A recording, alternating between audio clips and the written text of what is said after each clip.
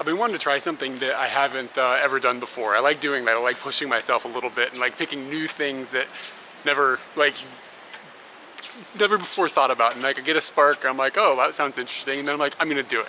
Which is why we traveled around the world like back in the day, like 6 years ago or whatever. And I don't know, this time I've decided that I want to try to hitchhike in Japan. So I've never done this before. We've done very, very short distances in the past, but I thought, you know, I'll give it a try, and if I'm gonna do it, I'm gonna do it for real. So my goal is to get to Hokkaido, which from Tokyo is quite a ways, like quite a trek. Usually you fly. So yeah, the Hokkaido is the northernmost island in Japan. We've been there a couple of times in the past, but we've always been to the western side. I want to try to go to the eastern side. So I'm gonna try to do that from Tokyo. And I've done basically zero research.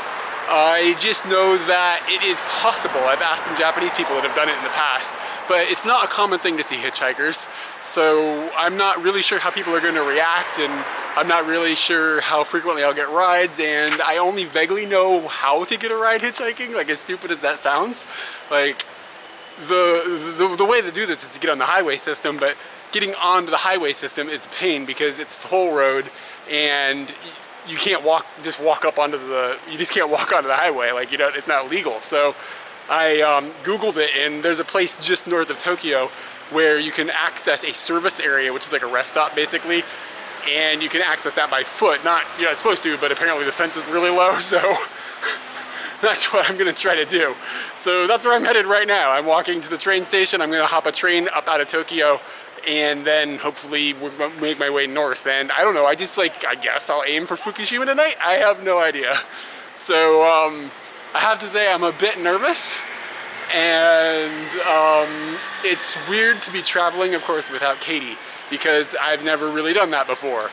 And it'll be an adventure, and there's a lot of unknowns. Like, I don't know how the video series is gonna work by myself. How do I shoot videos alone all the time? Like, it's weird, you know what I mean? Like, Katie's not here. And I don't know how I'm going to be able to continue producing videos while I'm running on the road. And I'm gonna try, and we're gonna see what happens. So if you wanna follow this, I'm going to probably put everything on our Twitter feed because it's the easiest thing to access. I don't have a cell phone, I don't have data, but I'll find Wi-Fi at, like, you know, convenience stores and things like that. So if you want to follow this, I'm going to try to do this live as I'm going along, as live as I possibly can without internet to me. And it'll be on our Twitter feed. It's like Katie and Eric at Twitter, however that works. I don't really know how Twitter works. And I'm sorry I'm not going to be able to probably be replying to a lot of things, obviously. But if you want to keep an eye on if I'm dead or not, that'll probably be the best place. And if you're watching this video way after the fact that I went on this trip, then maybe the Twitter feed will have the historical documentation of how my trip went.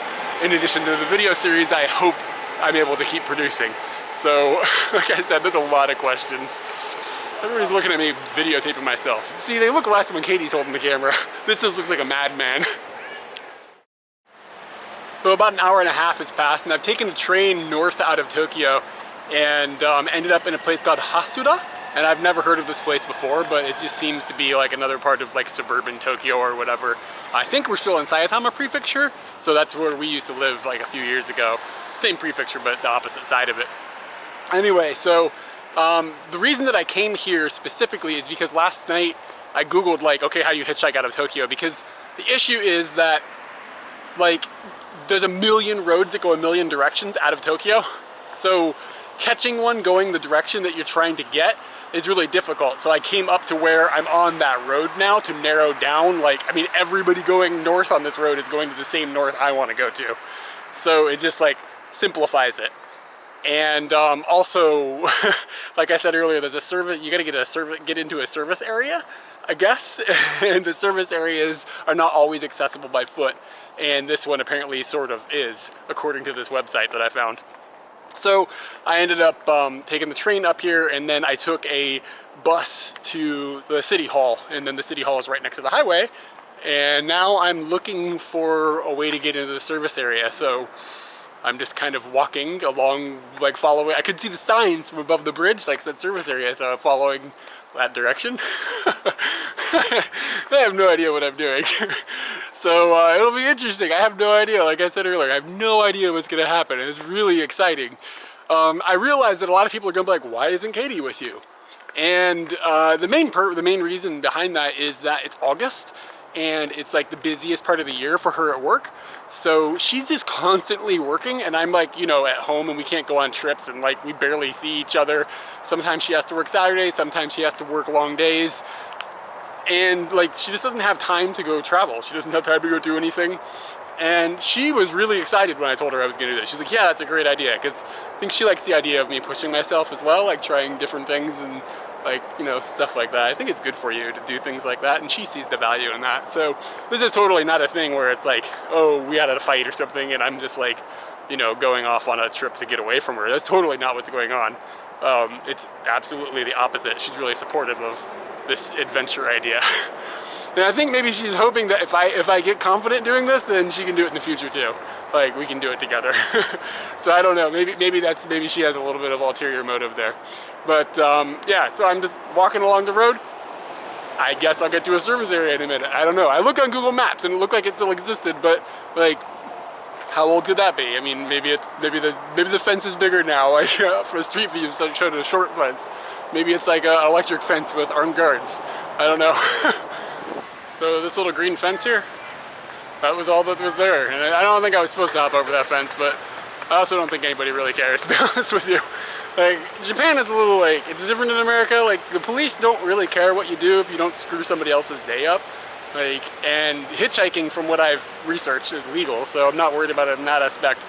And as long as I'm not walking down the highway, I think everybody is like legit. Because that's dangerous. Like, you get killed and cause accidents and stuff, obviously. So trying to avoid that pretty much 100% of the time.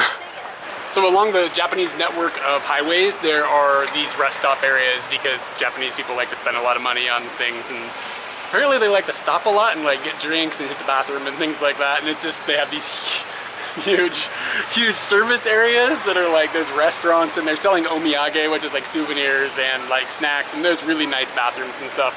So it's like quite nice, like to go into, and there's air conditioning, and this one seems like all the other ones I've ever been in.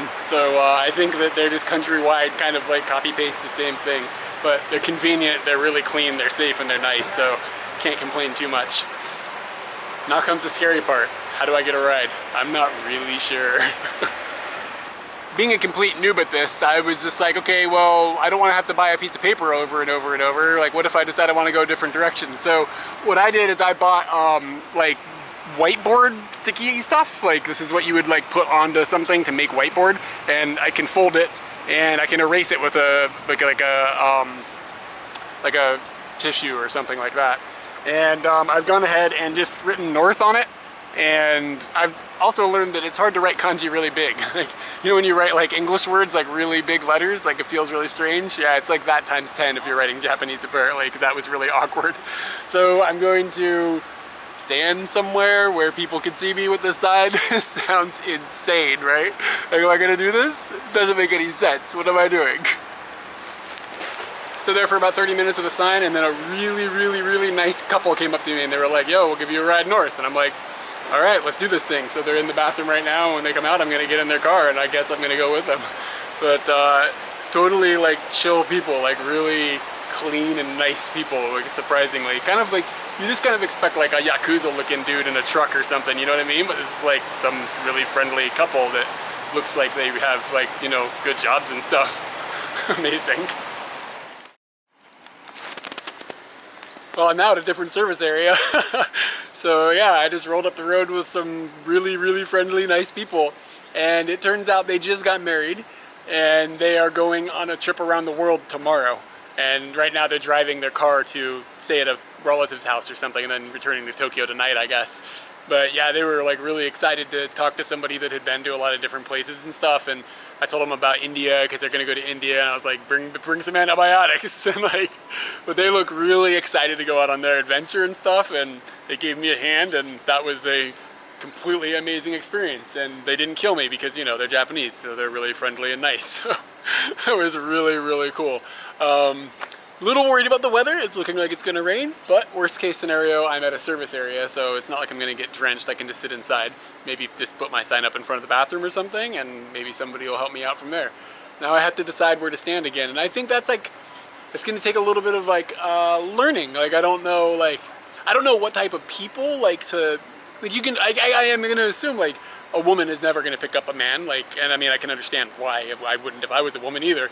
But you know, you gotta like see, is that person the type of person that would pitch up a random white guy on the side of the road at a, you know, in the middle of nowhere on a highway? Like, is that the right person? You gotta kind of like learn that, I think. So I think that will also determine where I stand, because they split where the cars come in from where the trucks come in, and maybe like truckers are more likely to pick you up than other people. I don't know. And like, yeah, so I got picked up like last time. I guess it was like 30 or 35 minutes or something. I'm not sure if that's good. That seems fast to me, or if that's bad. So, I mean, I would think hours and hours would be bad, but 30 minutes, like, whatever, 30 minutes is 30 minutes. That seems pretty good, right?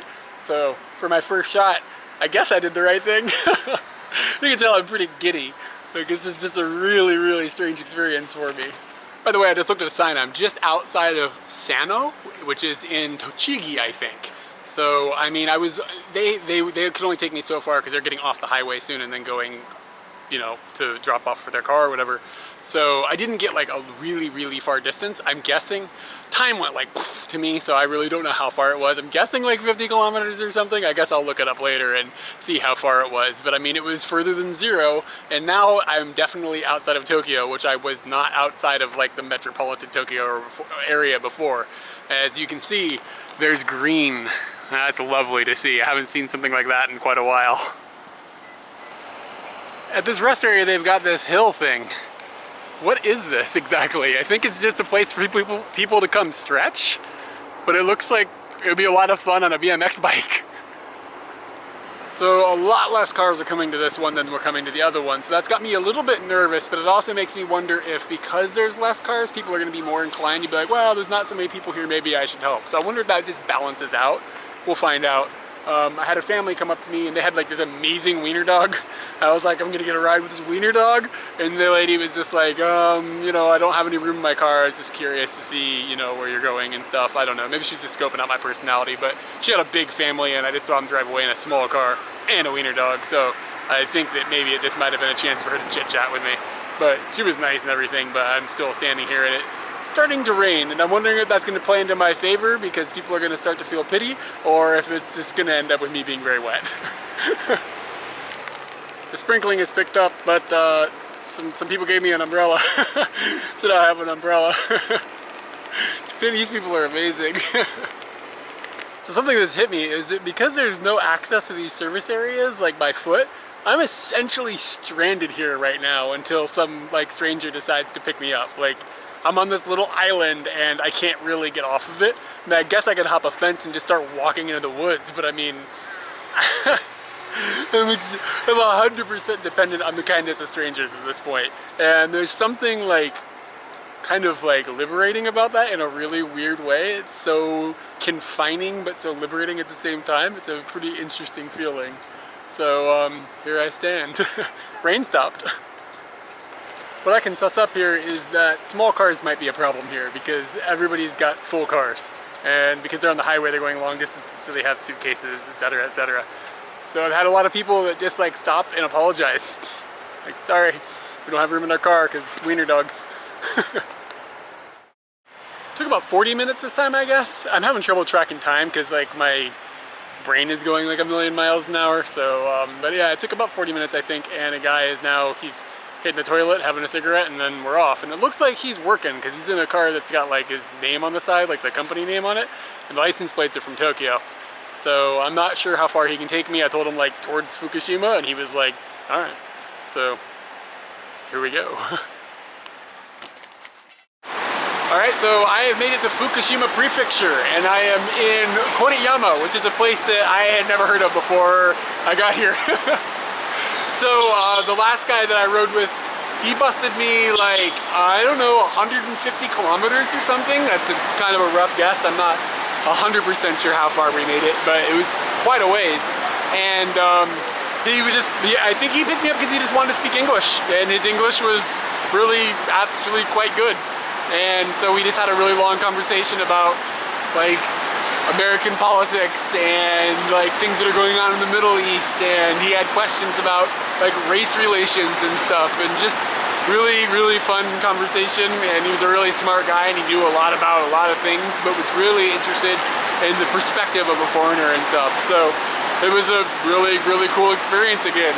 So far 2 rides we're doing good. There was no problems at all, no weird people, no henjin. But now it's really raining.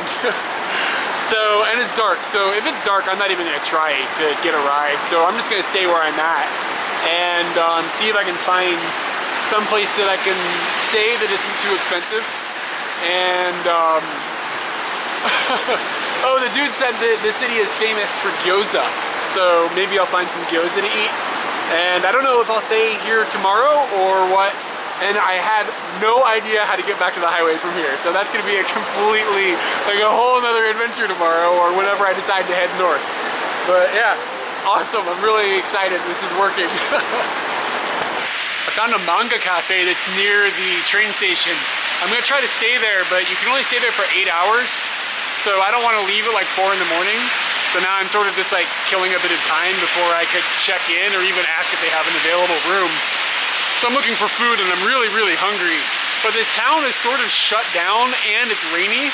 So like I'm under a covered walkway right now, which is great, but like if I want to like explore the alleyways and stuff, I'm gonna get wet. That's kind of a bummer, but it's not cold or anything. It's just I'll be wet. And I don't have a really efficient way. I'm not gonna have access to a dryer, you know what I mean? So I don't wanna really get soaking wet. And I drifted down one alleyway and it was like the red light district. So they were like a lot of Chinese people who were like, yo, we want your money. And I'm like, I don't want yo, you know, yo you. So I'm still on the move here, seeing if I can find something. Hey, this looks not so bad.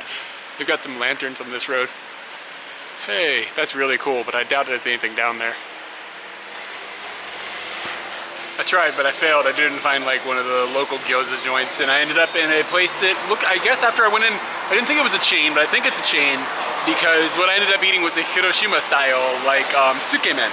And tsukemen is like a cold noodle dish with some sauce on the side, the broth is on the side, they're separated, and then you dip the noodles into the dish and you just eat it, and like that, so you get them kind of like soaked, but they don't like cook in it exactly, so it makes the texture a little bit different. It was really spicy. And they also did have some gyoza that I got because I'm in Gyoza Town, but I don't think it's like special to this area at all. It's just like, I heard the word gyoza earlier and I was like, I want to get gyoza, and I found some gyoza, so I'm pretty happy about it. And the gyoza was really good. It was in like a miso paste or something, and it was a little bit spicy as well. So yeah, I don't know if this place exists in Tokyo, but I would eat there again. It was pretty good. We've mentioned in previous videos how if you go to a new area and you go out one side of the train station, you get one feeling, and then you go out the other side of the train station, you get a completely different feeling.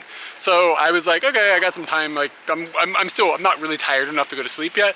And since I'll kind of be on a timer when I stay at this manga cafe that I'm hoping they're gonna have a room for, I'll explain the manga cafe more later, by the way. I want to make sure when I go in, I can just go to sleep right away. Like there's no point in paying to sit there and be awake. You know what I mean? Like by the hour, when my goal is to sleep. So I came over to the other side of the train station thinking, oh, it'll probably be a lot of stuff. There's apparently 500,000 people to live in this city. And I walked for what felt like forever to cross the train tracks and then down this like white corridor that they've got, and popped out the other side, and it's really quiet comparatively. Like there's a hotel over here and a Family Mart, and that's it. It's really strange. It's like a completely different feeling. And it feels way more relaxed and laid back than Hooker Town on the other side of the tracks. I'm going back to Hooker Town. I survived the night, and I'll talk about that in just a minute. But first, I hit a convenience store. It's time for breakfast. I got an onigiri, and this one is ume and katsuo, which, as you can see in English right there, is pickled plum, and bonito. And bonito is kind of like a fish thing, and I'm a little worried. I didn't notice that it said that. I just saw the ume, like the big ume glaring at me through the package. I was like, I'm getting that. I love these things, but then I realized, dang, fish stuffs. So I don't know if I'm gonna like this or not. We'll find out here in just a second. And I'm getting smart already. Like, I opened it because Katie's not here to hold the camera while I open it or whatever, so I did that in advance so that I'd be able to kind of eat it without completely looking like an idiot. So you can see that it has got bits in it of ume, and I don't see anything like that looks like fishy stuff, but I'm sure it's hiding in there somewhere, unfortunately. Ume is such a strong flavor that you can't taste anything but that. So yeah, it's good. I took a bunch of like pickled ume plums back to America once and gave them to my friends, and everybody hated them. My parents hated them, my family hated them. So I think that maybe I just might be unique as an American who can tolerate this flavor. But I do have other friends that live in Japan that like them as well, so maybe it's an acquired taste. So anyway, last night I ended up staying in something called a manga cafe, and I've known about these for years and we've never utilized them. And I don't really think we've had a reason to not utilize them. It's just been like a thing we just were like, it seems complicated and blah, blah, blah. So we just never, I don't know, we never did it. And having used it now, it's probably saved me money. It was convenient because of its location, and it was more expensive than I'd like it to be, but it wasn't ridiculously expensive. So basically what these are is, it is a place where you can go and you rent like a little room kind of. So they have a big room that's full of sort of like cubicles, and each cubicle is private, and you can get one with a chair in it, or you can get one with just a flat mat in it. And I got one with a flat mat in it because I wanted to sleep. And I think most people are using these for this purpose, for going there and sleeping. I don't think people just go there and chill for fun in the middle of the day, but maybe I'm wrong. I've heard about people living in them and stuff, so I don't know, people use them for all sorts of things. But like on the surface, like Manga Cafe, they have a bunch of magazines, like a rack of magazines and a bunch of manga that you can read, and I think that's how they kind of originated. And then over time, the internet showed up and they added computers to them. So you've got all these little booths, and in the little booth is a computer, and some of them have got TVs as well, and I think some of them have game consoles, but I'm not 100% sure. And you go in the little room and you pay by the hour, and you can sleep or do whatever, because let's be real here, this place has got a bit of a spermy vibe. Like, there's people with computers and privacy, sort of, and you just kind of get like, you know, a lot of Japanese people live in small houses with their whole family. Some people might need a few minutes to get away. You kind of get the impression that might be what's going on. And in the bathroom, there is like a poster for like rent some, you know, adult video type stuff on the computer. And it actually, I thought it was funny, it said you can put it on a USB stick and you can take it away. Like, it said like takeout porn, basically, is how it would translate, I guess. Thought that was nice. So anyway, but the place is safe and very clean, and the staff was very friendly, and it was very nice and everything. Problem for me, I'm 2 meters or 6'7" in height, and the little cubicle, if I lay diagonal, I barely could stretch out. Like, I couldn't stretch my feet all the way out, but like I barely fit like laying flat, you know? So it was a little small for me, but I usually kind of sleep like curled up in a ball, sort of, so it was no big deal. They also had like a rack of towels and extra slippers and like different things that you could use. And there was like a shelf of snacks you could buy. And they also had a drink bar, which was free, which had like sodas and orange juices and waters and stuff that you could just refill on your own as much as you wanted, and then, you know, keep drinking that stuff. And I just got water, but I saw some like Calpis and I saw some orange juice and stuff. So the environment in there is very quiet, and they are playing like a very light music that could probably go away, to be honest with you, because when you're sleeping, like, it would be nice if it was just silent, but maybe the light music is better than hearing what the people in the other booths are doing. Whoa, I can hear the Shinkansen go by. Anyway, so yeah, the whole experience was pretty okay, I guess. I was there for like just about 12 hours. I stayed longer than I think I needed to. I could do a lot less next time. I could probably do 9 hours or something like that in the future and be happy. While I was there, I had the opportunity to take a shower. And you know, I made a video in the shower. I'll just drop the video in here so that you can see firsthand what it was like in the shower. the shower's been a bit of an adventure in itself. So I woke up this morning and I was like, okay, I want a shower. And like the reason that I chose this place over a place down the street is because they had showers available. So I was like, all right, let's do this thing. And I had seen that the showers cost like a few hundred yen or something to use, and you could use them for 30 minutes, which is kind of annoying. It's like they keep like adding on things if you want to do things. It seems cheap on the surface, but I think it's still going to be cheaper in a hotel. Anyway, so I went and I was like, hey, how do I use the shower? And the girl was like, oh, they're occupied right now, but we'll call you in 30 minutes when it's ready. I was like, sweet.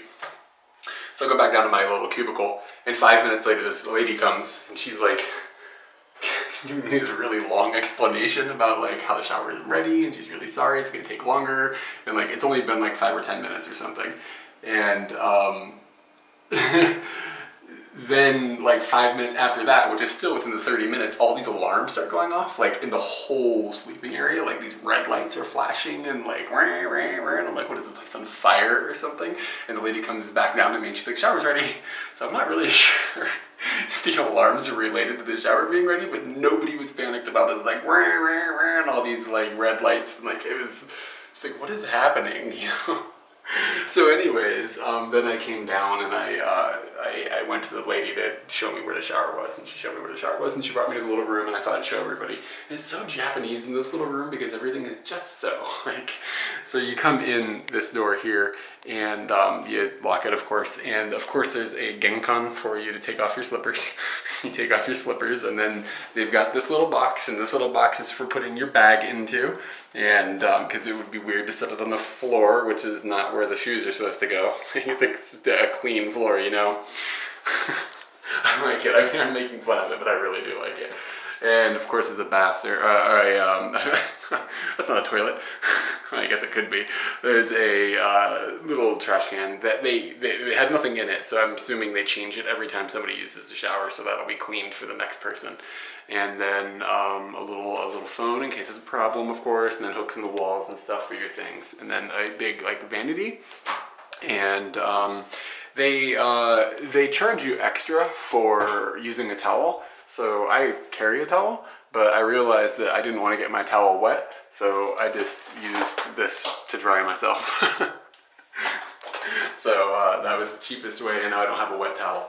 And the shower is like a big walk-in unit, and the whole thing is plastic like Japanese showers tend to be, and the water pressure was really good, and you can put the thing up higher, thank God. So it was legit, and there's shampoo, face wash, and body wash. So I guess for a couple hundred yen or whatever this costs, that's not, really shouldn't be complaining. It's a pretty nice shower. Yeah, so that's the shower, and the reason that I didn't shoot this explanation video while I was in the building is because it's quiet.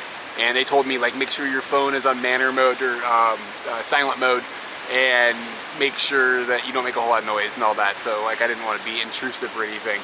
But yeah, the whole thing ended up costing, with the shower, and you have to buy a membership card, which is a few hundred yen every time you go to a new one of these things. It's a chain, so if I find another one, I can use my membership card. It builds points on the card or something, and then you can use the points. I don't know. It's really complicated. I haven't really figured it all out. But anyway, you have to buy a membership card. It was like a 12-hour thing or something, and the shower, and it ended up coming in about $30, which to me is a little bit much. Like, I was hoping to do that for like $20 or something, but maybe next time if I did like a 9-hour pack and dried off with the blow dryer again, and didn't have to buy another membership card, it would be getting down into that area. So I guess I'll keep trying to look for these. I'll keep an eye for these and capsule hotels as well, which would be a very similar experience, I think. And maybe even try to find like cheap hotels, and I should open my couch surfing app, I think, too. Maybe that would be helpful. But it was a cool experience, and even though it was a little expensive, I'm glad I did it. And I might end up doing it a whole lot, so get used to it, I suppose. So from here, my next step is I gotta figure out how to get it back in a car. I want to try to make it to Sendai today, which is north of here. I don't even know how far, just a ways. It's a reasonable distance. I think it might be less than the distance I went yesterday. And if I can make it to Sendai, I'd be really happy, but yesterday when I left Tokyo, I was like, how do I hitchhike out of Tokyo? And there was a website and it said this, you just go to this place, like take this train to this bus and then hop this fence and then you can hitchhike from there. So I did the same thing from this town and there was no information. So I don't even know how to get back to the highway. So that's gonna take a little bit of like exploration, and I'm kind of looking forward to that experience, like just learning how to do that and everything. That is gonna be a cool thing. I've never had to do that exact type of thing in Japan before, so I'm excited about it. I'm not 100% sure, but I think this door is art, I guess. It's just a door. It's like outside of the train station. Why is there a door here? I'm a bit worried if I walk through it, I'll end up in another dimension. There's footprints. It's gotta be art, right? I don't understand art. Man, I think this door is artwork. It's got me thinking, like, maybe when you walk through this door, I was worried, like, if you walk through this door, do you go through another, like, into another dimension? And then I was like, well, I just tried it and I didn't. But how do I know I didn't? This door's got me thinking. Maybe everything on the other side is a little tiny different. I'm going back. Alright, so, I found Wi-Fi, and I didn't think to do this when I had, but it was in the internet cafe.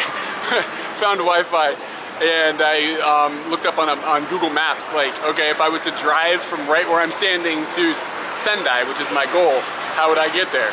And it said that you take this road, Highway 4, that then connects to the highway, the main, like, toll road, that then shoots up the coast or whatever and goes up to Sendai.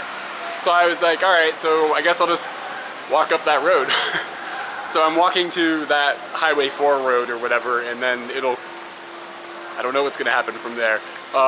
My thought process is that you can't walk on the toll roads, like the freeways. So, like I said yesterday, for legality reasons and because it's dangerous. And the other problem is in Japan, there's not really a side of the road exactly the way that there is in the United States. So just standing on the side of the road and trying to hitch a ride, I think, could just be dangerous, even if it's not a highway. The other problem is that people don't have any place to pull off, like exactly, like it's not as convenient, I think. Maybe when I get into Hokkaido and it's a bit more naturey, it'll be different, but around here, I just don't see a way for people to easily just pull off and be like, oh, we'll give you a ride. So what I think I'm gonna do is go up to where the freeway is, the toll road, and before the on-ramp, I'm gonna try to find a convenience store. And then I'm gonna stand at the convenience store with my signs, the thought process being, a lot of people will probably stop at the convenience store before they like get on the highway to get like, you know, a snack or a drink or something like that. And a lot of people like kind of like congregate there for long trip purposes. So that's my guess. We're gonna try that. I'm not really clear how far that is. I didn't look at that part. These people should be careful what they name their ice cream, otherwise Russia's gonna annex it by accident.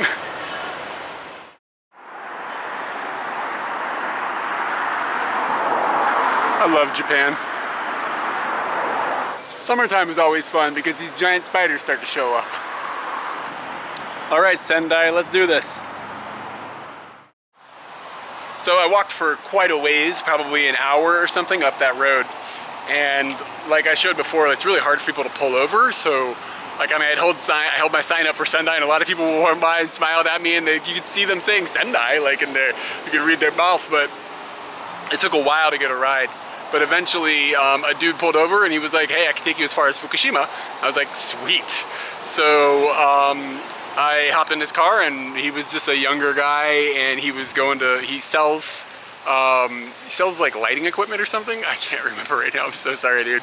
But he's a salesman, and he sells like some sort of technological like thing. And he was going to Fukushima, but he hopped up on the highway up on that I was like trying to get onto, and I was like, hey, can you drop me off at the service area before your exit? And he was like, you got it. And now I'm in the highway network, so I'm thrilled because it's going to be a lot easier to get to Sendai now. At the service area, I just scored a big old bowl of steamy Fukushima pork curry rice. It looks pretty amazing. It's like Japanese trucker food. That last little service area I was at for maybe an hour, there weren't very many people coming there for some reason. Maybe it's just not a place where people stop, and it wasn't a very big service area either. It didn't have like a gas station and stuff, so I think it's called a parking area. It says the service areas and parking areas. It's a parking area. But I'm at a parking area now, and that's what it's labeled. I've gone another 50 kilometers or something, and there's a gas station at this one. So I'm not really clear on what the difference between a service area and a parking area is. But anyway, long story short, what ended up happening is this kind of an old dude kept walking back and forth, and he never really made contact with me, and eventually he came up to me and he's like, "Are you waiting for somebody?" And I was like, I'm just hitchhiking, and he was like, "Okay." And he's like, "Where are you going?" I was like, "I'm trying to go to Sendai."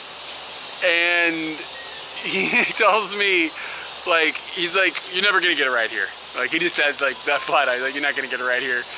And he starts going up to people, and like, they're like, he's just going up to randos. And he's like, "Are you going to Sendai? Are you going to Sendai?" And these people are like, "Whoa, dude, what's going on?" I mean, you know, I'm just trying to be kind of discreet about it, you know, chill with a sign and a smile and just wait for the right person to come. And he's just like going up to like families and single women and like just anybody.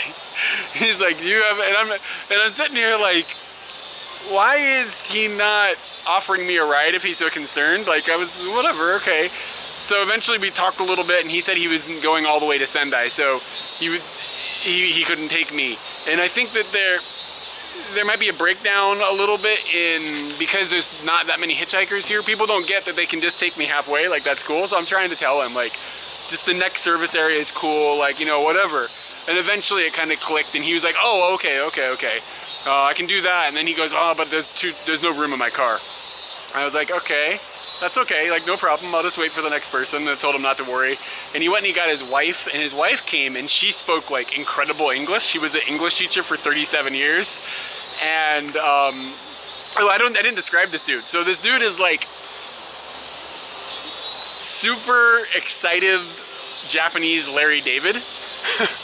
Is the best way I can explain him. He's just bouncing all over the place, and he's a really, really nice guy, but he's just like, there's a lot going on in his mind, and he's just like firing it out at all times. And he's from like Akita, I think, and his Japanese pronunciation is like hardcore old man pronunciation.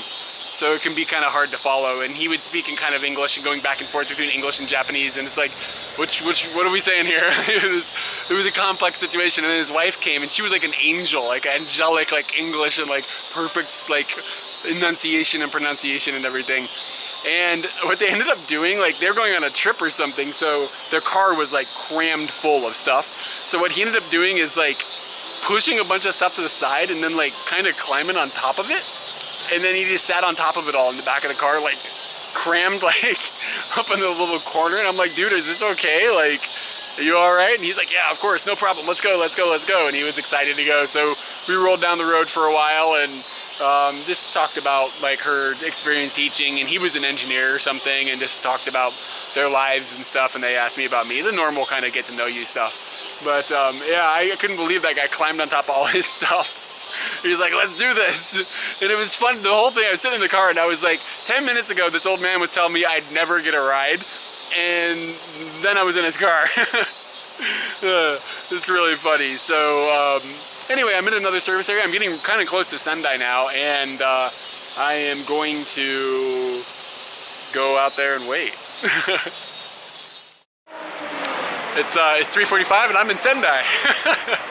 The next ride that I got after the old Larry David dude was like really easy to get. I just stood there with a sign that said Sendai Shi on it, and like this couple, I don't think they were a couple, but it was a man and a woman. They came out of the place, and you could kind of tell she was like kind of like, "We should get that, we should pick them up, we should pick them up." And I think they were like co-workers or something. And he was like, I don't know. And they sat in their car for a long time, and then they pulled up and they were like, "Hey, we can take you to Sendai." And I was like, sweet. Like, you can just kind of feel it. I'm starting to see that. Like, you can see it in their eyes that they're like, this might be fun. So yeah, they worked for some sort of construction company, I think, and then they were on business today, so they were in their business car. That's happened to me like 3 times now, where people in their business cars have picked me up, and that surprises me, to be honest with you. Like, I would think they would be worried about getting in trouble from their boss or something, but it just seems like, oh, whatever, we'll pick them up. So that's working out really good for me. And it was another wonderful experience. And now I'm in Sendai, and I'm gonna try to contact some friends. On my last ride, I asked the people in the car if they were from this area, and they said they were. So I was like, what's like the famous thing to eat here besides gyuton, which is beef tongue, cow tongue? I've had that in the past, and one time was probably okay. Like, it wasn't bad, it was just like chewy. So I was like, what else do they have in Sendai that's good? And she told me that they use an ingredient called zunda. And zunda is, the way she described it was, she said it, I don't know if it is edamame or if it just is similar to edamame. And then she said they like squish it up. So I don't know, it's some sort of bean. It's like a green bean that maybe is edamame or maybe not, but it's squished. And they make it into like ice cream, and they make it into, she said mochi, they put it inside of mochi and stuff, so lots of different things. And she recommended specifically the smoothie. So I've gone and gotten one, and it's a little small, but that's okay, that's probably enough for me. So this is a green bean smoothie. And I asked her if it was sweet, she said it was sweet. Well, I haven't tasted it yet, let's find out.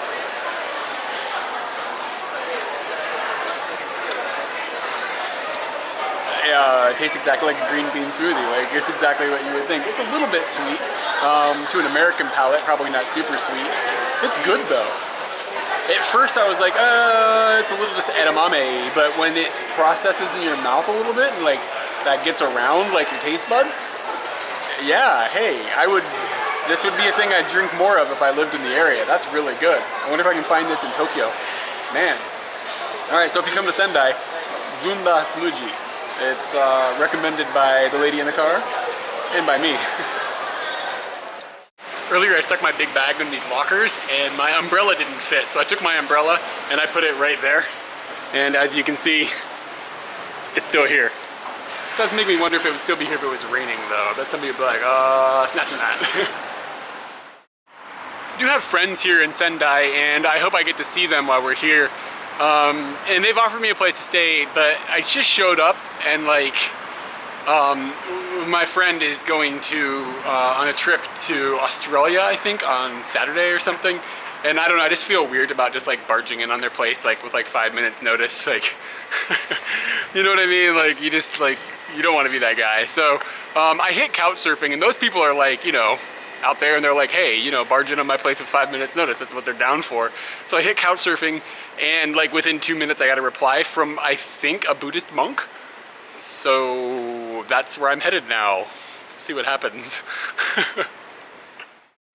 Well, I'm now in this little share house thing that I couch surfed for. And if you don't know what couch surfing is, it's like this online community that's like worldwide. We've used it a few times in the past, and we've actually had hosted people as well, where you just like put a thing online, you're like, you can stay with me for free, and like you're not expected to pay at all or like take money or give money. There's no money that happens, and that's kind of the core of how it functions. So the thing that's amazing about it is you get to meet, it's very similar to hitchhiking in this sense that you get to meet people that just are completely random, and I'm totally staying with a Buddhist monk, like 100%. That dude came in here and he was in Buddhist monk clothes and had his head shaved and was really, really kind and showed me around the they have like a share house that's across the street from a temple that I haven't checked out yet. So maybe I'll get a chance to go over there and look at that. I'm not quite sure. But I think he'd be cool with that because he seems pretty like welcoming and everything. So anyway, this is the room that I've got for 2 days. I think I decided that I would stay here, and that'll give me some time tomorrow to edit a little bit because I want to try to edit a different video that I'm working on right now to get it up sometime before the end of the month. I don't know, I'm trying to figure out timelines now. It's really complicated. But let me show you the room.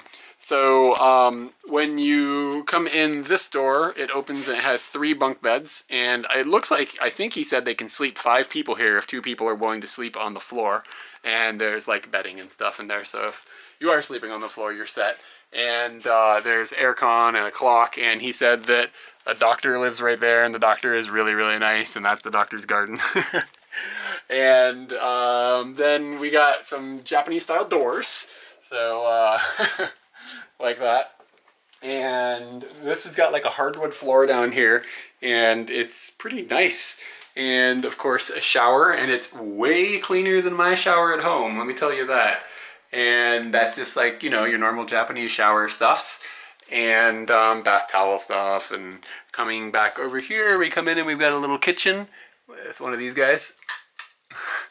And it's got the water heater on the wall, and they've actually got a dishwasher and Ooh, that's a SpongeBob toaster, y'all. And down here is the restroom. And there you go. That's what we've got. This is really, really shockingly nice.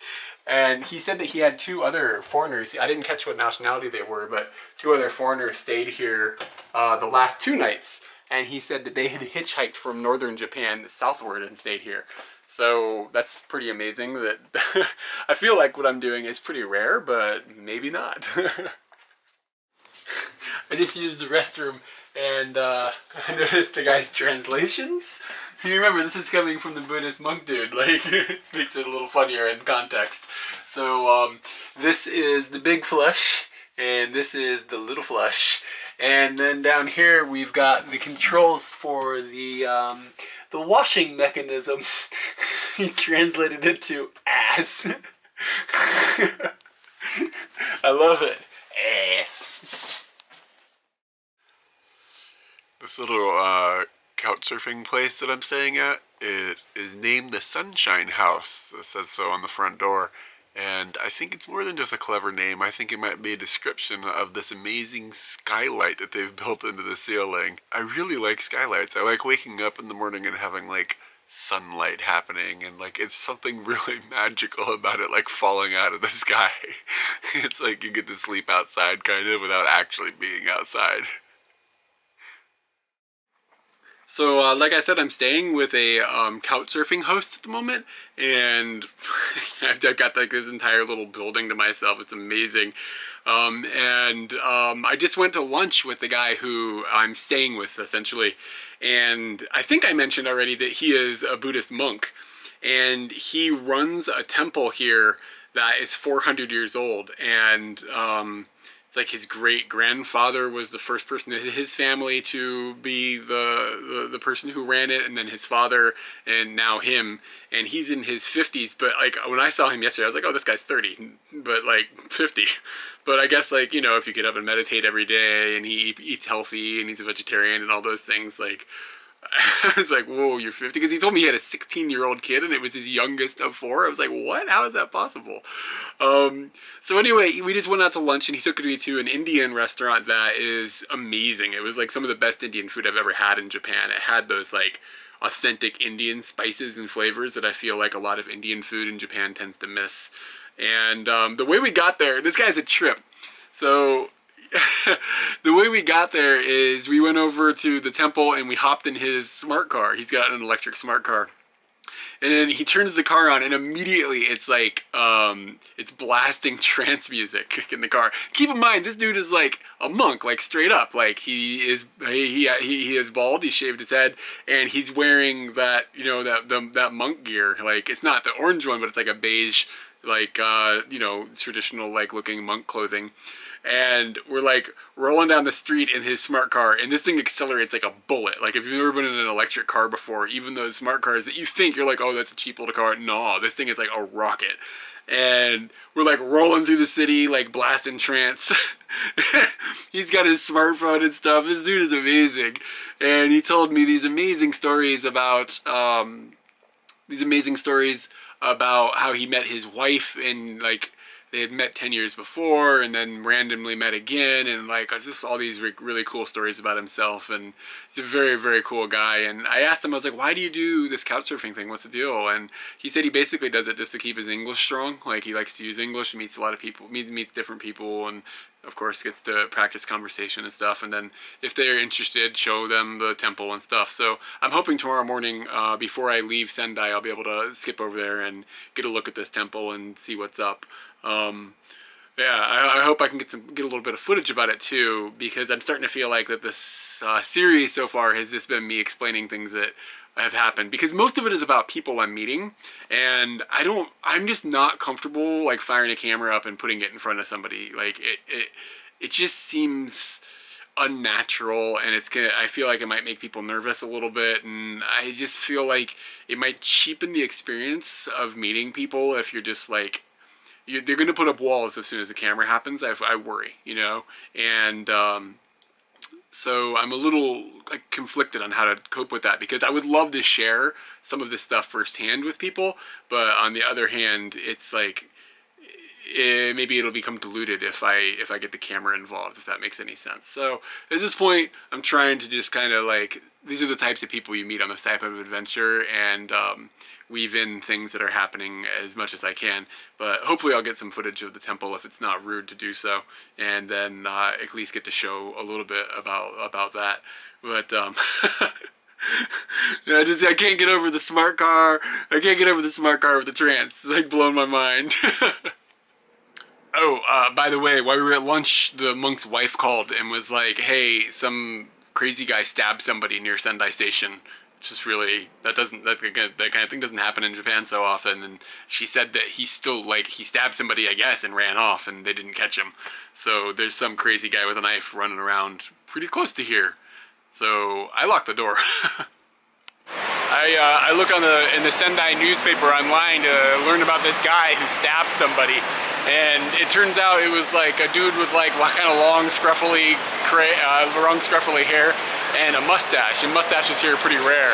So now that I've come down to where the train station is, this all happened at like 7 a.m. It's like almost 4 p.m. now, so this is a long time ago. And if you're curious, I guess he just went up to some random high school girl or something on the platform of the train and like stabbed her with a knife. I guess she's okay, but they didn't really explain since she went to the hospital. But anyway, so now I'm on the look for a man with a mustache. And if I find him,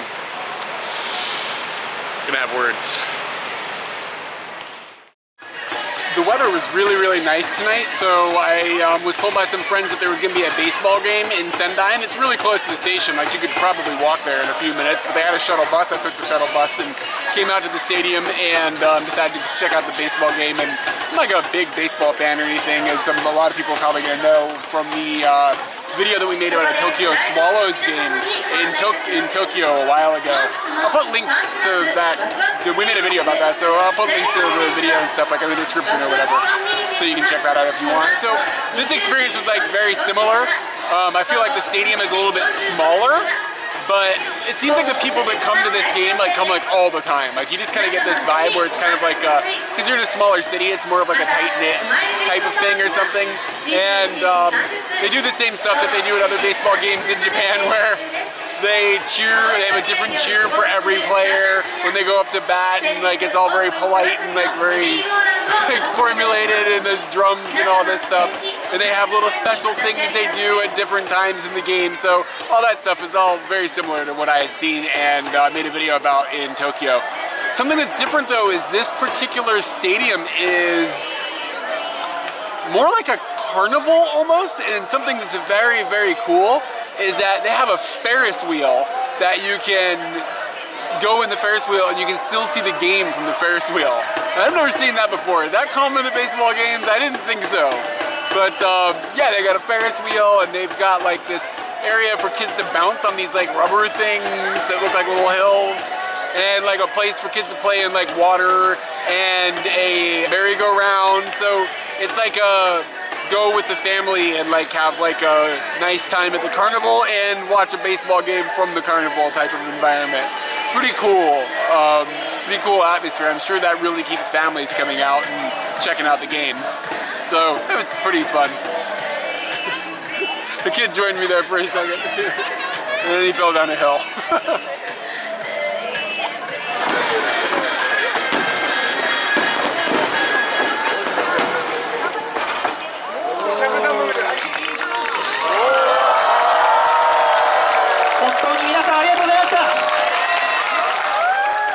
Also at the baseball game, they've got a haunted house, of course. What? When I had lunch today with my new monk friend, he ordered a non-alcoholic beer, which, I mean, just put that on top of the trance music and the speedy smart car and everything. It's just awesome, right? And they didn't have any non-alcoholic beer at the place, so he didn't get his non-alcoholic beer. So I stopped by and I picked him up a non-alcoholic beer. So now I can say, if I just abbreviate some of the words, I once bought a monk some beer.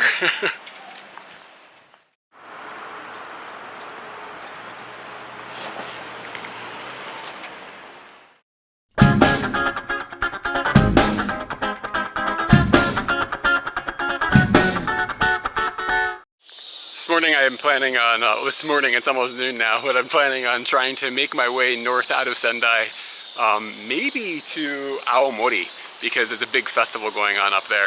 So I've come and I've talked with my monk friend, and he gave me a tour of the inside of the temple. And I know it's gonna burn me when I do this later, but when I edit this later, but I didn't get any footage because it didn't feel okay. Like, he was moving pretty quick, and he was showing me a lot of things that had to do with like the death of people, and like it had a lot of people's names and stuff written on things, and it was just didn't seem like something that you should be making like super public. And I can just report back that it was pretty incredible to go through. And I've been to so many temples and stuff in the past, but never inside. And like, he took me and showed me the offices and stuff. He showed me like the room with the that they had to hold the ceremonies in, and he let me hit the drums and stuff, and it was just amazing. And I really wish, I think if Katie had been here, it would have been smoother to make a video, but since I was the only person interacting with him during this time, it's hard to just be like, hold on a second, let me do this, because I mean, he's a busy man, he's got things to do. But if we had two people to shoot, this is one of those times where it would have been really, really slick to have gotten footage of us hitting the drums and like things like that. But yeah, the temple is amazing, and he explained to me that it's 400 years old, and it was founded by the same person who founded Sendai. And the guy, he founded this temple for his grandmother, like in memory of her, essentially. And it's been, he showed me all of the different, not pictures, but like almost like a figurine type thing of all of the people that had been the masters of the temple, and he is now the new master, and he's hoping that his son will be the next. Yeah, so anyway, I mean, it was just, this is why couch surfing is amazing. Some people look at it and think, oh, you get a place to stay for free, but it's not, I mean, it's a perk, of course, but like the real thing is you meet people that it's just like, how would have I ever had that opportunity before? Like, to just have that access and to see things like that. So I am unbelievably happy that it happened, and I am at the same time a bit sorry that I didn't get to bring you guys along for this one. But that's just how things have to go sometimes. And it's kind of like what I said before when we were in the car. I don't want to just throw a camera in somebody's face. Do you know what I mean? I have a personal hard time with that, and I feel like it's unfortunate because sometimes our videos are suffering a little bit. And I think that I should try as a person to like figure out how to make that, cross that barrier, because I think it would just be incredible to share that with people.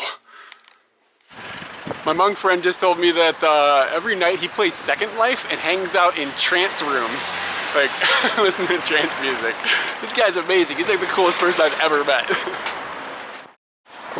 It's about noon, a little later than I was hoping it would be, but I woke up late, it's my own fault, and we're gonna give it a go. Can I make it all the way there? We'll see. This whole experience is kind of like, it's got a fishing vibe. I feel like I'm fishing for friendship, you know? And it's like when you fish, you gotta like have the right equipment and like be in the right place at the right time and like use the right bait and all that stuff. And I feel like there's a lot of parallels here. Like, it may seem obvious to people when you live in your own town and you're like, okay, if you want to go north on this highway, like this is the place you would stand, and that's where all the cars that are going north will be going before they get on the highway. But like when you don't know the city at all, it's kind of a guessing game. So I look on Google Maps a little bit, and I ask some people that I've met, I'm like, where would be a good place to stand? And everybody's got a different opinion, so you kind of just end up like taking their advice and then looking at a map and being like, I guess I'll try here, and if it doesn't work, then you go someplace else. And so that's like the location, and you got to think about like, do the cars have a place to pull off, and do they have enough time to read your sign? Is the traffic too heavy? Or if it's too light, then of course then you won't see any people going by. So you got to find that good middle ground. And then if the speed of the road is too high, then that won't work. And you know, there's a lot of factors that I've never considered before that I'm learning that, and this was what's so amazing about this. And this is why I didn't research it at all, because I wanted to realize these things on my own and be like, oh, okay, I understand this like deeply now. It's not just something that I read online. So it's just like, it's a really cool experience, even though like I've been here for maybe 30 minutes and I've got a lot of people going by just going ganbate or saying, oh, I'm Mori, and like you can just see that like I'm not going that way or whatever. So I mean, it's not working at the moment, but it's worked in the past, and it'll work later today, I'm sure, as long as I find the right thing. So that's location. And the correct bait is, in the past I've just wrote Kita, which means north on there, and that's it. and I don't know if I should be just writing the direction I want to go, or if I should be going the destination, because I don't know if people are assuming, oh, I'm not going all the way there, I can't take you. Like, I don't need to go all the way there. I want to get on the highway, and if they get me to the first service area, I'm happy. And then from there, I can just work my way up the road. But if I just write north on it from here, maybe I might not end up on the highway, and then I could be God knows where. It could really end up like not in the direction I'm trying to go. So I don't know exactly what combination of things I should write on my sign. Like, Aomori, where I want to go, is quite far, like 350 kilometers or something, so odds are I'm not going to get a single ride to get me all the way there. But writing that on the sign kind of means like that's what I want to go. Maybe somebody won't know, they can only take me a little ways or whatever. So I added Noho at the end of it that says like in the direction of, and I think maybe that might help convey that, you know, anywhere before Aomori is fine as long as we're going in the direction of. But again, it's still a work in progress. I gotta learn to see what works best. Oh, another piece of choosing your location, shade. Massively important. 2 more minutes have passed, and I've decided that maybe putting something on the sign that's 350 kilometers away is cutting out too many people that are like, oh, I'm not going all the way there or whatever. So I've changed it to just say, I'm going north. So let's see if that gets me at least onto the highway. Like, that's my goal at this point. Baby steps, yeah? I'm not having a lot of luck today. It hasn't been a terribly long time, but it's been longer than I think it's been before. The good news though is that people have stopped and like, oh, I can't go that way, or I'm not going on the highway or whatever. So it is not like a complete black hole. And a couple minutes ago, some girls came and they just gave me a Red Bull. They're like, it's hot out here, have a Red Bull. I was like, oh, that was really, really nice of you. Teenagers in Japan are amazing. There is no shortage of people that will come and be like, oh, your sign, oh, you should write this on your sign instead, or that on your sign. And like, so I had to say Kita, and then I had to say a town that was closer, because a guy came and told me, Kita's too vague, maybe you should put this like next city, and that'll get you going in the right direction. I was like, okay, I'll try that. I mean, why not? You know, it's all a fishing game. And then another man came a couple minutes later, he's like, you should just write Kita on there. And I'm just like, well, okay, I just had the other thing out there. But everybody's got a different opinion. It's funny watching everybody try to figure out the same puzzle I'm trying to figure out. If anybody is curious about the legality of what I'm doing, I think I pretty much got my answer that this is totally okay to do, because I've been standing in front of a police station for quite a while now, and they keep walking past me and they don't even look at me. So either it's legal or it's illegal and they just don't care. But either way, the cops are just like, whatever, giant white guy, he can do what he wants. The difficulty of catching a ride out of the city is really showing me the value of service areas, because like when you're at a service area, like you don't have a lot of options. Like you're at the service area, but here I'm like, well, I could go here and stand there. Maybe that's better. And like, then maybe from the other direction I could be standing, where the cars are coming from the direction, and I don't know how heavy the traffic is from there. And like, there's all these questions, and I'm just sitting here. I can't relax. You know what I mean? I'm just like thinking. Well, maybe I'll try this. Maybe I'll try that. But the service area, it's just like every car is going the same direction and they're all entering and exiting essentially in the same area. So it really cuts down the decisions you have to make, and you just gotta stand there and smile, you know? But now I feel like I gotta be like planning out some sort of tactics and things like that. So I really wish that I could, when I left Tokyo, it was amazing because I looked it up online and it was like, go here. But I checked that again for Sendai, and it's just like, that's not documented in the places that I found anyways. So, like, I wish there was like some way of just knowing like, oh, okay, so you just take this bus to this area and then hop a fence. Like, that was amazing. But here we are, we're just gonna keep trying, and hopefully this will get easier as time goes on. But I've tried like 3 different places now, and it's still, I mean, I get a lot of people who are like, can't take you, I'm sorry. I get a lot of apologies, but I'm not getting any rides. I just thought of another luxury that service areas give you that you can't get here. Everybody's stopping and getting out of their car. And I think that's huge, because like when they walk by, a lot of people ask me, yo, where are you going, or where are you from and stuff. And I can instantly just start chit-chatting with them, and that breaks down that barrier of like, you know, first off, I can speak to them in Japanese, which I think helps a lot. And second off,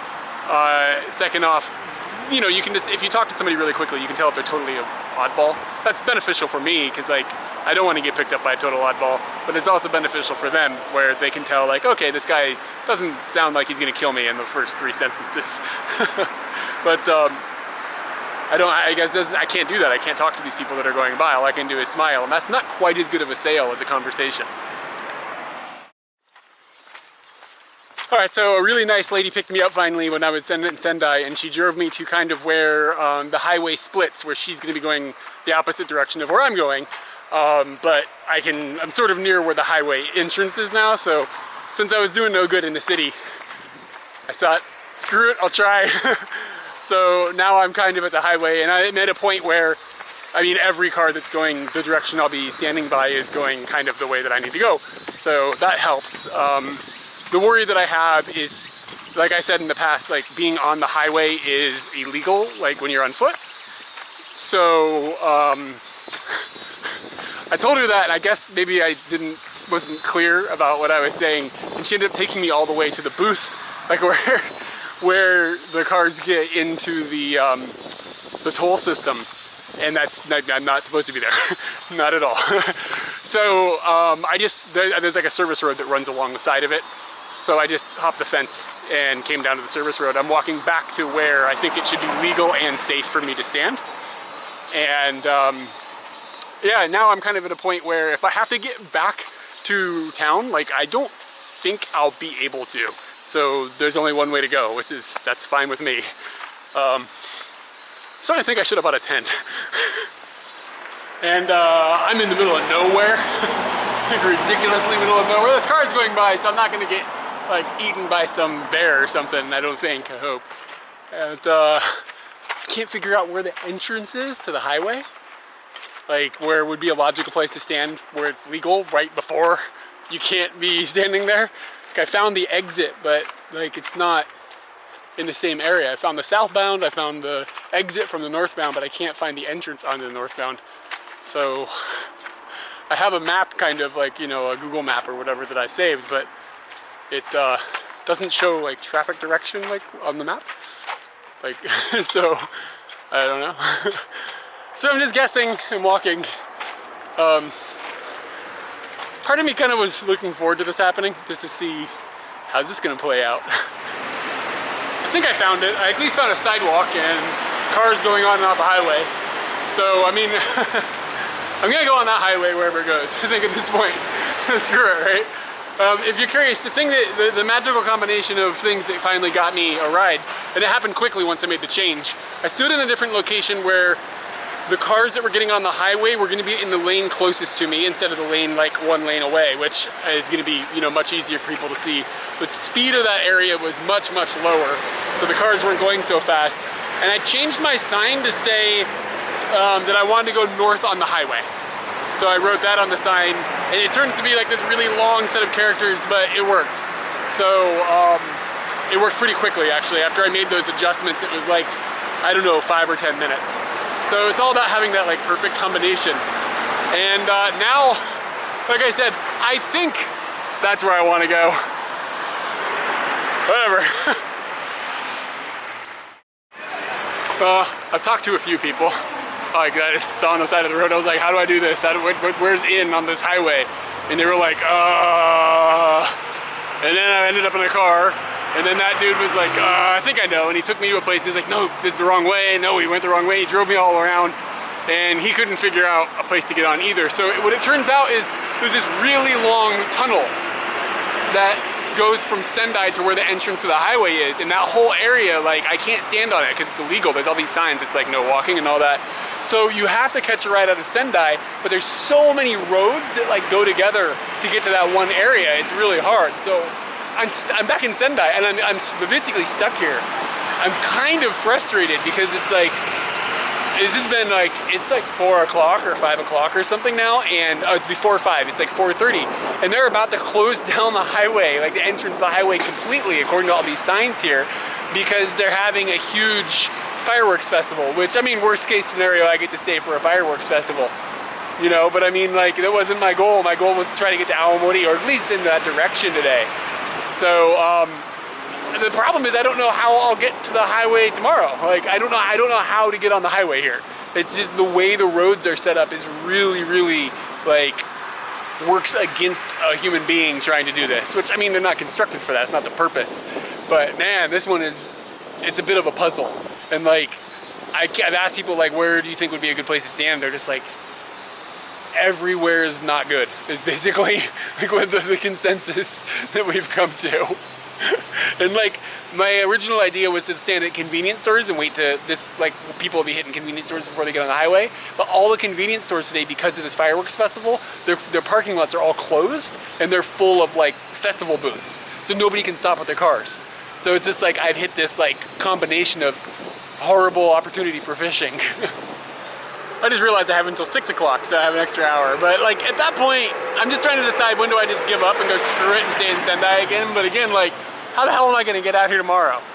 Maybe after the festival, a lot of people will be hopping on the highway and going north. I don't know. I just think that maybe I'm too ignorant of the geographical situation here to do this properly. And maybe this is teaching me a lesson that I need to do a little bit more like research before I just go. And like, it's not as simple to get on the highway here as it is in America or whatever, where it's like, oh, there's an entrance, stand by the entrance. Like, nope, now that doesn't exist. You would think there would be, but it does not. There's no simple answer to that in this particular situation. But like, at first I started thinking, oh, maybe people up here just don't pick people up. But I've had so many people help me and drive me around and stop and talk to me, and like, it's totally not that. It's just I'm not getting the right people because it's difficult to find the right fishing spot. I'm throwing in the towel today. Screw it. Something's telling me to stay for this Matsuri, so I'm gonna do it. I just don't know where I'm gonna sleep tonight now. Maybe I'll find a manga cafe or something again, but maybe because there's a bazillion people here, that'll be difficult. Maybe I'll sleep outside. Should have brought a tent. I've embraced the failure of the day. I found a coin locker, stuck my big bag in the coin locker, and I found some alcohol. So I found a temporary fix for all of my woes. The Tohoku region is famous in the summertime for a few big festivals that happen. One of them was in Aomori, and that's happening I think until tomorrow, and that's where I was trying to get and failed.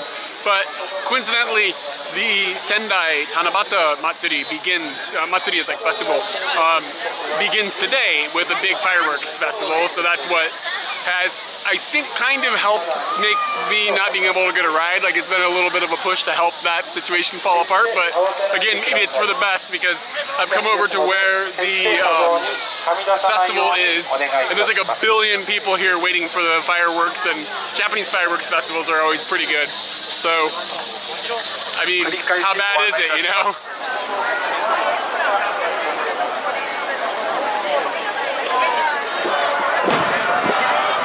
So this is that road that I wanted to go up today.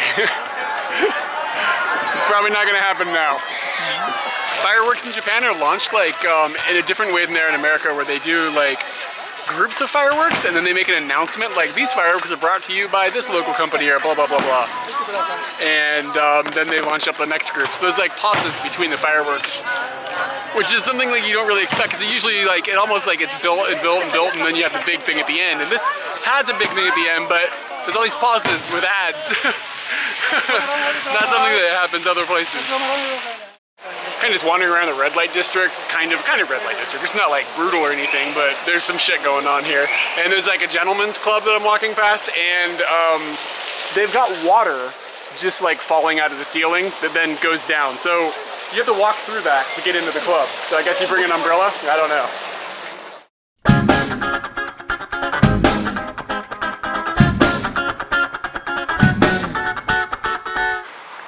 So for a frame of reference, the fireworks festival that happened in some of the videos that were happening last were on Friday night, and it's now Saturday. It's about 5 a.m. and I haven't slept at all. So when I was leaving the fireworks festival, I just started bullshitting with this American guy that was walking next to me, dude named Ted. And he's from Pennsylvania, and he's here on an academic program with his God,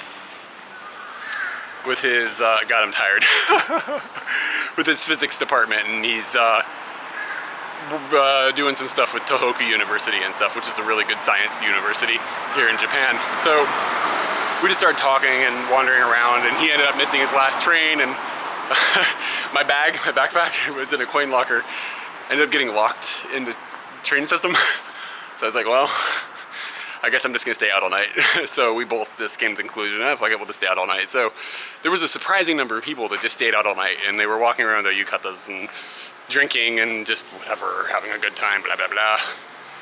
And we walked around and watched the drunk people and so forth, and then ended up in the middle of the night, like 2 a.m., hiking up this hill that's like just outside of Sendai, and then got a view of the city and everything, and it was cool. We had a real romantic little evening there. But now I want to get to Aomori Ken, and like I said yesterday, that completely failed. So I'm hoping that it's super early now. I don't think there's going to be a Matsuri happening. Like, there's not gonna be a festival happening right now because it's 5 in the morning. And hopefully the highways will all be opened, and I'm hoping to be able to get a ride now out of the city so I can escape Sendai once and for all. Not that I don't like Sendai, but I'm here a little longer than I wanted to be, even though it did work out to be a pretty cool evening.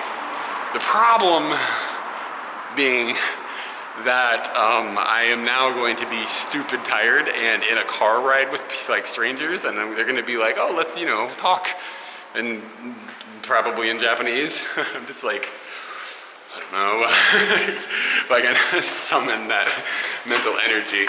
So, and then the Matsuri that I want to see in Aomori is at nighttime. So if everything goes perfect, I'll get there and be super tired.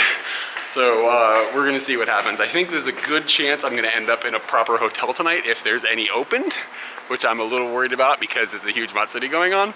But if not, it's gonna be pretty easy to fall asleep on the street at this point, especially if I don't fall asleep like in the car and trying to have a conversation with a stranger. Funny I just mentioned fall asleep on the street because the person in front of me right now is a person on the street and they're asleep.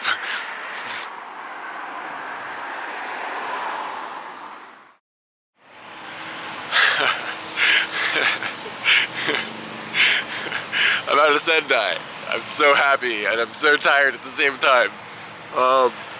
So this dude came and just started like chatting with me, and he was like, oh, I'm going to Tokyo, you know, I can't take you, I'm sorry. And he was trying to figure out like, oh, where'd be a good place to stand, where'd be a place to stand, and this car pulls up, and it's an elderly couple, or not elderly, they were retired. I wouldn't even go as far as say elderly.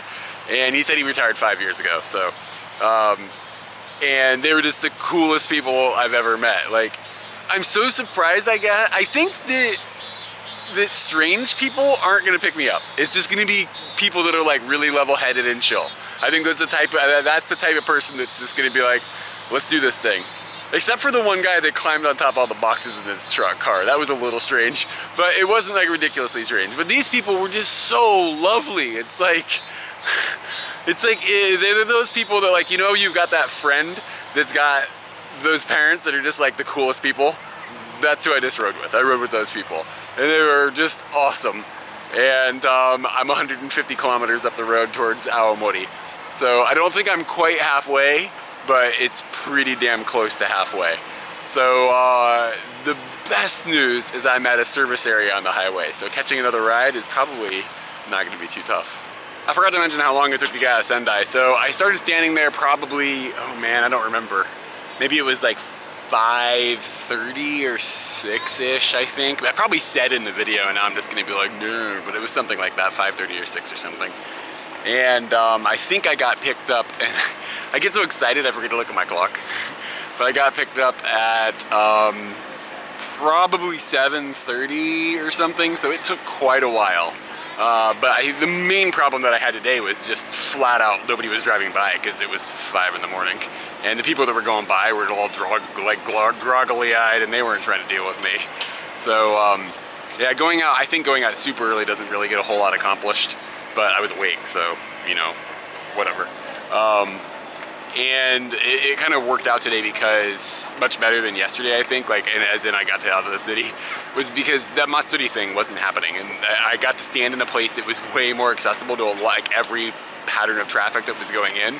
That was like I couldn't get there yesterday. So I think that kind of I think I just got caught in a storm, like, of the perfect disaster that kept me from getting a ride that in turn turned out to be really awesome because I had a really good night just hanging out and enjoying the Matsuri that was there. And if everything goes cool, I'll still get to see the one in Aomori, so everything will work out. I'm in Aomori Ken, which is like the prefecture of the city Aomori that I'm trying to get to with the festival and everything, so I'm closing in. I'm gonna make it, like, I'm gonna call it now and make it there with no problem. And I don't even think it's noon yet. And I'm kind of getting close, but I'm at a parking area, not a service area, and the parking areas are much smaller, so there's hardly anybody here. But I think in a way that'll kind of play. I think it's possible that plays in your favor because the people feel more obligated, I think, to help when there's not like a bazillion people. When there's like tons of cars, they're like, ah, somebody else can help, somebody else can help, somebody else can help. But when there's not very many people, I think that it's like kind of turns up the heat. Like, oh well, I should probably help that guy. So I'm kind of hoping that theory holds true. And I just had a ride with a family, and they have this huge van, and every year they go to Hokkaido in the van, and it was an 8-year-old, a 2-year-old, and then of course their parents, and they're awesome, duh.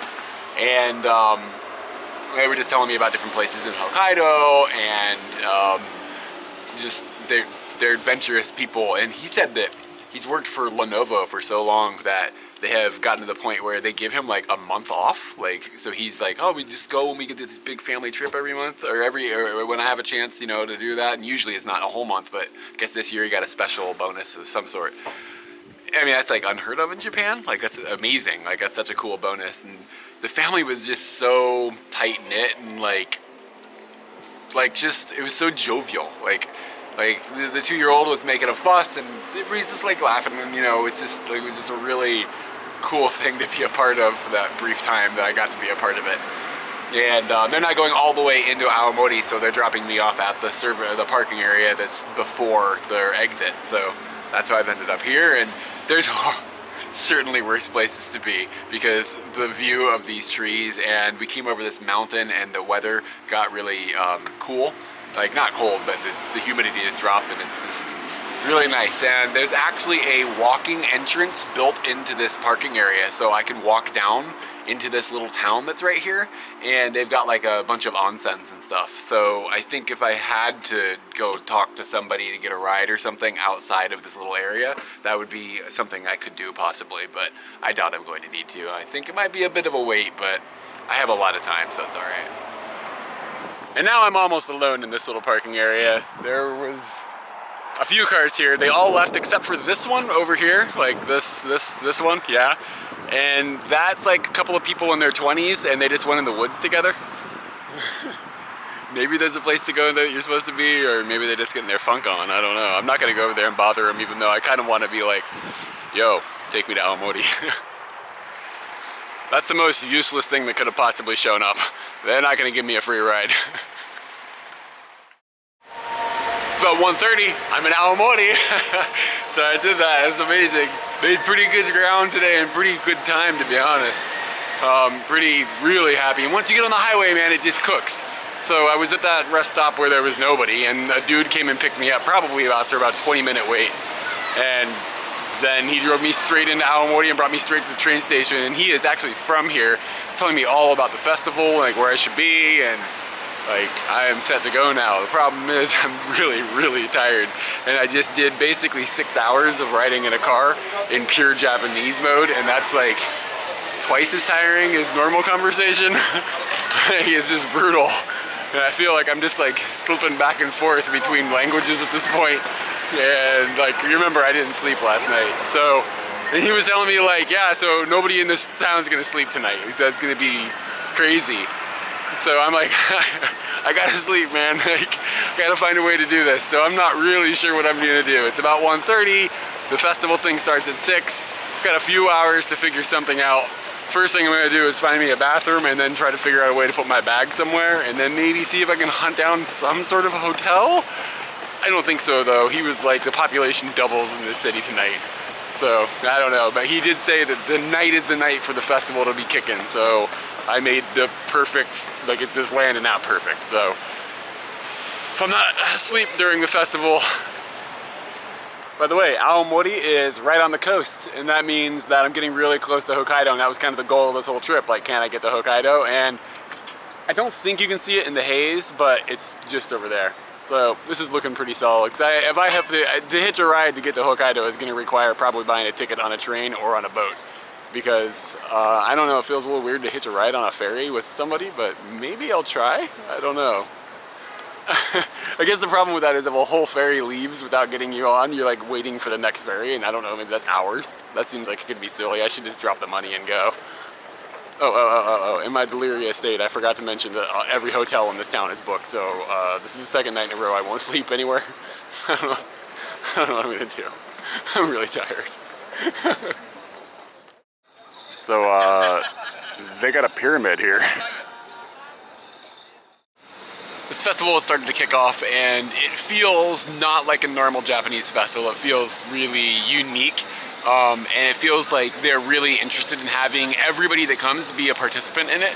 So they have like a special type of clothing here that they're wearing for the festival that is kind of like a yukata, but it's like completely cut differently and has different like ornamentation on it and stuff.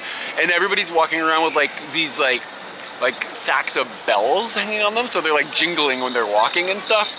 And I saw an area where it was like, oh, if you want to buy this like little outfit, and it wasn't like an extravagant, like a ridiculous price. It was like a affordable price. If you want to buy this thing, you can wear it around. And I've seen a bunch of like, I don't know if they're tourists or not, but I've seen foreigners that have been walking around wearing this clothing and stuff. And you see that every once in a while when you go to other festivals in Japan. But usually those people are tied to the community somehow, like maybe they're teachers or maybe they just live in the community and have kind of gotten into the community around there, so they've gotten that opportunity. But here it's like they're like anybody can be a participant, and they're totally cool with it. And I walked by the train station. There's like a million people getting off the train, and they gave me a little bell, like so I could have a little bell too. So they were handing these out to everybody that walked by. So I got a little bell, and then these dudes were kicking it off with these traditional stringed instruments, and those instruments were really awesome. And it was interesting because it didn't seem like they were playing them in a traditional manner, because it was very structured and there was like hard pauses and stuff in it, and it was really exciting, and they were almost showboating, but like in a good way. Like it wasn't like, oh god, who are these guys? It was like everybody in the crowd was kind of on a joke and stuff. It was a really awesome performance. So I'm excited to see what else we can find in this Matsuri, because they have these giant floats that I saw earlier, and they're going to be running them up and down the street in a little while, and I think it's going to be amazing. As you can see in the shots, it says that they're sponsored by different places, like Panasonic sponsors one and JR sponsors one, and some of them are sponsored by like a group of other companies and things like that. And I found that interesting because usually when I've seen festivals that are similar to this, where they have a big floats that they run around the city, they're usually representative of a temple or a shrine or something. And I'm not sure if these are, or if they're just strictly sponsored by companies. And maybe it's because they're so big and so expensive to like keep going that it's like not something that you can do just with the money that temples and shrines can bring in. Or maybe the companies are giving money to the temple and shrine. The temple and shrine is then going to all the trouble to get it all constructed, and then gets to put the company's name on the thing. So it's like a joint venture. But needless to say, these warehouses are huge, these float things are huge, and I'm excited to see what they look like when they're rolling down the street. The warehouses are empty now. Something really exciting about that.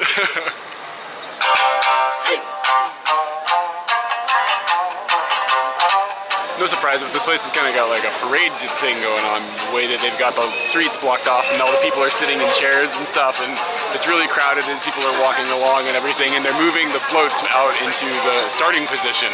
And I'm not really clear on the route, so I'm just sort of following them, and I hope I get to a place where I get to see some action. If there is action. Is there action? What's going to happen? I have no idea.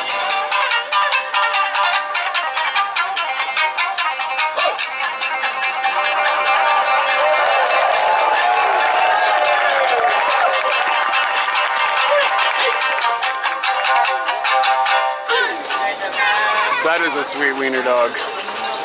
Wait a second, is that Curious George? What? Apparently you can get reserved seats, and earlier somebody told me that they're pretty expensive, like 5,000 yen, like 50 bucks or something for like reserved seats. I'm not sure if that's like a global thing or for good seats or bad seats or anything, but like I guess you gotta clunk down some cash. I wonder who gets that, like the sidewalk people? Like who takes that cash, you know? Who's claiming that land?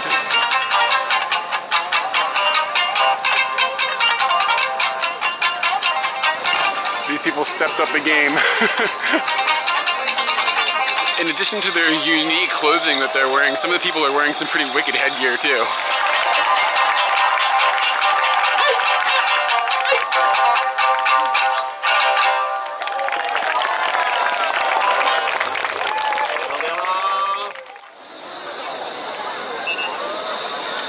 It can sometimes be kind of hard to tell when festivals start because like they keep moving things around and like shutting roads down and moving things around and shutting things down, and I haven't heard any drums played yet, and the drums keep going by with everything, so I'm thinking that's when it'll start. But it's still amazing to see this huge parade of people. And they're all wearing this cool stuff, and like, I don't know, man, this is exciting. These are like energy drinks, and I think they're at the very front of the parade.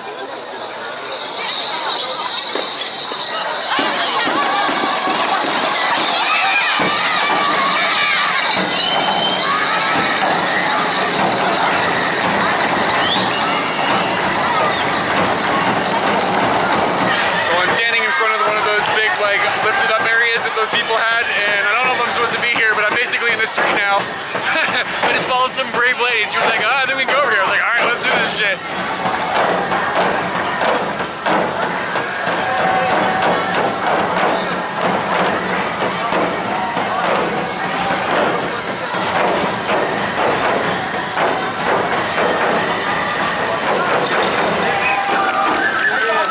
Well, this is amazing.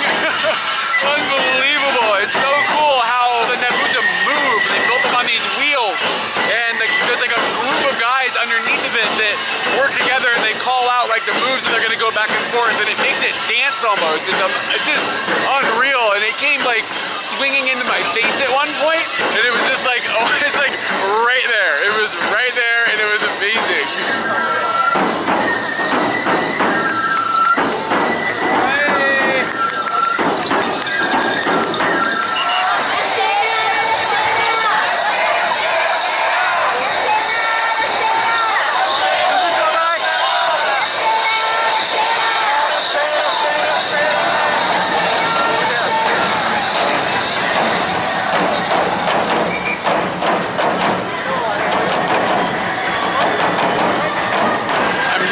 Controlled chaos of this. It's like so much effort has been put forth to make sure that all these people are working together to make this giant thing move in a certain direction, and all these people are marching together and playing the same thing on the instruments and everything. And then at the same time, it's almost like this explosions of like people just running around doing whatever they want, and you'll see people stop playing their instrument and then walk around, like hang out with their friend or dance, and then start playing it again. And there's people walking back and forth across the street, like in the middle of all this, that aren't like part of every group. They're just like walking around, and like it's still just very like chill, and it's all working, and it's just like controlled. It's just controlled chaos. I think it's the best way I can explain it, and it's wonderful.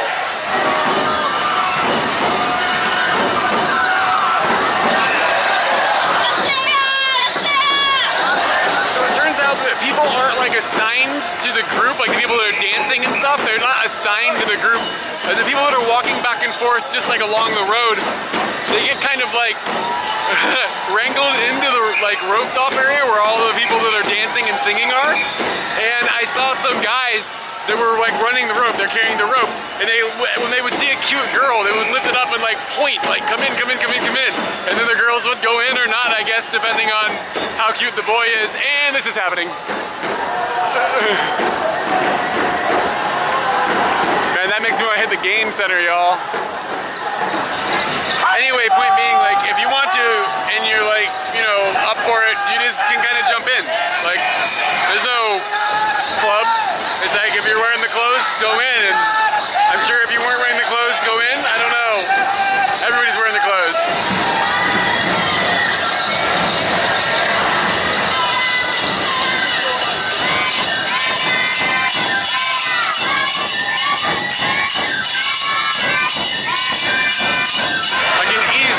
honestly say I've never seen anything remotely like this before.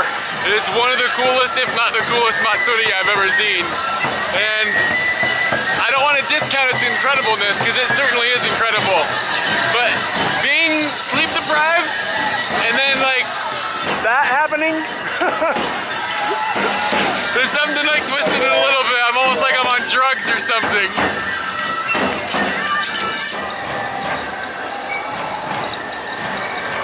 I've walked like about a block away from the main strip where all this is, but they kind of run like a circle or a square around this area. And now you can hear the drums coming from like every direction. And it's like kind of in the distance, but it's like thunder or fireworks or invading Native Americans or something. I don't know. Was that racist? I shouldn't have said that, right? I think this big purple triangle is part of the tourism something. It's like some sort of tourism building. So I think I'm going to try to go up in it, if it's free, and see if I can see a view of like what's happening from the inside of it. I don't even know if it's open. I do know that there's an up. Damn it. This triangle is just stuffed full of omiyage shops. It's like souvenirs and stuff. Huge business in Japan, but it's like they've like built a temple to it.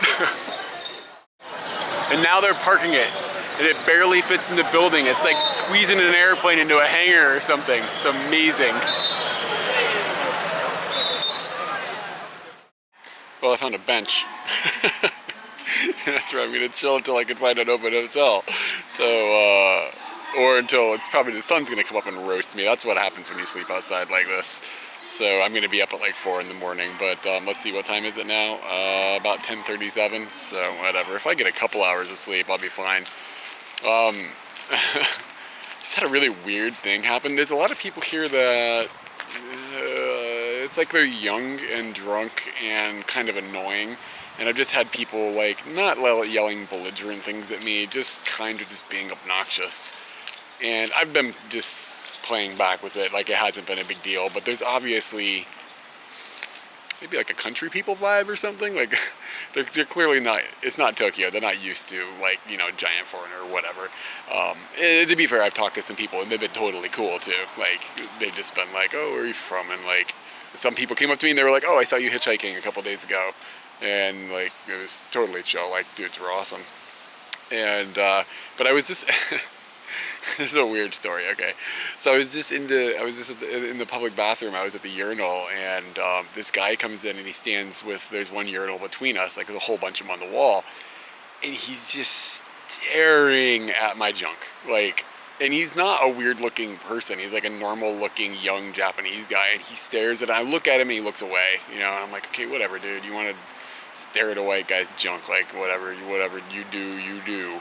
And like he keeps looking at me and keeps looking at me and keeps looking at me, and I eventually yelled at him in Japanese, like, it's just like, stop staring, like what are you doing? Like, and he was just like, oh, I wasn't looking, and I was just like, dude, you're an oddball.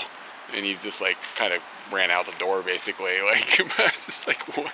It's never gotten to the point, like sometimes you catch people like giving a glimpse. I mean, that happens everywhere, but like I think it happens, I don't know if it's just I notice it here, but I mean, you catch people just getting a peek, you know what I mean? It's different, I guess, is what's going on. I don't know, but I've never had somebody like, I mean, like if my dick committed a crime and like he had to go to the police and like give a sketch artist like a description, like they'd pick my dick up in like 5 minutes. That's how much this guy was staring at me, like. Okay, I've been awake like for 37 or 38 hours. It's sleepy time. Alright, so like a minute after I finished making that other video, I was like just laying here looking at my tablet for a couple of minutes. And I looked down, when I came and sat down over here, there was this couple sitting over there and they were just talking or whatever. And like they're on this long bench, and I'll put a picture in right now. The video is too dark, but the photo will come out. So I'll put a picture here.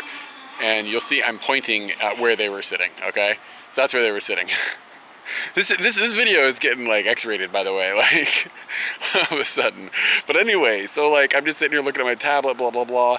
And remember earlier I said everybody has those bells? Like, start hearing a bell moving a lot, right? And I'm like, what's going on here? Like, is there a bear coming or something? What's up with the bell, you know?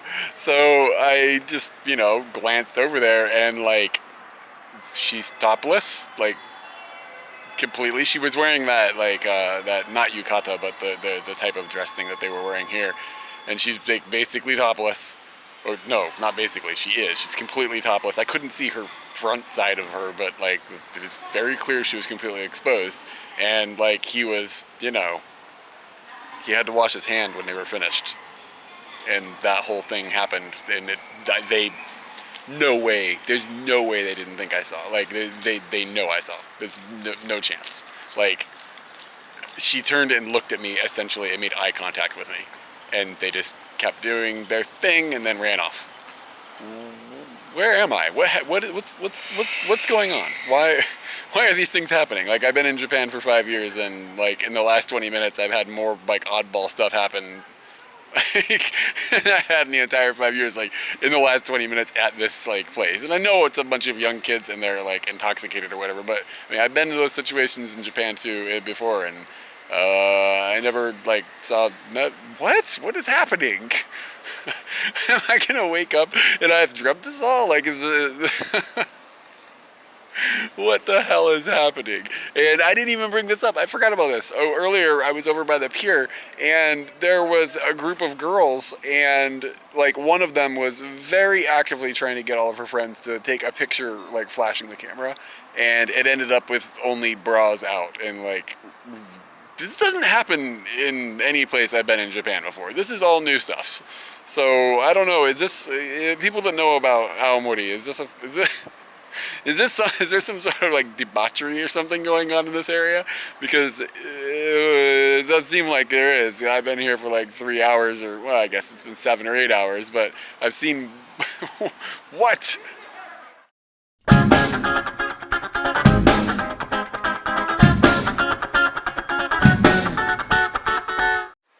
Alright, so I got maybe 3 or 4 hours of sleep on finger bang bench, and I feel a little better, but I'm still pretty tired. Woke up about 4 a.m. and headed over to the train station where they have free Wi-Fi, and sat there for about an hour, like trying to find a place to stay in this town. And unless you are rolling deep like $200 a night, not gonna happen. Like, the place is just booked, like ridiculously booked. And I looked at like what it costs to usually stay here, like if it's not during the festival, and it's like $40 a night. So like the same hotels are like $200 a night, the one that is open. And so I started like looking around on the map, like, okay, where can I go that's still like a way that I can connect up into Hokkaido. So I'm going over to Hachinohe, I think is the name of the city now. Yeah, Hachinohe, Hachinohe. I can't remember if it has a H at the end, if it says A. I think it's Hachinohe. And anyway, it's about 80 kilometers from here, and there's hotels. And they're like $40 or $50 a night or something. And it's, I mean, it's kind of expensive, but it's totally okay, because at this point I haven't used I haven't paid for a hotel in like 4 to 5 days or something. So it's all right. I could use a shower like brutally bad. So I'm gonna see if I can grab a ride over that direction. And I have about a 4-kilometer walk until I get to the logical like hitching spot. So gonna grab some breakfast on the way, like a onigiri or something, and then hit my way over there. So the compromise that I had to make when I made this decision was, there is a ferry that goes from Aomori, where I'm at, to get to Hokkaido, and it is like $15 or something. And the town I'm going to has one as well, but it's $50, but it's a lot further, and it's a night ferry, and I kind of want to take a night ferry. So I'm kind of thinking that's okay, and then that'll give me time to check out that town, because I have until for my checkout at my hotel, which is, I don't even know what time, but you know, in the afternoon or whatever, or before the afternoon, until 10 p.m. to get on that ferry. So it'll give me a chance to check out another town. I'm a little bummed that I'm not getting to see more of Aomori, And also I'm a little bummed I'm not seeing the end of the festival. It actually ends today in the afternoon. And they do something where they take the Nebuta, I could be completely wrong. This is how it was explained to me by this old man that drove me into town. They take the Nebuta and I guess they put them on a boat in the bay or something, and then they finish it off with, I think, a fireworks festival in the middle of the day. So it would be kind of interesting to see that. However, I'm at a point where like I really have got to get like legitimate sleep. Like I've passed that point of like pushing this. So I saw the incredibleness of last night, and it made coming up here like totally 100% worth it. And I'm gonna go ahead and I'm gonna move on. I could see myself being like, Katie, we gotta come up and see this festival. Like bringing her up here and maybe seeing the whole thing and booking a hotel in advance, you know, like doing it like normal human beings. So maybe it's something that'll happen again in the future. But for now, I got a 4-kilometer walk. Man, I got this egg and sausage onigiri, and it's doing wonderful things. It just occurred to me that if I'm able to hitch out the Hachinoe, and I mean it's monetarily going to be free to get to that hotel, I sleep there, and if I don't want to take the night ferry, I want to take the cheap ferry from Aomori, I'll just hitch back. I don't know why that didn't occur to me, but I could totally do that as long as I can get a ride, yeah? So maybe I will do that. We'll see what's happening on that side of the coin. But there's this. I went down to this little fish market that's here yesterday, and like I want to get like a bowl of fish, like a bowl of maguro or something, because it looked like it was a cool atmosphere. The little place was really awesome, and that food is an incentive. Every time I come out here and put the sign up for the first time, the first thing that goes through my head is something anybody that's seen Peep Show will be familiar with. I think tits and teeth. So at first I'm like, oh man, it's gonna be kind of like, I thought like it'd be hard to just stand here for hours and hold a smile if you need to. But to be completely honest, the absurdity of the whole thing, you just can't stop laughing the whole time. It's really easy to just stand here and look jovial. Man, it's no good when you've been standing outside with a sign for like a while holding it, and then you realize that you screwed up the stroke order on your Ichinensei kanji on the sign. Whoops. Fix now. I want to clear up a little bit for people that don't understand what I meant by my mistake. I had an extra line on one of the kanjis. It's not supposed to be there. Again, like when you write big letters, it's weird, you know what I'm saying? And then like when you write big letters in Japanese, it's weirder. And then when you do it when you're sleep deprived, it's weirder. But people could still understand what it meant. But it probably just like, they were just like, dumb gaijin. Like, you know, like, what did he do? He copied that wrong? What's wrong with this guy? I actually wrote it from my head. If I had copied it, I probably wouldn't have screwed it up. One of my favorite books is, without a doubt, The Hitchhiker's Guide to the Galaxy. And it doesn't really have anything to do with why I'm hitchhiking right now, but it just happens to be one of my favorite books. And I just realized that I have totally, like on my own, without thinking about it at all, started carrying around this towel, and it's really, really useful. Like last night I put it over my eyes when I was sleeping to keep the light out and keep bugs from getting on my face. And I put it on my head to stop the sun because I don't have a hat with me, so hat, whatever. And I can wet this, put it on my head, and it'll like cool me down a little bit. And dry sweat, and you can clean things up. And right now it's keeping the sun off the back of my neck.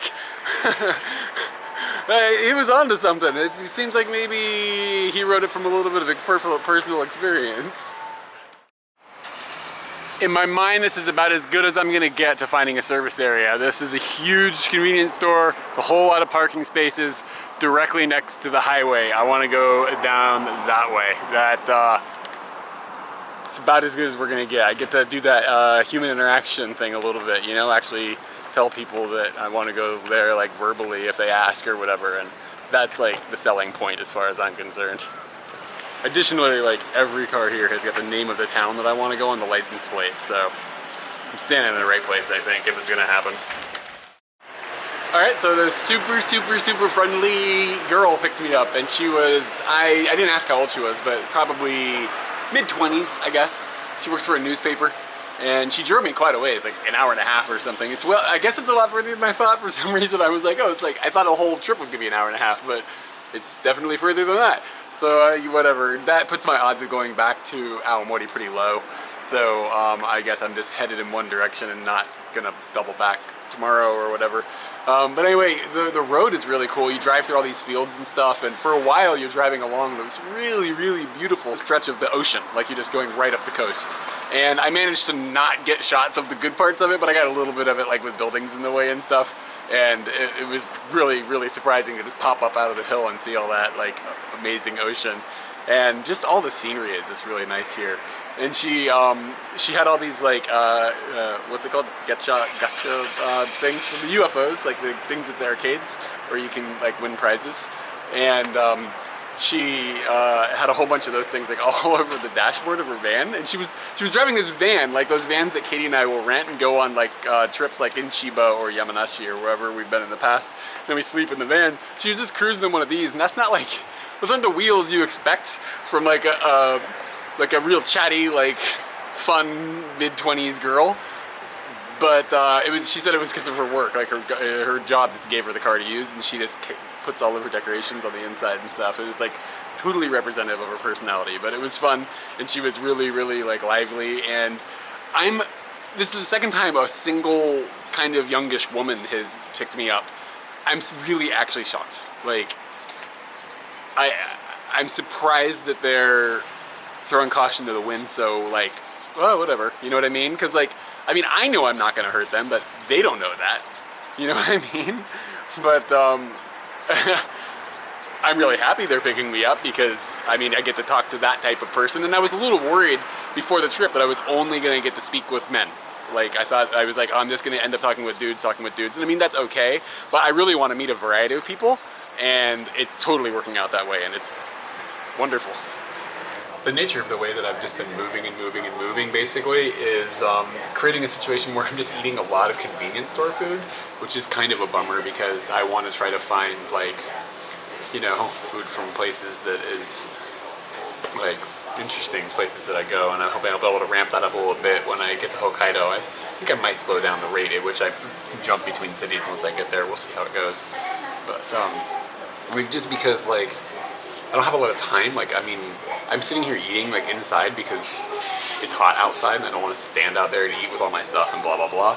But like, I'm sitting here like, well, I could be missing the ride. I could be missing the ride. You know what I mean? Like, that's all in the back of my head the whole time. So like, to go into just to start wandering around randomly for restaurants and stuff, it's like hard to convince yourself to do that when you're trying to make some ground, you know?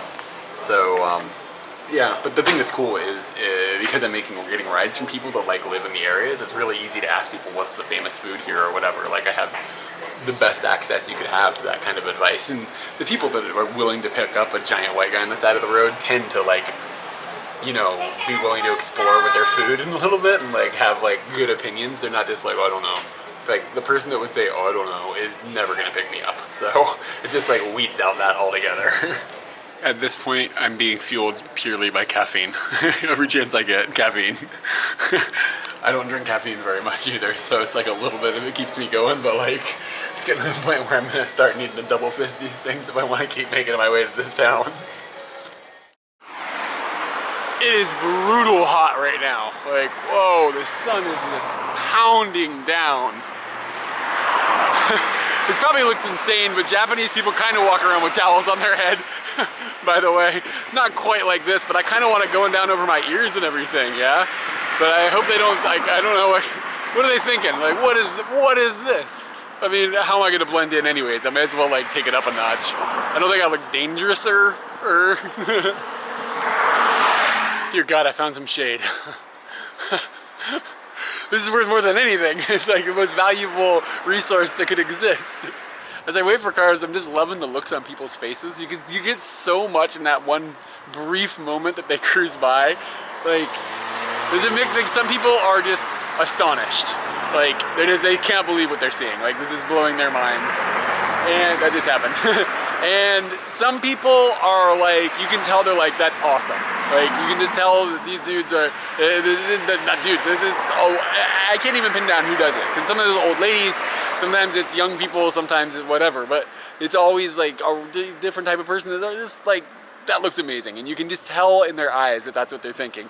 And then you get a majority of people just like pretend I don't exist. Like they just go by and they don't even like, you can feel them like glance at you just like, you know, quickly, but they don't really pay any attention to it, right? And I think it's just because they don't want me to pay attention to them. And then you also get people very rarely that kind of just give me a shitty look, but that's like 1 in 100 or something or less.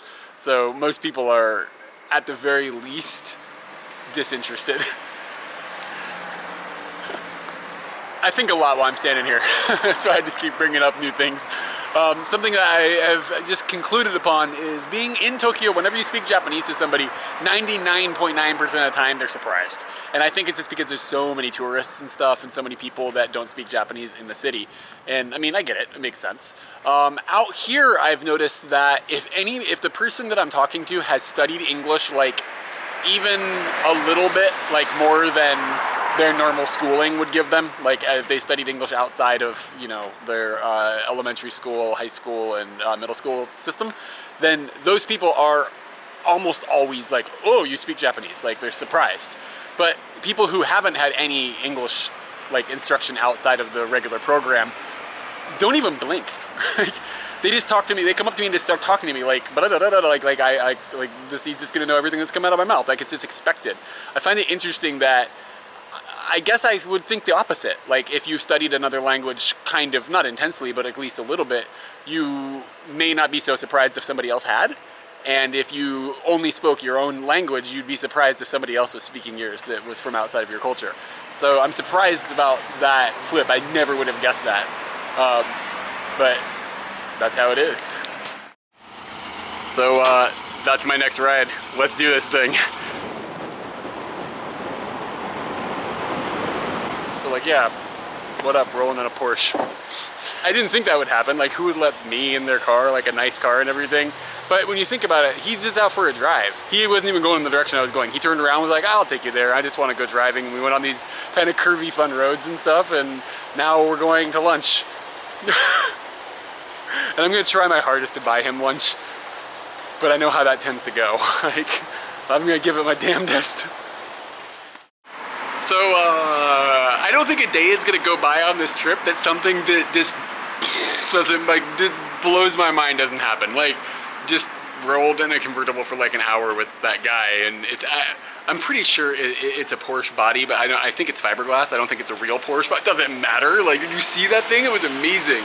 He said it had a Volkswagen engine in it, and he showed me the engine. It's kind of a small engine. You can tell when it goes up hills, it's like giving it a go, but I mean, it doesn't matter. It's the experience of like riding in that car and just having the top down, and that's so rare in Japan. And he was really interesting. Like, he just was, he wasn't the, I don't know, he wasn't the type of person you'd expect. He wasn't like a very extroverted person, and that was really cool to see that like he was willing to pick me up and like roll in that car. And he's not extroverted, but he's got that car. And he was wearing kind of like traditional clothing, and he had like one of the, because I mean it's sunny obviously, he had like one of those like, you know, a Raiden hat, like I don't know what they're called, I don't know what they're called in any language, they're like, you know, the Raiden hat. He was rolling in one of those, and just, what the hell, it was amazing. We had an amazing lunch, and he let me pay, and it was just, it was great. So that was amazing. He dropped me off apparently in my hotel somewhere right here. I haven't even looked yet. I'm just too excited about that car ride. Wow.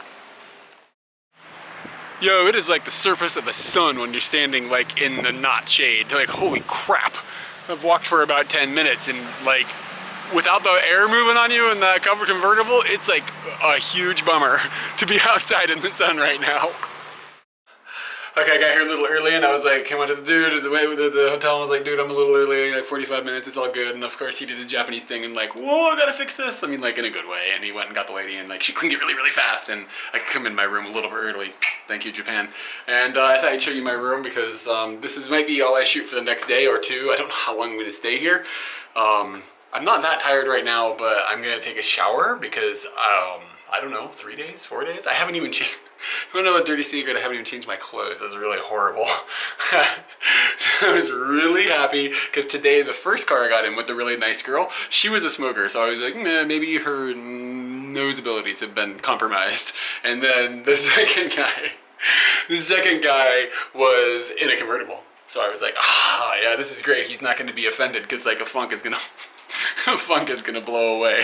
But anyway, here's the room, and it's just a business hotel. So there's nothing really special. It's actually pretty big because, you know, not in a major city or whatever. And there's a bed. That's what I'm hoping to have.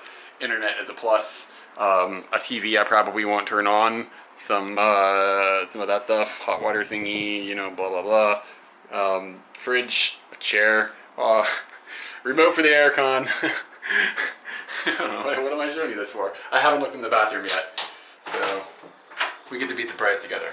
And it's a Japanese bathroom with plastic ceilings, walls, a toilet. I like how they've gone to the trouble to recess that. That's pretty nice. And the shower that I probably can't stand all the way up in, but I don't really care. And I'm thinking about getting in there right now, possibly with my clothes on, and turning the water on ice cold, because I feel like I'm gonna die if I don't. I hung out in the hotel for enough time for the sun to go down and the the boiling weather to cool down a little bit, and it's pretty reasonable now.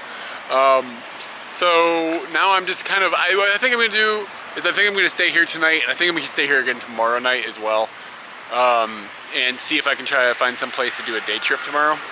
So I'm going to see if I can find a bookstore or a convenience store that has like a travel magazine of this area, and flip through it and see if there's anything that sparks my interest. I might end up taking, it looks like there's a train line that goes down the coast, and I don't know, that looks like it might be nice. Maybe I'll go to some small villages or something and just see what it is. I mean, I don't know. I don't really have anything like super demanding that I want to do. And with how hardcore the last couple days have been, like I'm okay with just like a day where it's like a little chill, and I think if I could find a place to do some laundry, that would be a good thing. And then after that, I think I'm gonna make a jump north. We gotta go across the road before I get hit by a car. I hit a magazine in a convenience store, and it recommended this restaurant here, and I'll spin around so you can check it out. It's closed.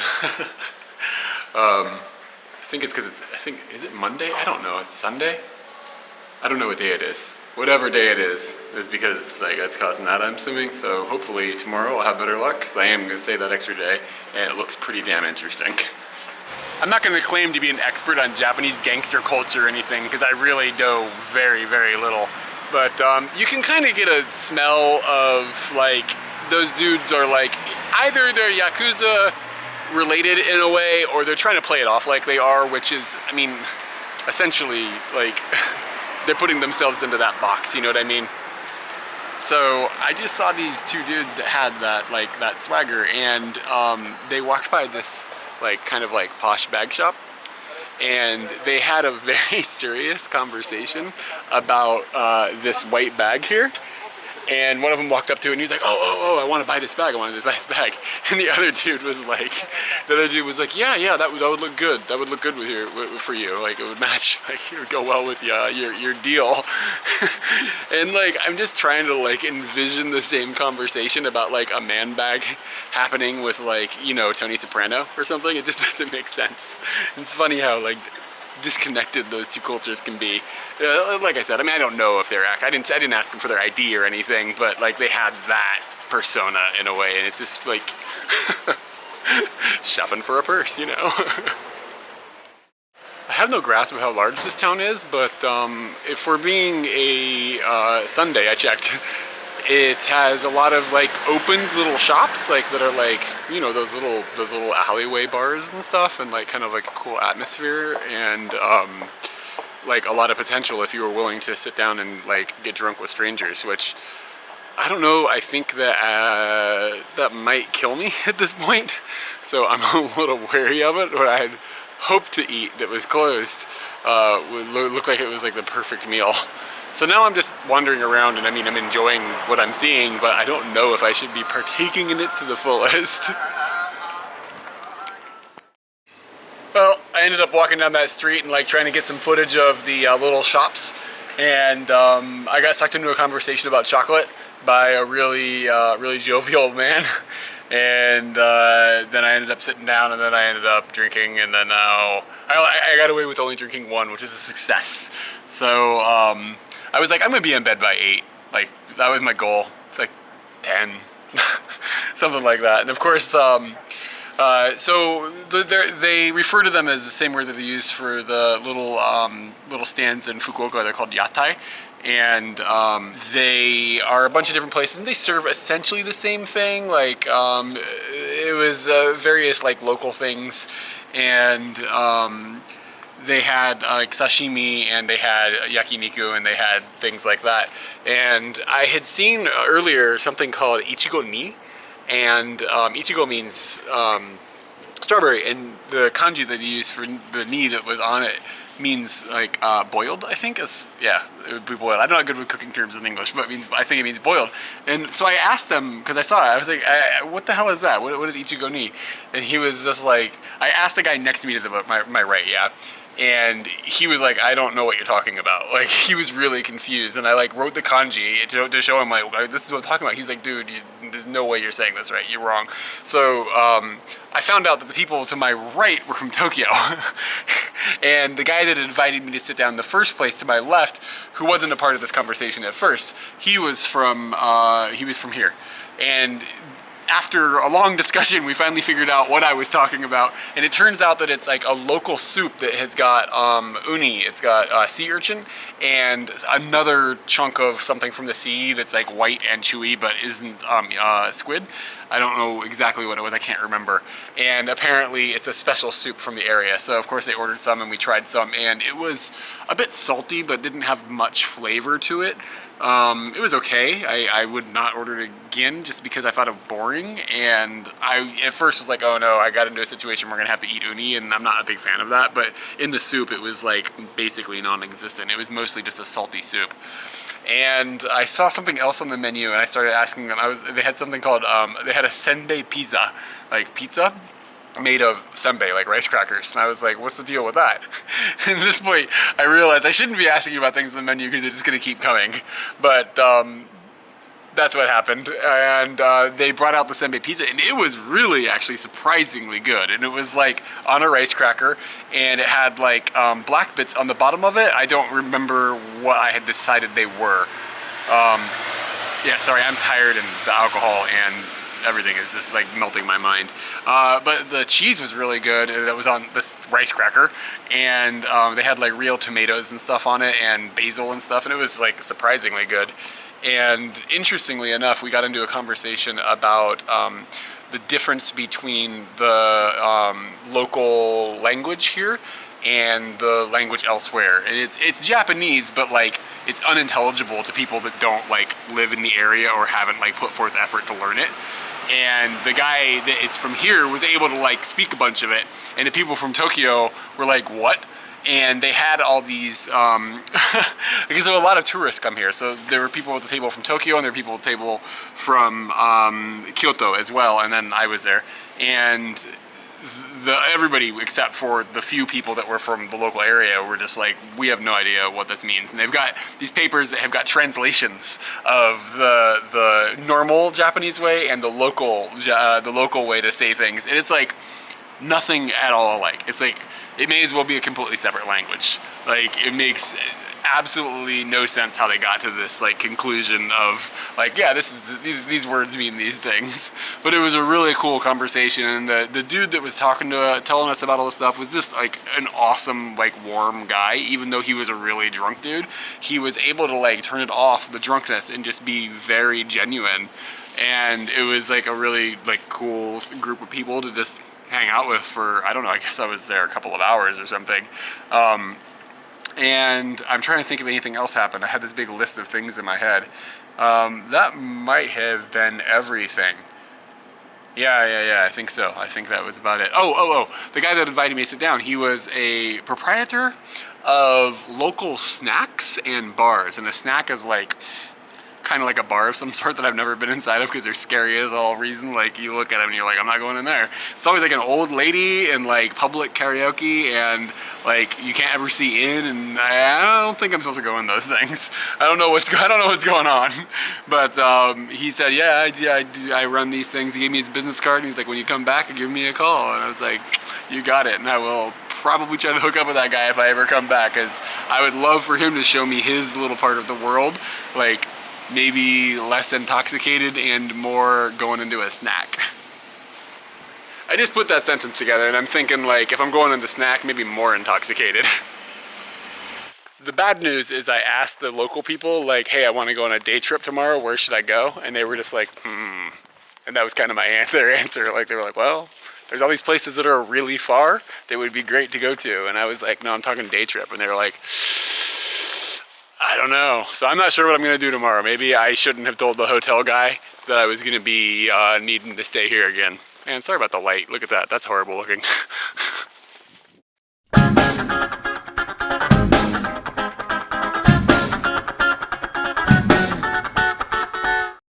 I finally got a lot of sleep. I slept probably 9.5 hours or something last night. So it's I was hoping to be out like a little earlier to explore before it got brutal hot. But that didn't happen because at that point I think sleep was more important. So I'm out now and it's like pretty damn hot. Like, it seems way hotter here than it does in Tokyo. I don't know why. It's like, when you're in the shade it's okay, but just the sun being on you is like incredibly like hot.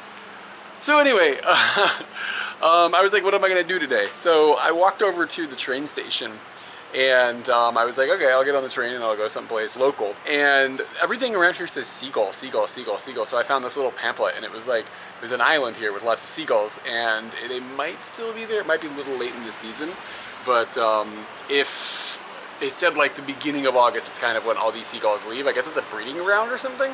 So I'm gonna take the train a little ways down and I'm gonna check that out. So I was like, okay, let's get on the train. And it was like, the next train is in 40 minutes. I was like, man, this is not the Yamanote line. So I got some time to kill.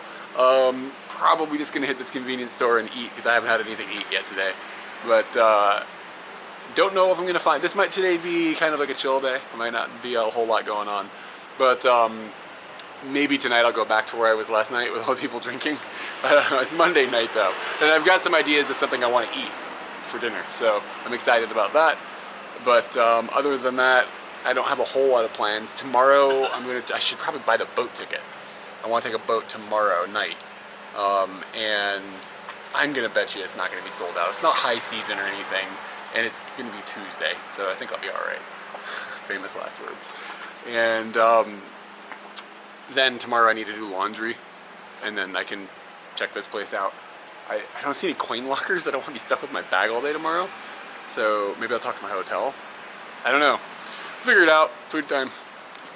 I found a little cafe inside the train station, so I came in here and sat down in front of this. I said the reason I chose this seat is because this giant loaf of bread, and then I realized that on the TV is the Olympic Games, and Japan is playing right now. So that's kind of fun. Good coincidence. This meal I got is truly a mixture between Japanese and Western food. It's called a lokomoko, is I think the word. It's like, in my mind, that word is like a Hawaiian word, and I think that's what they're trying to use it for. I think it's because it has an egg. I'm not sure. Usually when you get a lokomoko burger, it has an egg on it, right? It's also shoga chicken, like a grilled chicken, fried, I don't know, in a pan, pan fried, I guess. Pan fried chicken, and then a little salad with Thousand Island dressing on it. Japanese rice, and because it's a Western style dish on their menu, I'm eating it with a fork and knife. It feels pretty weird to eat Japanese rice with a knife, or with a fork. Like, that's not, I just feel really strange. Like scooping rice like this off of a plate. Really weird, but it's good. The egg is like surprisingly like amazing. I wonder if they have some sort of, I wonder if this is a seagull egg. This train station doesn't have like automatic turnstiles, so there's a dude and he's there with a stamp, and he stamps your ticket. I love the countryside.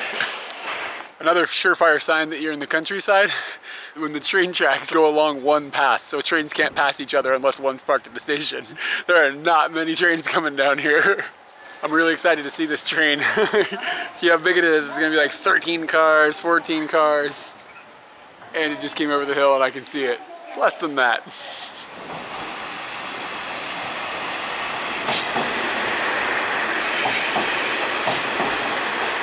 So it's 3 cars, and it's running on fuel because there's no electrical above it. This is awesome.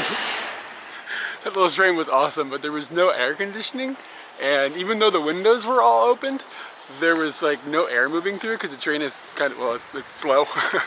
And there's fans up there, but I mean, they really don't do a whole lot. So like, let me lay it out there. Today is hotter than 2 rats fucking in a wool sock, like straight up. And inside that train, it was like they put a 3rd rat in that sock. It was pretty damn sweaty. Well, I made it to Kabushima. It took like a 2-minute bus ride from the train station, which, considering the weather, was very nice. There was aircon in the bus. And so what they've got here is they've got something in Japanese, they're called umi neko, which when I first heard that, I was like, umi like means ocean and then neko means cat. And I was like, what? But I don't think, I haven't seen, they write it in hiragana, so I haven't seen the kanji yet. But I don't think that that's the kanji they're going to use. They've got to be using something else, right? These things are not ocean cats, right? But apparently this little island that's behind me here is a breeding ground. And I've seen pictures like in prime breeding season, which I think I'm just at the tail end of, and there's like tons of them. And everybody was like, if you come here, that's not like a tsunami warning, is it? I heard it. If you come here, bring an umbrella, because like otherwise it'll rain ocean cat poo. And I think I'm gonna be all right because there's not too many of them here right now, but there's still a few, and they're a couple of different colors. They're like black and they're more black, and then some of them are more white, and a lot of gray like mixed in and stuff. Oh, here comes one.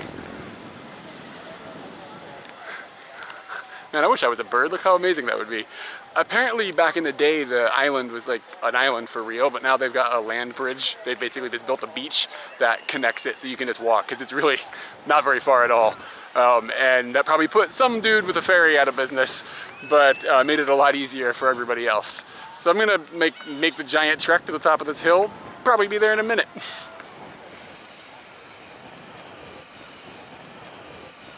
I wonder why they're all facing the same direction. My guess was 100% that they would not be calling these things sea cats, but they totally are. Kanji means sea cat. Alright, I wonder why. I wonder if there's a story behind that. Look, they've got a little house for umbrellas for people to borrow. That's amazing. That's so thoughtful. Sea cats are permitted, but real cats are not allowed. For hundreds of years, there's been like a little shrine up on top of this little hill. And apparently last November it burned down, and I didn't see on the sign that it mentioned like where or why it burned down, but I heard some people saying that maybe it was arson, so maybe there's a story there. Apparently like there was another suspicious fire or something nearby, and then like after that this one burned down, and now there's no shrine here. Who would burn down a shrine? What kind of monster would do that? But now there's no shrine, but they have put a statue in its place, and I wonder if they're planning on rebuilding. I'd assume so. This is a pretty big tourist attraction. I don't know, wild. There's absolutely no shortage of bird graffiti up on those crags, man. I imagine that the umbrella definitely would be a necessity if you were here in peak season. So I don't know if this is like a stereotype or not, but like kind of young Japanese girls tend to often seem to be very afraid of insects. Like, so like if a bee is flying or something, they kind of freak out. And I mean like girls like in their 20s. And I mean, I guess that's everywhere, right? Like sometimes like American girls freak out about things like that too. And I mean, hell, I think I've seen some guys freak out about it, but anyway, I do notice it a lot with Japanese girls here. And I was up on that hill a second ago, and there was this big butterfly flying around, and it flew past this girl's head, and she like completely lost it, like threw herself on the ground and like took her hat off and was like swinging it around and stuff. I was like, yo, it's just a butterfly, you'll be all right. She's like, oh, okay, I didn't see, I thought it was like a bug, like a bigger bug or something. I've never seen somebody like completely terrified of a butterfly before. They've got a little like information center, and in the information center they've got a spiral staircase that goes up to what I thought was the second floor, but I went outside and looked up and there is no second floor, but they do have like a little observation pyramid you can go up and stand in, and I guess that's so you can like stand there and get the feeling of what it would be like to actually be getting pooped on by birds, but not actually getting pooped on by birds. And also, like, I wonder, somebody's job is to go scrub that thing every day, or a few times a day, right? Like, is that thing that's going on? Because I wonder if that takes a special type of resume. I was curious to what the difference was between the two different like colors of the bird. So you've got the ones that are kind of a darker gray color, and then a few of them that are still here that are predominantly white and gray and look really like regal. And I was like, oh, maybe they're some boys and girls or something like that. But it turns out that the ones that are the darker color were born this year, and when they come out of the egg, they are fairly dark in color, and then they all migrate in the wintertime to Hokkaido. I guess these birds are like down on cold, and then they come back next spring. And when they come back, all of the babies have changed color to that white color. So most of the birds that are here right now are that darker color, so it makes me wonder, like, are they just like, were they born late in the season so they haven't flown up yet, or did they not get the memo? Like, do some birds stay all year? If they don't go to Hokkaido, are they gonna like live? I guess, I don't know. I don't think there's any predators here, like the cats aren't allowed, so they'd be all right.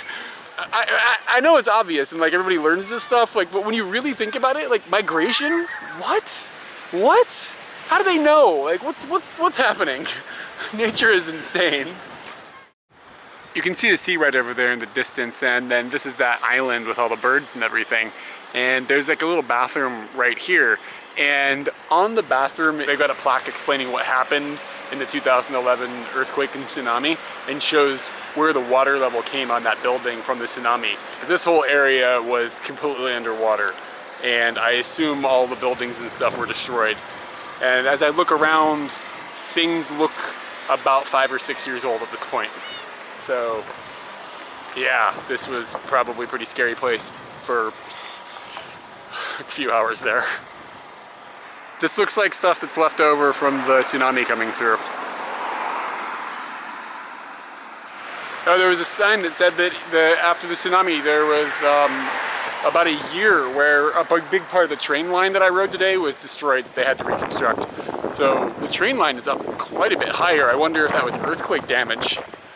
We're getting, I don't know, geographically I guess we're not ridiculously far from where the earthquake was like centered. But that does seem, and that's scary stuff. Can any boat people tell me, like, what's that nipple? Is that there for like a sonar or something? Or like, why has this thing got a dang? This boat is confused. I have no plan, just walking. Hey, there it goes, hey, look at that. That one was only 2 cars. I must have got like the luxury one. I went to one of the smaller stations here, I just walked past it, so I went over to check it out along this train line that I took earlier. And it's on the honor system, there's no employees or anything. You just walk in and there's a little building with a place to buy a ticket, and then you go to your destination. But I mean, there's no way to tell like where you came from, I guess, or where you got on, or if you were coming from someplace else and you got off here, nobody would be checking your ticket. So you could just sort of pay whatever you want in some cases. So it works on the honor system, but I think in Japan it's probably okay for the most part. Another thing that's notable, a whole bunch of people keep walking past me, like girls that are in like their early or late 20s, somewhere in their 20s. Hard to tell with Asian girls, you know what I'm saying? But they're Chinese. We're way out in the middle of nowhere, essentially, and there must be a big Chinese community here. And I have no idea why that would be. So I'm looking for somebody I can ask. Maybe somebody can fill me in. There's some good Chinese food around here. A lot of people that have never been to Japan seem to have an image in their head that like Japanese villages are like these like magical looking places and like, you know, old buildings and just like really, you know, that image you get when you think of like, oh, quaint little Japanese village. And it can be true in some cases, but honestly those tend to be tourist attractions or places that not intended to be tourist attractions, but they end up being tourist attractions. And there are people, of course, that live in those types of places, but the great majority of little villages look like the place that I'm walking through right now.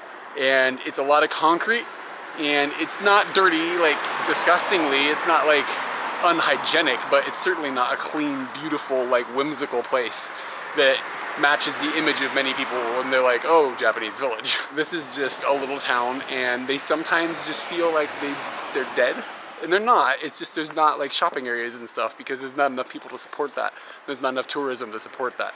And a lot of the people around here work in like ocean-related industry, fishing and the stuff that supports that and everything. So it's not, I'm not trying to say this is like to disparage the area, but more to just say like this is more of reality, like this type of area. And I'm walking probably, I think I'm just gonna walk back to my hotel. It's like 7 kilometers from the bird island. So I just kind of want to walk through here and see it and see if I find interesting things. And so far I have found interesting things. And one of them I wish I'd made a video. I walked away from it, got about 20 minutes and was like, what am I doing? Why didn't I get a video of it? But it was like this, super clear pool of water that was in this concrete square, like quite large. It was like ridiculously clear, and it was, you could walk up to it and you could feel how cold it was from just the air. I didn't even touch it. You could just feel that it was really, really cold water. And there was some construction dudes sitting in a truck next to it, and I was like, what is that? And they were like, it's a natural spring, cold water spring coming up out of the ground. It's like, oh, that's really cool. So I apologize for not getting a video of it, but you can imagine, clear water, concrete thing. And then something else that I did see as well just a minute ago. So this guy with a truck, I didn't get a video of this because it happened really fast. This guy was a truck, was like outside of a factory, and he was filling the entire back of the truck with ice. And like, I don't know how far he's gonna get with like a truck full of ice. And it's like, it's cooling down, but I mean, it's still pretty warm out here. So I don't know why he would be transporting a giant truck bed full of, and it wasn't like blocks of ice, it was like crushed ice. I wonder if he has fish or something underneath the ice that he's driving someplace, and it's like a cheap way of having a refrigeration system or something. I don't know. Very interesting.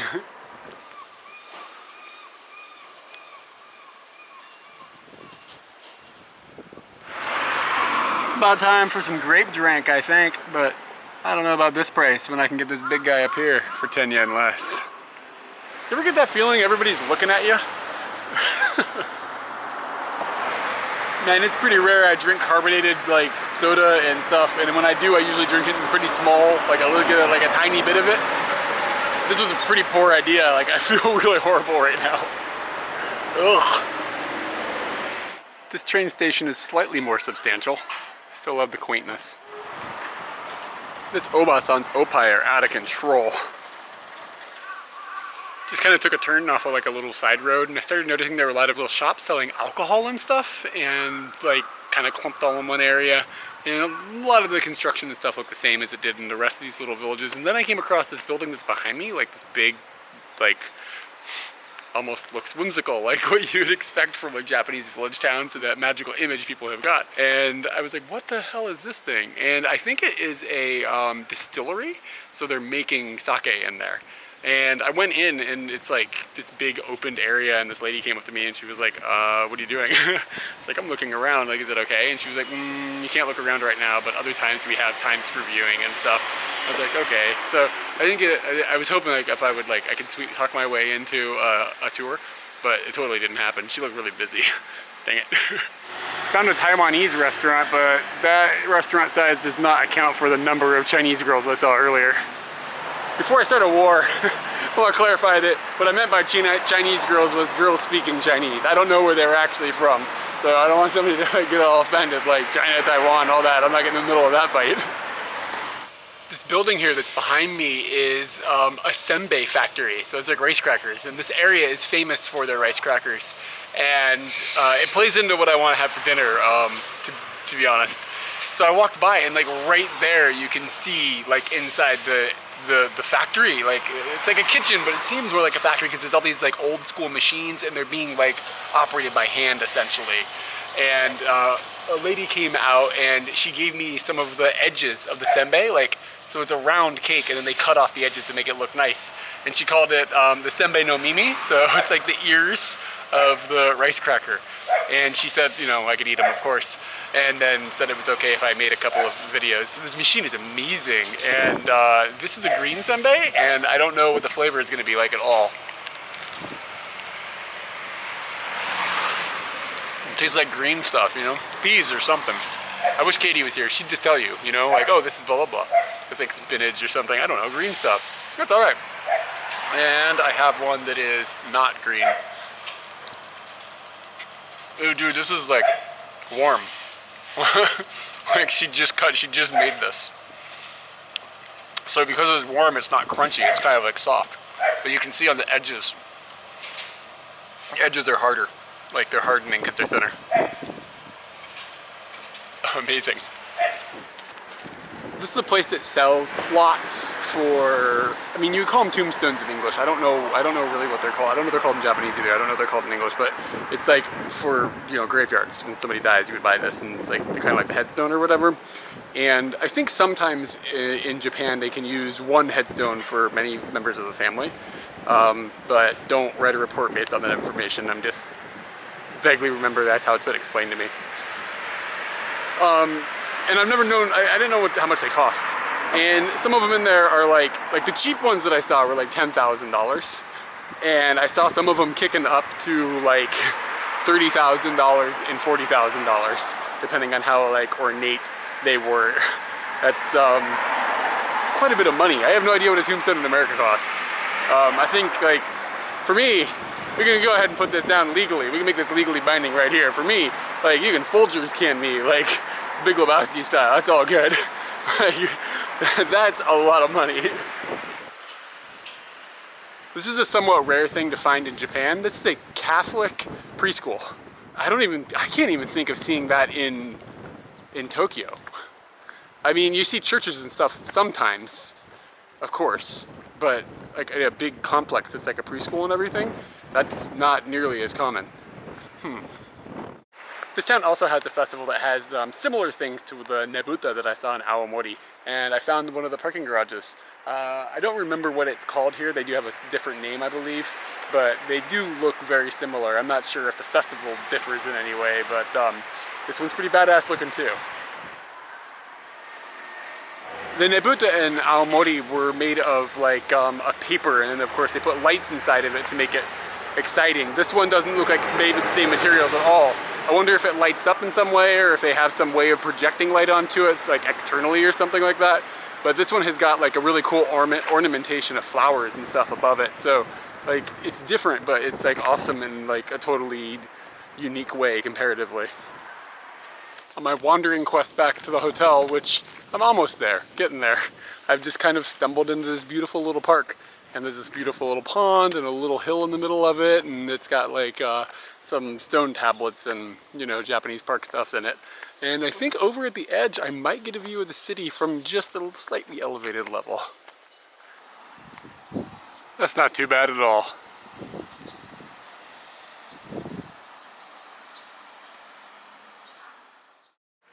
My original reasoning to come to Hachinoe from Aomori-shi was because, well, there were two reasons. One was there were no hotels there, and I looked on the internet and they had kind of a cheapish hotel here, so it's like, okay, that's good. And I also noticed that they had a boat that ran from here to kind of an eastern side of Hokkaido, and that's sort of my goal, is eastern side of Hokkaido. And all the other boats go to Hakodate, which is kind of like on the western side of Hokkaido. So I was like, okay, this looks a little better. The boat was more expensive, but it was an overnight boat that I could take. And I was like, okay, so it's like a boat and a hotel. Seems legit. And I've had fun on night boats in Japan in the past, so I was like, okay, this is my guy. So I came all the way over here. It's been like a good decision anyways. I had fun today. I had fun last night. And I was like, it's a boat, you know, whatever. And there's like 4 of them that go a day and blah, blah, blah, blah. So a few minutes ago, I was like on the internet, I was like, oh, I should figure out like, you know, how to go get a ticket or whatever. And my original idea was that I was going to take the night boat tomorrow. It like leaves at 10 p.m. So that would give me the afternoon still in this town. And I was going to do some laundry and then just like check out things in the town during the day. Like as I went out of the town today to go to the bird beach, the bird island, right? What was it? The sea cats. So anyway, I checked online and they were like sold out, like for tomorrow. I was like, damn.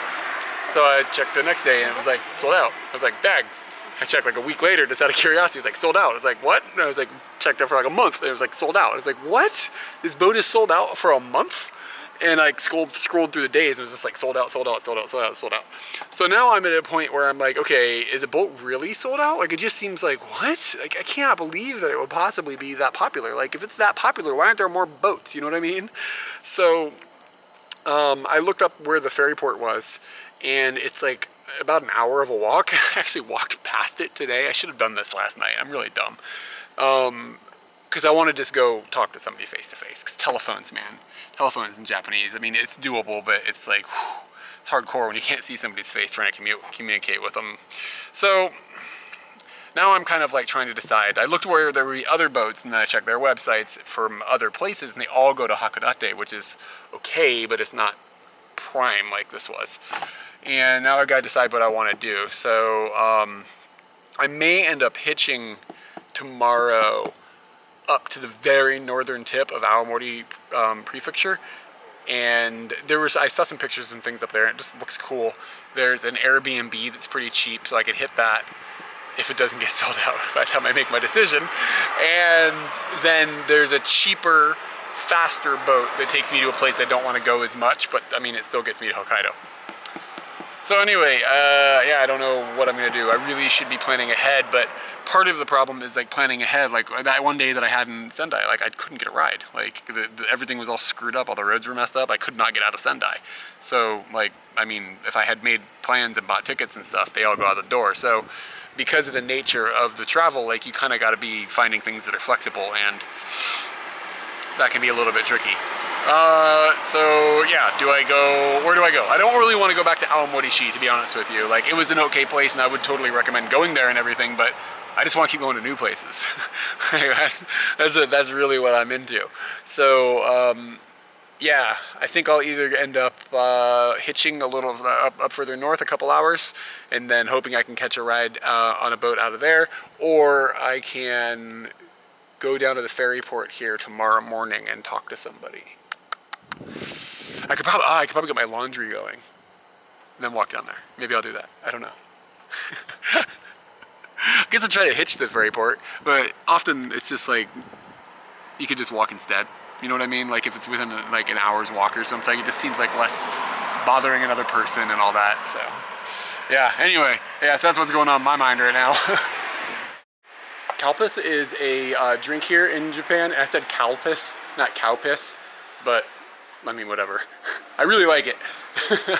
And it's I actually do really like it. I know that sounds sarcastic, but it's good. It's a carbonated milk, basically, kind of yogurty, milky, sweet thing that they have.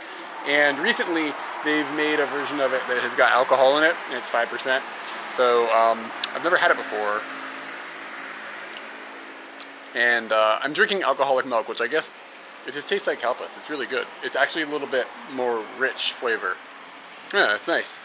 Alcoholic milk, I think, sounds weird until you think about like the fact that there's like White Russians and stuff, kind of, or they had milk in them, right? Like that's why they're white.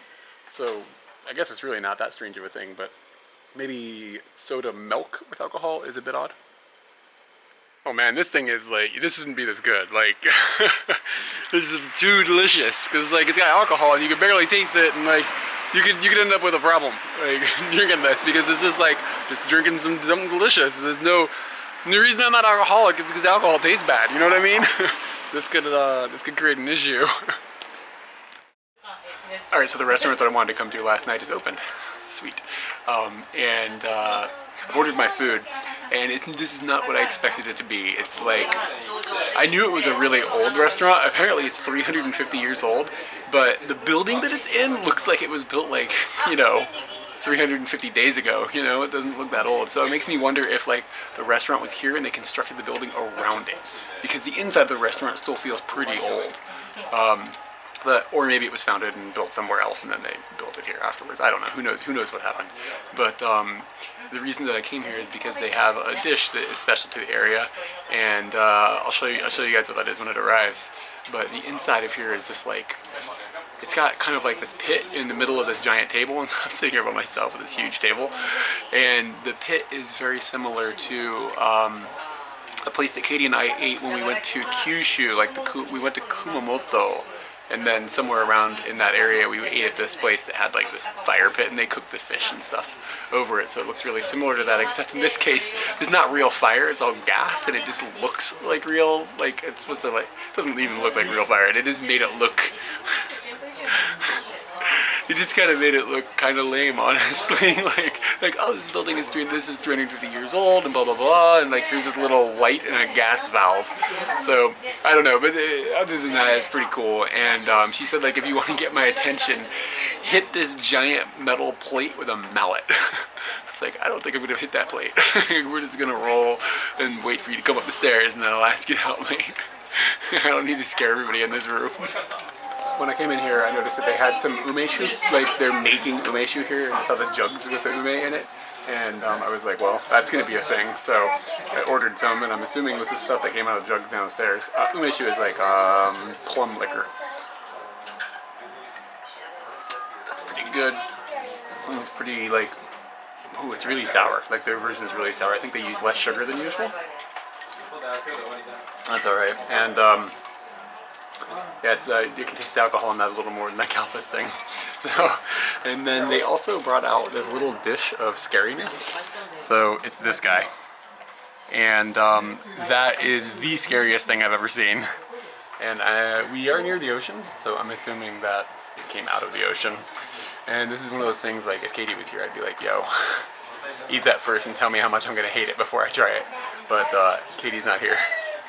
So I'm just gonna try. I'm gonna eat that. It looks like saba mackerel, maybe? I don't know.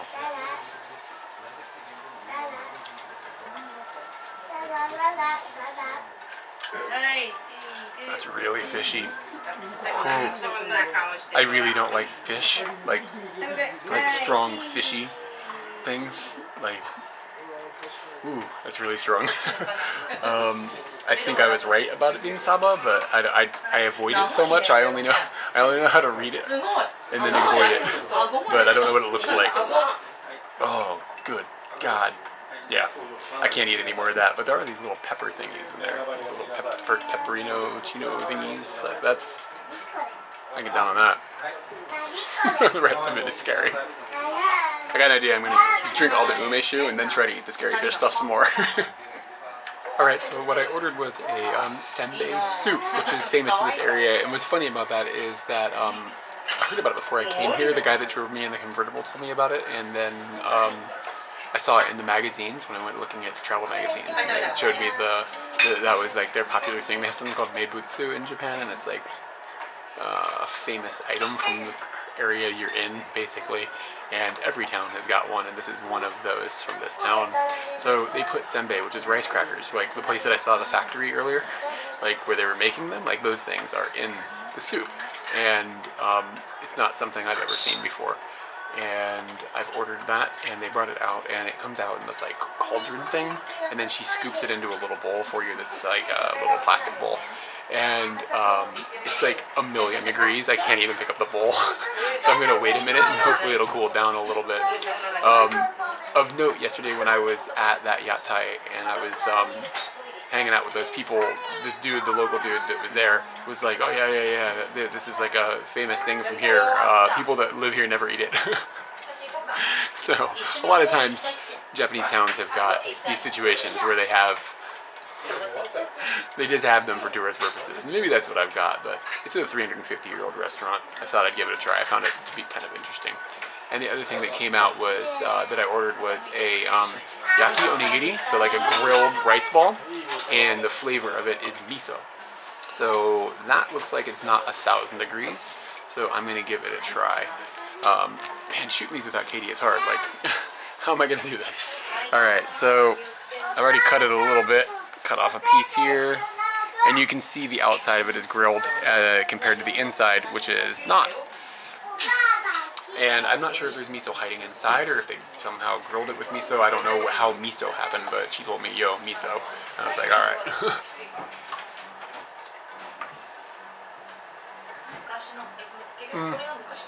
Yeah. Okay, so I believe the miso flavor is coming from the inside, maybe? I don't know. Whoa. Okay, so I just dug into the inside of it, and this guy came out, Looks like maybe a boiled carrot. That's just a guess. I didn't think there would be somebody hiding inside. It's a pickled something. Yeah, it tastes like kind of tastes like an ume, like a little bit, but it's not an ume. But it's like a sour pickled thing. No, that's good. That's good. I think what they did is they painted or something the outside of it with a little bit of miso paste before they grilled it. I think that's where the miso flavor is coming from, because I'm trying to eat just like some of the inside here to see if I can get it. Yeah, the inside doesn't taste like miso. It's definitely coming from the outside. So that's what they've done with that. And they've also stuck some pickled stuffs. Like, I don't know, it's a pickled thing that is good. I've had these a million times, and some more pickled stuffs. It's like a stick, but it's good, it's good. Is this gobo, I think is what it's called? I don't really know, I could be wrong about that. So, let's see if the soup has calmed down in temperature. Oh god, that's really good. Gobo is really good. See if the soup has calmed down in temperature a bit. Okay, so this, I believe, is the senbei, just by looking at it. I was in the assumption they were going to bring out normal senbei, and I was going to crack it and crunch it up and put it in the soup myself. So I'm surprised that it's coming, like, already in the soup.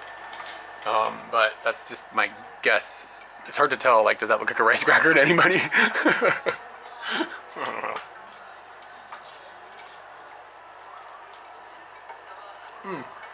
Yeah, okay, so it's got a dumpling vibe. I'm 99% sure that's the senbei. Yeah, it's a bit doughy, and it's absorbed a lot of the flavor of the soup, and the soup is more of just like, kind of like a chicken soup. It's not, yeah, it's pretty good. It's very familiar taste as an American. Like, the chickeny soup brothy flavor is like completely acceptable. Like, flavor, like, to even the even the least adventurous Americans would be fine with this. It's not bad. Like, if I was sick, I'd be like, yeah, let's get down on some of this. And yeah, there are pieces of chicken inside. So there's big chunks of meat. This is actually really good.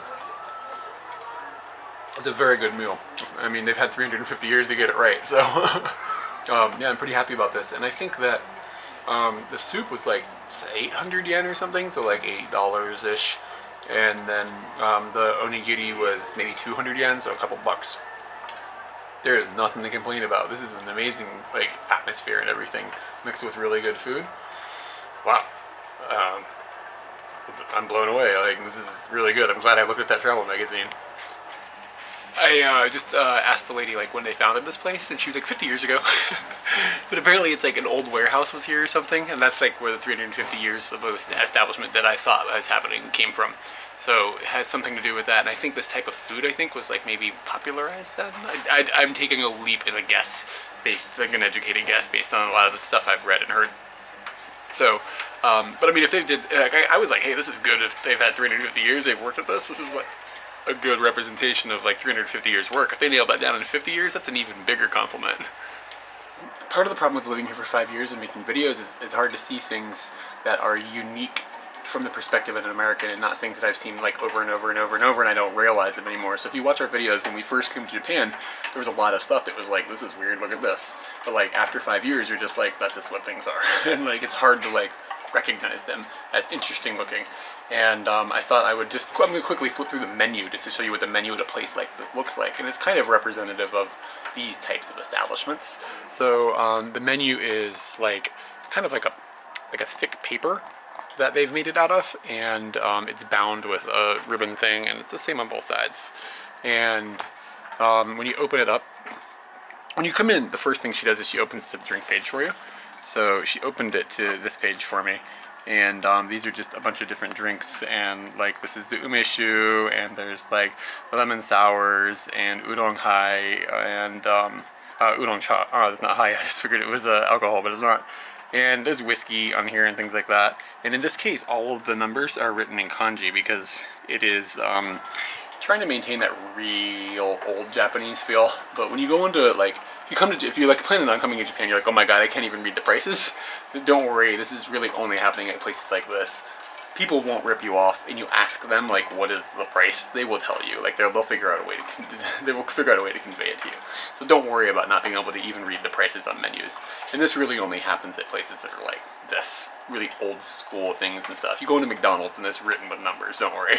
Anyway. This was the page we were looking at, and this one is another page of drinks and stuff. Mostly it looks like a bunch of sakes and nihonshus and stuff like that. And this looks like more of the same, shochu and things. So those are all alcohol. And then as you dig back, these are you get into food and stuff. Okay, so this is sobas and stuff, and this is where I found my onigiri. So it's like kind of like snack food, and like rice and things like that. And as you can see, this looks like it's all handwritten and then probably scanned and printed, but maybe they did each one individually. It's like a scrapbooking project. Like this picture is cut out and stuff. Like they had to have done that manually. That's pretty cool. Didn't realize that all of them were going to be handmade. And then so like teishoku, so like sets, and what is that, nabe? I don't know. Sometimes you run into that, especially handwritten stuff. You're just like, what the hell? What kanji is that? And you just dig through and you get back to foods and stuff. And I'm not gonna dig too deeply into everything. This is like fried foods, and this is like grilled foods. And oh, this is a squid, grilled squid. So sometimes there'll be pictures and stuff, and that'll help you out a bit. And yeah, sashimi, things like that. And this is just what a menu in a restaurant such as this looks like in Japan. And that's the whole thing. I don't know if I mentioned, I'm on the second floor in this little building, yeah? And it's got a pretty low roof. I'm gonna stand up. I'm gonna show you how far I can stand. All right, so right now I am like crouching. Like, I hope that gives some perspective. Maybe it would be better if I did it like this. So you can see my knees are bent, my feet are there, and as I come up, yeah, there we go. That's a much better shot. Okay, so I'm gonna stand as far as I can stand directly from where I'm sitting, okay? And I'm there.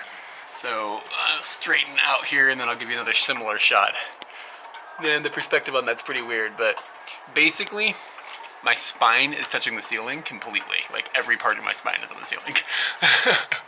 We came upstairs and she was just like, you're gonna get a duck, because otherwise you're gonna knock yourself out. That was a great meal. Like really like, ooh, feel really full, had a big bowl of soup, big rice ball. Nothing to complain about. And like I said, it was like comfort food. Like if you were sick, this would be a thing. It would really be good. Like that's, I wish I had the sniffles, you know, like it was so good. I wish I had a cold.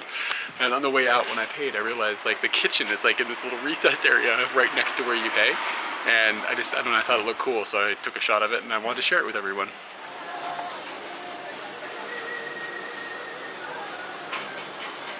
So the same neighborhood that I came to last night on a Sunday, I walked back over here, and it's a little more bumping. Not really bumping. I bet on like a Friday and Saturday it might be bumping hard, but it was, you know, there's more people out wandering around. And I think I found all the Chinese girls that I found earlier. Like I was walking around that area. I think I found where they work.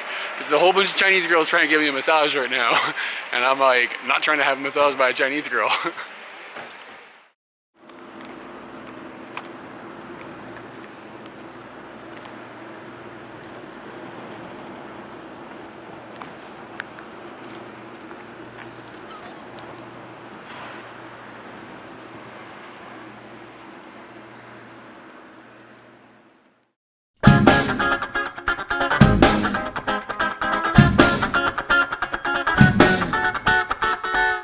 So I woke up this morning and I could hear rain. I was like, man, that's not good.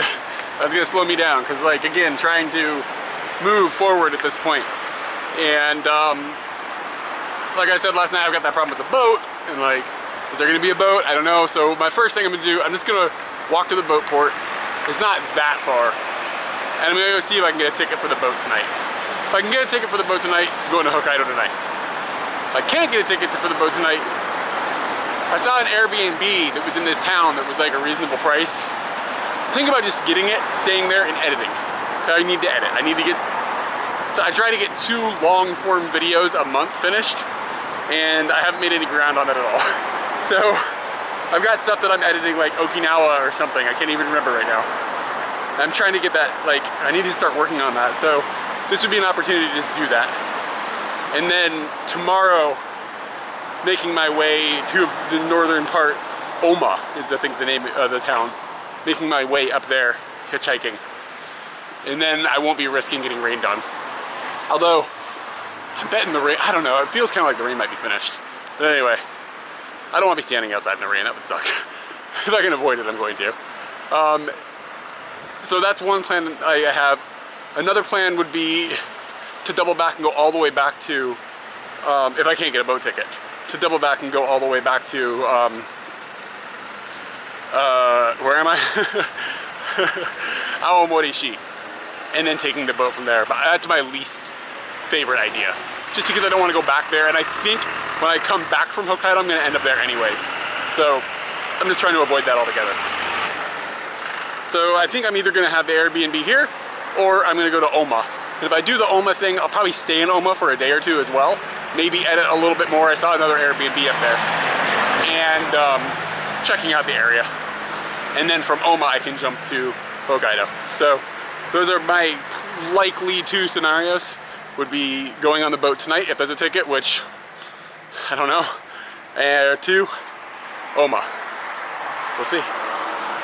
Rainy days are a bummer because of rain, but like it feels amazing out right now. I almost think I need to put on my sweatshirt, like my hoodie. Like it's a little bit brisk, and I got no complaints about that. I wish it was like this, only like the cloudy and the breezy and the cold, but no rain. That's what I got. So what am I complaining about? In Tokyo, a lot of the parks are just like gravel, and like old people come like every once in a while and pull all the grass or weeds or whatever that grows up out of the gravel up and like gets rid of it. It's weird to see parks that are gravel. There's a few exceptions, but like the little local parks and neighborhoods are typically like that. I've noticed that Aomori, like it's a little bit different. It's grass. Check this out. So like this is a really wide park. In Tokyo, this would be like the third biggest park in the whole city. Here, of course, more room, but I love that there's grass. Like it's just so nice to see grass. It's a weird thing to miss, yeah. Walking along this riverbank that is like really typical of Japan. Like they have these built up areas, and then on the other side is water, and on this side is not water. And I mean, it's because, you know, stop flooding and stuff. And I think this is actually like really close to the bay. So like I can understand why this is here, but it's even in like really far inland areas that have rivers. And of note, there's this abandoned train track that's here. And I have never seen a train track running like directly along a river.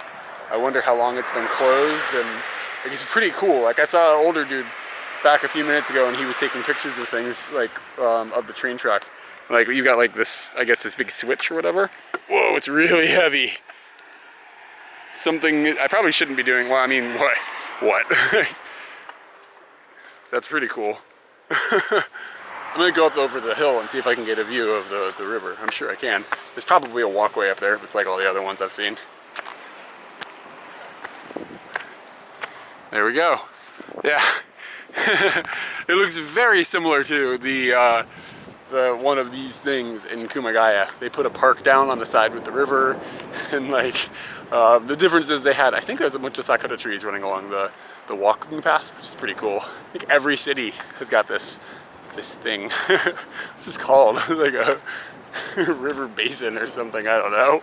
You can see down there that there's two sets of train tracks now, so I think that switch I threw just like selected which train track you headed off onto after that point. And I think I figured out why those train tracks are here. I'm guessing it probably wasn't a people train, what's that called? A train that people would ride, transportation train for people, but rather something maybe for an industrial use. Because if you look off over in the distance here, you can see that there are a whole bunch of factories and things like that. And maybe it was for freight too, because like I said, I'm walking towards the ocean, and I'm assuming, you know, freight, water, boats, etc. This looks like a golf course, but like some of these greens have got more than one hole. I found a convenience store, and I can see the ferry port from here, and the boat is huge. It's like, if they somehow sold this, I think 4 a day ago, if they somehow sold out 4 of these things a day for like months, it's gonna blow my mind. So I think, I don't know, think I'll be okay. You never know. But anyway, I came in here because I was like, these convenience stores are really hungry, and I got some traditional Japanese food. No. I got this thing, and it's like a tortilla with a hot dog inside. I love these things. They're really, really, really good. Usually they're good, like, if you had alcohol or whatever, these things are like really, really amazing. But usually when you buy Japanese food, like the picture looks exactly like what you get, but this thing looks kind of like, it's kind of trifling, you know? Like that's not that great. I got a banana muffin as well. And then the exciting thing that I got was a watermelon ore.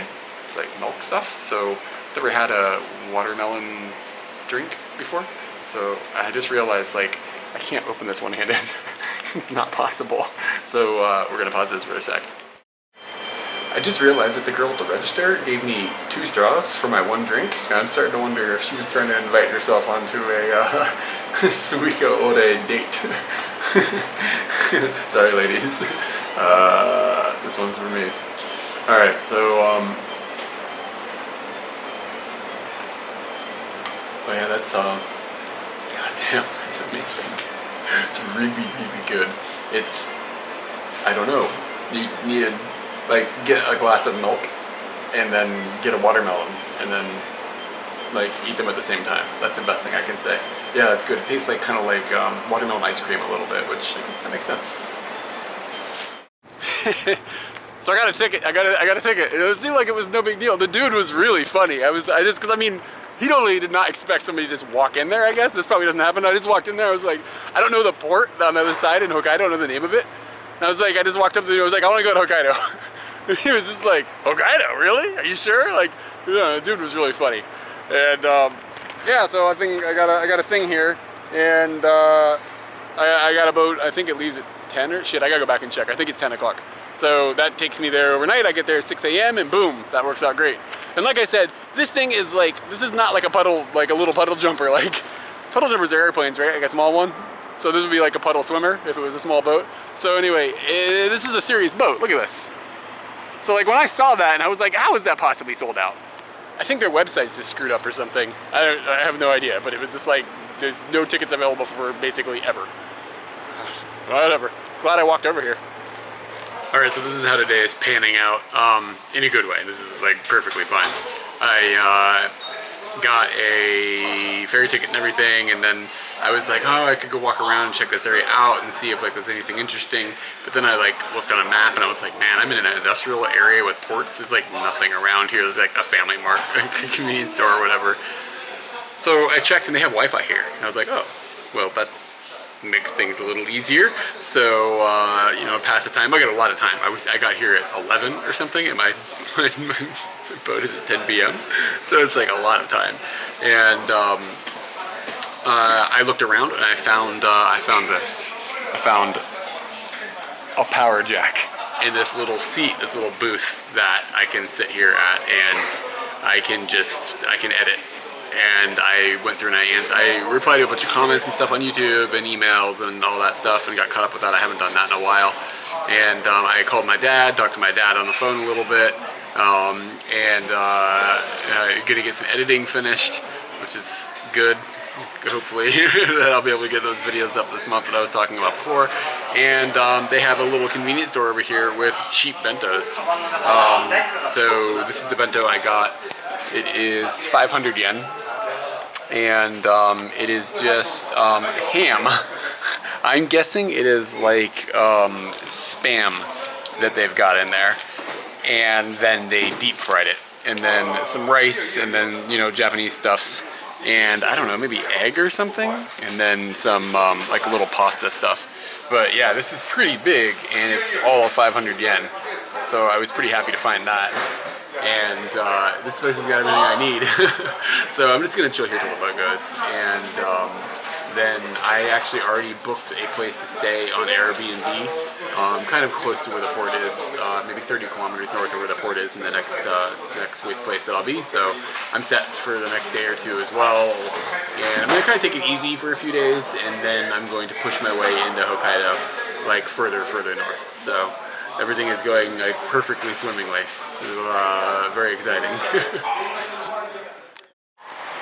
Okay, well I got on this ferry. It's huge, like multi-level, massive, like huge floating vessel, and it smells brand new. Like it smells like paint. And I just got the general class. I don't have my own room, so I'm just in this big flat room with a whole bunch of other people. There's lockers above the beds and stuff, and there's a lot of these rooms that run down this hallway. This is very similar to other ferries that we've been on in Japan. We went from Sendai to Hokkaido like 6 years ago, and it was a very similar experience, except that boat didn't seem like it was built like that same day the way this one does. Like this thing, I'm actually choking a little bit on the smell of paint. It's so fresh. Yeah, so the boat's got like vending machines, and it's got a little stand where you can get food, and there are actually onsens on the boat. Well, not onsens, but I guess it would be a sento, but like public bathing areas. And it says they have windows that overlook like out the ocean. So you can sit in the bath with a bunch of strangers and like look, well, I guess at nighttime look at the dark. It's not so exciting, but maybe in the morning if you got in there right before you arrived, it would be kind of a cool experience to see the sun come up or something. Don't know if we'll be on the correct side of the ship for that, but yeah, I mean the boat is really remarkably nice. I'm trying to think of other things I saw already. There's like a little area for smoking, like inside they've got a smoking room, which is nice because that means you probably can't smoke anywhere else, which is a good thing. And there's a place with like pachinko machines, of course, and some video game machines, just I think 2 of them. That's not too exciting. Oh, I think one of them is like a sexy video game machine though, like a, I'm not gonna play that one. But we're gonna be going here in a few minutes here, and I'm going to probably go to sleep. I'm pretty tired, so I'm looking forward to just like relaxing when the boat is moving, you know, that fish, that swaying that you get. It's like really nice. I love sleeping on boats. I was mistaken, they're not pachinko machines, they're slot machines. I'm trying to get up to like the front of the boat so you can like see it when it leaves, but I don't think you can. You can get outside, but you can't get to like you know, a Titanic place. That's what I'm looking for. I'm looking to do some reenactments. Not sure who I'm with. I guess it'll be a solo adventure if I can find the front, but it would still be fun, yeah? What the hell does that mean? So last time we were on one of these Japanese ferries, there was this mystery thing near the bathroom. And it was like, it's this gigantic bowl, like it's way bigger than a person could sit on. Like you would fall in, like 2 people sitting next to each other would fall in. And it's like a sink toilet-y looking thing. And I was really hoping that it would have writing on it this time. I was hoping to see it again. I'm happy because I have it here, but there's nothing written on it, so I don't know what it is. The best guess I've got is it's for throwing up into. Like, I can't imagine what the hell else this thing is for. Like, it's just so big. I'll put my hand over it in this shot so you can get kind of an idea of how big it is. But even that doesn't give it very much justice. This thing is like a swimming pool. It's gotta be for barfing. It's gotta be, right? I would bet that most barfing is due to intoxication as opposed to moving on this boat though, to be honest with you.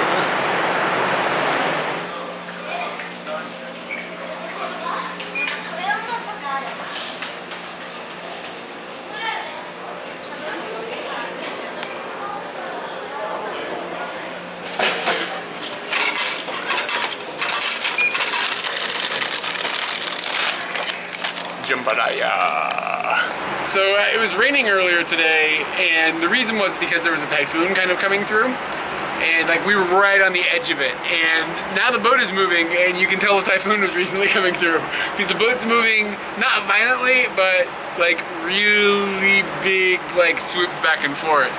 And I had a drink with a guy, so that's, you know, kind of part of the problem as well. But I feel like I'm gonna sleep pretty damn good. For dinner, I hit one of the vending machines, and I was like, I'm definitely getting the jambalaya, because they have jambalaya. Like, what? Why is that here? So I've seen that in Japan before. It's kind of rare, but like you can get it. And it was just like a spicy jambalaya with rice, and it said they call the chicken tandoori chicken. And to me, that's an Indian thing. Is that what you call chicken in jambalaya, tandoori? Is that the right verbiage? I don't know, but it was all right. The microwave didn't do a good job of cooking it properly. Like, it was a little bit cold on the inside, and there might have been an ice cube. But you know, it was $5. What are you gonna do? And you're on a boat having a good time with some random guy. It's bedtime.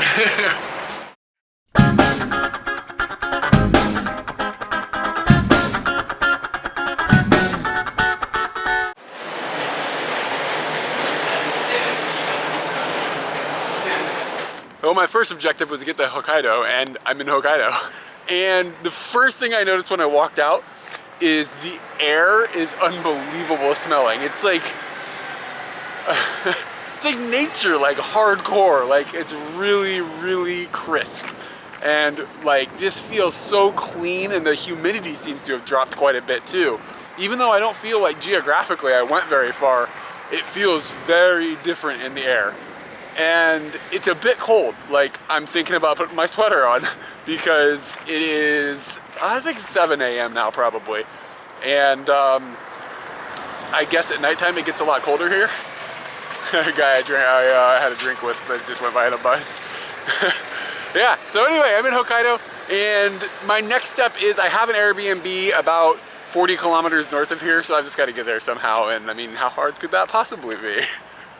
Oh, so like the boat ride was fine last night. Not a whole lot to report. I went to sleep after I ate dinner and hung out with a guy for probably an hour just bullshitting and stuff, and then I was like, I'm gonna go to bed. And I think I got like a solid 6.5, 7 hours or something. So I mean, that's not too bad.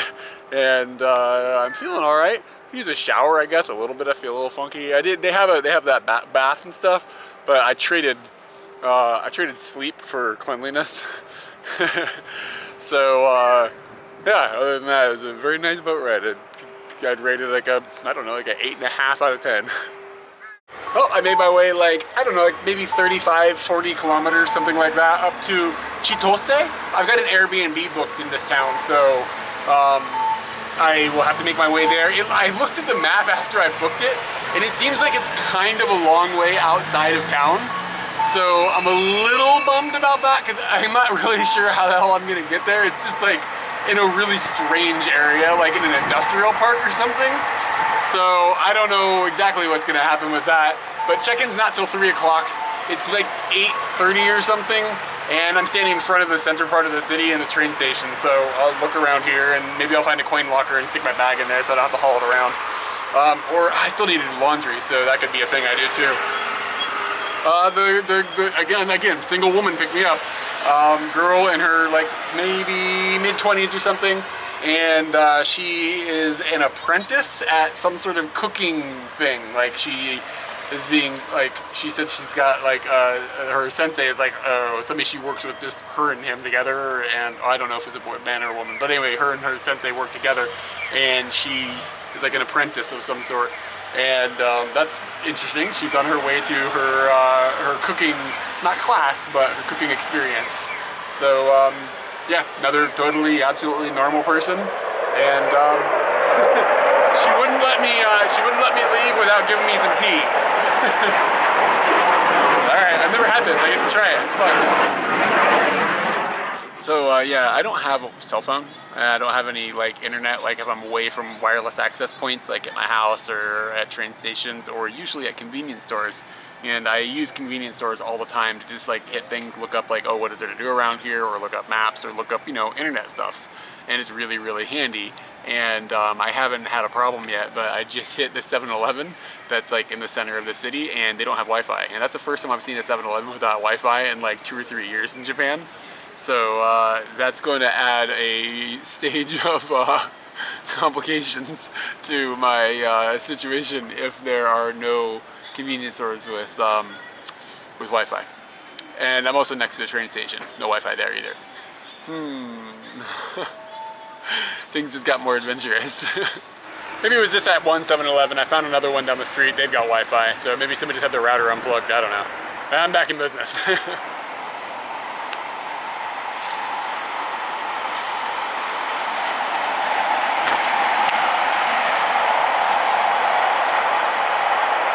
Alright, so I counted how many clean pairs of panties I had, and I can't say that with a straight face. I counted how many clean pairs of underwear I had, and I'm good to go for a couple days. So I'm going to skip laundry and just start exploring this little town. So I popped my bag into a coin locker, which was 400 yen, and then I walked around the corner and I found another coin locker that was 200 yen. So I'm like already losing out for the day, man. I was like, what is this? Criminals, you know? And then I saw there was a tourist information area, so I went up to the tourist information area And I was like what can you do here? Like, what is here? And she's like, oh, there's this really pretty lake that's out to the other side of the city, and you can take a bus out there. And I was like, okay, cool. So I think I'm gonna do a pretty little lake tomorrow. And today I'm gonna stay in the actual city, and there's a couple of factories, and I'm just gonna walk up to the factories and see if I can get a tour. We'll see what happens. It's like a beer factory and maybe like a Calbee factory, which would be interesting, like snacks and stuff. No, I don't think I've ever been to a Calbee factory, so lots of beer factories in the past. Might skip the beer factory. So I also asked her what famous food is from here, because everybody's got a famous food. Every Japanese town has one of those. And she was like, maybe burgers with egg on it is their thing here. When I was like, okay. So she gave me this pamphlet, and it's just like a million pictures of stores that have burgers with egg on it. So apparently that's a thing, and she recommended one of them. Like, there's a chain, I guess, it's famous in Hokkaido, and the first one is down the street from where we're at. So maybe I'll try to hit that later, or find a different burger with an egg on it. I'm down on a burger with an egg on it. I love that. That's like one of my favorite things. So far so good, minus the coin locker situation, man. What's that, you know? Come on now, people. If all else fails, I found a backup plan. So like, when I watch travel documentaries, I'm always like, yeah, but how did you get there? Or in this case, it doesn't apply, but yeah, I'll be like, yeah, but what about the cameraman or the dude holding the boom mic? Like, you know, you see like those adventure dudes like climbing these mountains and doing all this crazy stuff, and you're like, oh, that's amazing. And then you're like, but also the guy that did it with a camera at the same time. You know what I mean? So like, I always want to know what's the story behind the story. And in this case, the story behind the story is just, I'm walking down this road and this is what it looks like. Like, this is what this is. I'll probably walk for, I don't know, 35 minutes, 45 minutes or something, and then I'll get to where I'm going, and hopefully it'll work out. I could have called ahead and asked if I could have a tour, but I'm just gonna go and be like, I don't have a reservation, and try to like kick on the puppy dog guys, and then see if I can get a tour out of it. We'll see what happens. I could completely get shot down, and then I'm just on the search for a burger. But yeah, I mean, this is what it looks like, what I'm doing, and this is not remarkable or unremarkable. I have no commentary about it at all. It's just, this is what exists. This is what Japan looks like right here. This sign says that this is where the stopping line is for the stoplight that's across the street. So like, it corresponds to this guy right here. And the girl that I rode with to get into town told me that the reason those signs are there and they're so high is because the snow gets so deep here that like sometimes you can't tell where to stop. So they put these signs up in the air so everybody knows that, I can't, does the snow get that high? Is that possible? Because like, that's like 4 meters or something. That's like 12 and a half feet or something. God, that was probably bad math, but it's really big. I've already noticed how big houses here are compared to Tokyo. Like, I just saw one house specifically that was just ridiculously big, and I'm assuming that's not typical. Like, that might have been like a rich person thing or something. But even like this house that's in front of me now is like almost like American style, like, and they've got a driveway and everything. Like, that does not happen in Tokyo.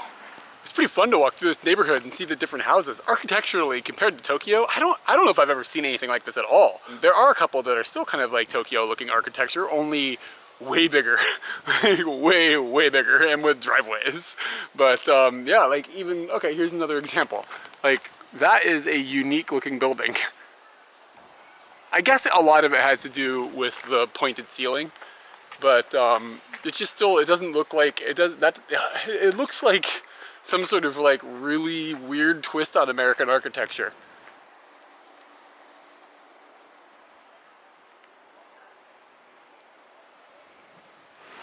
That's amazing. All right, so I came over here to the Calbee factory. And yeah, they make like chips and I think candies and stuff, so you can see on the pamphlet he gave me, like there's a potato there and like some more chips. I actually really like some of their food. So I was like, all right, I'm gonna get to hit a factory, or at least, you know, thought. I went and I talked to the guard, and the guard was like, dude, he was really cool, really nice. But he's like, you gotta make a reservation a week in advance. I was like, a week in advance isn't gonna be a thing, man. Like, how about 10 minutes? And he was just like, nope, not gonna happen. And I was like, all right. I guess they have to prepare or something for like when they're gonna have tours or something. I don't know. Maybe they only give one a day and they try to get everybody to come at the same time.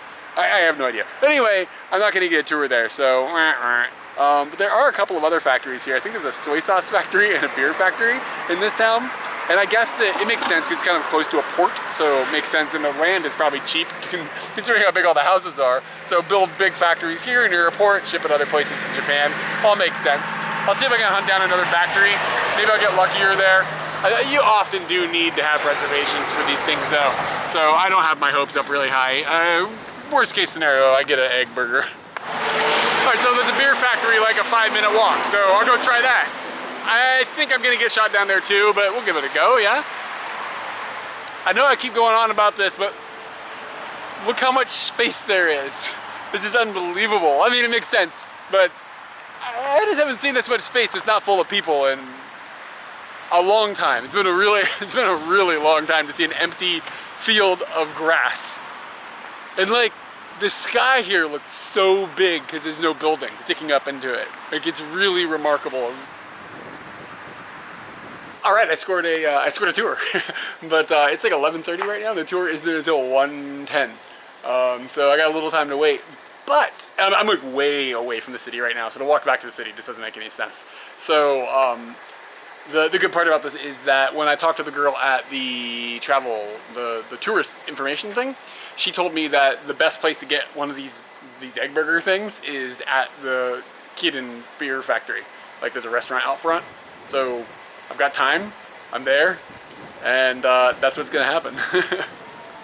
All right, so here's my burger, and the name of it is, it says Pioneer, and then the name of the town, Burger. So I'm not sure if like they mean pioneer as in they pioneered it, or if it's just like what they call it or whatever.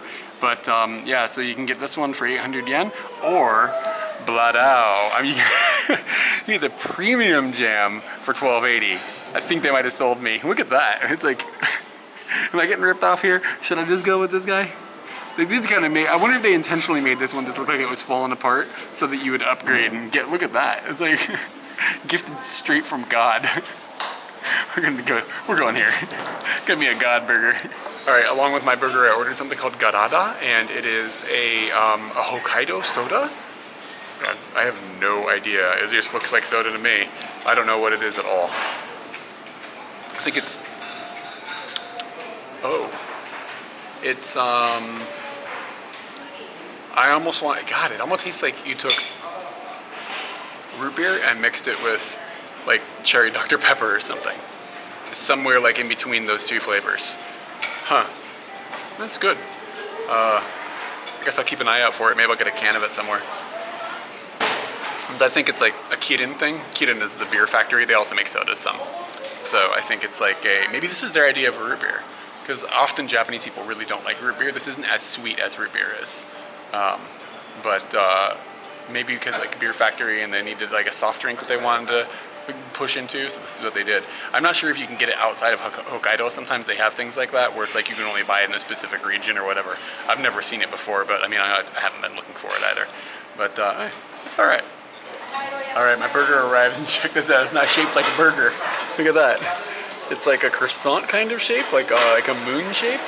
And that looks like, you know how Japan makes food look incredibly perfect? Like every piece of food looks like food you'd see on TV. Look at that. It's like dripping this beautiful juice, like amazing looking burger. Yes, yes, yes, yes. So it looks like it might be an egg salad or something that they put in here. I'm not sure how I'm gonna eat this and film this. It's like humongous. All right, I've stepped up how insane I look, and I've set a tripod up so that I can film myself eating a burger. I feel like an idiot right now. It's much easier to feel normal if Katie's here like this holding the camera and you're having a conversation with somebody else, but I'm just sitting here talking to myself, eating this giant burger. I don't have any idea how I'm gonna eat this. It's really big, like, how? I'm gonna use a fork and a knife. Definitely a fork and a knife situation. All right, so they've given me some weapons, and ooh, I already tasted some of the burger. Oh, so whatever juice they put on there, it's like almost a teriyaki flavor. And I'm sorry this isn't like an exciting action shot of me cutting this, but anyway, yeah, it's like there's like a teriyaki-ish flavor that's going on, kind of like a sweet, you know, soy sauce or whatever they make teriyaki sauce out of. So that flavor is there. And okay, I got some things. I didn't get too much meat in there. Looks like the bacon's a little on the floppy side. but I can deal with it. I've grown to like floppy bacon.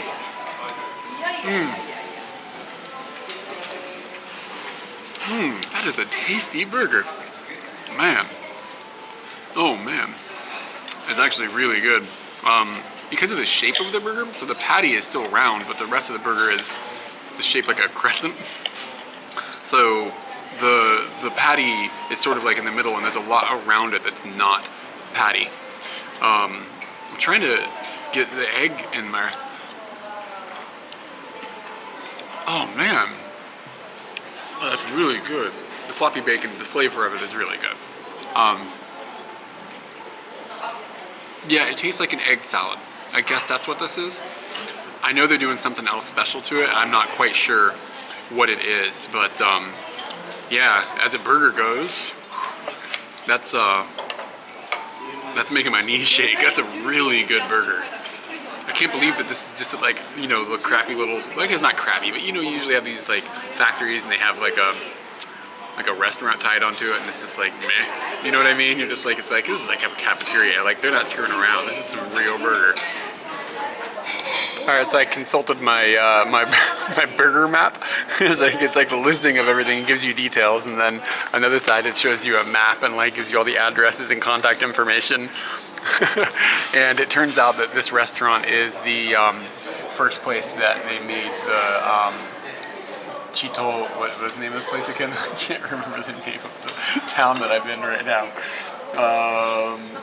Yeah, Chitose, I think. And this is the place that made the burger first. And I guess for some reason it was so damn good, a bunch of other people started making burgers too. That's how good this burger is. It inspires other burgers. I read the rest of the description on this pamphlet here, and it says that this burger, it specifically says that women and children are going to find it difficult to eat because of how big it is. It won't like fit in their hand properly. And like, I have probably the biggest hands on Hokkaido right now, and I couldn't eat it, so they might just want to include everybody in that list rather than singling out women and children. I'm trying to look at this and find a common theme that would like make them all Chitose burgers, but it seems more like burgers are just famous here. A lot of them have got egg on them, and the lady at the center that I was at earlier was like, she mentioned like egg is a thing, but like I'm seeing other things like this is gyuton, this is beef tongue, and I don't see any egg on there. Maybe it's hiding, I don't know. But I mean, you can eat a cow tongue burger. And you can see there is egg on some of them. And this is the one that was a chain restaurant. And it looks like there's egg, maybe an egg salad, kind of similar to what I just had. And if you go down, some of them get pretty weird looking. Like, I haven't looked into this at all, but what's going on there? Who's that guy? And then there's some that are just like ice cream. That's a sherbet burger. And this one looks like that, that burger we had that was a Ghostbusters burger. It looks like kind of in the same vein as that, and that looks pretty interesting. This looks like another dessert style burger. I'm kind of excited to try. I want to try a couple of them, you know. But I was thinking maybe I should go to get that chain restaurant one, but if it's a chain, I could have it somewhere else. But then I'd be eating a burger somewhere else, like where I should be eating their special food. So it becomes very complicated to make this decision. Reception area here has got like some like, this is how they used to make beer back in the day stuff. So you've got like, you know, these old school dudes like doing this stuff. And then you come on down here and, dang girl, what's going on? What's going on here? Was a no clothes thing a thing, or is she wearing leggings? What's going on? They had a strict no like camera policy basically in most of the tour, and I mean it's to be honest, it's a beer tour. Like you go in, they let you taste the ingredients a little bit, they let you sniff the hops. And then they talk about how it's made and the fermentation processes, and then they show you these big tanks, and then they show you the packaging area, which that's the cool part, because like there's all this stuff moving around really fast, and these bottles whizzing around, and labels, and putting tops on, and all that, and that's really, you know, to me that's the awesome part. It's just amazing to think how many little pieces are in that machine that make that whole thing happen, and then it's built into a factory, and there's like hundreds and hundreds of these things in like a minute just being created. It's super fast. It's amazing. Blows my mind every time I see it. But for the most part, it was just a factory tour. It wasn't like mind-boggling or anything.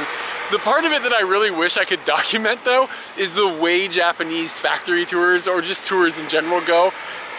And it's just like being able to understand how she's speaking and stuff really gives light into like how ridiculous the level of politeness that they use in their speech, and how when she gives a tour, she's got this perfect smile on her face the whole time, and she like enunciates. The pronunciation of every word is just like absolutely perfect, and everything is perfect about the whole thing. The whole experience is just like, there's no flaws, there's nothing wrong. Like every hair on everybody's head that you walk past is in its perfect exact location, and everything on the wall is beautiful, and it's just like they've thought of every little tiny detail and they've just like ironed it all out. And to me, that's the real story, and I really wish that like that could be shared, but again, like no cameras, what are you gonna do? Oh yeah, so this specific factory was originally built to make one of Kirin's soft drinks. Like it's lemon drink they have, it's basically Sprite. So at the end of it, everybody got beer, blah, blah, blah, blah, and I was like, I'm getting the lemon drink. Like it's the original jam, that's where you are, you know what I mean? You gotta get it. It's definitely warm here. I mean, it's like 3 in the afternoon now, but it's not like it was in Aomori. Like there's a big temperature difference. I'm not sure if it's just because the temperature's different today, or if it's actually just cooler up in Hokkaido, even though I'm still in the southern part of Hokkaido. But mostly noticeable is when you walk into the shade here, the temperature just drops. So I guess I feel like maybe the humidity is a bit lower, so it's not holding so much of the brutal like oven in the air as it does when you're in Aomori, and even worse in Tokyo. So it's been pretty pleasant because I'm finding the side of the street with the shade, and it's I don't feel like I'm gonna end up being a total lobster now. I found something else that is architecturally very Hokkaido in my mind, especially now that I see it again. When Katie and I had come here in the summer, like 6 years ago, we saw some buildings that had been destroyed by a mudslide. And they looked very, very similar to what this one looks like, only this one's not been destroyed by a mudslide. But with the big grass area and just the way that the apartment building looks and everything, I'm under the impression that perhaps this might be some sort of public housing structure, but there's quite a few of them in the city that I've walked past.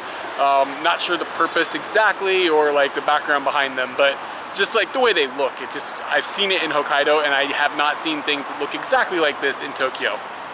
I can't decide if it's because of the architecture of the building or if it's just because there's grass in front of it. There's an airport like one station away, not very far at all from the center of the city. And I think that this airport services both civilian and military aircraft. But either way, there's definitely a military base around here of some sort, because fighter jets keep flying over. And it is incredibly loud when they fly over, like, because they're really low and they're over the city. I imagine being a resident of the city, that might grind on you a little bit after a while. Like, the windows on buildings are like rattling and stuff. I can hear it like on the street, or well, you can see it basically. And it's just like this incredible noise. But at the same time, like to see a fighter jet just go through the sky, it just looks like it doesn't look real. How is that flying? It doesn't make sense, you know? Like it's just this chunk of steel just flying through the air. Yeah, it's amazing. It's like the factory, right? Little pieces, like the same thing, only like maybe this is ramped up a little bit, maybe a little more mystical.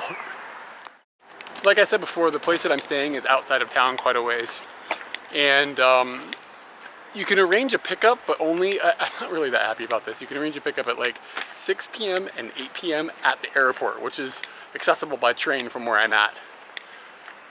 And if you want outside of those hours, he charges you like 1,000 yen, 2,000 yen, or 3,000 yen, depending on what time it is. And like, if you're gonna have a guest house, and I got it on Airbnb, but it's a guest house. He just happens to advertise an Airbnb. If you're gonna have a guest house, it's like 10 kilometers from anything. It's like, you gotta have some sort of system. And there's a bus system here, but I can't figure out like the route to get there on the bus. Like maybe there isn't one, I don't know. And his website didn't say anything about it that I had noticed. So I was like, okay, well, I'll just try to grab a ride to go out there. And then I started looking at the map. I'm like, I don't know what to write on the damn map. Like, when you're going to like a city, it's easy. You write the city name, everybody knows the city name, everybody knows the direction, blah, blah, blah. But like, there's some parks over there, but like, I have no idea the size of the parks. Like, if it's a big park or whatever, like, does anybody know? Like, I don't know the name of the park that's down the street from my apartment. So, like, is it a thing people are gonna, like, see and understand? Or there's, like, a ski resort that's sort of in that area. Like, if I write that on there, are people gonna know? I have no idea what to put on the sign. Like, and, like, you could ask, I was gonna ask this lady, like, hey, is this, like, something people know? But, I mean, without polling, like, a group of people, you're not gonna get a real accurate, like, you're not gonna get a real accurate representation of that. Maybe she never goes to that side of town, or maybe she lives there, so it's really familiar to her, you know what I mean? So I'm walking at the moment, thinking about what to do, and it's not as simple as just straight down this road. It's down this road, and then you have to change and go down the road to the left. So I guess I could like pick the city that's going that direction and put like in the direction of the city. Maybe that's what I'll do. That's now that I've talked, thanks, you guys have helped me to make this decision. Maybe I'll give that a try. But I've walked so far at this point, I'm kind of close to a giant park. And I was just gonna go have a look like at this giant park. It looks huge, like it's like 3 kilometers long. So I'm gonna go check it out, and it's probably pretty nice, to be honest, because green stuffs. But about the prices that the guy wants to charge, like 1,000 yen is about what it would cost to have a taxi take you. So sometimes this guy's asking for 3,000 yen. That's just like almost insulting. Like, what is he talking about? I don't know. Hopefully when I get there, he's like, cool, but this isn't a good first impression, you know? I just got to the, what is it called? Koen. I just got to the park, and this is what greets you there. Check out this little river. Looks nice. This is promising. Turns out this is more of a forest. Like, it's behind me. I can't walk up through there. There's paths, but you kind of like got to go up this hill to get to one. But I was thinking like, you know, open park. But what I got is a forest on a hill. I mean, that's totally nice. It's just gonna take me longer to walk through it. To give you an idea of how big this park is, like they have this really nice looking track for running. And then if you look at it on the map and then you zoom out, look how much more there is. Like, I've been walking 10 minutes before I even got to this giant complex, and apparently there's a big baseball diamond in here too. It's like really nicely, like the track anyway is really nicely maintained. I wish I had something like this in my neighborhood. Look at these beautiful roads with this huge pull-off area. If this is what Hokkaido's like, that's gonna make it a lot easier to catch rides, I think.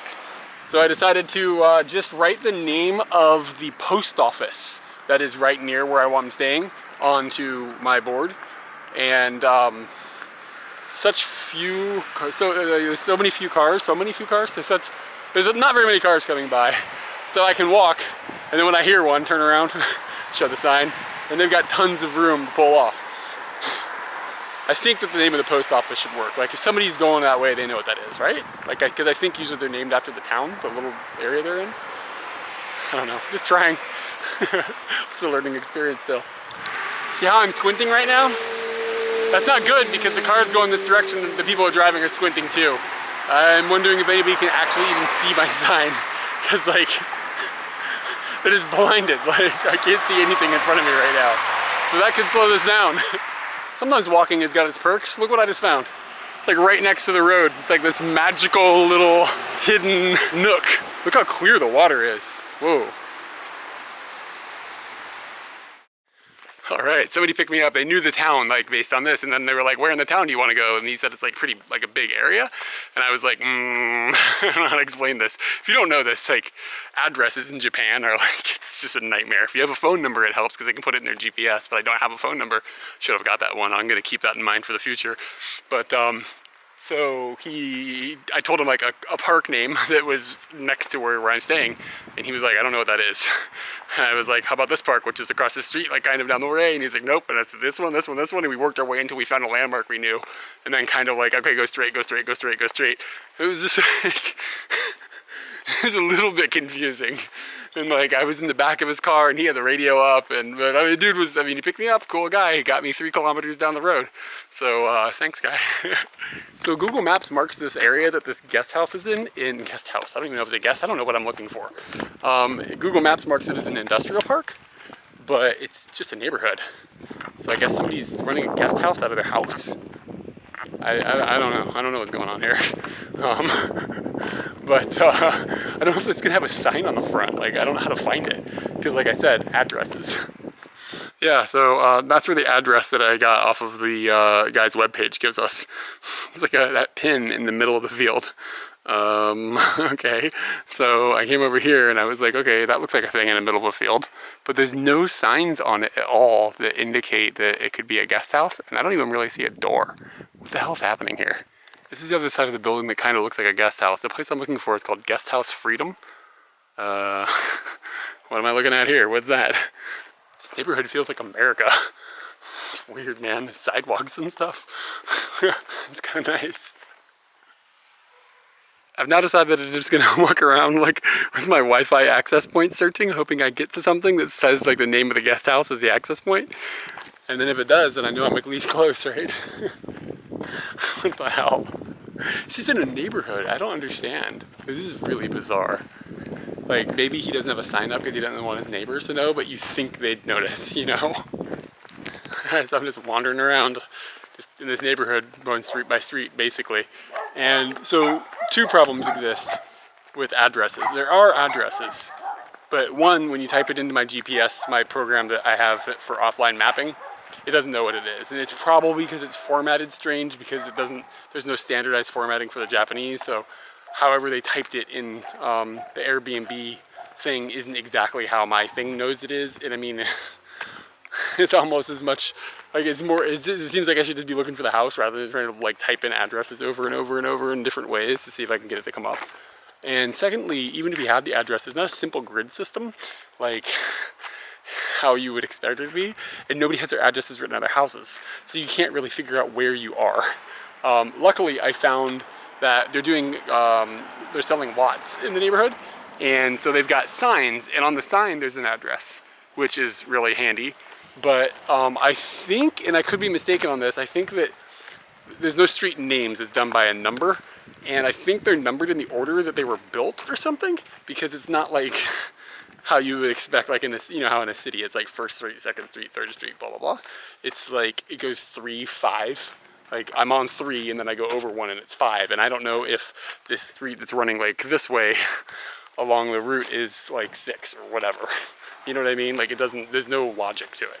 So it just sort of screws you. And basically, in the end, what I'm trying to get to is that if you are a postman in Japan or you deliver pizzas, you are a genius. Okay, yeah, okay, I'm starting to remember a little more because I'm putting together some logic I'm seeing. So the number, okay, so the way that this works, this is like the neighborhood, okay, and this means like the block, basically. And then this is like narrows down the block a little more. I think this might be the house number essentially. And then this is like, there can be more than one property or something in one of these things. So this indicates like which property that is. I think that's how this whole thing works. So this doesn't necessarily mean a street, it means a square. So like you can see this sign says 5, and the sign that's down there facing the other direction, like it backs up to this property, also says 5. So like it's that entire block. So like you guys said they don't want, so this is 5, this one right here. Okay, so let's walk over here and see which one. All right, are you ready?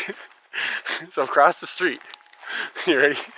Bam, 5. But this is different, so maybe this number breaks down which block it is in an area of blocks. I think that might be what it is. And then this is the property number.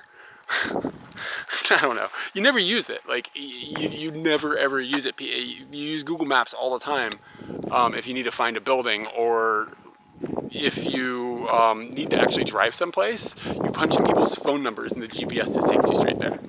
So I don't have that ability right now. I don't have internet, which is sort of my fault, but I also kind of wish that, I mean, I checked it. I put it in my GPS before I left. It's just wrong. So I don't have any way of contacting this guy, and I don't know if the building I'm looking for has got, I don't know how, I have no idea what I'm going to do, because like I don't know what I'm going to do if there's no sign on this house. How am I going to figure that out? So I'm just looking for a house under construction that's on the correct like Chome, which is an area, and then I can start to whittle it down, start knocking on doors, I guess. I don't know. Okay, so there are markers on the telephone poles that help you figure out a little bit. So now I'm just trying to 5. So this is 5, I'm trying to find 6, but I don't know logically how that works because that side of the street is 3, this side of the street is 5. Where's 4? Well, you know what I mean? What the hell's going on? Holy crap, look at this. Look at this, I found a map. Sweet. Okay, so this was my confusion. I was in this area, 5, and then of course 3 below it. If you go over here, you get 4, and then up here, 6. Yes! So it's kind of laid out properly, right? 3, 4, 5, 6. All right, so now I can take the rest of my address and I can punch it into that.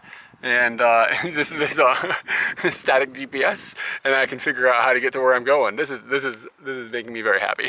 I was taking a picture of that sign, so I, have a copy of it on my bot just in case I get lost, which is possible. And a dude comes up to me. He's like, "Yeah, that's real confusing, isn't it?" I was like, "Yep, it's pretty confusing. It's really complicated."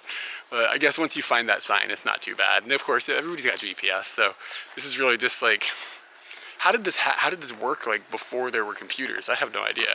I know that automotive GPSs were really, really popular here before they were anywhere else in the world, which makes a lot of sense. Because like, otherwise, I have no idea how anybody ever found anything at all.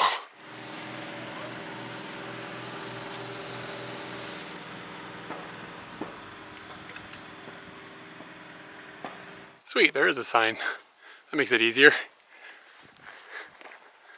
Okay, so this is a bit of an experience. It's literally in their house, which is fairly large by Japanese standards. It's huge. Maybe that's why they were like, we got enough room for a hotel in our house. It's super, super duper clean. The lady she's nice, but she's a little cold. There's kids living here too. And it seems like, I don't know if they have their own living area and then the rest of the house is broken into the hotel area, if we're going to be sharing it with their family. So it's almost like they're running a guest house, but at the same time, it's an Airbnb. You know what I mean? Like, it's strange because like sometimes with Airbnbs, you can end up living with the family.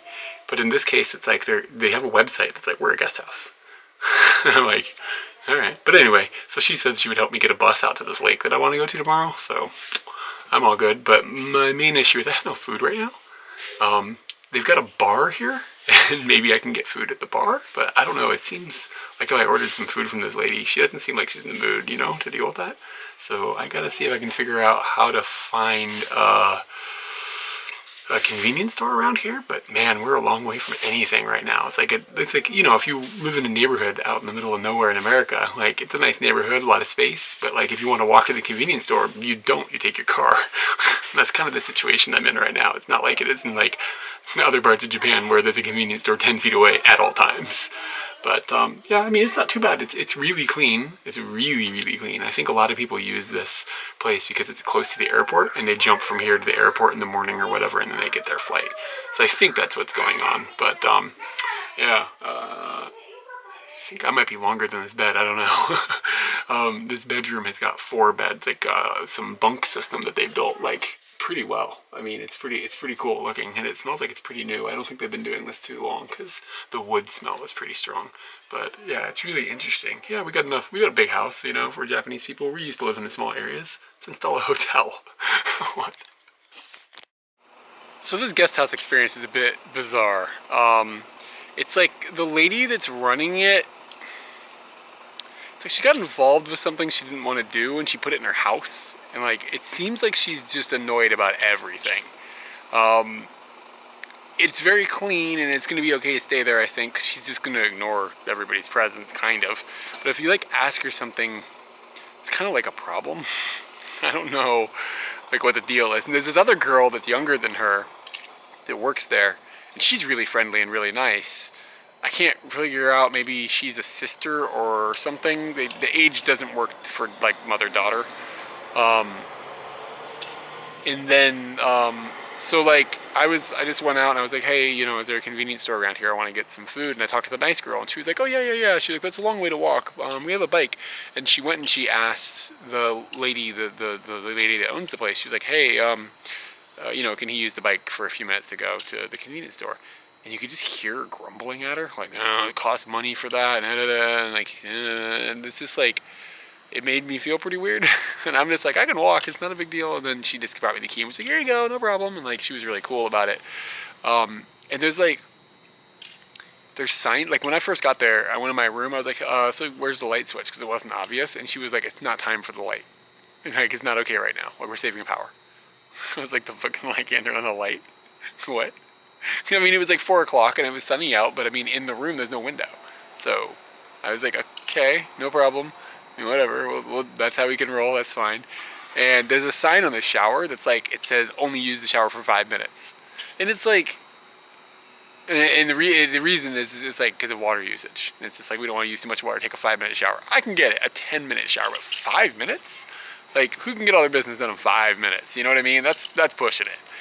And so 90% of guest houses in Japan will supply you with a towel. It does rarely happen that you don't get one, but sometimes they make you pay 100 yen or something. So I asked her, I was like, oh, hey, how much is a towel? She's like, she looks at me and she thinks, she goes, 200 yen. What? What are you thinking about? Like, that should be, one, it should be just written on the wall by the shower, and 2, you shouldn't have had to think about that. So it just makes me wonder if she's just in a grumpy mood. Like, I don't know what's going on with this lady. But, and there's this another sign on the wall that says, her English is very poor, so she probably had somebody else translate it, and I mean, I get it and everything. The tone of it is maybe not what's intended. However, all of the signs and all the communication I've had with them is very abrasive. So I do kind of think that the tone is intended, but there's this thing that says, take your trash home with you. I'm at a hotel, basically. You know, a guest house. This is where people come when they're traveling. Take your trash home with you. And then it goes on to say, I put up with, I can't remember the exact verbiage off in my head, but it's essentially something along the lines of, I dealt with or put up with people not separating their trash properly for 3 years. I'm not doing it anymore. Like, take your trash home.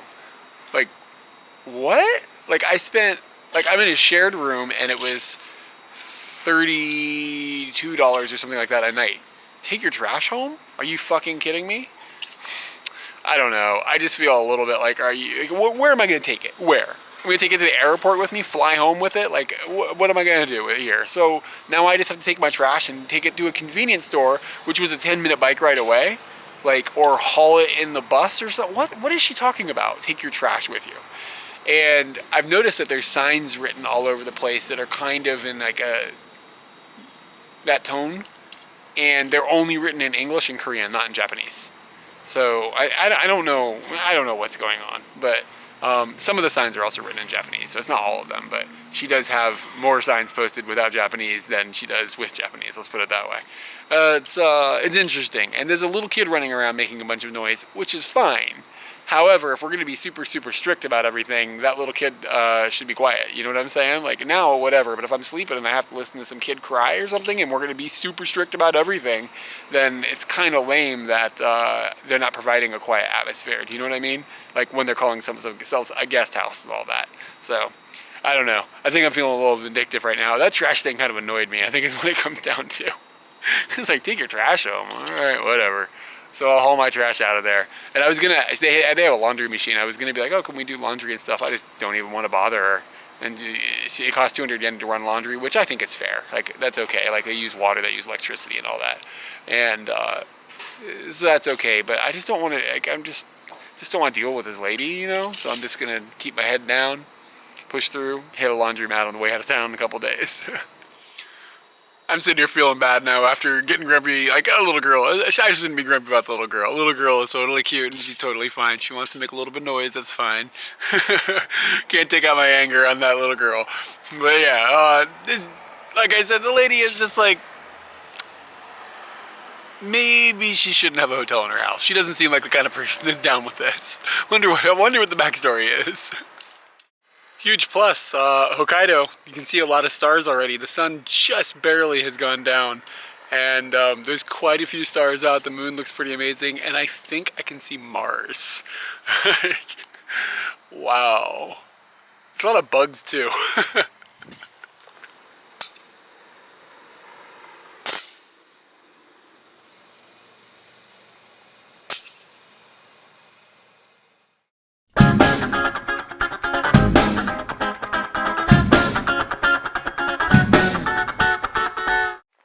So it was a reasonable night in that little hotel house thing.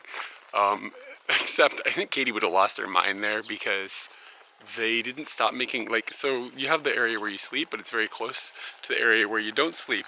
And the area where you don't sleep is like kind of like a social area. And when I fell asleep at like 11:30, the party was still rolling. Like, it was still pretty noisy. So, like, I can fall asleep through just about anything, but I'm sure Katie would have been losing her mind. She would have been out there yelling at people. So, like, again, like, strict, we can't take out your trash, but we're gonna just have this is just gonna be this drinking party. It was the people that own the place were participating in it. So it's just like, come on guys, like, what are we doing here? So then I was just leaving like this a minute ago. And there was the nice girl that I mentioned yesterday that like got me the bike, and then the lady that like I think owns the place or whatever. And they were at near the door, and I was putting on my shoes, and the nice girl was kind of concerned. Like, she's like, "You're just gonna walk? Like, really? You're just gonna walk?" And I was like, "Oh yeah, no problem." And as I was explaining, like, "Oh, I just get a hitchhiker, I'll take a bus." Like, I'm in the middle of my sentence, and the other lady is just like, "Goodbye." I was just like, what the fuck? Like, just basically shut up. So I don't know what that lady's deal is. She's interesting. I either misread the bus schedule or I'm standing at the wrong bus station, but either way, there's not a bus coming for like a long time, so this is what we're gonna do. I stumbled across a bus terminal like 2 minutes after I made my sign, and I talked to some, these guys must be related to the lady at the hotel, pretty unfriendly dudes, that they told me the information I needed and like take this bus, but like they were not real excited about it. I mean, that's okay, you don't gotta be excited, but you know what I'm saying. So I don't know, maybe this neighborhood is just, you know what it is? It's because it looks like America here, everybody's grumpy. This neighborhood's like these big houses and everything, it's like crushing them. Alright, somehow I've lost my wallet. After being on a bus that doesn't take like a IC card. I have no idea where it could be. It could be, I guess, at this Family Mart place. Fuck, this is not good. I went to eat last night. I think I used it when I bought that bento. And God, I don't know where I left it. I have no idea.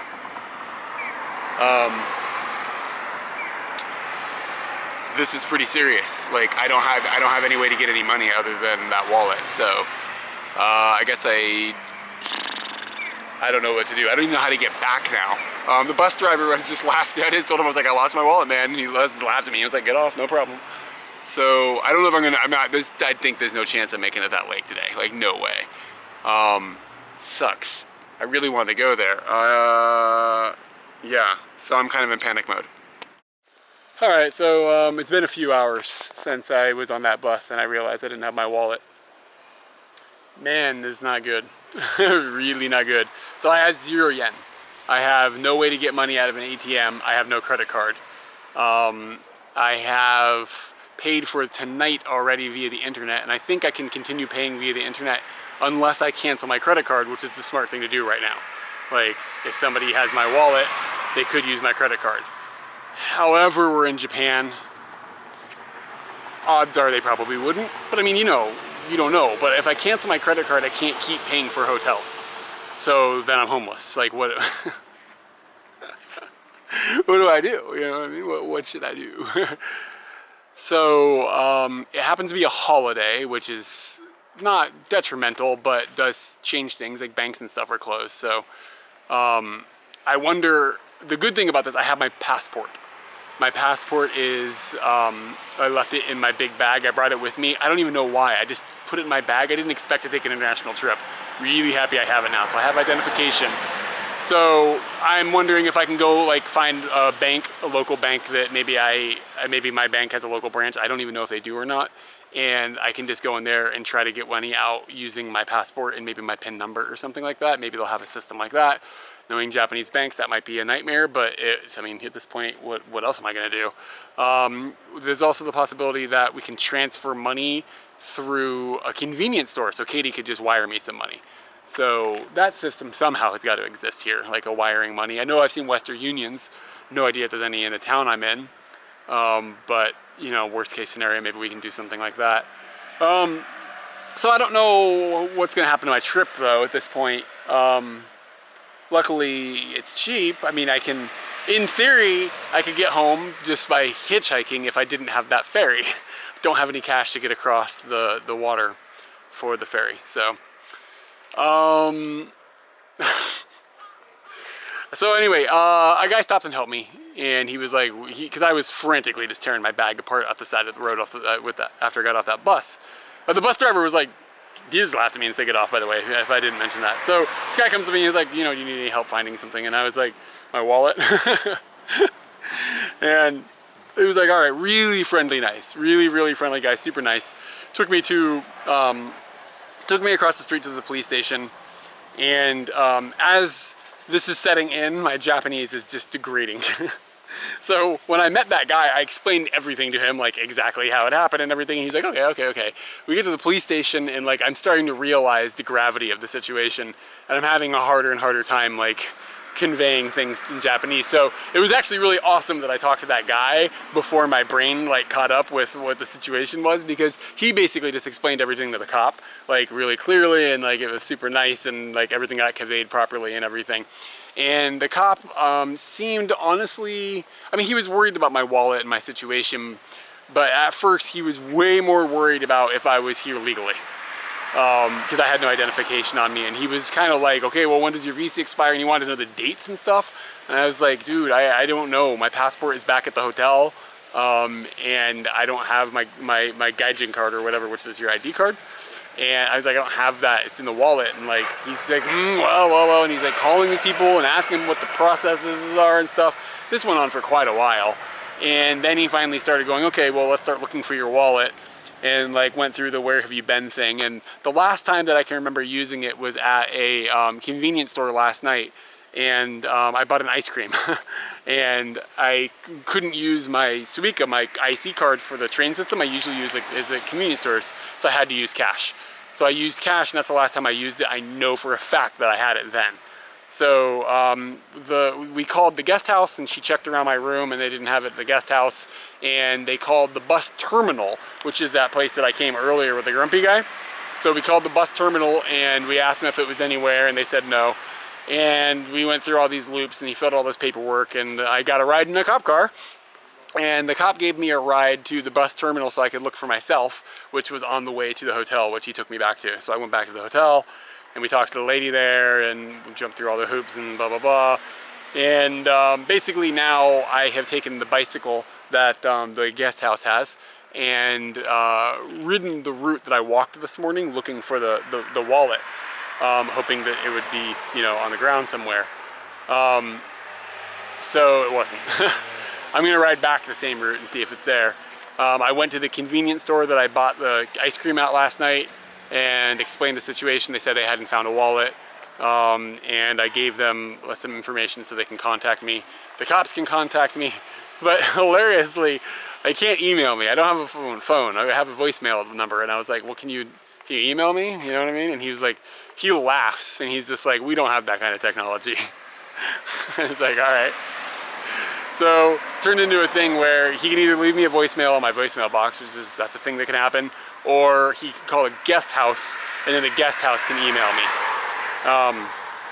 So that's just that's another hoop that doesn't need to exist. But the cop like was just like, "Yeah, can't email you, dude. I know." It's in the tone of his voice was just like, "Yeah, I know."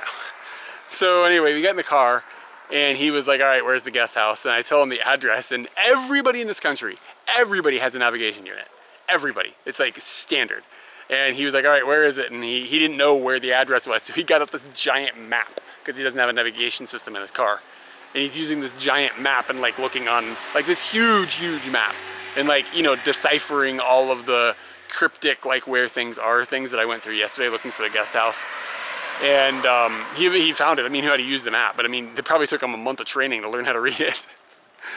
And yeah, so I dug through everything I have at the hotel or whatever. It's my wallet's not there.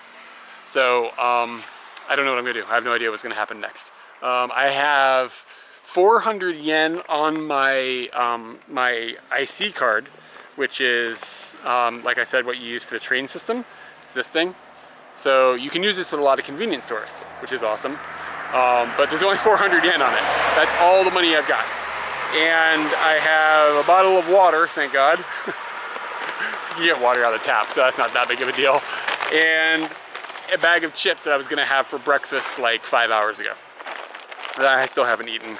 And now I'm like rationing my chips in my mind. Like, am I hungry enough for this? Give me my last meal. So I've contacted Katie, and she's gone and got a bunch of money out of an ATM somewhere in Tokyo, hopefully, and we're gonna figure out how to get it to me. Hopefully it's just as easy as doing it at a convenience store. There's a convenience store right over here, and I think I'm gonna bust up in there and ask them if you can wire money, which is, that's something I've never talked about in Japanese, so that's gonna be, hopefully this person is patient. All right, so the best idea is that you can send money with some of the convenience stores, we think, like I said. So I went into this Lawson, and I talked to literally the nicest girl in the world. And she was like, oh, I don't know if you can do that. She's like, oh, maybe. And they've got these machines that you can buy like tickets for concerts and do all sorts of weird things, bus tickets and stuff like that off of, that are called Lopi, that aren't, I don't think they're owned by Family Mart. I think they just are in Family Marts, and it's another company. Because whenever they have a question, there's a phone on the Lopi, and the people that work there pick it up and talk to somebody on the other end that works for Lopi. So we went over the machine. She was like, you know, I think maybe you can do that with this machine. I was like, oh, this is gonna be amazing, because like Lawson is super easy to find in Tokyo. It's super easy to find here. I found one, etc. So she goes and she found a thing that says cash out, and she's like, okay. And I was like, she was like, this is how you do it. All you need is a number that is given to you by the person who sends the money. You type in the number and then you get money. It's like, sweet, this is perfect. This is exactly what I need. So I looked at it for a little while, and she told me, she was like, oh, if you come back and you need help with it, I'll help you and all this. And she's the nicest person ever. And so I was like, okay, sweet. So I looked at it for a while, because I'm gonna have to explain to Katie how to do this like on her side. So I was looking through the machine, and I was like, how do you put cash in?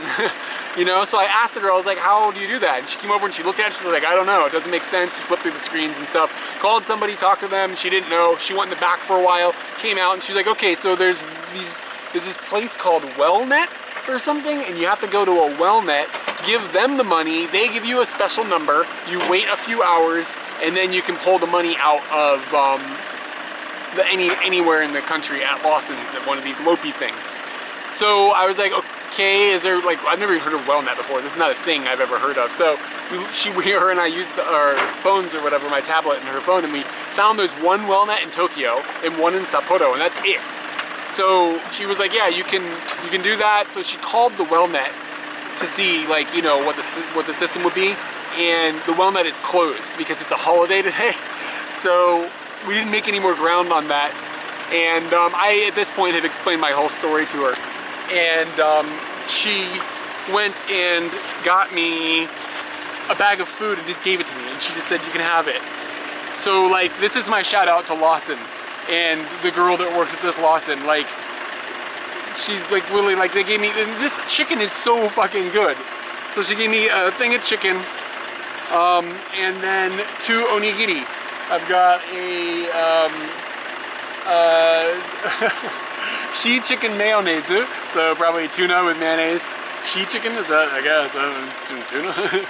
And which one is this? What is this? I don't know the kanji for that. It's really familiar, but it's a sake. It's sake. It's some sort of fish or something. I don't know what it is. I'm really happy. I have food.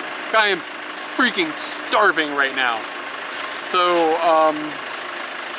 yeah, huge. Like, this is, I'm advertising for Lawson right now. They've won me over.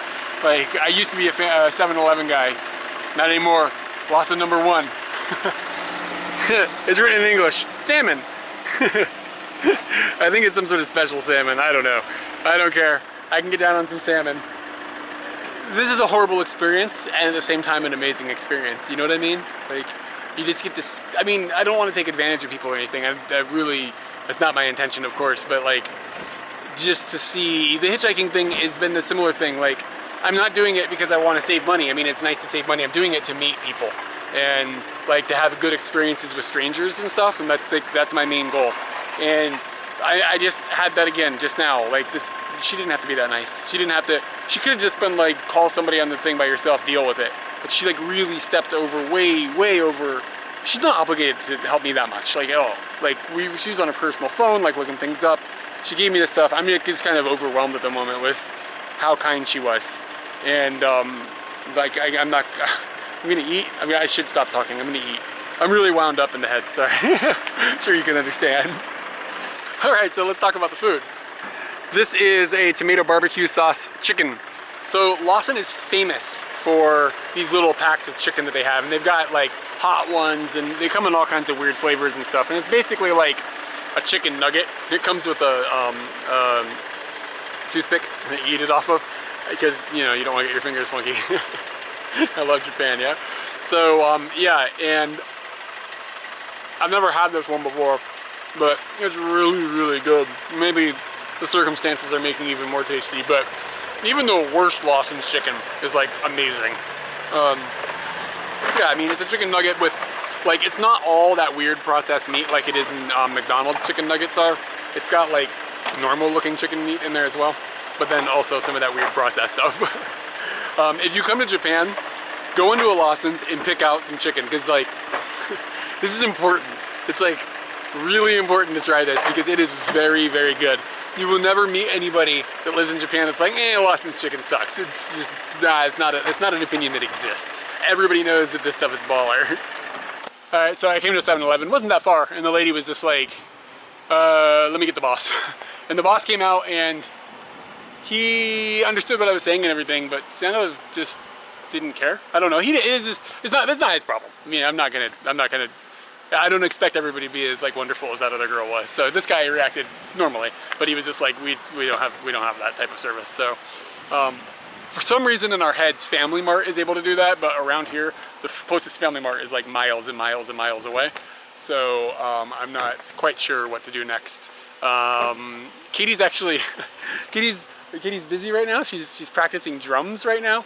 So she will be doing that for a few hours. So I guess I'll just go back to the guest house. I have no idea what I'm gonna do. At least I'm not gonna starve. I've still got those two onigiri. I'm pretty excited about that.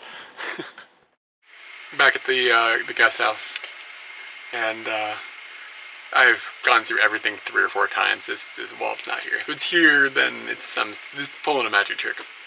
So anyway, I'm chilling, waiting for Katie to hop back online, and she's gonna go and talk to people at convenience stores in Tokyo. See if we can figure out a way to get money this direction. A lady at Lawson that gave me the onigiri was like, I think you have to go to this special place like I mentioned earlier, but she said they might be able to send it directly from stores. Maybe they have a different feature in Tokyo that we don't have here on our machine or something. So she said give it a try, you can ask. I mean, how much is there to ask? So we're gonna do that. But something very adorable is happening. I guess the lady that runs the place that is supposedly the mother of this little girl who's like 3, maybe 4 years old, and she has apparently explained to the little girl that I've lost my wallet, and the little girl is going around everywhere looking for the wallet. And I had been gone for a while, and then when I came back, she realized I came back a few minutes ago, even though I've been here for hours. And she came and she opened this little curtain, and she was just like, "Did you find your wallet?" I'm like, "No, I'm not." And she's just like, "Oh," and she just went off, and I can hear her still looking for the wallet. So that's like, adorable levels are like peaked. Like it's like it could not get higher at the moment. So again, crappy situation, but you still get to experience those little fun parts about it. So, you know, it reminds me a lot of when I was in Myanmar and I got really sick down there, and it was horrible. And like, I probably should have seen a doctor or something. It was, you know, if you saw the series, you know I was on death's door essentially. But anyway, that experience was horrible, but at the same time, the memories I have of it are of all the people that were trying to help me, and that sticks out way more than like how much my stomach hurt and how much it was difficult for me. It's just like how friendly everybody was, and that'll probably be, I'm probably going to remember when I think about this experience. I'm going to think about the Lawson girl and this little 3-year-old helping me find my wallet and stuff. So it's a bummer, and I'm definitely bummed, but yeah, you know, silver lining type stuff. I guess you look for that, and It's pretty lame to say, silver lining, feel like Oprah or something. Alright, so it's been a day since I've lost my wallet. About this time, it's about 11 o'clock now. About this time yesterday I was, panting, frantically looking for my wallet and talking to the police and etc. etc. So what ended up happening is I came back after not finding it and going around all over the place, and it's just vanished. Like, I don't know, have any idea what has happened to it. So again, like, no credit card, no cash, no ID, nothing. Spent a lot of time talking to Katie. Yesterday happened to be a holiday, so she had the day off, even though it was Wednesday or Thursday or whatever. I think it's Thursday. And spent a lot of time trying to figure out if there was a way to wire money here. And there is, like, if you have a bank account. I don't have a bank account, so we thought, oh, go open a new bank account. And then I was like, I don't have an ID that shows my address in Japan. I can't open a bank account. Yada, yada, yada. Went around and round and round. Talked to the girl from Lawson. Got the free food. Like, free food. Got the donation to my cause at this point. And came back to the hotel. I talked to the lady that runs the hotel. And I was like, hey, can I stay another night? And she was like, yeah, no problem. Okay, cool. So I told her that, like, I could pay for it through Airbnb, which has my credit card information saved. So I was able to pay for it. Like, I can afford to live places because my credit card still exists. And as irresponsible as this sounds, I haven't canceled it because if I cancel it, then I'm homeless. So we're going to let that just sit out there for now. And it's in Japan. I realize, my thought process is, one, everybody's honest. Two, if somebody's dishonest, they're going to go into a store and use a credit card that says Eric Klein on it. Like, that's going to raise some eyebrows, you know what I'm saying? And then if they use it for an online purchase, they're going to have to put their address in. So I think I'm probably okay. Like, I'm just going to kind of wager that one. I'm taking a risk, I realize. But, I mean, otherwise I'm outside. And no, it gets cold, so I'm not going to stay outside. So anyways, I went to book the Airbnb thing. I booked it, and a couple minutes later, the lady comes back in. She's like, oh, we don't have any rooms tomorrow. It's like, oh, no, are you serious? Like, I don't know. I think there was a miscommunication between her and her husband or something. I don't know what happened exactly. So I was like, well, what had happened, our solution for getting me money is Katie has mailed me her credit card, which I can then use in an ATM machine here and pull cash out. But it takes 2 days, so it'll be here on Saturday. She mailed it yesterday. And they're mailing it here. And I had asked, like, can I have something sent here? And they were like, yeah, no problem. So I was like, sweet, all this is working out. I'm just going to have to chill for a day, and then I'll have money and I can keep moving. No problem. So then I guess, like I said, there were no beds or whatever. So she was like, I was like, so what do we do? Like, I'm waiting for mail here. Like, I mean, I guess I can sleep outside, like, if I have to, but it's really cold, you know? And she was like, hold on, let me talk to my husband. She talked to her husband and said, okay, we can't give you a bed, but we can give you a futon with some sheets tonight. And I was like, that's totally fine. And then she told me, this is the best part. And this is something that I talked about yesterday. You have a bad experience, but then you get to see all these good things that happen around that bad experience. And this is one of those. So I was a bit grumpy about this lady before, but she's gotten very warm towards me and been very kind and very helpful. So what she told me is like, okay, well, we're only going to charge you 1,000 yen for the night because we can't give you a bed.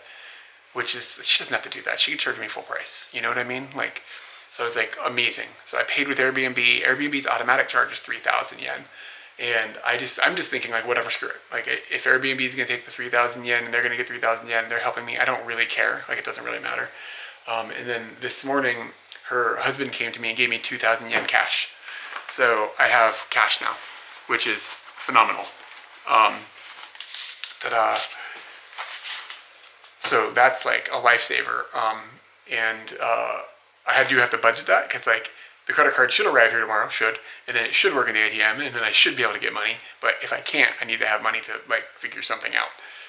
With that 2,000 yen, theoretically, I can get back to Tokyo because that'll pay for a cheaper ferry across connecting back down. So if it comes down to it, I can do that.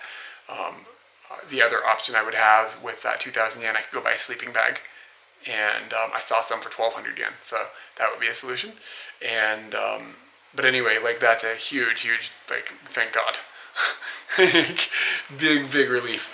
And then this morning she came and she gave me a piece of bread that I haven't eaten yet, but I'm going to eat very soon. I'm saving it for dessert after the pizza that I ordered. I realized I have Katie's credit card information, so I was like, I'm gonna order a pizza and just have them deliver it. And that's totally what I did. So for 15 bucks, Pizza Hut's gonna bring me a pizza. I wish I'd thought about this last night. So that's gonna solve my hunger problem, because yesterday all I ate was those chicken nuggets and one onigiri. That's all I had, because I was like rationing everything else I had, because I was like, how long is it gonna take, you know? So anyway, that's the update on what's going on. And I'm still hoping my wallet shows up. I have this suspicion, this gut feeling that it's gonna like be in Tokyo when I get back, like somebody's gonna mail it to us or something, because all my contact information is inside. So I'm kind of hoping that's what's gonna happen. And if it doesn't, I think there was 150 bucks in it. I can deal with that. Not a big deal. So pizza time soon. I got about 20 minutes. I scheduled my delivery for 11:30 to 12 o'clock, and at 11:29, the dude pulled up in his little car, and I've got a pizza. I haven't opened it yet, but man, am I excited. I'm trying to find something that I can show you, you know, like banana for scale, that you would know what the size of is, so that you can see the size of this pizza, and then calculate the price and see how expensive pizza in this country is. Something standard size. Usually I've got a wallet. In a wallet I've got $1, but I don't have that right now. Okay, I have a business card. That'll work, right? So this little card is business card size, like exactly. And it's actually the business cards. These are ghetto ass business cards that have been given people. Like a day before we left, I was like, I bet people are gonna like want to like have contact information if I explain like that we make videos and stuff. And then I was like, kind of writing it over and over sucks, like in person. So I just hand wrote a bunch of business cards, business cards, name cards. It's ghetto. People look at them and they're just like, what's this? Whatever. Okay, so anyway, here's the pizza. And yeah, it's Pizza Hut. I don't even remember what I ordered. Oh God, I ordered the thickest crust they could make too, because I wanted to have thick crust. And I'll put the business card on top. And that gives you an idea of how big the pizza is. And this is a medium, I think, and it was 15 bucks delivered. And it's a bit expensive. I don't have any idea what a pizza in America costs anymore. But considering that they drove this thing like 10 kilometers, like, I'm kind of surprised that it was only 15 bucks. And I just ordered normal stuff. So it's just bacon and cheese and stuff. I didn't order anything. I didn't order no squid pizza or anything like that. Like I could have, but I just wanted like substance. Oh God, I'm so hungry. You have no idea. So the pizza is very similar to what I remember Pizza Hut pizza being, where it's kind of buttery, like kind of like greasy feeling and buttery. But in Japan, I've had Pizza Hut pizza in the past, and it tends to be pretty clean comparatively. So this is a cheese sauce. There's no pizza sauce on this one. Yeah, I did do a half and half, so I could try 2 different kinds. And let's see what I got. I don't really, they look so similar, I'm not even sure where the half and half is. Maybe this is the same stuff, I'm not sure. Anyway, it's pizza. It felt pretty weird to eat that pizza. I probably ate it too fast, and now my stomach is all like, bleh, but I can't turn down this piece of bread that I've got. So yeah, the lady that works here, I guess the owner, gave me this. Oh, it's really, really, really soft. I'm not sure if she makes it or if they get it from someplace locally that makes it or something, but it certainly doesn't seem like it's store-bought. And on it says that the flavor is plain. Oh, it's really good. It's really sweet. But not super sweet. It tastes like there's some sort of cake that I used to have all the time when I was a kid. And it tastes like, like strawberry shortcake. It tastes like strawberry shortcake, like the cake part, with a little bit more sweetness to it.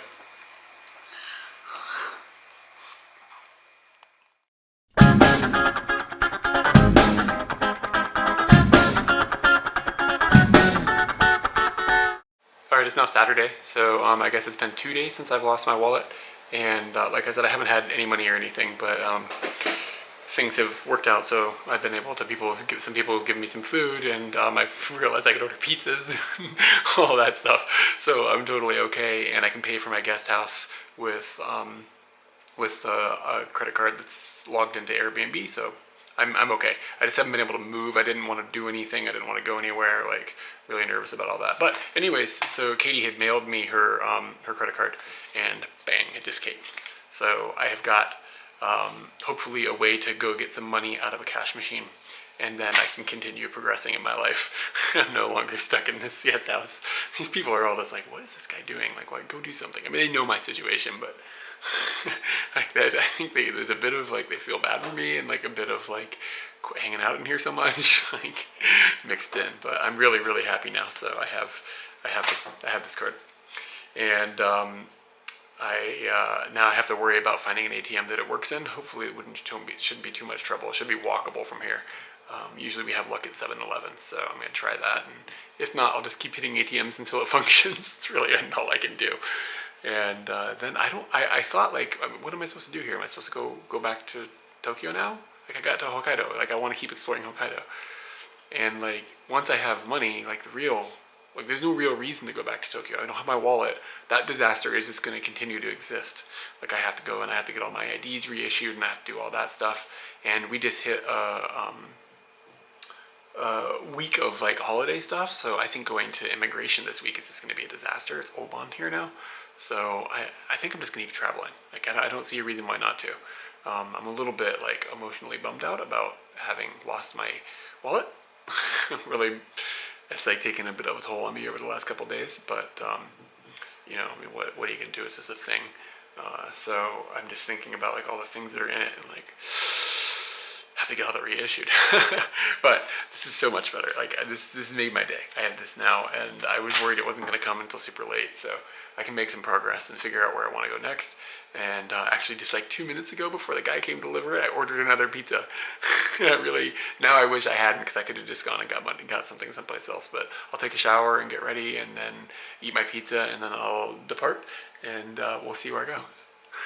I just opened it to get the credit card out, and the card is in there and everything. That's cool, but Katie took a risk and put $200 basically in there for me as well. She had packaged it with like this, so you couldn't see through it. I mean, still, like Japan, nobody's gonna steal anything, but a bit of a risk. But like that's that's awesome. I knew that I could get. I had 2,000 yen that I'd gotten as a refund for my Airbnb, and I knew I could get back to Tokyo with just that 2,000 yen. But now I'm really good. I can get back in luxury. I can take like the express, like really nice seats in the boat and everything. So this is legit. My pizza arrived. Man, look at that. Another slice of delicious. Is asparagus on pizza a normal thing? I don't think so. I don't know. Maybe I've done that before. It's good though. It's really good. And the other, they have good cheese on this one and everything. This one's really good. Wow. So Pizza Hut's doing all right here. Here I am carrying my trash out. It's all good. Everything I said bad about that guest house, I feel bad now. There's definitely some weird vibes going on there, and I saw some things that were definitely eyebrow raising, but it's super clean, and they worked like around me and my situation. They booked out all their rooms. They still gave me a place to sleep, and they charged me only 1,000 yen instead of 3,000 yen for that. So like, I have no complaints. It was a strange experience, but a good experience. So she asked me on my way out, she's like, where are you going? I have no idea. I need to do laundry.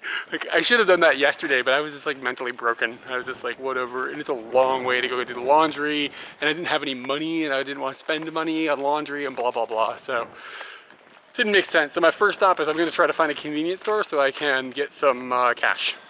Once I have more cash, then I'm comfortable with the credit card working, then I can say, okay, I'm ready to continue my journey. And then I'm going to go somewhere. I have no idea. Maybe I'll go to a coin laundry first and figure it out, or maybe I'll just get a sign that says north and see where I end up. I don't know. It's going through my mind about things that like would suck to lose more than my wallet, and without a doubt, video footage. I'd much rather lose my wallet. Like if somebody was like, you gotta throw one of those two off a cliff, it would 100% be the wallet. I'd be like, oh fuck the wallet. So I'm just happy that I have the video footage. And in case you're curious, I do have 3 copies of it. So to be able to lose all 3 copies would be like, I guess right now my entire body would have to fall into a lake. Like that's the only way that that would happen. And at that, one of the copies is inside of a waterproof bag, so I'd probably still be okay. But, you know, you can only have 1 copy of your wallet, you know? Like, I guess I should have had a separate credit card or something in another place, and I didn't, usually when we travel there's two of us, so we have two copies of all the important things we need, you know what I mean? Like there's two copies of money, there's two copies of wallets, or two copies of credit cards, etc., etc. But in this case there wasn't, and I'm just traveling like I would usually travel with Katie. So maybe I have to change that up, but I guess I really can't because we've only got one credit card between the two of us left and it's with me. So if I lose that one, then I'm really boned. Well, this solves all my problems. I can continue my trip. All right, got some cash. I got a new sign made trying to get back to the train station, and I got a mango drink to celebrate because all I've been drinking is water for obvious reasons, which I mean it's probably better for me than the mango drink, but it's gonna taste good because that means that I got through my hardships. It's like first world problems. I had to wait 2 days to get a mango drink. Other people that can't eat, like you guys starving. Like my situation is so bad. This is all right. This is without a doubt the tastiest mango drink I've ever had. Oh, by the way, I split up my financial situation a bit between my two bags, so there should be some redundancy there. There should be some redundancy there now. I thought about grabbing a bus just to get to the train station because it really isn't that far. It'll only be a couple hundred yen or whatever, and it would just get me there, and I'm already a little late today. It would just get me there moving a little faster, blah, blah, blah. Then I come over and I look at the schedule. Look at this. See this big area where there's no times? From 8 o'clock until 6 o'clock?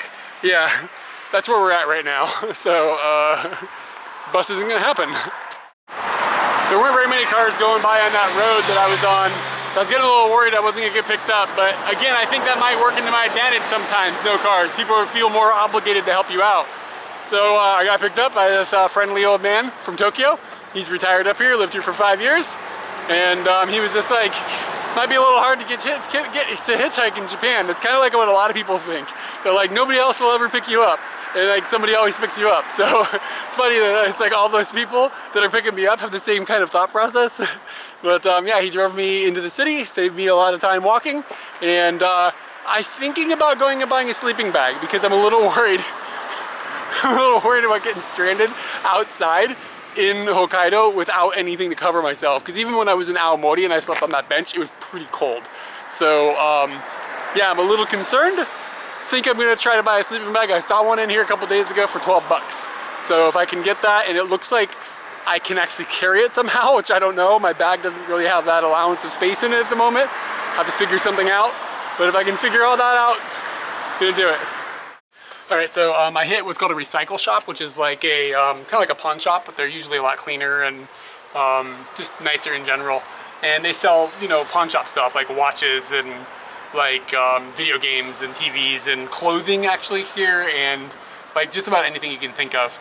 And I don't think they work like pawn shops where you can like leave something and then like they'll hold it, give you money and then get it back. Like that sketchy part of the pawn shop thing isn't there. I think it's just like you sell things, they give you very little money for it, and then they resell them. So anyway, I got probably what is a used sleeping bag, but they had 4 of the exact same model and they all look brand new. So I don't know, maybe somebody bought them and never used them. Maybe they used them, who cares? I don't really care. And I was off the price a little bit. It was only 15 bucks. But I walked around this town a couple days ago looking for outdoor shops and I couldn't find any that were open. So these are the only sleeping bags I could find. So I spent 15 bucks in the sleeping bag, and if I use it once, it's totally gonna be worth it. I don't mind it at all. And my main concern of it not being something that will fit in my bag is solved because my bag looks a little silly now, but I can carry that. That's no big deal. All right, so I think I've come up with a plan of where to go. I opened my guidebook and the very first thing I saw was this bowl of this donburi, which is like stuff on rice, but the stuff on the rice happens to be this delicious looking pig. So I'm gonna go try to go there. I looked at my GPS thing and it said it would take about 2 hours by car. A little worried that I'm gonna be hitting this a little late. I don't know how many people are gonna be going that direction this late in the day, you know what I mean? So I'm a little like, this might not be the best idea. Like this might be an earlier morning type of expedition to try, but I figure screw it, I'll try. If I don't get a ride in a bit, then I'll just go to Sapporo instead. It's only like an hour away. So then I guarantee there's a ton of people going back and forth to Sapporo all the time. So that's my backup plan, worst case scenario. And I don't even have a reason to go there, I just will. I kind of just want to get out of this town right now. That's really how it is. And some donburi would be amazing. I walked past the 100 yen shop, so I hopped in there. Got a new wallet. It's actually the same wallet that I had when I first moved to Japan. I got it at the same shop. It's So we're back in business, kind of, except for it's really sad because the inside of the wallet is just empty. Okay, so a wonderful lady picked me up, and she drove me quite a ways, like maybe 30 kilometers or something, to something called a Michi-no-eki, and that just means road station. And it's basically a really nice rest stop and has a lot of like shops and stuff like that. And we drove through all this farmland, and like you could smell the cattle and like all that stuff. It was just lovely. And this particular Michi-no-eki has got a bunch of like things that are sold and produced in the area, which I think is kind of common of them. And from here, a lot of people gather and then jump back on the road and head their direction or whatever. So hopefully it'll work the same way that the service area has worked on the highway, where it'll be easy to find a ride out of here because there's so many people stopping, and it's easy to like converse with them a little bit, etc., etc. But of note, she gave me this as a gift, and because of course she has to, she's the one giving gifts, not me. Like, it doesn't make sense, right? I gave you a ride, so therefore I must give you a gift. Japanese people are amazing. It's just unbelievable. So anyway, she gave me this, and what's funny about this is a thing that we had looked for when we were in Toyama, when we went on a trip there last winter, I guess. I don't know, all the time blends together. And it was a thing we wanted to show in the videos, but we couldn't find it for like a reasonable price, and it wasn't sold in restaurants, and it was a weird thing, blah, blah, blah. So we just wrote it off at the time, but bam, I got it now. It's basically sushi on rice. And I mean, isn't that sushi? But it's like in like a cake form or something. So let's see if I can figure out someplace I can go so I can sit down and open this thing up and get a bite or two. My stomach is grumbling a little bit weird, so I'm a little nervous about eating a whole bunch, but I'd like to try a little bit. So you pull it out, and it is in a plastic, and there is like a plastic wrap around it, you can see, and a little tray, and you can see it looks like it's a salmon, and it's packaged, you know, very nicely, and there's chopsticks in there and everything. So now I'm going to shut off the camera and I'm going to open it. Came with a knife. Again, this is kind of hard to film, but yeah, one-handed cutting this, you know, you get the idea, right? That's what it looks like to cut something with a knife. Oh, it's actually, hey, that's working all right. It's really, really difficult one-handed. I don't want to fall on the ground. These chopsticks are a little shorter than normal. Like, I don't know what's going on there. There's always been a standard length. This is really difficult. All right, so I've got some rice, I got some fish. Pretty good. That's amazing. It's really good. Oh man, maybe I will eat the whole thing. I'd also like to note that I'm sitting on grass. It's amazing. Hokkaido's great.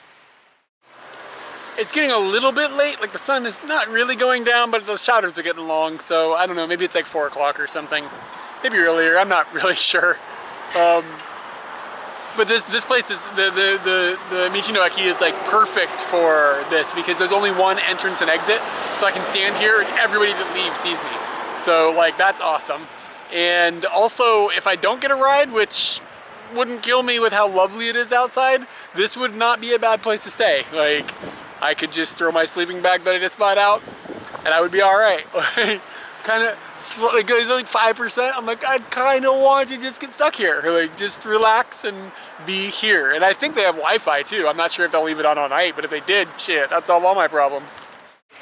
So about a minute after I made my video saying I might end up sleeping in this park, somebody picked me up, drove me all the way to the city that I wanted to go to. They were returning from Sapporo, and they were coming back to where they lived, where I'm now in it's Obihiro is where I'm at now.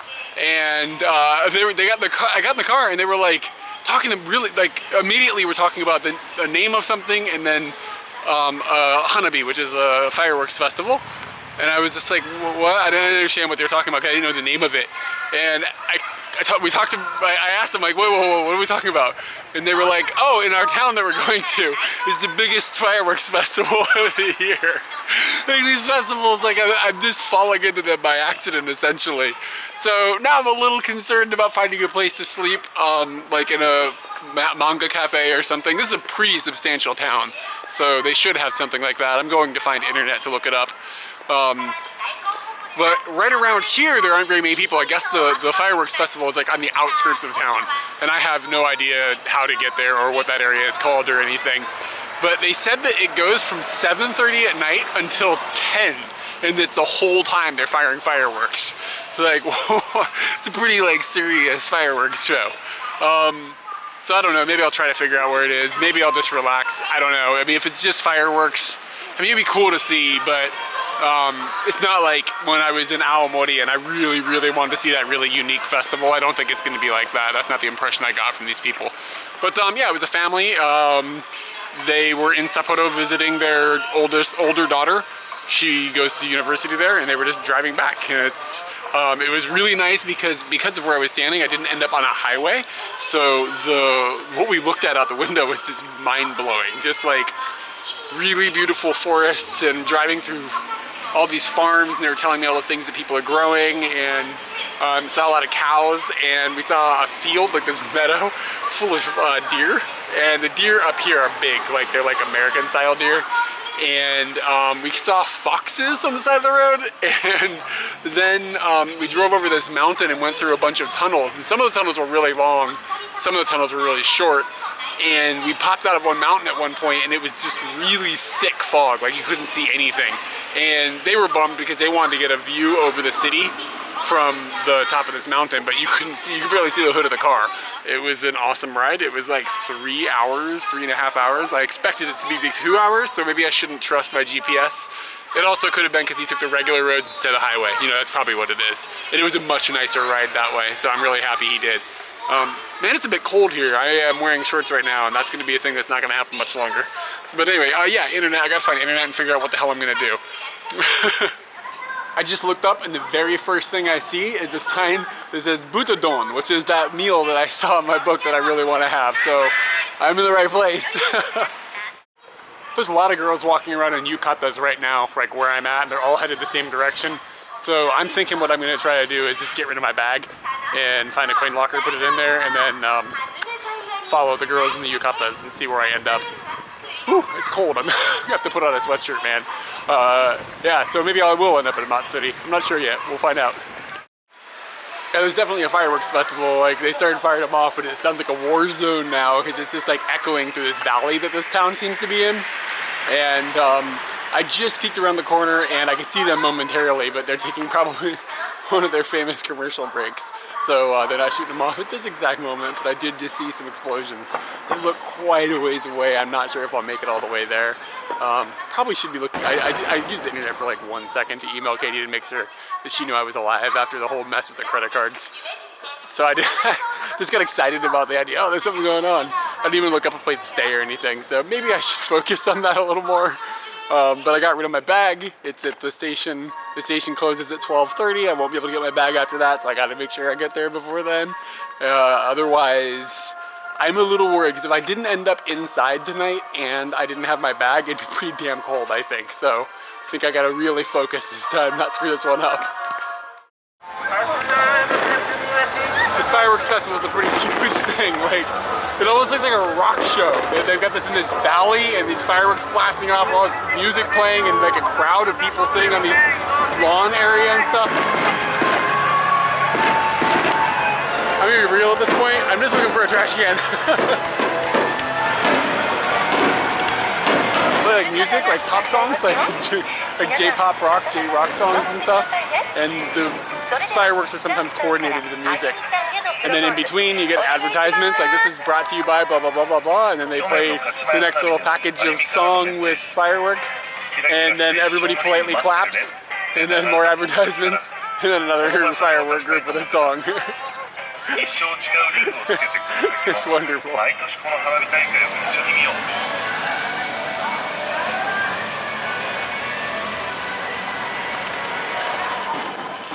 It's actually kind of pretty cool that they have these advertisements and these breaks. Like, on one hand, it breaks down, like when you watch an American fireworks show, it like builds and builds and builds, and the whole thing can be orchestrated. This is like, you get like a little, like 2 or 3 minutes of fireworks, and then you can chat with your friend, and then another 2 or 3 minutes of fireworks, and you can chat with your friend. It's much more conductive for dating, I think. The fireworks that are being shot off next are like for a proposal. Like a guy is proposing to his girlfriend and he bought her a fireworks package. It's awesome.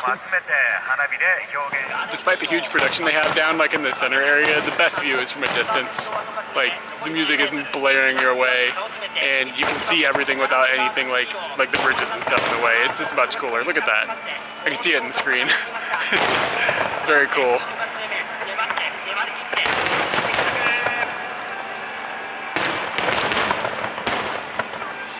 That was a nice long creepy shot, wasn't it?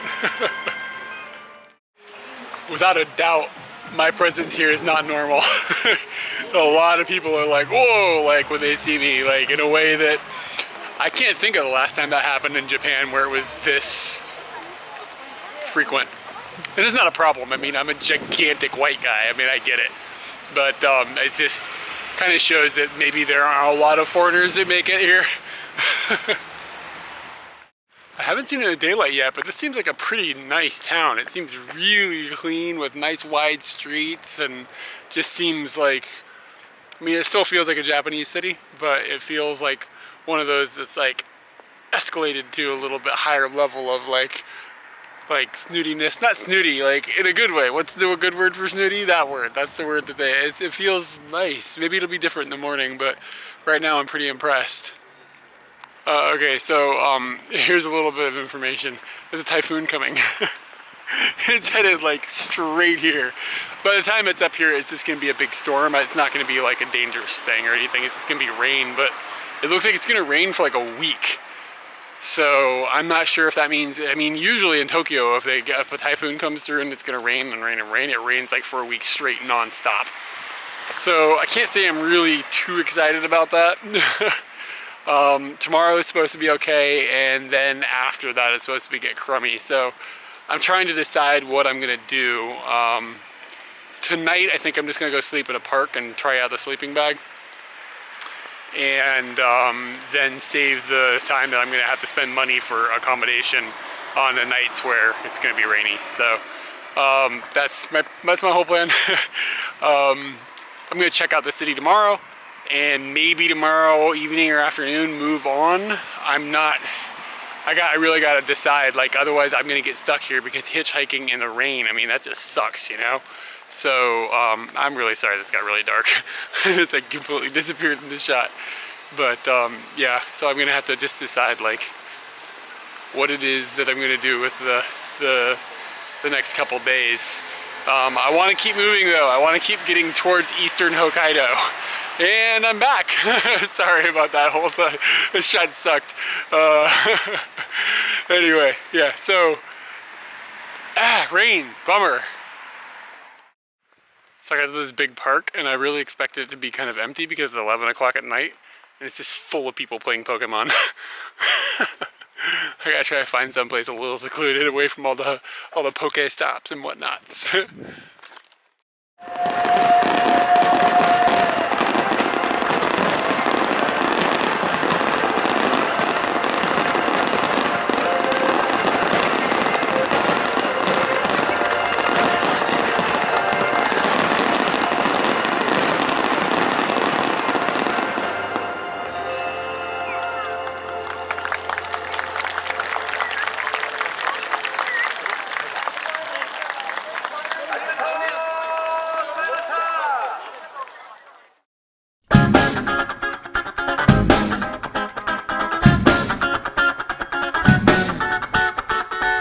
Good morning. I have I don't know what time it is, but there's a lot of old people out here exercising in this park.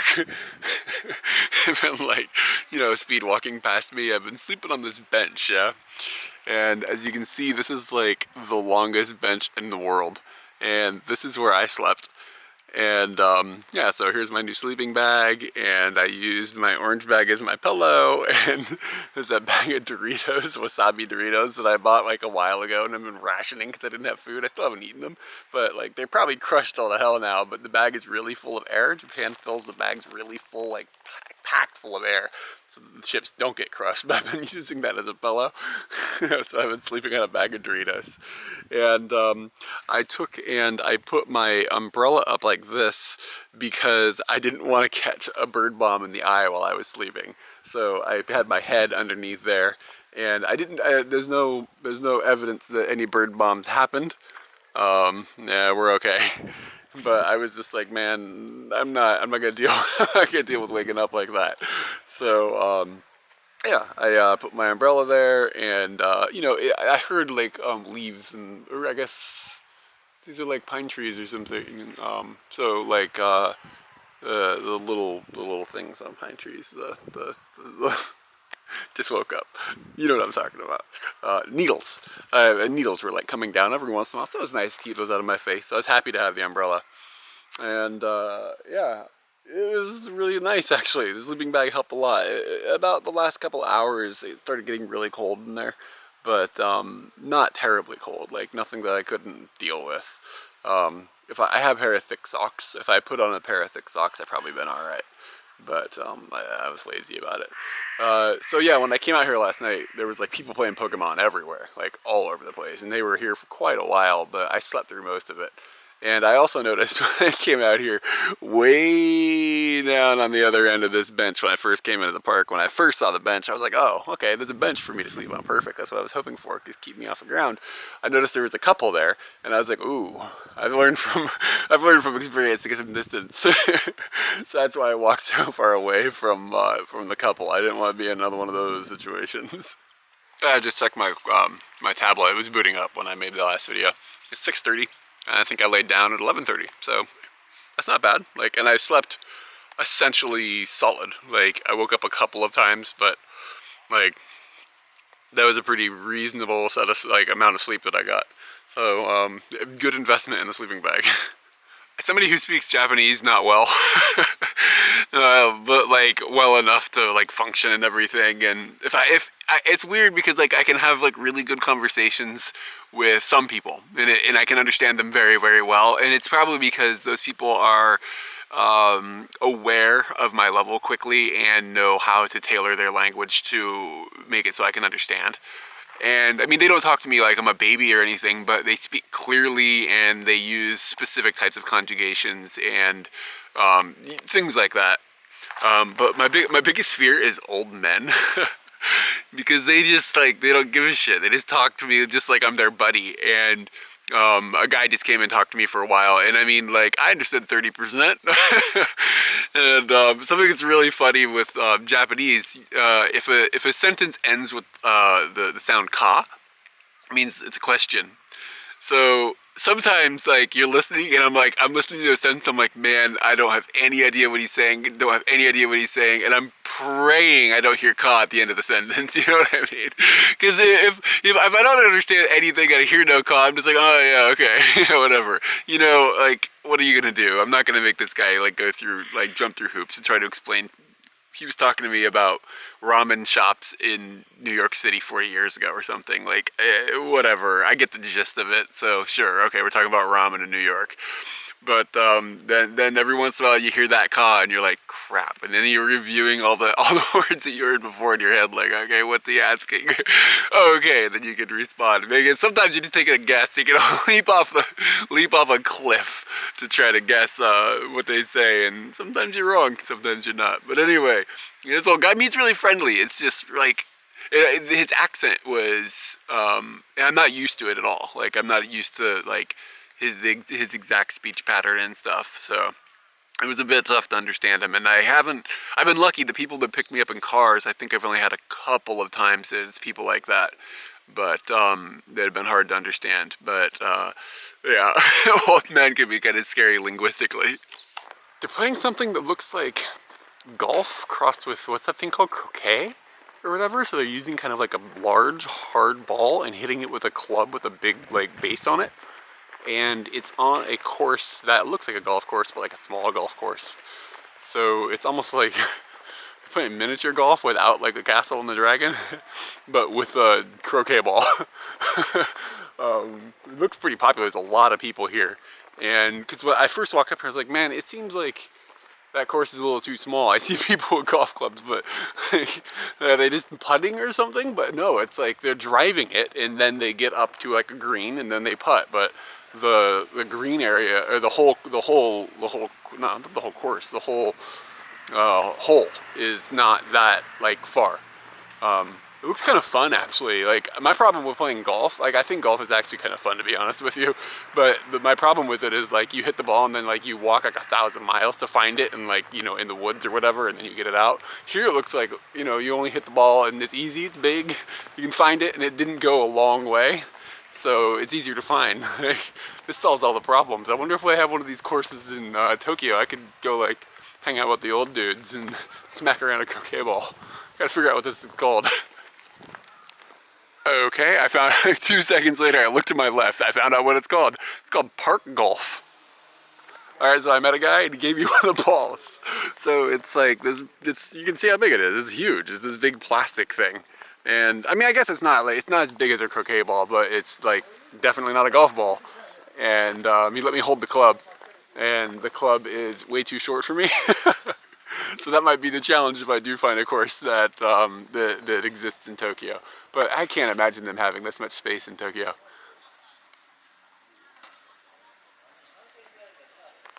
the hell am I gonna do with this? I don't know if it's because it's like 6:30 and the only people that are up are, you know, retired people, but everybody is saying good morning to me, which is, maybe it's because I'm out in the wilderness. It's a city, but I mean we're somewhat remote at this point. So I don't know if it's because it's all retired people and they're just friendly, or if it's because they're like kind of like, you know, people out in the country and they're friendly. I haven't decided yet. So we'll wait and see what happens when everybody wakes up. See if everybody keeps saying hello. My guess is that this is for squirrels. An old man just came and put these nuts there. That's nice. That's a nice service. So like if a dog or cat gets stranded without their wallet and they have a credit card that they can use if their wife's taking order food and they won't starve to death. Also, is this called hussy? Man, I wasn't that hungry, but I walked past a Lawson, and you remember that girl gave me all that food from Lawson? I was like, well, gotta dip into the Lawson and show my respect. Lawson #1, and I got a salty caramel donut. Never had a salty caramel donut before, but it sounds pretty good. I like this, man. Oh, that was real good. I like the salty caramel, it's a thing. Like, I know it's popular in the States and stuff, and it's drifting its way this way. I've had like a salty caramel ice cream thing in the past, and I was pretty impressed. But yeah, hey. A little expensive, 118 yen, it's really small, but that's okay. Lawson, you know? What? Oh yeah, I put this in my pocket before I got my donut out. I also got one of these guys. I don't think, maybe I've mentioned these before. This is like a juice box kind of, you know? Like a juice box. And it's coffee, it's malt coffee with milk in it. And it's like 90 yen, they're really cheap. I really like them. They've got a bunch of different flavors of these things too, like it's like a soy milk or something like that, and like a whole bunch of different types. But yeah, this is my favorite lately, is this coffee one. It's pretty good. They also sell alcohol in juice boxes here though, so you gotta be careful like when you're shopping for the kiddies. You don't want to give them some old man sake by accident. Pop that in the bento box, send them to school.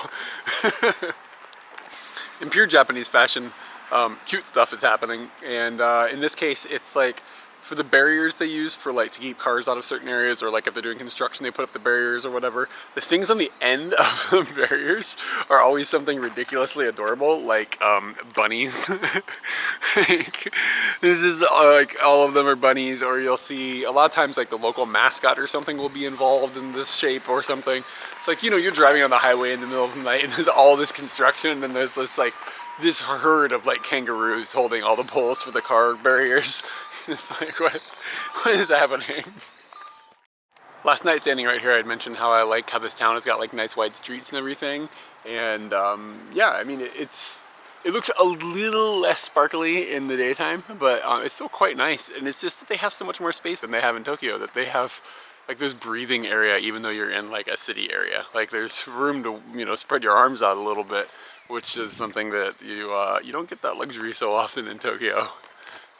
I really, really like maps. And to be honest, there's maps all over the place in Japan on the streets, but they're usually really difficult to look at. Like, they'll be upside down oriented compared to where they should be, or there's no compass on them, or there's nothing that tells you distance, and there's always something strangely wrong. And I just realized this one doesn't have it. I don't see a scale on this one anywhere, so it's still failing a little bit on that, but it's beautiful otherwise. It's really, really big, and it shows a lot of different levels of zoom. So you have the whole island, and then the region, and then the city, and then down to like the city blocks and everything. And it's really, the text is clean, it's very vibrant, and it's just, I really like this map. It's really good. All right, I just saw another news report on the weather. And it looks like that storm is going to be here about 6 a.m. tomorrow, so I've got about 24 hours to find a place to bunker down. I'm not sleeping in no park with an umbrella over my head if there's a typhoon coming through. So I looked online last night, and I had found a pretty cheap dormitory place that I could stay in this place called Minami Teshi Kaga, I think. And it's like about, my bot says 3 hours, but maybe it's 6. I don't know. It's a little ways away from here. And it seems extra remote, like more remote than I'm in quite a bit right now. So I don't know how much luck I'm gonna have getting there. So I'm gonna give it a try, but I'm gonna hang out here until I can get some of that butadon. So that's my first goal. And then maybe I'll make it that way today. I don't know. I'm like, should I book the room, or is that a bad idea? Because what if I can't hitch there? You know what I mean? But I don't know. What should I do? It makes this kind of difficult, because what if I don't book the room, and then I get there and there's no room? Like, crap. And then I'm stuck outside in a typhoon. You know what I mean? Like, so I think in this case it's probably smart to go ahead and book the room, considering the alternative is like drowning. So yeah, so I guess that'll be my goal today. I'm going to try to get there. I'm a little bummed. I'm not really going to get to explore this town very much, but I mean, what are you going to do about a typhoon coming, you know? So I want to be stuck someplace where I have accommodation that is affordable. And if I remember, it was like 14 bucks a night or something. So I can deal with that. That's all right. That gets me a shower. And if there's internet and stuff, then I can finish getting some videos edited and uploaded, and I'll just use the rainy time to just chill and wait. And then the thing that's nice is after typhoons, the weather usually gets super nice. So hopefully I'll have a good run of it once the typhoon passes. Just talked to another old man, and he said that when the typhoons come through here, it's not like a downpour of rain like it is in Tokyo for an entire week. He was like, it's cloudy and then it rains sometimes. So maybe this won't be as bad as I'm expecting.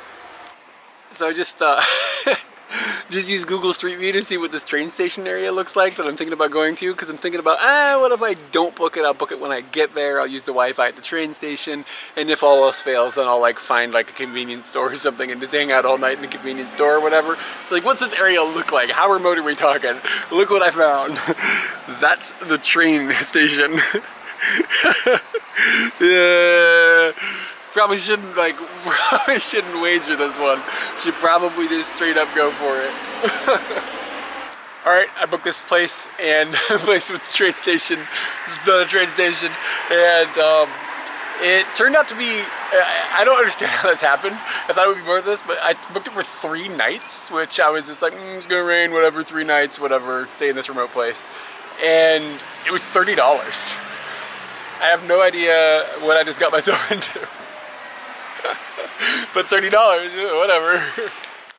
So everybody I've talked to said that it actually doesn't snow that much in this city because we're on like the opposite side of the mountain range where most of the snow is. So like on the eastern side of Hokkaido is tons of snow, like in Otaru and Sapporo and stuff. But on this side, it just gets apparently really cold, really windy, and rainy. So that sounds like a pretty miserable winter. And I was like, I wonder what they mean by really cold. So I found this. What's this called? It's called the thermometer. Thermometer. And you can see here where it is now. That's nice and pleasant. But look how far down it goes. That could be an issue. So I hit the bathroom to, go to the bathroom and freshen up, brush my teeth, take like a wet nap bath. And something I was watching while I was in there is, so there are Japanese style toilets, of course, and that's like, we usually refer to them as squatters, but whatever. Here's a video of one. This is what it is, and it's a, you know, you don't touch the seat type of thing. You squat, and it's not the most pleasant thing in the world, but honestly, when you use them, because of the position you're in, you go much more thoroughly. Let's put it that way. But it's still like, it's not for me. Anyway, so I always wonder, like, if Japanese people prefer them when they're in public. I know in their homes it's very rare to have them at this point, but I mean, I guess like the idea behind it is like touching a part of your body on something that a bunch of other people have touched kind of grosses some people out, so maybe they prefer to have these. So I was just paying attention to people as they came in, and without a doubt, every single time, the first toilet stall they went to was the Western style one, because there were 2 Japanese style squatters and 1 Western style toilet. And almost like every single person that came in went there, and when the Western style one was occupied, they would wait. And a couple of people waited until like they were looking at their watch, or they were looking at their, you could see the look on their face, and they eventually gave up and went into the other ones. But most people are willing to wait to use the Western one over the Japanese style toilets. So it might be time to start upgrading those toilets, you know what I mean? Like, or maybe change the ratio, 2 Western, 1 non. Like, I'm not sure. But I know I usually wait. I would have to be in dire straits if I was gonna hit one of the, a squatter in public like that, man, because it's just like, it's cleaner, I guess, in one sense, like that the seat is cleaner, but on the other hand, there's usually quite a mess in there around the edge and stuff, and it's just like your pant legs are gonna touch it, and it's bogus, man. So, Team Western Toilet. Looks like they're getting ready for a Matsuri. I wonder if that has anything to do with the firework festival. I basically never go to movies here because it's kind of expensive, but this is pretty tempting right here.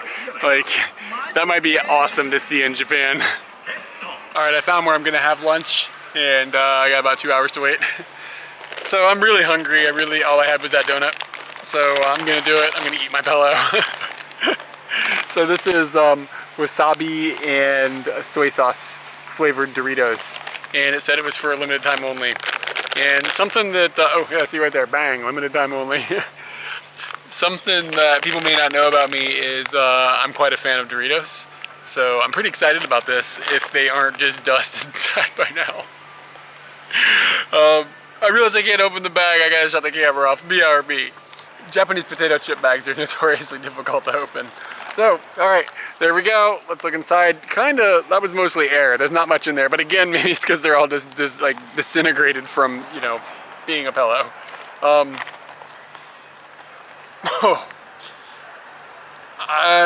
not really fond of the smell. I'm gonna get out there right there. But I love Doritos. I love wasabi. But the soy sauce smell seems to be the predominant smell. Let's give it a go.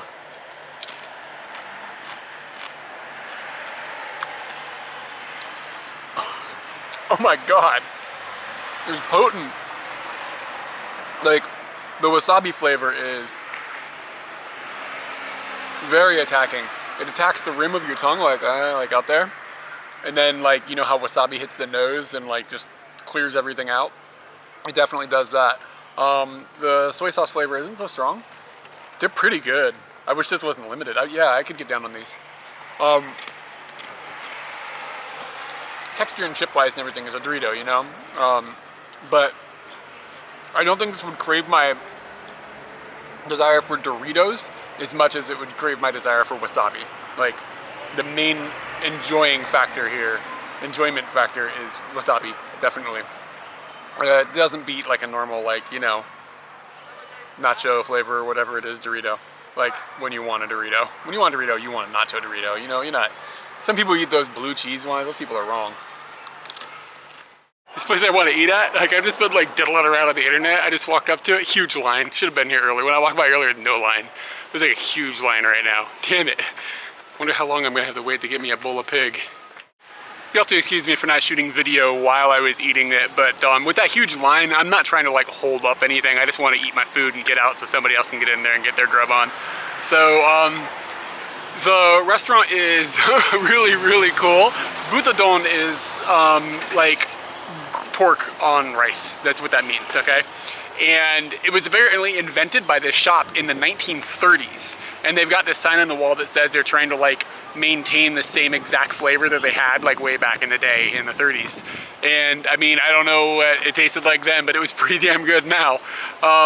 So the staff is like all these like super old ladies. Like there's one girl that's younger, but a majority of them probably were there when the place opened. Like these ladies can't stand up straight and stuff, and they're incredibly well-spoken and incredibly polite.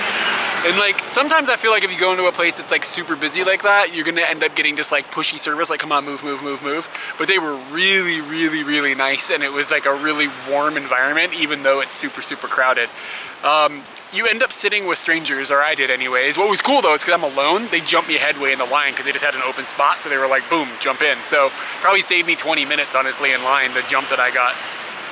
And so the food comes out, when you go in, she shows you a menu, and the menu is just 3 choices, and the choices are just kanji. And the kanjis are things that mean like bamboo and ume, and I can't remember what the other one means at the moment. I looked it up, but I don't remember. And I've never seen things ranked like that, and it means different sizes. But like I was like, wait, what the hell? Bamboo, Japanese plums, like what is going on here? What does this mean? She was like, it's just the size, like the amount of meat you get. I was like, oh, okay, all right. So I just picked one kind of in the middle because I didn't want to overeat, but I didn't want to undereat. And she asked you if you want miso soup. I didn't want miso soup, so it was a really simple order. But those are your only options, like what size, how much meat do you want, and do you want soup? And they then cook it, and I looked in the kitchen, and it's being cooked by like some of the older ladies back there slinging this stuff, which is pretty cool. And it comes out, and the meat is pretty thick slices, and it's really, really well like prepared. It looks beautiful. It's like glistening. And the flavor of it is, honestly, it's very good, but probably not mind-boggling. It was good, and the whole atmosphere was good, and the experience was amazing. The flavor is honestly a little burnt tasting, and I know that's what they're going for. That's like how they're embodying that flavor, but the flavor of it to me was just like a little bit, it's a little too burnt, I guess. There was other flavor in there with it as well, but the overwhelming flavor was the charred flavor. I would, if I didn't have to stand in line, I'd go back. But considering like the fact that there was an hour-and-a-half line, like I'm glad I went once for sure. But would I, if I lived around here, hop in that line all the time? Probably not. There's a whole lot of other places that serve the same dish in the town, and I would really want to try those. Oh yeah, it's something interesting. There's peas. Why are there peas? I've never seen peas before on donburi. Maybe I have.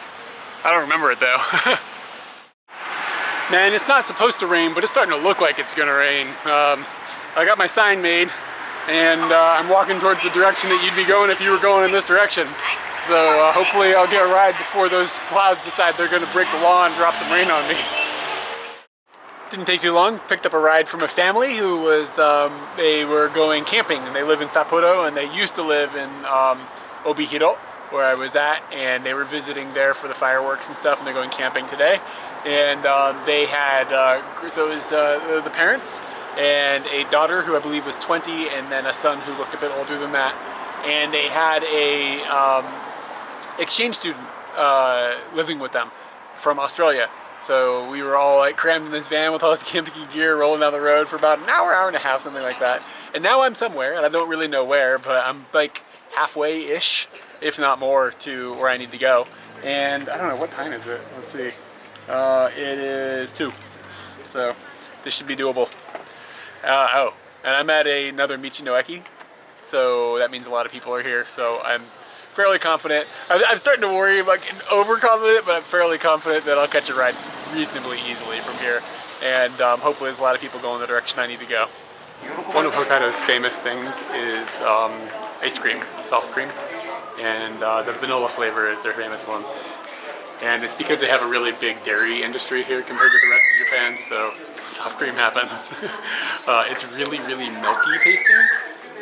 It's not overwhelmingly sweet, and the vanilla is actually kind of even laid back compared to how strong the flavor of the milk is, which is, you know, it's nice, but I mean, you know, other than that, it's ice cream. So the last ride I got, the people were like, where you're going, there is nothing. They were like, this is like super, super countryside areas. And I'm starting to get that feeling right now because there's not very many cars going the direction I'm standing at to try to go in. So a little bit concerned. I don't want to be stranded here, which is, I don't know where I am.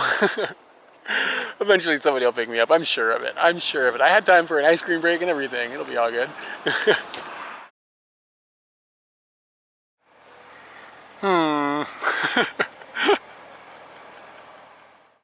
It took about an hour to pick a ride up that time, but eventually I was picked up by a high school teacher, and he was with one of his students, and they had gone to some sort of competition or something, and they were just returning home.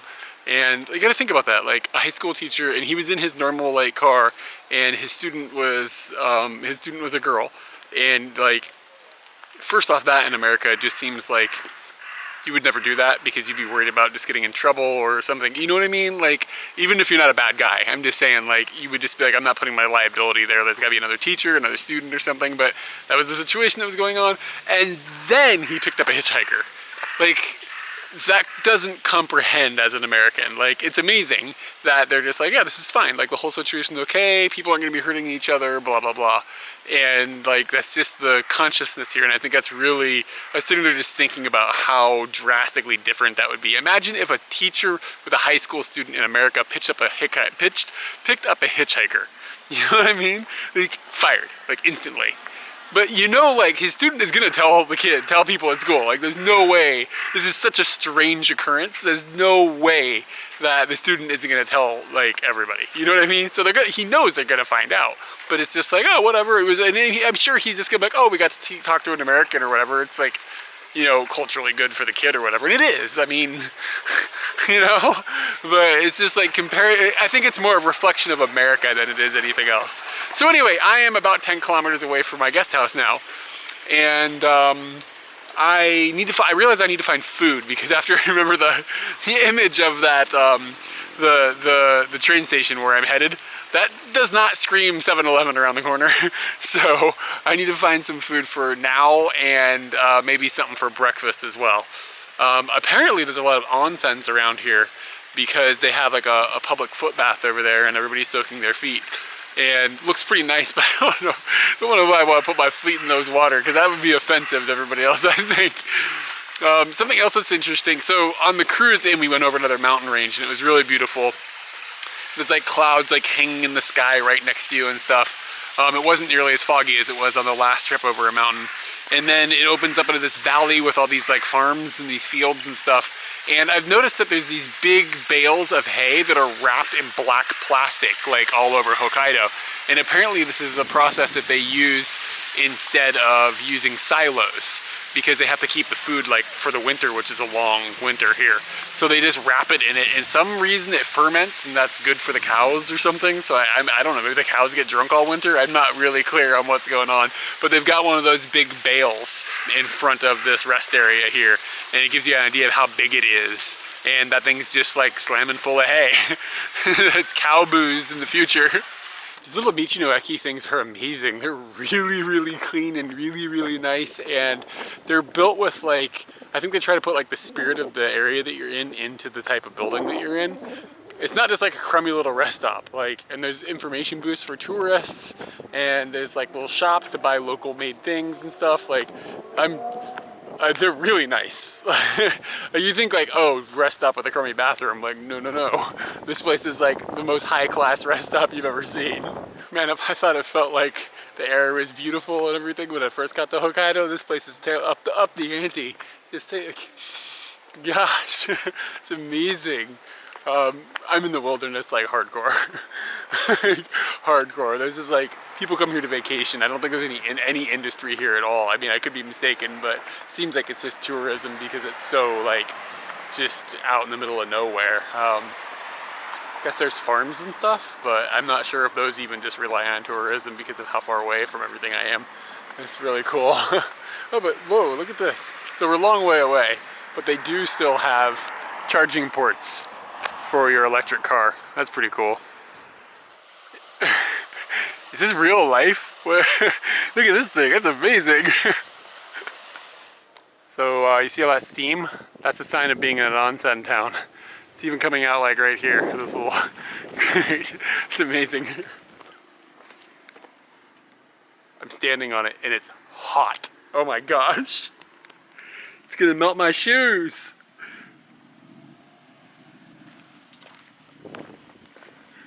Oh man, that felt great. So I made a wrong turn. I walked way down the wrong road. Like, it was in the right direction, but it wasn't on the main road where all the cars would be traveling. And this dude that was on a fishing trip and he was at home, he picked me up. And he was like, dude, you're going the wrong way. It's like, yeah, I know, I figured that out. I just turned around. He was like, no big deal. So he drove me to my guest house. And I'm here now, and nobody else is here. This is it.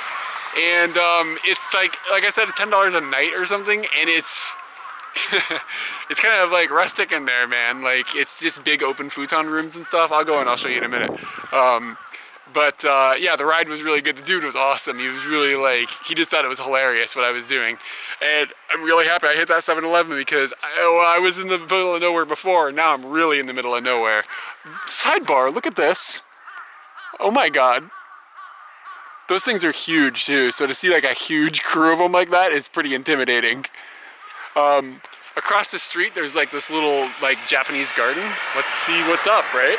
I'll just walk, because I mean, a car went by, that's it. If I have to hitchhike in or out of this place, that might be a problem. There's a train station kind of nearby, and he said it runs on diesel, so I'm excited about that. But yeah, here we go. That's nothing to be that's nothing to be upset about. Look at that. It's a little green. It's all good. The moss is really cool though. That's why it's green. So that's gonna be my excuse. All right. So there's a sign on the door at the guest house that says that the dude that runs it isn't in right now, and to call to get his attention. But I don't have a phone, so instead of calling, I'll be waiting. And I'm not 100% sure. I think there's two different buildings, one for girls and one for guys. So I'm not 100% sure if the one that I am at, that I've gone into, is the right one. I kind of get the impression not, because there's a sign on one of the doors that says women's shower area. So I think maybe I might be in the wrong room. But anyway, this is what it's like inside. It's kind of dark in there right now. So this is like the Genkan area. And I don't see any light switches. How do you turn on the damn lights? I'm trying to take off my shoes. Sorry. Okay. And, oh, no. This is the area for women. So, it's just this little tatami room. And, it smells like old tatami in here straight up. Let's see if we get some light. Look at that. Yeah, it smells kind of like they need to change it. But that's okay. Like I said, it's really cheap. And this is just another tatami room. I'm guessing one of these is where I will sleep. And there's all the bedding. I guess there's gonna be sheets. I don't know. If not, I'll just use my sleeping bag, I guess. I don't know. It's kind of weird. And there's insulation in the walls here. That's an improvement over Tokyo. But then there's not walls on the walls. Alright, so I think I'm going to eat my rice ball, because I'm starving right now. And, wait. The guy that runs this place showed up. He's just this really friendly, like, kind of a young dude you wouldn't think would be running a place like this. I don't know. And he was just basically like, dude, you're here alone, do whatever you want. So, okay. And I was like, do you have sheets for the futons? He was like, no, man, I don't got sheets for the futons. He was just like, do you bring a sleeping bag? I was like, yeah, I brought a sleeping bag. And he was like, choose your sleeping bag. I was like, all right, I got that. So, I guess. But there's a washing machine, so I can do laundry, and I'll just hang it up. And then, yeah, so I mean, this should solve all my problems. I'm not going to be outside. I'm basically paying 1,000 yen a night to not be outside, because showers aren't even included. It's 200 yen to take a shower. So, I mean, that makes it like 1,200 yen a night. That's still pretty damn cheap. So I'm not too concerned with that that price. It would be nice if there were sheets included, but what are you gonna do? I'm not the queen.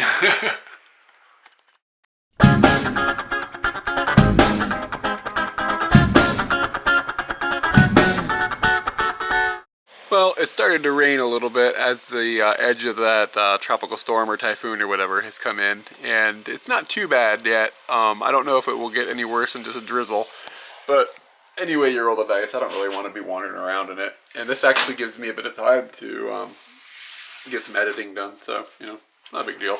I ended up being the only one that stayed in this place last night, and after I made the video last night, I started noticing some weird things about it, and I wanted to show everybody, like, some of the things I found.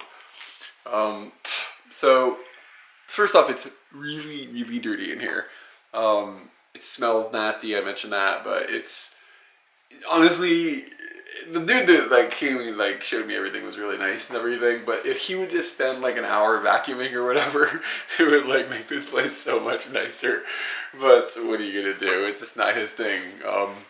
This is basically a cabin, I guess, is more of what I would talk about. You're basically camping, just with how rustic everything is, but you're inside and not getting rained on. But like, if you just look at things like how dirty this area is, and just there's just stuff everywhere, you know, like it's just what's going on. This is the heating unit that you use to turn, I guess it uses gas to heat the shower. And the shower is amazing, by the way. It's gross in there, but the shower pressure, it'll like blow you through the wall. I couldn't believe it. And then he's built this structure here that this, you drop down, I don't really want to touch it, and it turns into a little area where you can get changed. So if there's a bunch of people staying here, apparently 10 people can stay in here at the same time, which I can't imagine. I hope that doesn't happen while I'm here. But when you drop that down, that gives you your changing area. He's got a washing machine, which is normal, but he also has a dryer that looks like it's from like, that's like pre-war dryer stuff, you know? And I've never seen a dryer that looks even remotely like this before, because I'm not, you know, 90.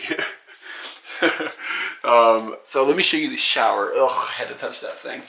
This is the shower, and you can see he's built this wooden plank thing that raises it up off the ground so that when you shower, all the water just goes down and you're not standing in the grossness of the shower water. And I don't know, there's a mosquito or something there, and there's a bunch of spider webs over here you can see. And it's just really dank in here. It smells really bad. This whole area is full of spider webs. There's that giant bug down there in the tub. It's really nasty.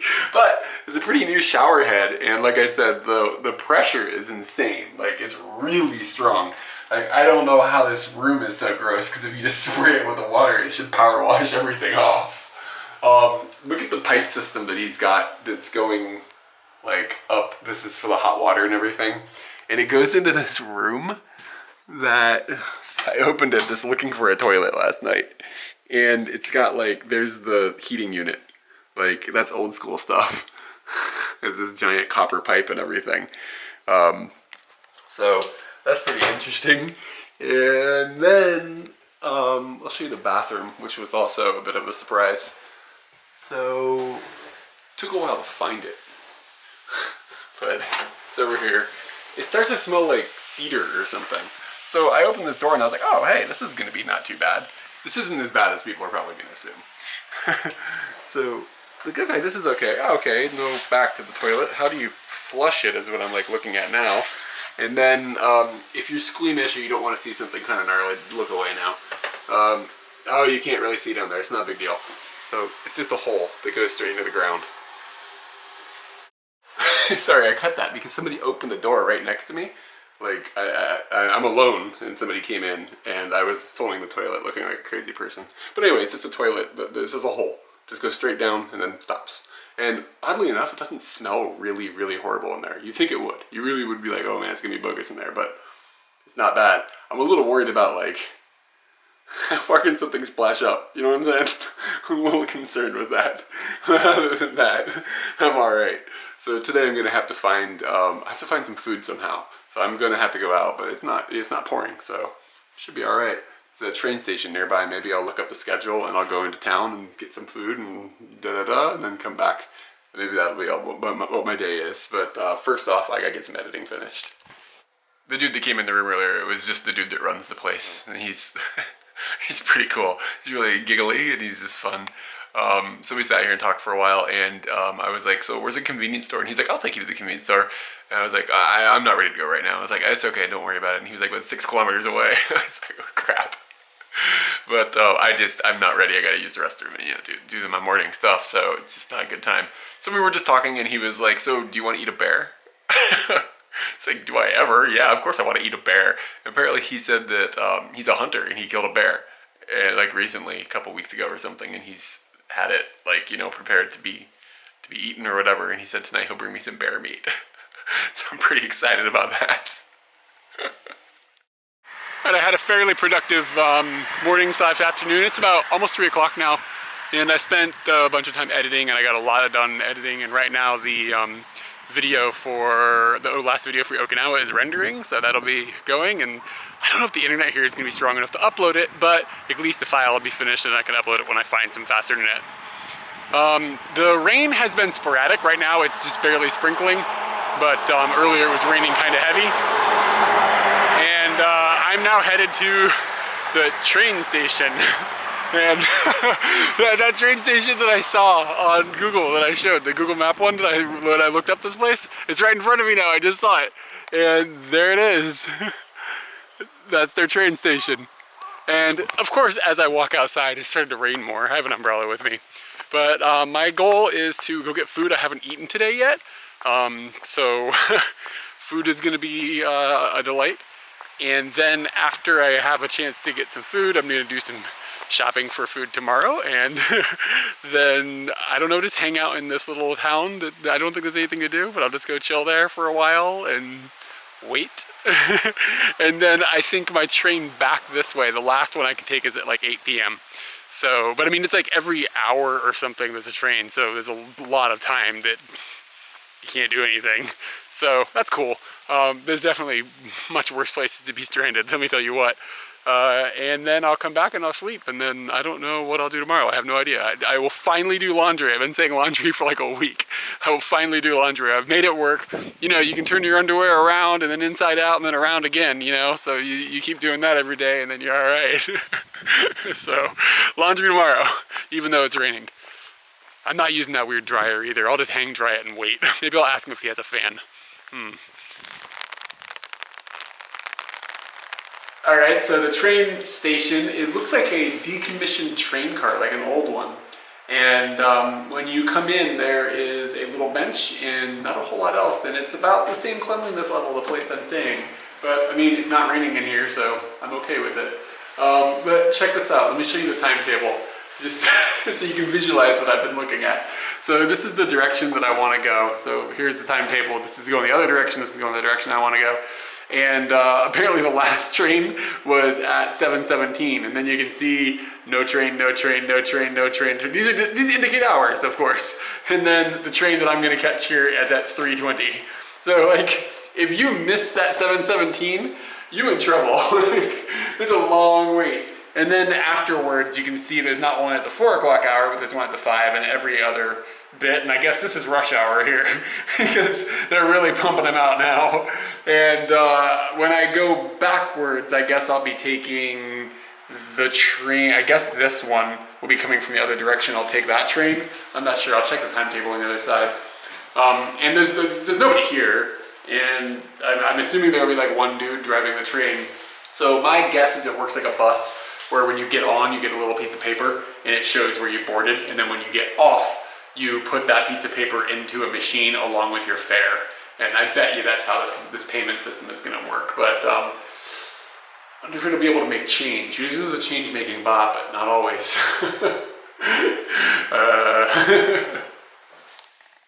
There's like a book that's like, you can sign this, and like people have like written about their trip here. And like just different random things. I saw somebody writing about AKB48 something. So there's this. This is that's the extent of the entertainment while you wait. It just occurred to me, like, I wonder if the train is going to stop. Do I have to do something to get it to stop? Do I have to wave? Do I have to wave this train down? Is that what's gonna happen? guess I'll just stand out here a few minutes before it's supposed to be here. I wonder how accurate it'll be on time too. This is fascinating. This is absolutely fascinating. Look at this. There's nothing.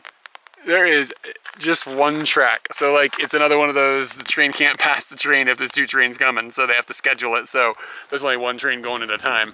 Oh, there's a telephone. I hope I don't have to call the train. That would be a sign, I think. It'll probably stop, right? This goes a long way though. Like it goes at least 90 kilometers, like that direction, to the south, to this bigger town that's back there.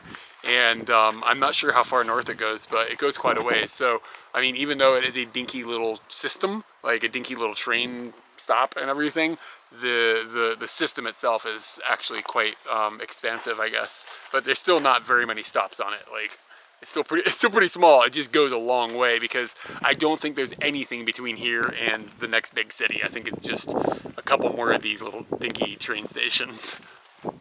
1 minute ahead of schedule, I can hear a train chugging down those tracks coming down the distance. You can hear the engine because it's diesel. There's no power lines. I see it. There's a train. I can't believe it.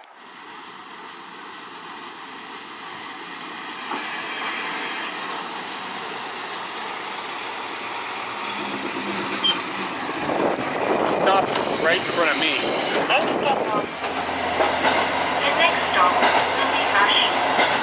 You can smell the diesel inside the train. It's pretty amazing.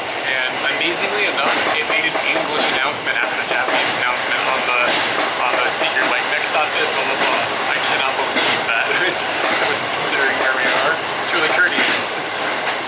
Alright, so I'm in the big city now, and this is actually where I was at last night. I went to a 7-Eleven and stuff. It's where I originally got dropped off when I got to this region. The 7-Eleven's probably in my future. But yeah, so this is the thriving metropolis, and their train station looks a little more substantial. It's got, you know, electricity and all the niceties, there's bathrooms and all sorts of stuff. So the ride on the train was fine, about 10 minutes or something like that, and the payment system worked how I thought it did. So when you first get onto the train, there is a little box that spits out a ticket, and you take one of these tickets, and it says the name of the station that you got on at, and the number that is associated with the station depending on what direction you're going. And then on the wall there is a big billboard thingy, and the billboard thing displays like if you have number blah, then your price is blah. So in my case I had number 10, so my price was 230 yen, I think. And it's the same way that the buses work. And when you get off, usually you dump it all into this machine that's next to the driver, but because this is the main station, I had to get off the train and look around to find a dude to hand the money to. Like I walked all the way out, and I was like, I had my ticket, and I was just like, I went to some man, I was like, where do I pay? And he was like, oh, there's a guy over there. And I turned around like where he pointed and like where the ticket window was, and it was closed. I was like, okay. And they were like, oh, come on, come on. And they took me outside like to another area, and they were like, oh, here's the guy. And the guy was just not paying attention, I guess. I mean, like 3 trains a day come and he's just snoozing on the job, you know what I mean? But anyway, so I handed that guy my ticket and my money, and now I gotta find food. That's my highest priority. I wonder if they have any famous food in this area or anything. What is this area known for? I don't even know where I am. Yo, is that a peep? Looks like a peep. I got a post office here, so I busted up in there, and they had this amazing bear postcard. He's got a fish, and the fish is smiling, like the fish is glad he's being caught. I got that, of course, and mailed on its way down to Katy. So that'll be arriving, knowing the Japanese Postal Service, like sometime tonight, but realistically tomorrow or the next day. On my way to 7-Eleven, I came across a menu and a sign that pointed down some stairs where there would be a restaurant. I was like, okay, so let's see what's up. And there's some things on there that I thought looked interesting. I mean, it's just like Japanese food, like shoga, like fried English. Ginger. Like fried meat with like ginger flavor and stuff like that. Like, and there's some butadon, like what I had eaten yesterday, and I think they had ramen on the menu and stuff. So found something that looked interesting that maybe a little better than 7-Eleven, but that's a tall order, to be honest, you know, Japanese 7-Elevens. But I figured this would be more fun. So I came down the stairs, and it's like almost like a cafe, kind of. It reminds me of a place that Katie and I ate when we were in Osaka recently, where the walls were all shaped weird and like the waitresses were rude, like just the atmosphere in here. But the people in here are really nice, and I'm the only one here. So I ordered myself a hot cocoa and a karabi set. So I'll show you that when it comes out. But I'll tell you what, it is now 4:08 and I haven't eaten yet today, so looking forward to this quite a bit. Like, even if she brings out something terrible, I'm going back real happy. So this is a set, and it's like meat that gets cooked. I think it's pork. I think it's pork. I don't know. Maybe not. I don't remember.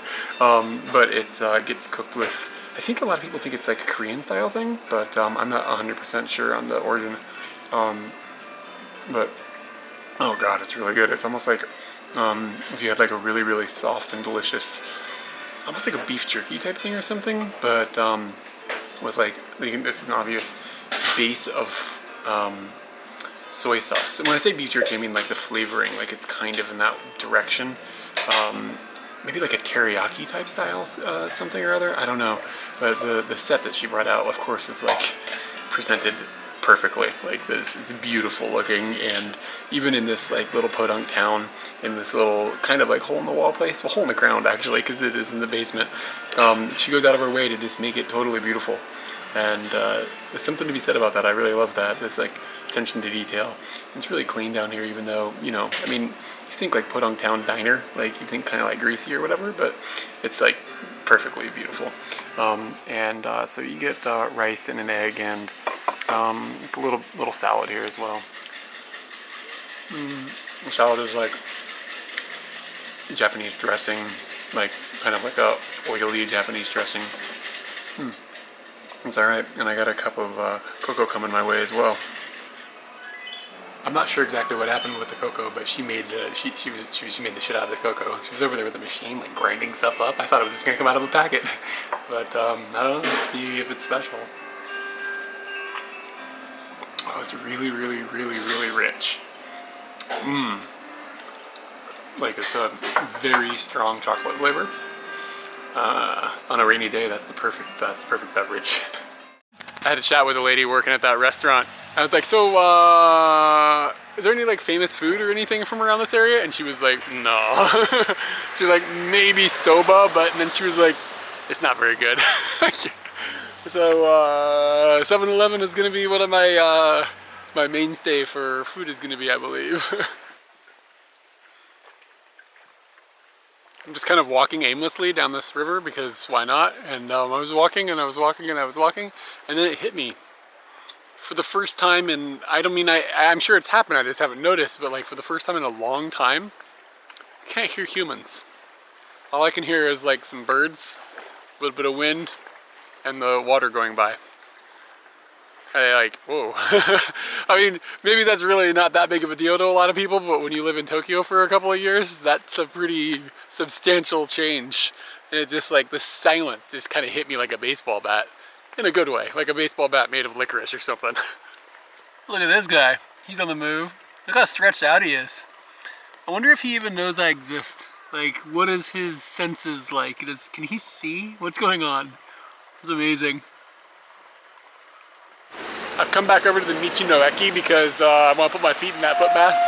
And as I'm walking along in the parking lot, I'm noticing license plates in Japan have got where they're from, like the city or whatever, prefecture sometimes. It's a big area near where they're from is written on the license plate. And I'm noticing license plates from like Hiroshima and from Utsunomiya, which is by Tokyo, kind of, compared to here. And just like, there's a lot of people that have traveled a long way by car to get here. Some people like twice or 3 times the distance that I traveled. It's pretty cool. Be a really good van trip if you have the means to like come up to Hokkaido in the summertime and like get a camper and like drive around. It would be amazing.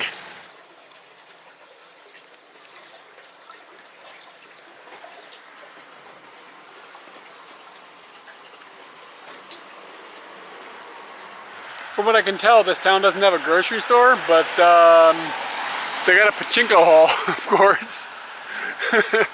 That might be a twisted sense of priorities. Well, it's still raining. So today is supposed to rain like a majority of the day. And then tomorrow is supposed to rain 100% all day. Like the weather is like 100% boom, rain. So that's just giving me an opportunity to get some more stuff done video-wise. I got the Okinawa Part 3 video rendered last night. It finished about 4 a.m. so I started uploading it then. And it's been uploading since 4 a.m. and it's now 10 a.m. and it is done a grand total of 8%.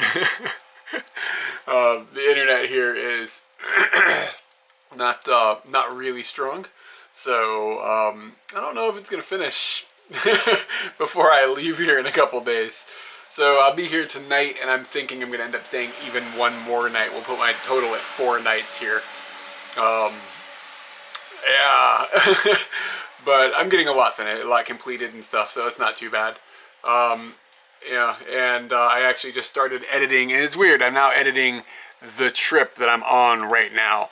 So I just started editing the very beginning of that, and you will probably see all of this footage, of course, well before you see this footage of me talking about the footage that you're seeing. It's like that movie, Inception movie or whatever. Like we just keep going deeper and deeper here. But I have food and stuff, and my host, the guy that runs the place, this dude that comes in and hangs out with me every once in a while, said he's gonna bring me some bear meat later, so that's got me pretty excited. All right, the dude that runs this place has been hanging out for like an hour and two, something like that. It's been a while, but he brought over this big, like, amazing plate of bear meat, and it's from a bear he hunted. And he showed me pictures of the bear, and like the bear, like, you know, stretched out like on the rack or whatever that they have to after they kill the bear, you know, was like as tall as he was. It's like a big animal.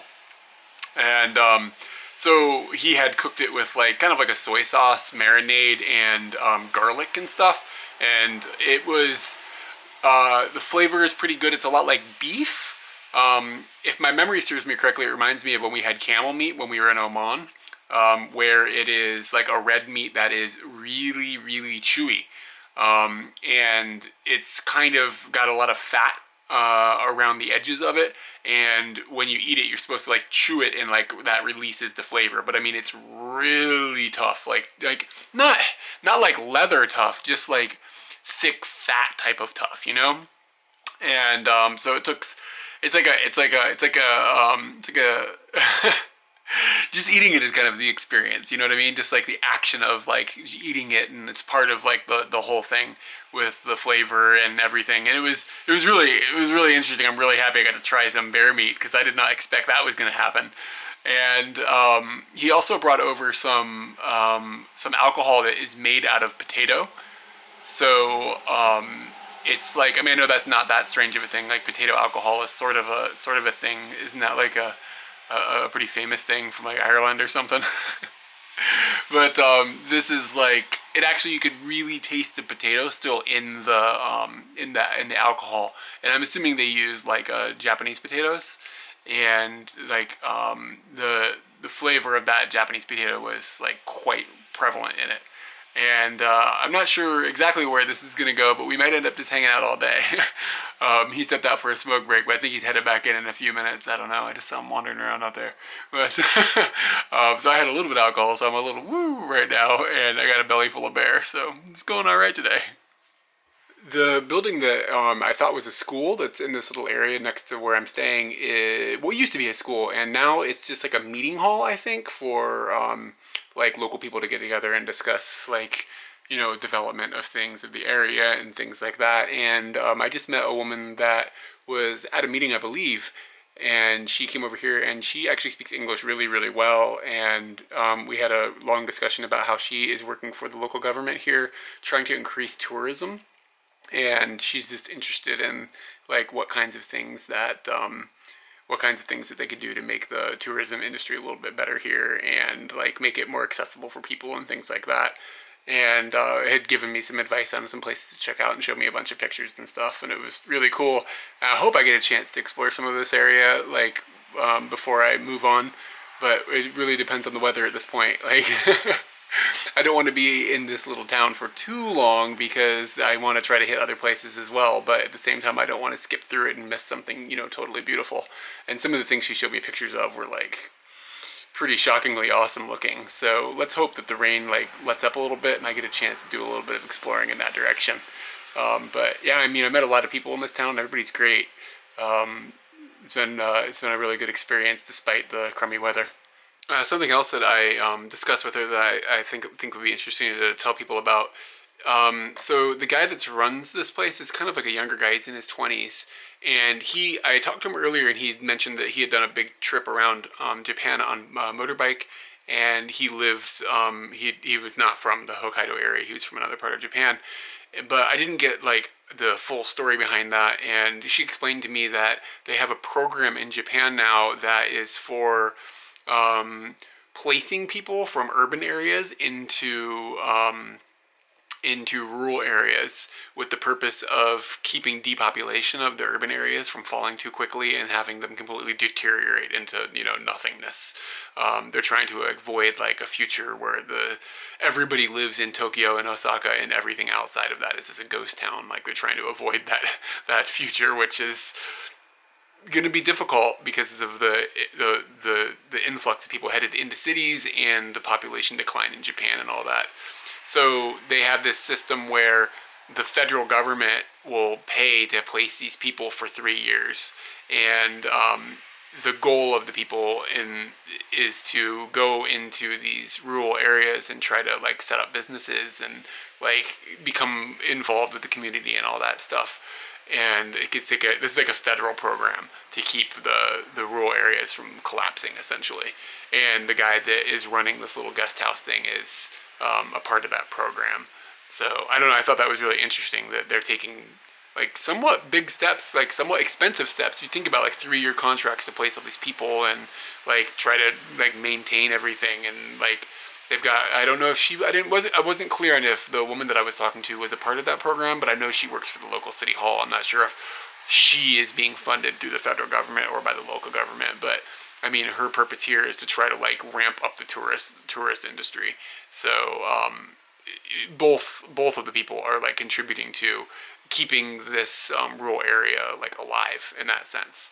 So yeah, I'd briefly heard about things like that in the past. I knew that some sort of program like that existed, but I've never had it explained to me in such a detail. And it was interesting. I hope that program works because I think they have a pretty big challenge ahead of themselves as far as maintaining all of these beautiful places that are outside of the urban areas of Japan. So I wanted to go back into town and I checked the train schedule and I was like, okay, 5:30. And I walked out the door at about 5:10, like, oh, I'm gonna get there a little early, wait around the little train station, and then I saw a train pulling away, and then I checked my schedule again, I was like, oh, 5:13, not 5:30. So I missed the train, so now I'm gonna just hitch my way into town, I guess, because then the train doesn't come for a couple hours. I think it's possible I might have beat the train here. The first car that drove by picked me up, so that was completely awesome. It was a college student, and he was just commuting home from wherever he was at. He wasn't clear on where he was coming from. Sometimes people can be a little cryptic about like where they're from and where they're going. The only problem was, I guess he had his back windows down when it was raining because I just sat there and I'm really wet now. So that's unappealing, but I don't think he was aware that the seat was wet. I don't think it crossed his mind because he was sitting in the front and he had the front seat was covered with stuff, so he just sat in the back. But yeah, I'm a little wet now, so that's a downside. It might have beat the train, but the people that get off the train probably aren't as wet as I am. So something else that's going on here is this town that I'm in, Hitchhiking, is famous for onsens, like I'd shown the foot baths and stuff before. And in the train station, they've got this little like, this is the onsen water, like coming out of the ground basically, but then coming out of the ceiling. So they're pumping it out of the ceiling somehow, but yeah, it's groundwater. And they got a sign here that says you can drink it and that it's like really healthy. So apparently like that's kind of their famous thing. I've been trying to find their famous thing here, and their famous thing is water. So there's apparently like a factory that makes ramune, which is like a Japanese soda. Not a factory, but I guess it's somehow made with the water from this area or something. So I'm gonna keep my eye open and see if I can find some of that, because I think it'd be fun to try. It's apparently like good water, so it's good soda. And anyway, so this fountain thing that's here, there's a cup that you can use to drink the water out of, but I'm not gonna use the public cup because I'm a little creeped out by that, to be honest with you. So I'm just gonna use my hand to get a little bit of this water and see what it tastes like. So, oh, it's, whoa. That might have been a really bad idea. It's really hot. I think the camera just fogged up. Okay, I'm gonna do this faster this time. All right. It's really salty, almost acidic. Yeah, no, I wouldn't say that's delicious, but I think it's one of those things that, like, Japanese people have all these things that aren't necessarily delicious, but they eat because it's healthy. So like natto, like some people think it's delicious, but like when you tell them that you don't like it because it's kind of like, they're like, no, but it's very delicious. And like, oh, okay, so, or it's very healthy, it's very healthy. So I think that might be what they're going for with that water. But yeah, I mean, I wouldn't like chug it or anything. It just kind of tasted, not like seawater, it wasn't that salty, but somewhere between like not seawater and regular seawater, and not somewhere between not seawater and seawater. So mix some seawater with some not seawater, that's what you get. I pick up a tip that a restaurant that's in front of the train station has good butadon, which is the stuff that I had a few days ago when I was in Obihiro, I think the name of the town was. It's all blending together now. And I had that at the place that apparently invented it. So I thought that it would be fun to give it another try at another place. And I'll be honest, the stuff I just had I think was better. Maybe it's just because they're not holding on to a style of cooking that's like 100 years old or whatever, and it's more like adjusted for my barbarian palate of like modernization or whatever. But this was like really good. The meat was very succulent, and it was like a very strong teriyaki flavor almost in the sauce, but they had put pepper on it, and the pepper knocked it out of the park. It was amazingly good. Like, I dropped my umbrella. It was just like, just that combination of the meat and the pepper and the sauce and everything was like really on point. And then, I'm not going to do this yet, but I said they had that soda, the ramune, in this town. This is a bottle of it, they sell it there. So I managed to grab it, and I think I'll save it for tomorrow. But I'm looking forward to that. Check out that bear, man. You can't go wrong. As I was making the establishment shot in my hand of this bottle, I just realized that bear is using a fish as a phone. What is this? After eating, I'm just gonna head straight back down to the guest house because I don't feel like waiting too long for the next train, and the next train is too long to wait for. So I came out to the train station, and it's getting kind of eerie looking because this fog is rolling in and stuff, and I kind of like it. It's just like so spooky.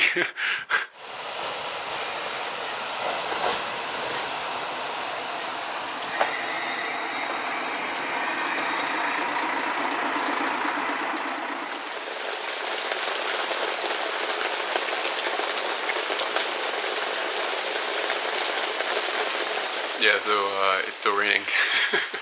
It's supposed to stop sometime this evening. By the way, it's 7 a.m.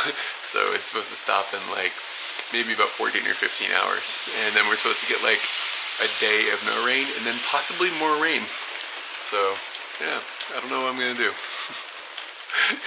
That's the theme of this trip though. That's alright.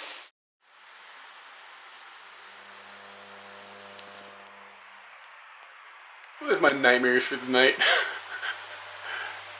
It's bigger than I think it should be. I think I forgot to mention this, but even though the rain today has kind of slowed down, I think the trains are canceled all day. I saw a sign last night when I was coming back down to the guest house, and there was a sign at the train station that said because of the typhoon, the trains were just completely canceled today. Like they're just like, we're just gonna shut them all off. I mean, I kind of get it, like, if it's, like, really bad weather or whatever, but it really was just a bit of rain.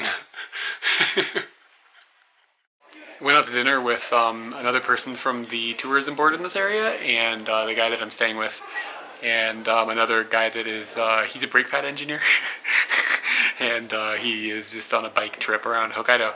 And while we were out, the typhoon like really kicked up, and it's pretty windy outside and really rainy and you know, typhoony. And which, if you're from America, it's just like a hurricane. Like, it feels the same basically. It's not dangerous levels of typhoon, but it's just, you know, it's stormy out there. And now the power's out, so now I'm using a flashlight to illuminate myself. And there's a lot of people staying in the guest house right now. There's like, I don't know, 11, 12, 13 people or something. A whole bunch of high school students, or maybe like 18, so maybe they're university students or high school students somewhere in the middle there. And they're doing a big bike trip around Hokkaido. So it's a party vibe going on in here. And there's no lights, and it's become interesting. It's getting a little Blair Witchy up in this place.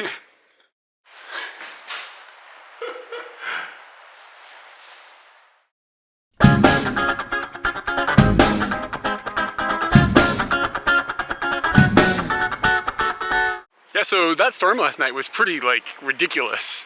It was really windy, and it felt like it was gonna rip that place apart, to be honest, for a while.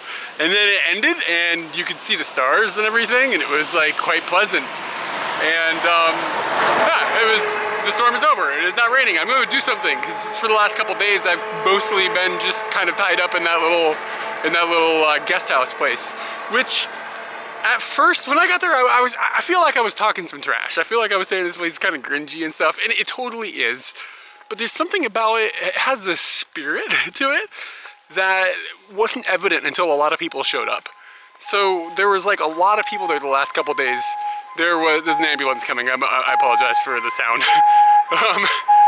That's a Japanese ambulance. You don't see them very often now that I think about it. But anyway, so there's been a lot of people that have showed up. Like, there's a group of people on bicycles that have come, and they're doing like a bike loop here. And there's another guy that was doing a solo bike trip, and I was just chatting with him. And there's a dude doing a motorbike trip, and then there's this there was this girl that just showed up last night and just like hung out, and she like lives in the area working for the tourism board. And like me and her and the guy that were on the motorbike trip and the guy that run the place all went on this all went to have some Chinese dinner, and it gives the place life.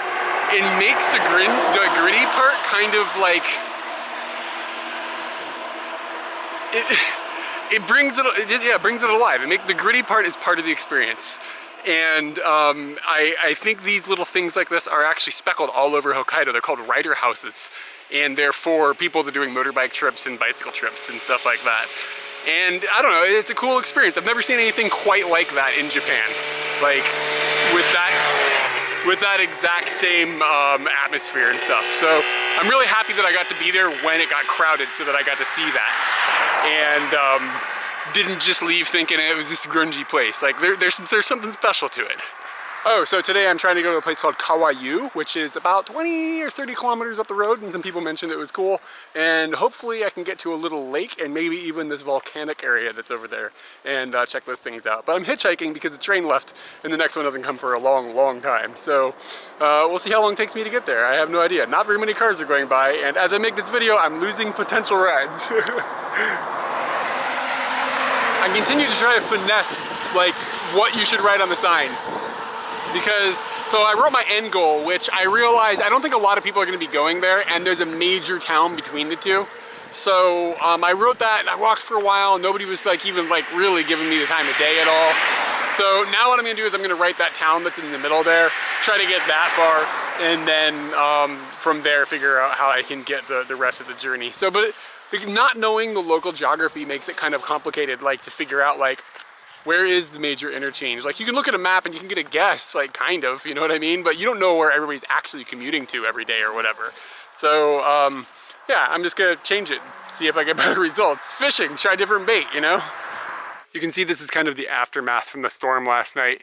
When we came back from the Chinese restaurant, this stuff was all over the middle of the road. Like, it was just, like, strewn everywhere. It's amazing how quickly they've come through and cleared it up. I mean, it's a major road and everything, but like, this was only, I mean, I guess, well, maybe it was a while ago, maybe 10 hours ago or something, but still, like, it's a lot of road. They got to come along, and maybe they got a machine that pushes everything out of the way or something. Who knows? But yeah, it's nice and clean now.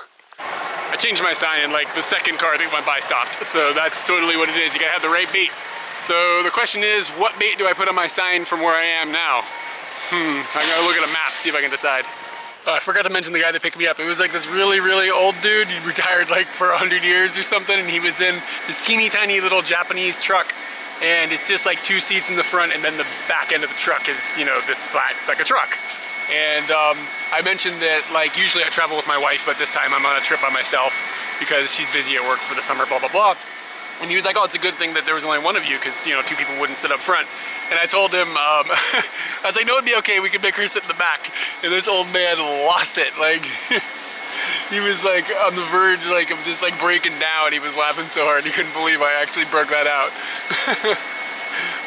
By the way, nobody tell Katie that. There's 2 demographics of people that have not picked me up yet that I want to pick me up. One, truckers. They don't even look at me. I don't think I'm ever gonna get a ride with a trucker. They're busy, you know what I mean? But in America, you think, oh, truckers, hitchhikers goes together. Here, it seems like it's the opposite. So I just want to ride in one of those big old trucks. I think that'd be fun.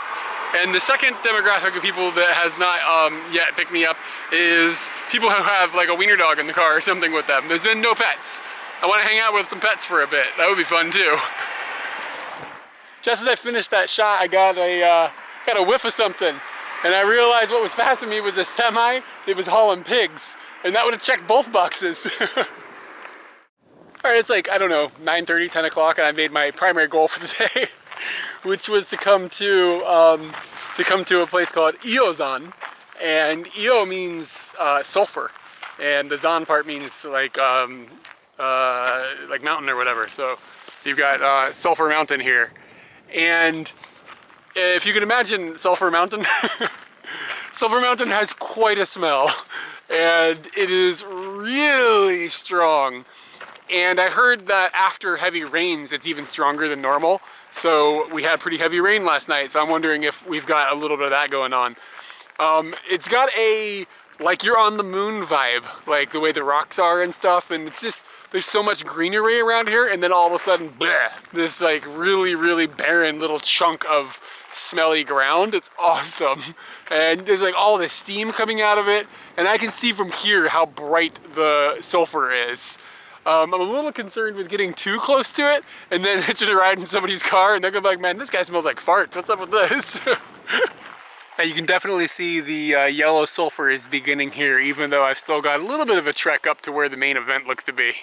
I love when you come to places that like are like exciting for senses that aren't usually like tantalized. Like, there's a horrible smell, but it's just awesome that like your nose is getting a workout. It's just, you know, when you go to other places, that's not the primary thing, but that's what's going on here. But here you got the nose, you got the eyes, you can hear the steam like coming up out of the ground and everything. It's like, it's getting almost all your senses and really just utilizing them. It's amazing. The downside of this is that I had intended, I brought some food and I had intended to have a picnic, but my appetite has kind of nosedived. So maybe I'll save it for my next stop. I can't believe I can get this close to like this happening, like the earth spitting things out of it. That's am I allowed to be? Oh God. Oh wait, it doesn't smell that bad. That's a really big surprise. I really thought the steam would be horrible smelling, but it just sort of smells like steam. Vague, like it's just barely a little bit eggy. Interesting. I would go as far to say that the steam almost dampens the smell of the egg. The mountain is literally splashing on me right now. This is unreal.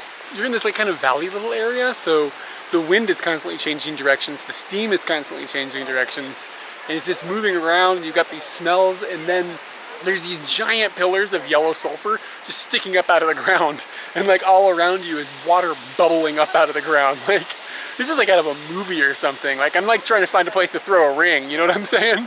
This was insane. The yellow is incredibly vibrant too, just like neon yellow, like a yellow that shouldn't exist in nature. Like you think, oh, that's like, you know, only a yellow from the 80s. Like, no sir, that yellow is popping out of the ground here. I got so excited about Mount Sulphur, I forgot to mention my last ride, there was a dog. I didn't get any dog interaction time, but a dog was there. So like, you know, I got to feel its spirit.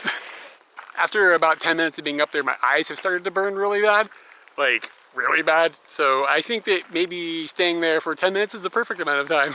But if you have the means to go to a sulfur mountain, like, you should definitely 100% do it. Very cool. All right, this is a new one. there's this dude with a big camera, right?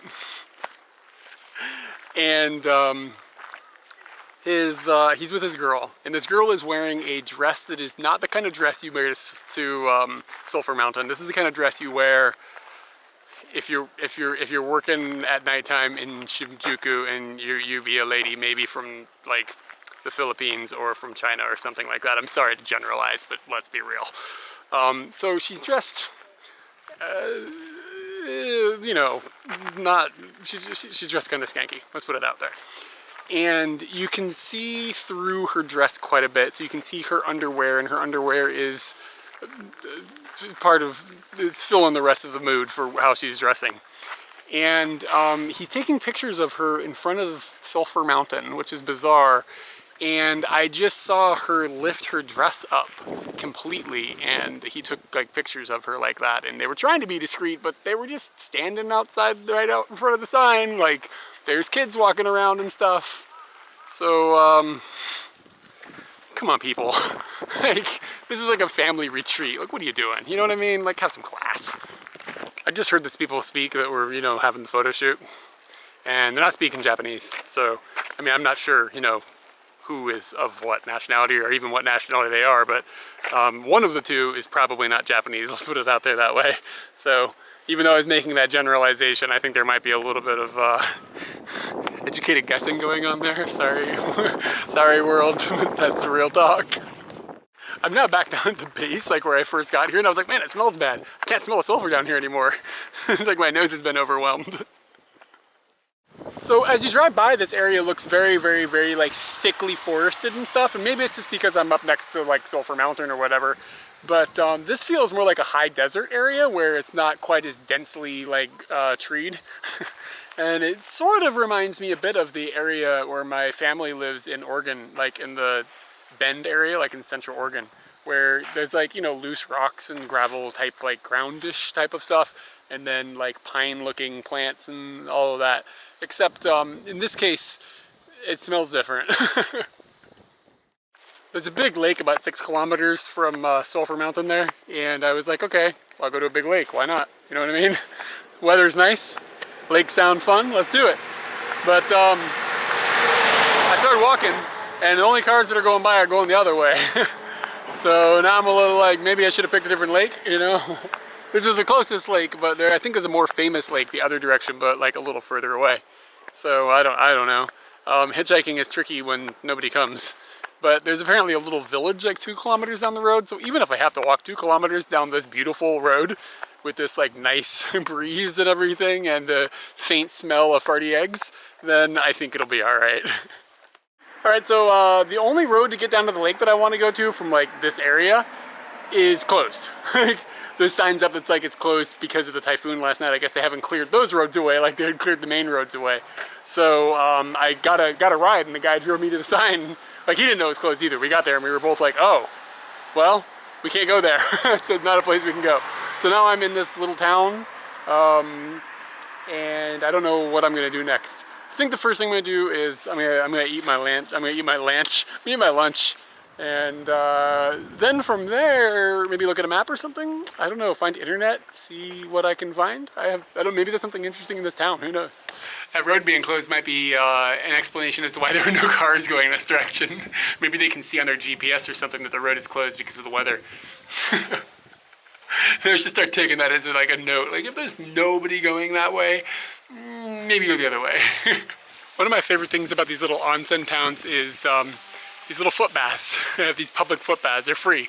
And you can just like come over here and put your feet in for a few minutes. And if it's chilly out in the nighttime, they feel great. And it's a little warm right now, so I probably only spent a couple minutes here, but it's still a cool experience.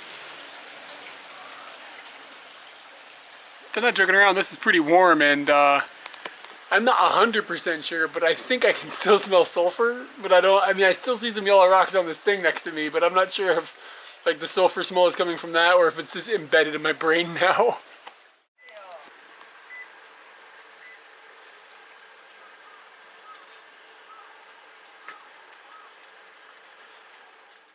I saw a sign that said that one of the like really famous sumo champions is from this area, and I think I might have found the town the town I'm in now might be where he's from, because it looks like they have a memorial set up to him. Well, a memorial. I honestly don't know if he's still alive or not, so I don't know if it's a memorial or a museum, but one of the two. They've got some sort of, you know, dedication. I'll take a wild guess based on how fresh that cut on that tree looks and just assume that that's from the storm last night. People have told me that the storm was like, that's really rare to have that type of storm come through with that much wind and that much rain, and like for typhoons to actually make their way all the way up to Hokkaido. So I can see why there's so much destruction, even though the storm, while like, you know, strong, was not like a ridiculous level of strong. It's just like things here haven't had that happen to them in a long time, and now that they have, they aren't very strong and they've broken. Good timing, Eric. Curiosity has gotten the best of me, and after seeing some of those trees that were knocked down, like kind of in the middle of the town, I want to see why this road is closed. So I think I'm just gonna walk it, and it said it's like 3 or 4 kilometers or something, so I don't know, like an hour or something. And I'll stop and take some videos, maybe 2 hours, no big deal. It's really nice outside, and I think it's like 12:30, so I've got tons of time. I do have to remember though that if the road is closed, maybe getting back will be a walk too, so gotta keep that in mind. Don't want to be stuck way out here in the middle of the jungle in the middle of the night. This place got ripped apart last night, like hardcore. Like, look at this tree. Look how big this tree is that's torn down. I guess the bigger the tree is, the more likely it is to get torn down in that sense, but still, it's pretty shocking. Destruction aside, I am kind of surprised that the road is closed still. I wonder if it's going to be like a big mess up ahead or something, because, I mean, it's a little dirty, but the road looks fine right now. The sidewalk is a little messy. And I've seen, there are some vehicles coming through. Like I saw a delivery truck go by a minute ago and a guy in a little van. I'm assuming maybe they live back here or something. Well, the delivery guy is probably delivering, but so they are letting some vehicles through, or the delivery guy is just like, screw the man, and he just hopped the fence, you know what I mean?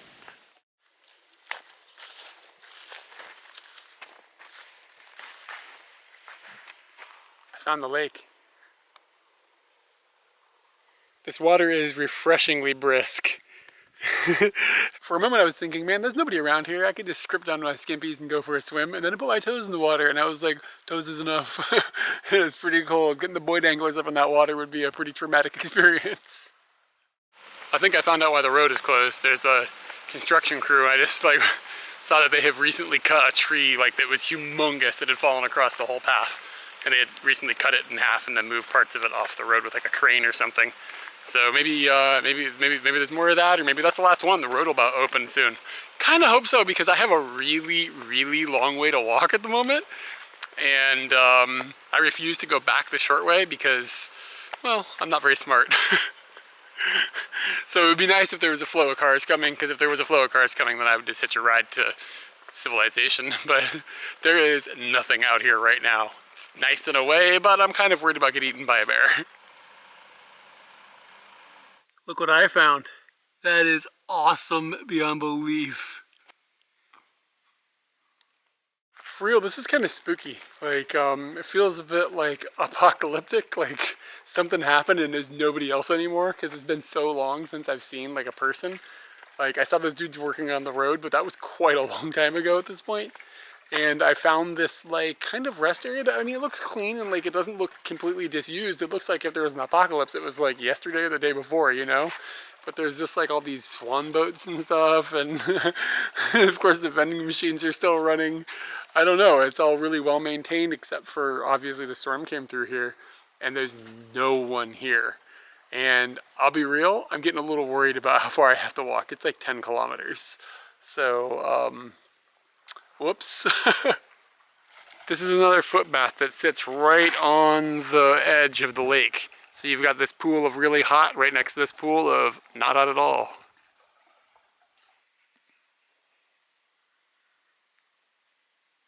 That's a shame.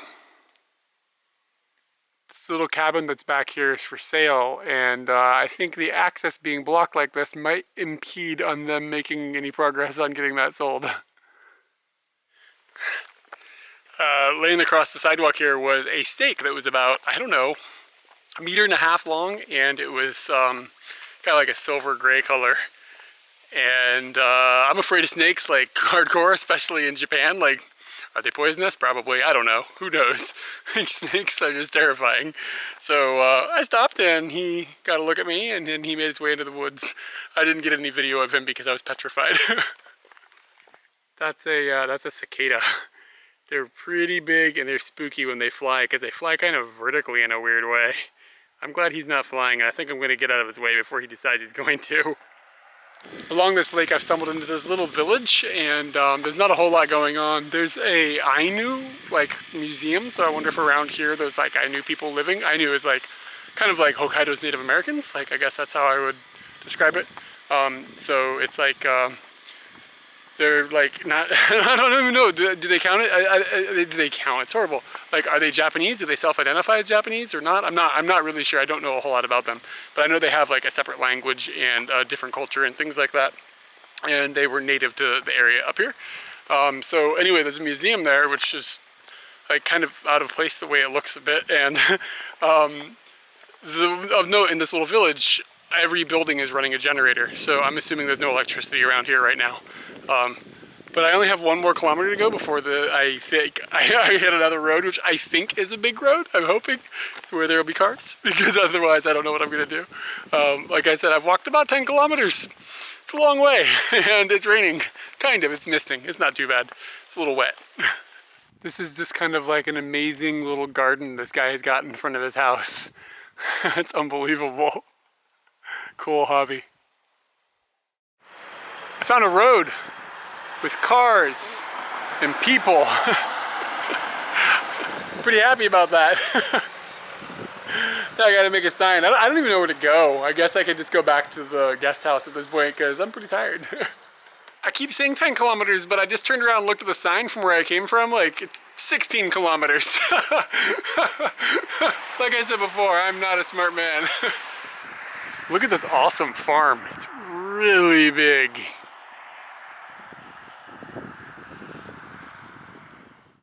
Got it right into town. That was nice. And now I'm almost back where I started this morning. So I don't know what I'm gonna do if I'm going to. Don't know if the trains are running or not, because I don't think you can look it up online because it's you find out because it's written on a whiteboard in the station. So I don't know if the trains are running. So I'm not sure how exactly I'll get back. It is starting to get dark. I don't want to be stuck up here having to hitchhike back out of town if it's dark out. But I do kind of want to hit a restaurant and then take the train home. So it's a bit of a gamble. I don't know. Maybe, I don't know. I don't want to walk all the way. It's way too far. So I think I might gamble it though. I'm feeling adventurous even though I've been walking all day. After that walk I did, this feels pretty well deserved. This feels amazing right now, especially it's kind of not cold, but it's getting a little bit colder out. It's getting jacket weather and it's drizzly and I'm exhausted from the walk and my feet are sore and this is basically a perfect moment.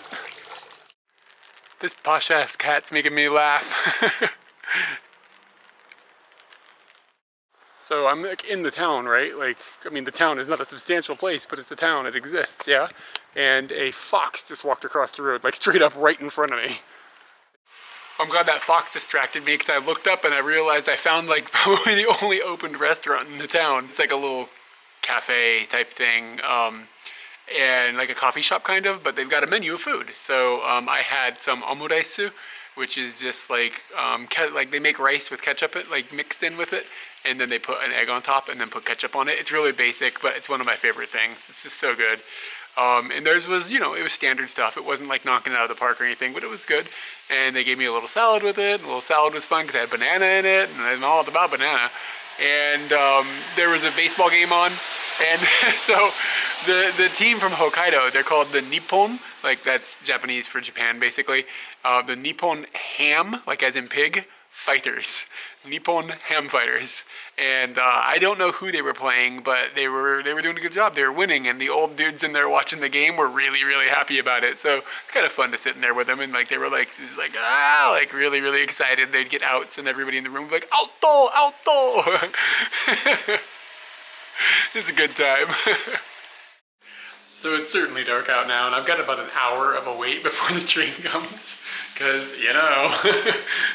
So I'm just chilling. I'm trying to decide where I'm going to go tomorrow, and I have internet where I'm at the train station. They've got free Wi-Fi, so I'm trying to figure out, there's a few places I could go. I saw a place that's got, apparently it's got really, one of the best kaiten sushi places in the country,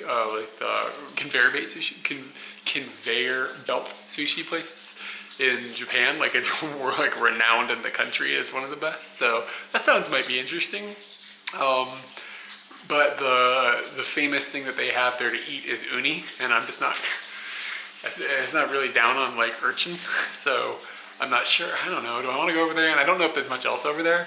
So the girl that I met yesterday that worked for the the tourist center in this area had mentioned a place called Raosu, and she said it's really nice there, and it's next to some big park that's really, really, really remote. So I thought maybe I'll go there, or maybe I'll go to both. I don't know. So we'll see. I have to sleep on it, and I'll wake up and just see where it goes. I was thinking about just getting in a car with somebody tomorrow and be like, where should I go? See what happens. I don't know. Maybe I'll do that. I don't know. We'll find out. But I hit a vending machine a minute ago, and when I went to the Kirin factory when I was in Chitose, I had drank some of this stuff with my burger, I believe, before. And I've sort of fallen in love with it. It's really good. I'm going to see if I can find this outside of Hokkaido. I hope it's something that's like exported like to other parts of Japan. I've never seen it before, but I haven't known to look for it. So maybe it's everywhere, and I just haven't noticed. You know what I mean? But yeah, Gurana. It's like on point. Oh, it's soda. If you didn't see that part, like this is a soda, and it's like kind of like somewhere between Dr. Pepper and root beer. It's good. I found my 3rd foot hot bath of the day. This is excellent. This is one's right outside the train station. I gotta get one of these things at home. This is wonderful.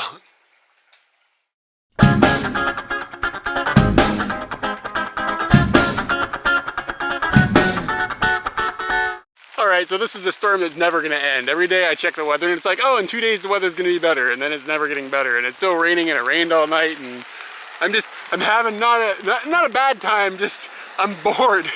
Like this little town would have a lot of wonderful things to explore if it wasn't raining, but it's raining, and I'm a long way from the town, so it makes just getting into like find food is like a chore.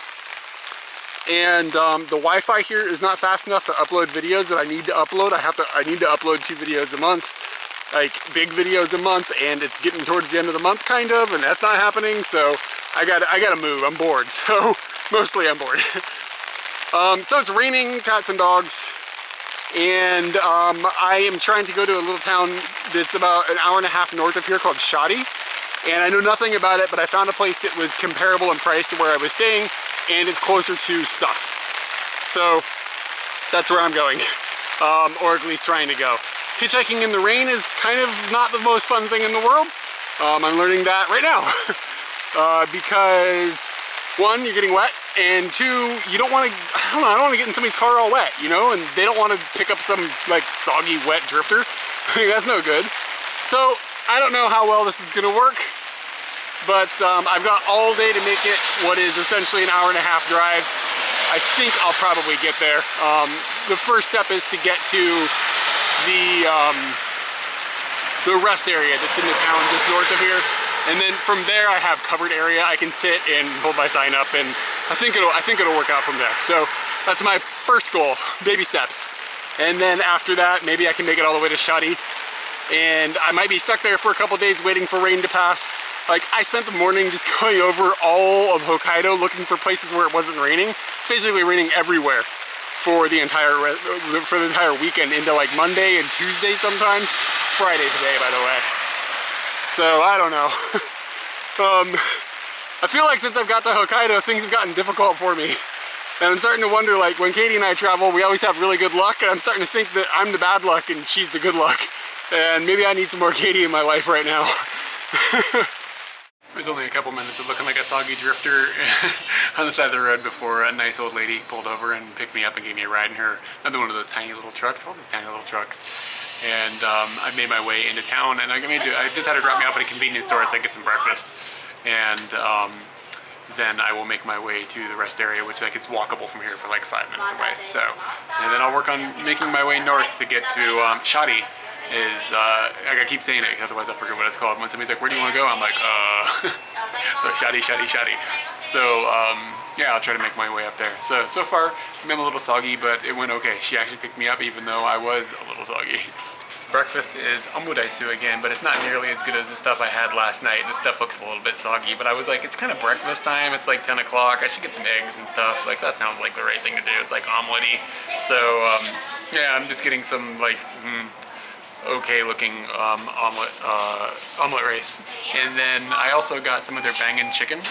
And like I had before, that girl gave me that free chicken, the spicy stuff. But I got the cheese one. And it's been a long time since I've had the cheese one. Ooh, it tastes like, it tastes like cheese. It's really familiar to something that I ate when I was a kid. Oh man, that's gonna drive me crazy. You know, maybe it tastes like a cheese dog. Yeah, I think that might be what I'm tasting. Like, you know, like they used to inject cheese into hot dogs. Do they still do that? Yeah, I think that's what it is. So it's a chicken cheese dog nugget. Alright, as I'm not that far away from my goal, I hit a Lawson and they have pretty quick internet here, so I'm trying to upload this this Okinawa Part 3 video that I have finished like about 5 days ago now. And it's 20 gigabytes, so it's uploading really, really slow here because the internet isn't that great where I was staying. And here it's going a little bit faster. Usually I can upload something like that in Tokyo in about an hour. And I've been here for 2 hours now, and it's uploaded 20%. So I mean, I know it's a big file and everything, but you know, I'm getting a little worried getting that up. But anyway, so you remember I bought that oramune, which is the soda that's made with the water from this area a couple nights ago, and I forgot about it, and then I went in the fridge when I was leaving the guest house today, and I was like, oh, look at that, I should get that and have it. So this is a bit of an experience. I've had these before in this bottle, and you can see how it's shaped really strange. And the reason it's shaped like that is because in the tip there's a marble, okay? And what's gonna happen is I'm going to use this little cap that came with it, and I'm going to, it's like got a plunger in there. You put it on there and you tap it, and it pushes the marble down into this area and gets stuck, so it can't fall all the way in. And then it can't fall out the top, so you can't choke on it while you drink it. It's like an interesting way of sealing this. I'm not sure how the marble is sealed in the top, why it's not falling out now. Maybe there's this plastic or something, I'm not sure. But anyway, so this is famous because it is made with the water in this area, and the label on the top that was there a few minutes ago before I took it off, specifically it was like, it's made from delicious water from eastern Hokkaido. So anyway, let's open it, and I'm always worried about opening these, like they're gonna explode all over the place. So I brought it outside. I didn't want to open it in Lawson's and end up covered in like ramune juice and then have it everywhere. So I'm outside where it's raining, and if it blows up on me, then I'll roll around in a puddle or something. Okay, so here we go. Here is the bottle, and here is the plunger, and you put this on here, and then you just do that. I'm kind of nervous, honestly. I don't think I pushed hard enough. Okay. So this breaks out. I see now. So this breaks out completely. And so that's broken down, and then I push, I guess. Or maybe I take all of this off like this, and then I push like this. There we go. Yes, I was wise to be worried about it exploding. Alright, so you can see the marble in there now. And the marble is just, there you go, it's jiggling back and forth. And my hand is all wet and sticky now, but let's see how delicious this stuff is.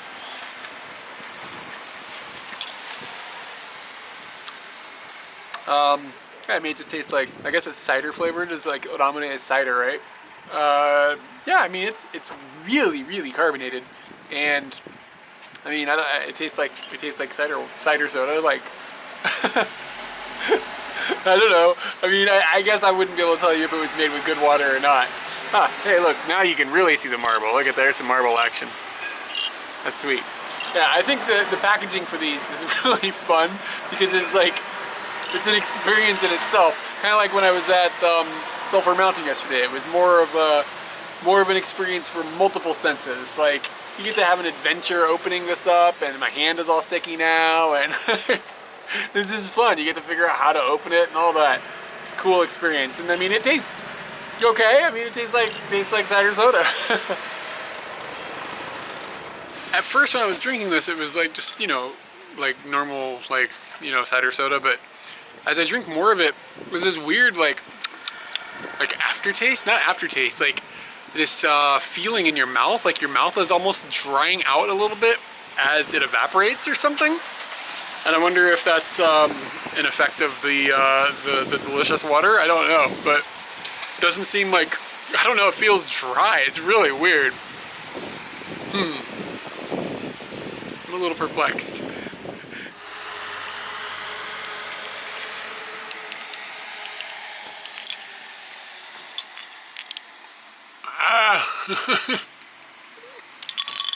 Getting that last bit out, it's gonna trick it because the marble just falls back into place. I was looking at this, and I think that it's not like plastic inside that keeps it in place before you break it. I think it's just vacuum sealed or something. Like somehow they've like applied that top cap and then made suction keep the marble up on the top. And it looks like if you look inside, there's a little ring of rubber that is probably being used as a washer? No, that's a different word for it. You know, a seal to keep the liquid from falling out. That's pretty smart. It has, it sort of stopped raining for the moment. This is amazing. I'm gonna take a chance and I'm gonna move. See if I can get in the car before rain starts again. And just a few minutes later, I caught a ride and I'm like about 60 kilometers or something down the road, I guess. I haven't even checked yet. But yeah, a girl picked me up, probably, I guess she's probably in her early 20s. And it was a fun ride. She talks like a mile a minute. It's just like, lots of Japanese, lots of Japanese, lots of Japanese. But it was a fun challenge. And when you're in the mood for it, it's fun. So, and I'm in the mood for like that challenge at the moment. So that was cool. It wasn't just like the normal like, oh, where are you from? And like, what are you doing conversation. Like, we were talking about all sorts of stuff. So that makes it a lot more interesting because I'll be real, I'm a little bit bored of the same conversation over and over. So this was a bit of a delight. So now I have to figure out where I am and where to go next. And it turns out I'm about 20 kilometers away from my goal, so this should be no problem because maybe it's noon. I don't know. It's something like that. It's just starting to sprinkle though, so hopefully I can get this done before I get all wet again.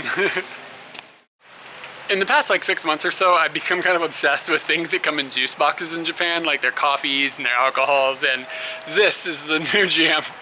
And everybody's gonna laugh at me because I think this is for dieting because it says diet on it, but it is a black vinegar apple juice kind of with honey in it.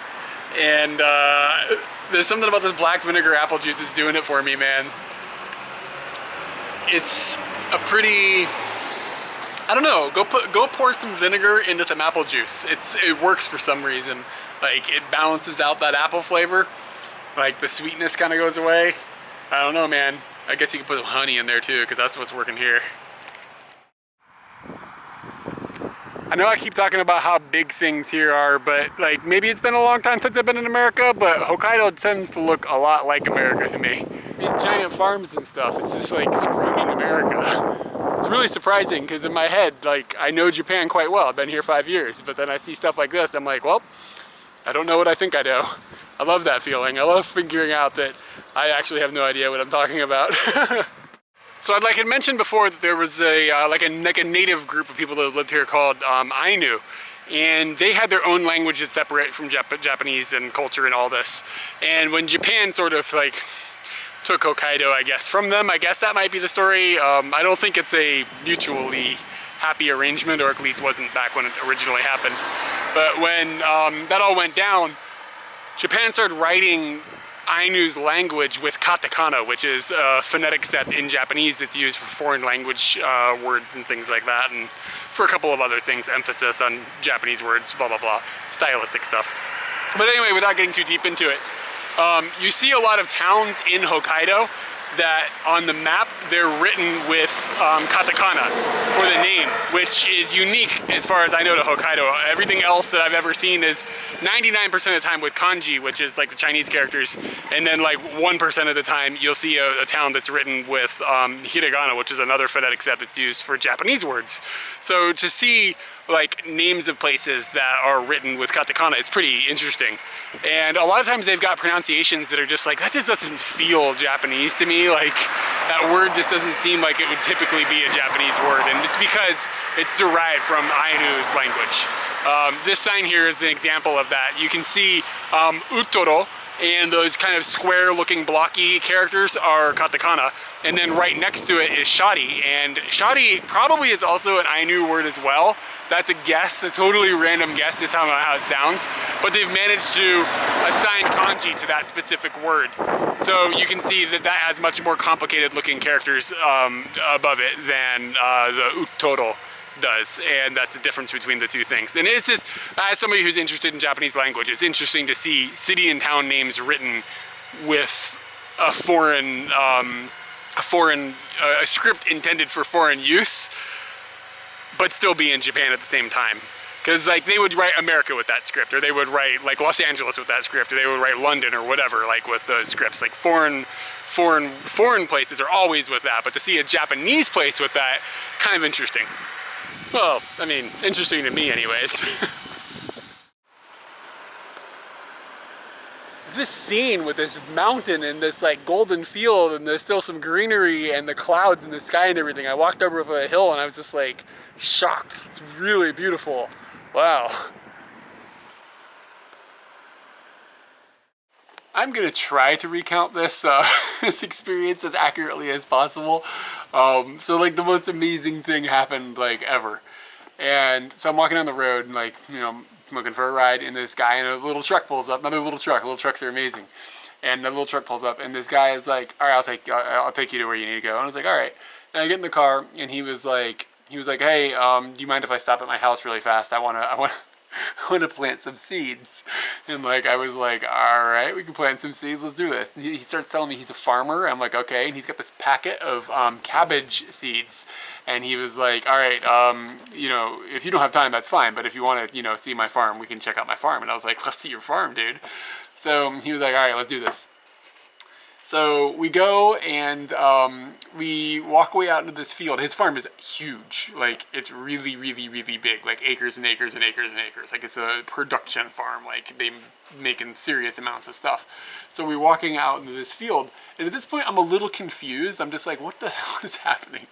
I'm just like, whatever, let's follow this old man. He was really friendly and like, just like a really centered person. Like, he was just really capable of communicating properly, and he was not like an oddball or anything, as strange as his story sounds. Like, let's go plant some cabbage, you know what I mean? But he was just like, okay, you know, let's do this thing. So we walk out into this field, and he starts digging this hole with his foot, and he was like, he hands me all these seeds, and he's like, go ahead and, you know, start planting the cabbage. I'm like, dude, I don't know what to do. Like, I'm like taking like a handful of seeds. I'm like, do I just drop them? He's like, no, dumbass. He's like, pokes a bunch of holes in the ground with his finger. He's like, drop 2 or 3 seeds in there and then move on, and like space them out so the cabbage can grow, like, you know, the size of cabbage. And I was like, oh, okay, that makes sense. So we plant this cabbage, and he's throwing like the cabbage food on the ground and stuff, and then he's covering it back up, and this goes on for a while, not a terrible long time, but a while. So I planted some cabbage in Japan, and afterwards we go, and he was like, are you busy? And I was like, dude, I don't have nothing. I got nothing to do here. So what's up? And he's like, let's eat some watermelon. So he goes and he gets this watermelon out of this fridge, and he gets this big hatchet, and he starts hacking up this watermelon. And he was like, I grew this watermelon. And we ate it, and it was amazing. And then like I think his wife, a woman, came out, and then another farmer dude came, and we just hung out, and we're just eating some watermelon with some farmers and stuff, you know, just normal stuffs. And then he was like, I asked him about how the typhoon affected them, and he was just like, oh, dude, it ripped up my some of my greenhouses. Like, he's got these houses that have like a plastic covering on them. And he was like, you want to see? And I was like, yeah, sure. So we walk over, and he's showing me these greenhouses. And oh shit, I just remembered, I just forgot something in his truck. Oh well, it's not important. Anyway, so I'll get to what I forgot. So we're going to these greenhouses, and he's giving me like all these fruits and stuff. He's just plucking them right off the vine, and we're eating these tomatoes. Are like the best tomatoes I've ever had, like the best mini tomatoes I've ever had. They were sweet and just like, you know, they were right off the plant, and like they were amazing. And we're eating kiwi, or not kiwis, cucumbers, and let's see, what else do we have? I don't know, just stuff. We're just eating just like buffet, like off the plant. And yeah, and he showed me like the ceiling for the area that got all busted up and stuff. And we're walking around, and he's just showing me things on the farm, you know. And then we go and we hang out in this room he's got that's like, you know, for lack of a better term, like his man cave, like where he chills, you know what I mean? And he's got all these pictures of these ultralight airplanes on the wall and stuff. And he's like, I'm a pilot. I was like, all right, that's cool. And I was like, do you own some of these planes? He was like, yeah, I own a plane. And I was like, okay. And he's like, do you want to see them? And I was like, yeah. So we get in his car, and we drove across the farm, and we get to this building that's like, you know, like a dome type like thing, like a hangar. And he unlocks the doors, and he slides the door open. There's all these ultralight aircraft, and I'm expecting like a ultralight aircraft. There's like 6. He's like, yeah, I like to fly these things, but I can't do it in the summertime because there's no runway here. So what he usually does is he has a wheat field, and he farms a wheat field, and then it's flat, and then he can use that as a runway. And there's also what are they called? Like sled things on the wheels, so that when there's snow on the ground in the wintertime, he can just land and take off on the snow. So that was like this guy's deal. And he eventually was like, yeah, I'll take you to your guest house. And before he took me to the guest house, he was like, you know, if you wanted to just stay here, that's cool. Like, he told me I could just stay in his man cave. He's like, you can stay here if you want. I don't care. It's cool. And I was like, oh, I've already paid for the guest house. And honestly, I kind of just want to be a little closer to town because I would be kind of stranded out there. Like, I guess I could hitchhike into town, but if it gets rainy again, which it's supposed to, then I would be just stranded again. So, yeah, I was, he drove me to the guest house, and I was like, is it okay? It's a little far, you know? And he was like, it's like 20 minutes, no big deal. Like, this guy, he was just really, really chill. So that was this experience, and I got his information and stuff, and he was so chill, it's possible that in the future, I'll send that guy a message. And he was like, come back up here in the winter, I'll take you up in my airplane. And I was like, that sounds amazing. And he asked me how much I weighed, and he was like, yeah, we can do this. So, yeah. Hitchhiking is amazing. アップダウンだから真ん中直線走ったら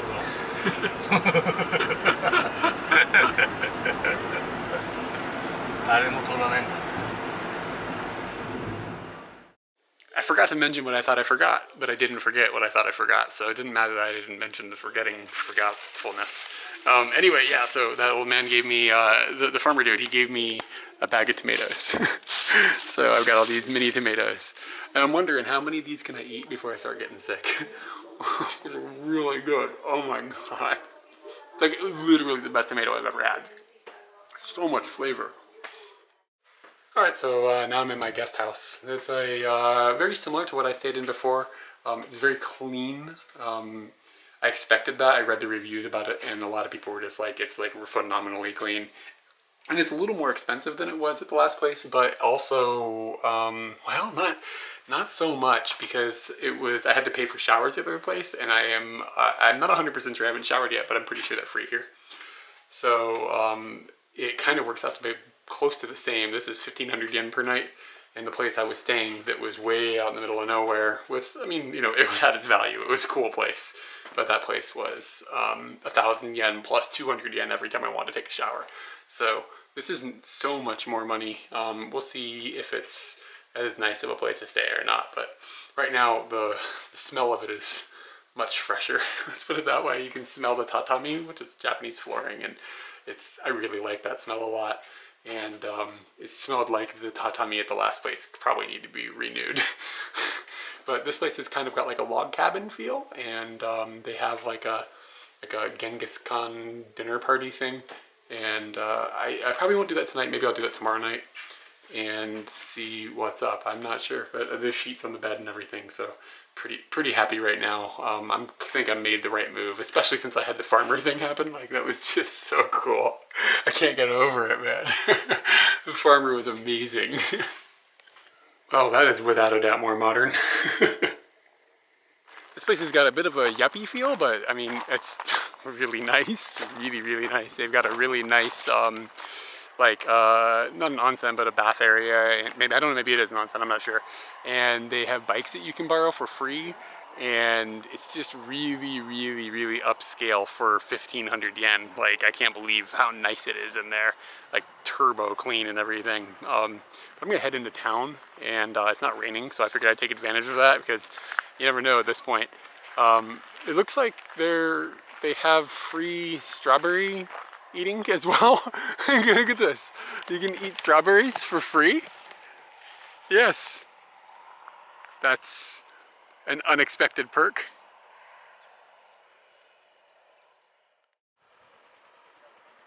A lot of times post typhoon you get these really cool looking cloud patterns, and right now is no exception.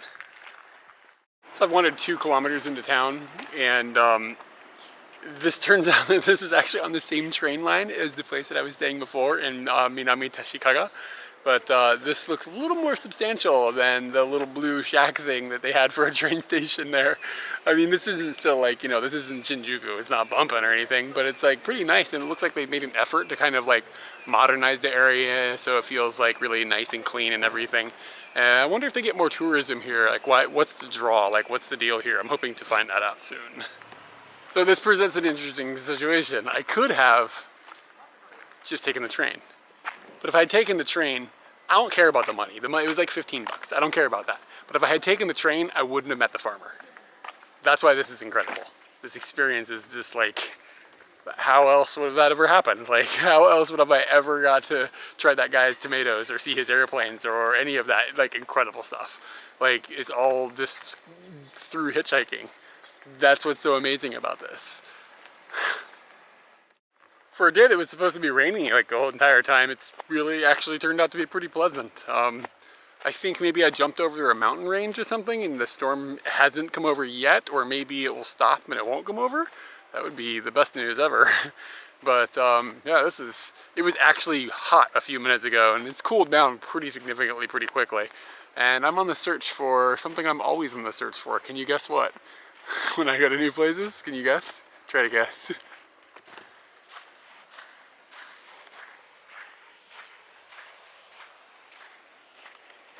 Did you guess right? I found the ocean. It's amazing. So I'm like on the northern area in Hokkaido. Not the most northern area, but definitely you could call this the northern coast. So this is one of the furthest northern points I've been in Japan. I'm thinking maybe it might be a similar, not elevation, but you know, height area. What is that on the map called? It might be a similar one of those to Otaru when we were there. But yeah, I can almost see Russia. I'm doing some Sarah Palin stuffs right now. I think though, honestly, there is a town that you can see some of the disputed islands between Russia and Japan from, and I might end up there. And then I'll be keeping an eye on Putin, like for real. Getting out to the ocean was a bit tricky from the town because first off, it's like a fishing and maybe a shipping port. I'm not sure if they do shipping, but I know they do fishing. It's a big part of the industry here. So there's a lot of like industrial, like shipyards and things like that you can't really like get through. I sort of found one that looked like it would be okay if I trespassed through, and I did a little trespassing, and I got out here. But they've also built these big seawalls, and I mean, I guess like tsunamis, you know, like seawalls are probably a pretty good idea if you're in an earthquake-prone zone and you've got an industry that relies on shipping and a town that is relatively close to the water. So, I mean, it's not the most beautiful scenery I've ever seen like up close, but when you look off in the distance a bit, these mountains that butt right up against the sea, it looks pretty awesome. The shapes of the mountain are really striking. The farmer that I met earlier, he was really proud of the shape of the mountains, because they're not just, you know, mountains, they're like jagged kind of, and they have like personality to them and all that, and you can definitely see that, and it's really cool with the clouds like intertwined inside of them and stuff right now from the storm. I think I'm really lucky to get to be here at this point in time.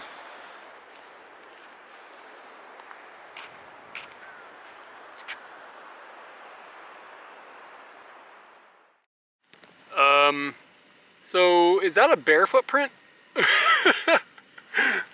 Like, dog's nails usually are trimmed, yeah? Like that dog don't got trimmed nails. It's probably time to get back to civilization. Whew. Climb some stairs. Yeah, so up on this little hill that's by the ocean a little bit, maybe 5-minute walk, they've got the Shadi Jinja, which is their shrine, I guess. I'm not sure the importance of it, but it seems well maintained, so it seems like it's pretty important. And it looked like they had a Matsuri here maybe recently that I wish I'd seen, but on the other hand, glad I missed because I didn't like sleeping outside tonight.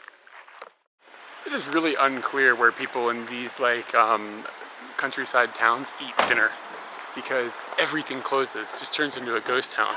And this is not just this place, like I've seen this in a lot of places. The place I was in last time did the same thing. Like finding an opened anything is a challenge. And that's what I'm going through right now. I just don't want to end up with convenience store food of anything, you know? Like you get to a new place, you want to try some of their food, but everything's shut down. I found someplace opened. It's called Red Hot Chili Pepper, and I was like, okay, like that's that band. Here's a little secret on me. I really kind of despise that band, but no offense if you like them. That's just not my thing.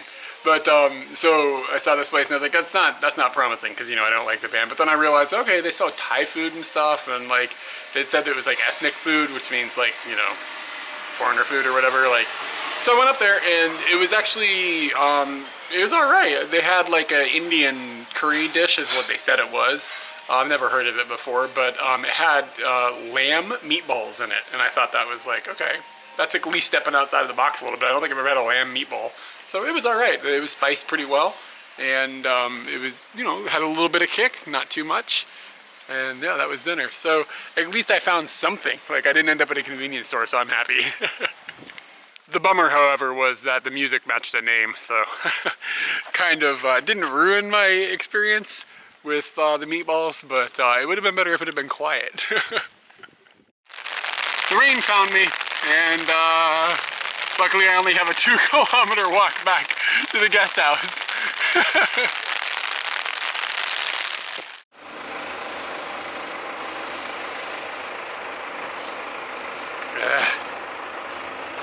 Unhanded.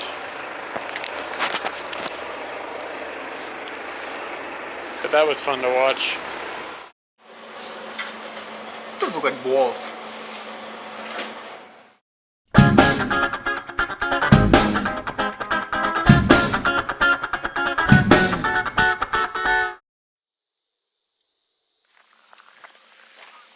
This place that I'm staying, it's really clean and really nice, and it feels kind of like camp.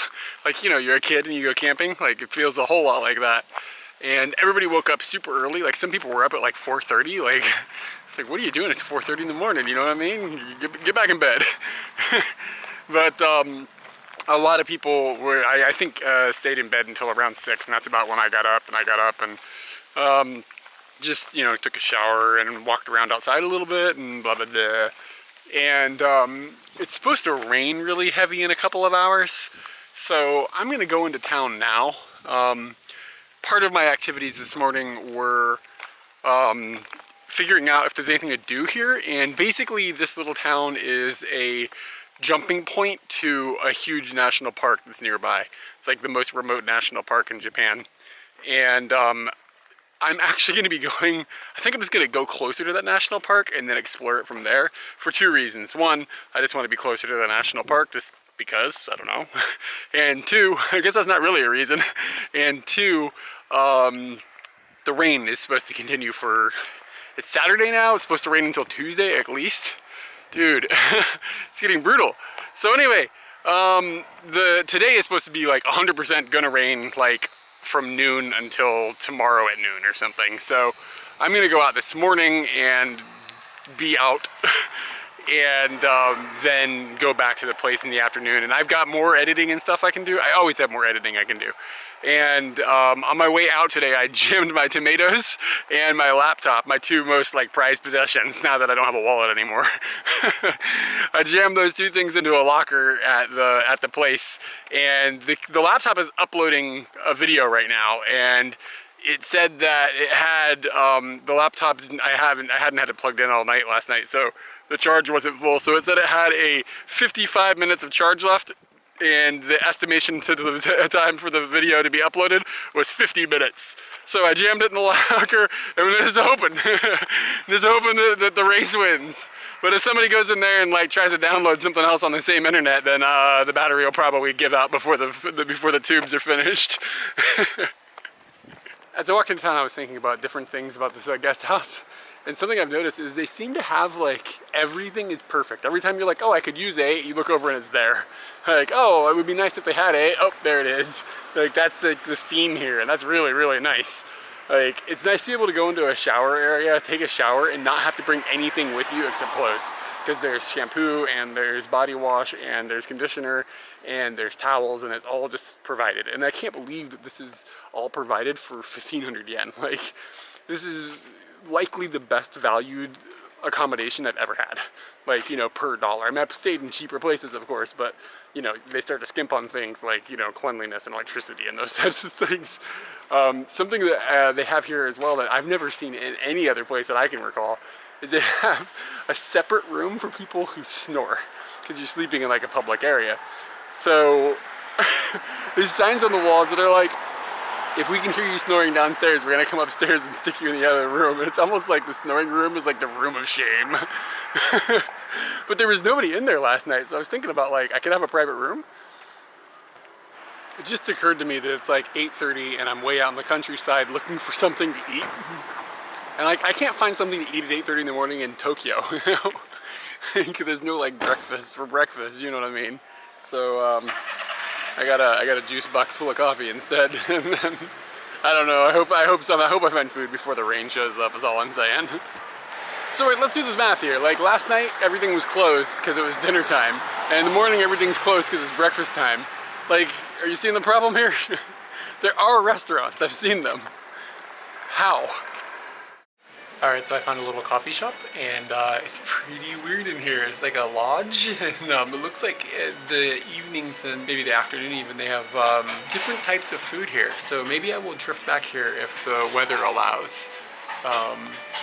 Yeah, I'm surprised there's not a bearskin hanging on the wall. Like, it's kind of get that vibe. And I just ordered the morning set, whatever. And it is eggs and sausage and a mini tomato that I now have got a high standard for, so it better live up to it. A little salad and some bread and stuff. Not too substantial, but it's better than convenience store food, I guess, is really where we're at. Yo, these sausages are amazing. Like, I don't know what she's done to them, but she's really done it up large. Oh my god. It's like she put like spices or something on top of it. Good lord. Alright, let's see.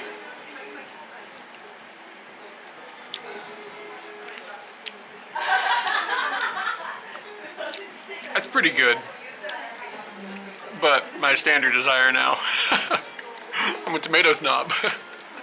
So this coffee shop has got one of the best menus I've ever seen. It's like a book, and the pictures are all like super professional looking, and it's printed like a book, like the paper on it is like a book and everything. And apparently you can stay here as well. Like, they have a room, at least one room to stay in, and there's also an onsen for women.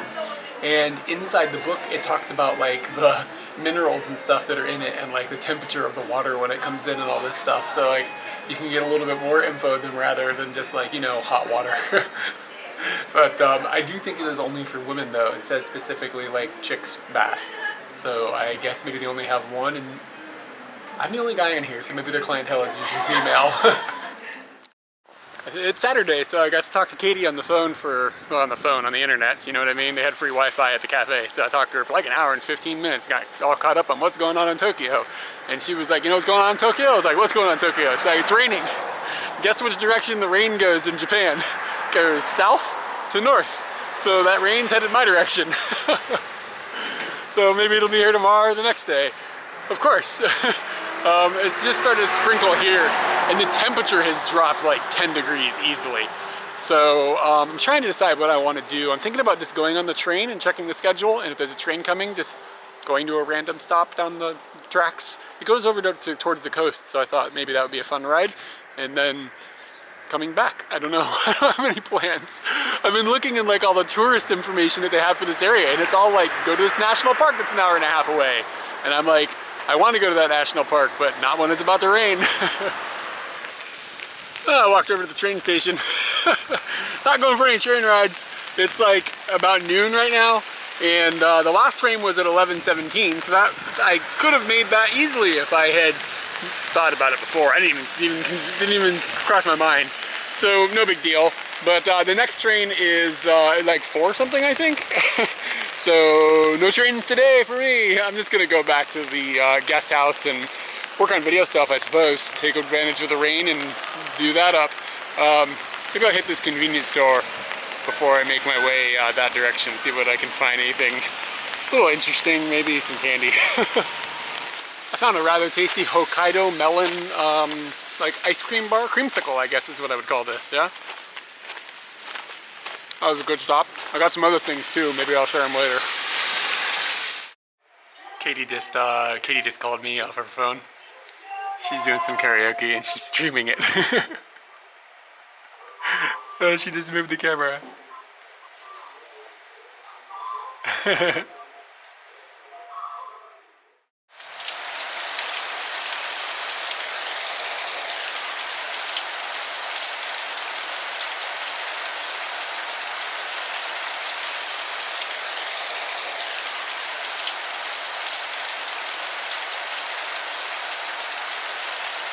I came back to the same place that I had that breakfast meal at yesterday, and I came here because yesterday on the menu I saw that they had a curry, and it says that it has summer vegetables, and this neighborhood, this township area is famous like countrywide for vegetables. So what I've got looks pretty dang amazing. Looks like I've got some eggplant and some piemon and some peppers and some potatoes and the works, and it's just like laid out and looks absolutely beautiful. So let's find out like how good this is, because I'll be real, it's like almost 2 o'clock and I haven't really eaten much today. So like this is just unbelievable. Oh, by the way, the rain, we got a hole in the rain. So that's what made, I walked the 2 kilometers here to get this, because I was like, the rain has stopped, this is gonna be a thing. Oh my God. That's so good. I usually eat curry rice out of a packet. So this is of another level, let's put it that way. All right, eggplant. I don't know if they grow eggplant around here, but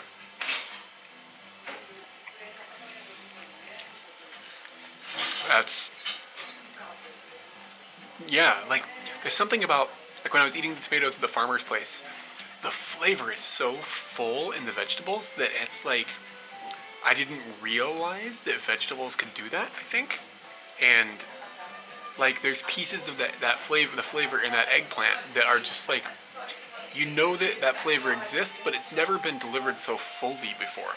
And that's what I'm starting to see with the vegetables here. Like this is gonna be a difficult time leaving this area. Like I'm a vegetable snob now.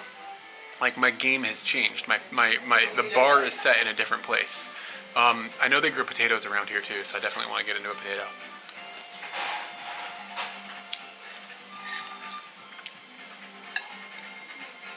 Same experience. Like, it tastes like a potato, but like more potato power.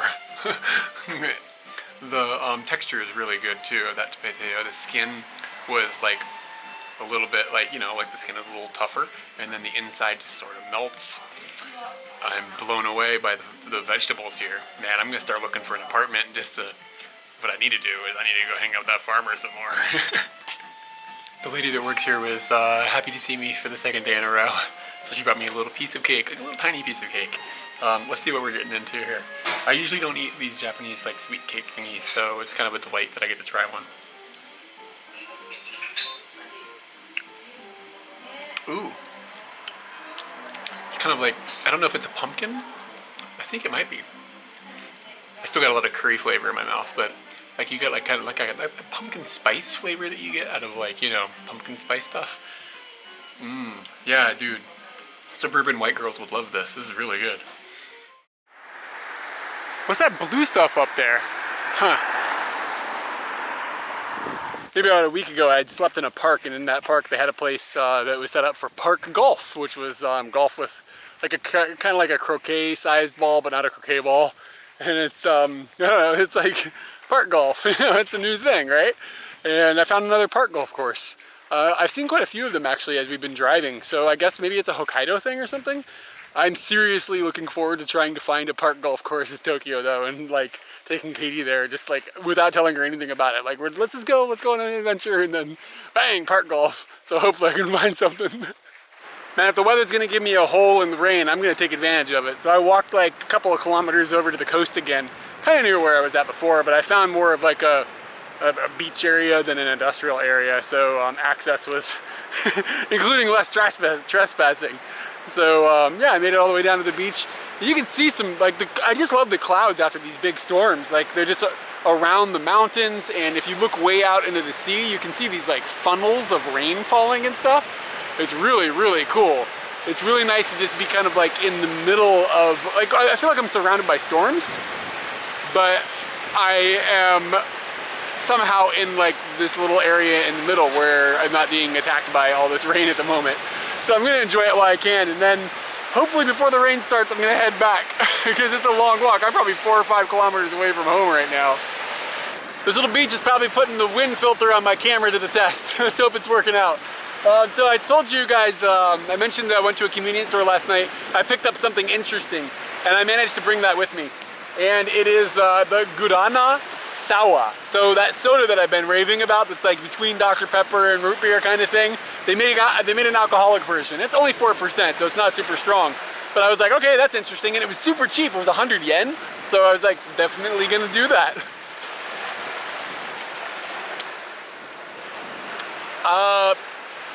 Oh, the alcohol is so like lightly flavored. Like, it's barely there at all. It mostly just tastes like that soda. That's dangerous. Like, it's only 4%, but you can easily drink a ton of those things just because of how delicious they are. Wow. Okay, this is like my favorite soda now. Like, I really like this stuff. It's so good. I gotta do some research. What's it made out of and stuff? I don't know. It's made out of Hokkaido stuff, so Hokkaido berries or something. I don't know. Highly recommended. You need to import some of this if you can. That's a lot of seagulls. As if those clouds couldn't get more majestic, there's now a rainbow.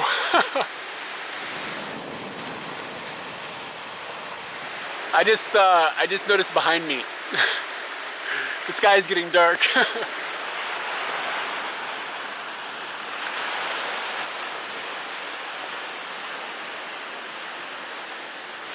That's not okay.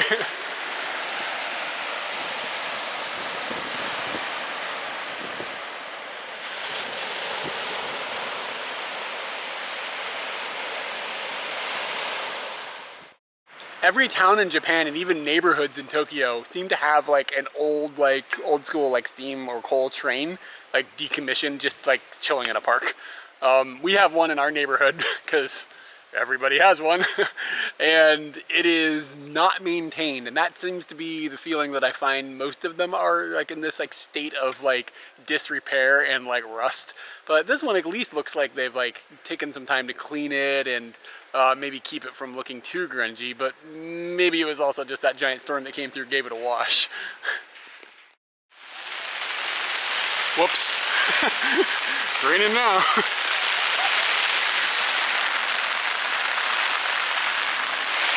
So I'm not sure why exactly, but there's a festival happening in this unbelievably massive rainstorm.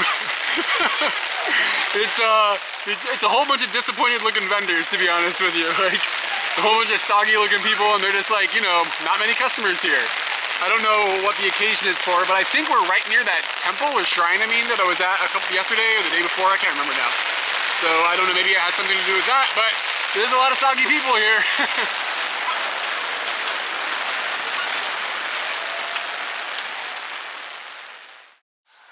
The light on this is just, you know, like not that great. There we go, I guess. Whatever. I just waited 10 minutes. Rain finished. I wouldn't be drenched. But I'm pretty wet now. Specifically the lower half of me. Just absolutely ravished with water. Man, it's pretty hard to shoot a shot of your own backside. Those girls, like, you know, on the internet, you know, the ones, like, they got some skills, you know? Like, I don't got those skills. You should probably be happy I don't have those skills. Without fail, that storm leaves and it just gets beautiful here. As you may know, we're pretty far north and this area gets, I'm not sure if it's a ridiculous amount of snowfall, but it snows here, let's put it that way. And you can tell that there is like an infrastructure to deal with that snow. And this box here is a box that is used, so like it's got salt on the inside, or not, so I guess not, I don't know, it doesn't look like salt now, but it says like it's for like, you know, non-slip rocks or whatever, so you can put it down on the road and I guess help stop accidents. But it looks like just like a public thing, like you just come along and use it as you like as it's necessary. So yeah, I see things like that, and there's like snow removal machines and things like that around here. So they definitely get at least enough snow to have, like, you know, invested some money in making it safer for the people around.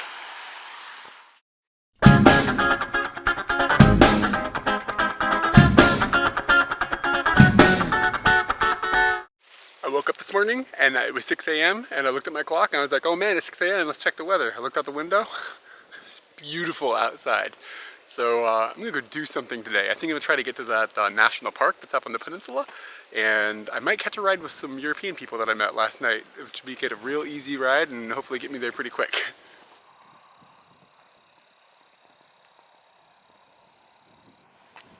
I just noticed the back of the European people's rental car.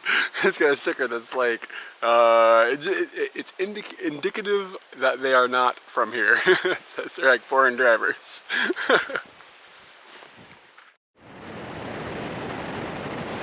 On the way to this national park, we're just driving along the coast, and the roads are these really just kind of like wide-ish by Japanese standards roads. This is really beautiful. You're going through these little forests, you're going along the coast. And the people that I'm with, they've decided that as they're doing a trip around the world, they've decided that as they're traveling, they want to try to swim in like every body of water possible. So they've stopped, and we're kind of like a rock quarry or something that's on the beach, and they've just decided to take a dip in the water. I'm gonna skip this one. It's a bit cold. I think I'll stick my toes in instead, and that'll be good for me.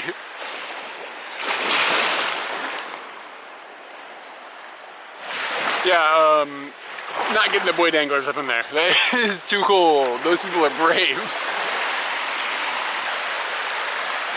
There's a little like river that's running out of the mountains and down into the sea, and that is cold. Hardcore cold.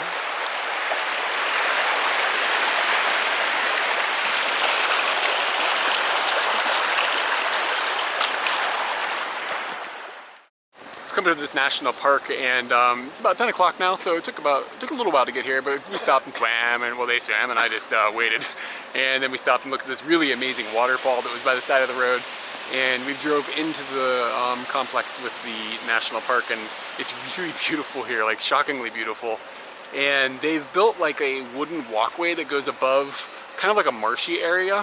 The reason they did this is because they get so much tourism that the people walking through this all the time are starting to destroy the ecosystem. So they built this walkway, and you get to walk out, and there's some lakes that are famous around here. There's like 5 of them, I think. And lakes in Japan seem to come in 5s. I don't know why, but anyway, so there's like 5 of these lakes around here that were, I think, formed from a volcanic eruption back in the day. And they have these electric fences basically around the perimeter of the walkway, because there's a lot of bears around here apparently, because there's signs everywhere that's like, there's bears, there's bears, there's bears. Don't worry, don't scream if you see the bears. Don't feed the bears. Don't do nothing with the bears. You and bears need to be separated. So they put this electric fence in place to keep that rule, to either keep us from getting down with the bears or from the bears getting up here. I'm not really clear on which one. No promises here. There actually is a path that you can take. You have to fill out an application and then pay 200 yen and then have a 10-minute lecture, seriously. And then once you've done all these things, they give you a certificate, and you're allowed to walk a path that is not up on this elevated area. And they probably do that just to like enforce the, look, don't, you have a certificate now, don't devalidate the certificate. You gotta behave yourself. So I think that's the mentality behind it all. It's all very interesting. And I was looking forward to doing this because I was really interested to see what this all was gonna contain and like what was gonna happen. But it turned into that it was closed right now because of the heavy rain that's been going on. It's kind of like a marshy area that we're in, and I'm assuming it's probably been flooded. So probably is also killing my chance of seeing any bears, unless it's like some sort of scuba bear situation, but I haven't seen any signs say anything about that. In addition to the marshland, you get a pretty amazing view of these mountain ranges that are sitting right by this little pond. I think this little pond might be the lake. I need a map. And very close, if you turn around and look the other direction, you see the ocean. So this is all in a lot of really cool different nature things all just like gelled together. It's really nice. Check the sign. That's one of the lakes. It's lake number 1. And I guess there's 4 more of them hiding around here somewhere, but I think again that's like you have to go on the closed off path or whatever. It's a little swampy looking, but it's pretty cool looking lake, especially with the reflection of the mountains in the sky off of it right now. And all like I don't know if they're lily pads, but you know, the green stuff floating on top, all that looks just really very picturesque. Like thinking about taking some photos and making postcards out of them or something, because like it'd be very easy to create that content right now.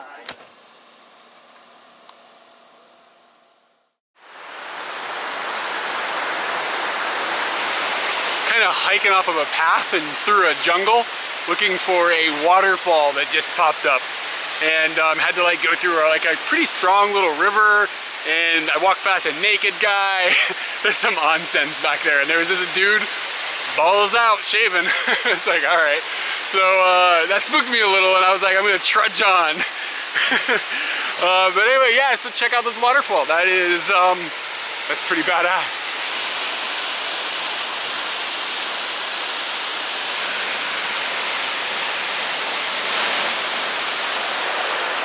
Bears, that should be alright.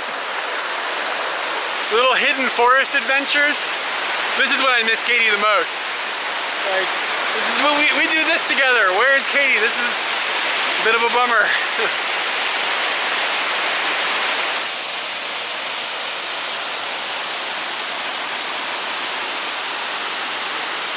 So there are like a few different areas where there's little hot springs here, and it seems like they're like natural in the sense that they're outside and they're free and everything, and I believe the water is like natural hot spring water. I don't think this is being heated like artificially or anything, but it does look a bit like somebody came out here and put a bunch of rocks here to like make it so that these would be where they are and like make them somewhat comfortable, and they built little stairs and everything.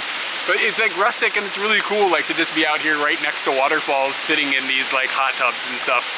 And the water is not ridiculously hot. It's like a really comfortable temperature for summertime. I don't know, I'm trying to decide. I think it would still feel good in the winter. It'd be pretty magical here in the winter actually if there was some snow on the ground and like there was all the steam coming off and everything. That might be pretty awesome.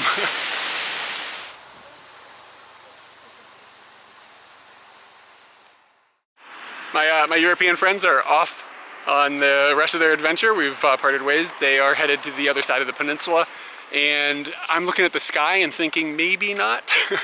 I don't know. It's starting to look like it's gonna rain, you know, again. I don't even care. I'm just so happy that I got out and like got to explore that little waterfall, and like totally cool day. So I think from here I'm going to see if I can find like a tourist map or something, and then from there look at it and see if I have anything else around here I want to try to do. And if I do have something, well then we'll go that direction. And if we don't have something, I'm gonna try to find some food. I'm in this little town, and if there's nothing else that I feel like I can get into today and still make it back to the hotel and not get drenched by rain, then we'll do that. But yeah, this is a big I don't know. I'm at a crossroads here, and I don't know where to go. I like that crossroads. It's fun. Checking weather and stuff and looking at like maps and all that, trying to figure out what I'm gonna do next. And I think I put in a request for an Airbnb place. It's in Nenmudo, and that's not tomorrow but the following day, so I'll have to get there by then. It's only about 2.5 hours by car, so that shouldn't be any problem at all.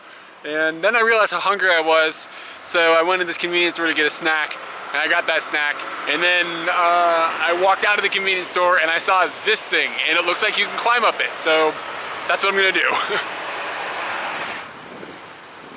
I like these dudes fishing.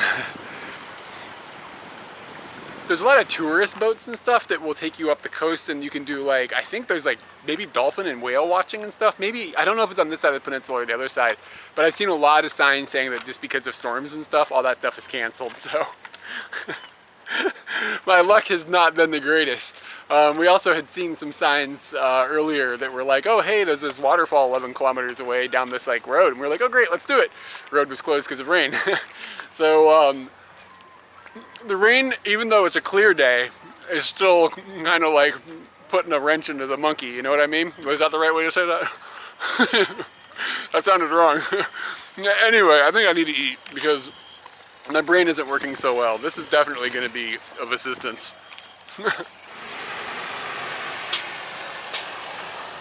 This thing has got kind of a Cliffs of Insanity vibe to it, except it looks like there's just stairs.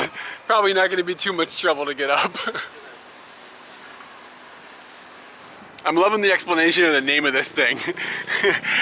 The name of Oronkoiwa Rock originates from the Ainu language, meaning rock that is sitting there.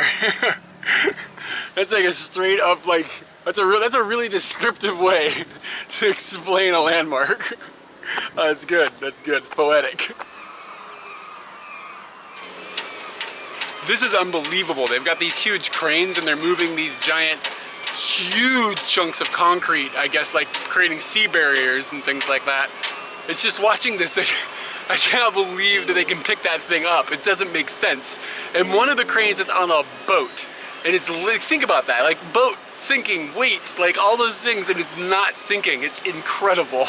Technology has blown my mind a lot lately. Like it always has, but it's like especially I've had time to just sit and look at it on this trip, and I'm just like, God, how did somebody figure all that out? It's amazing. People are amazing.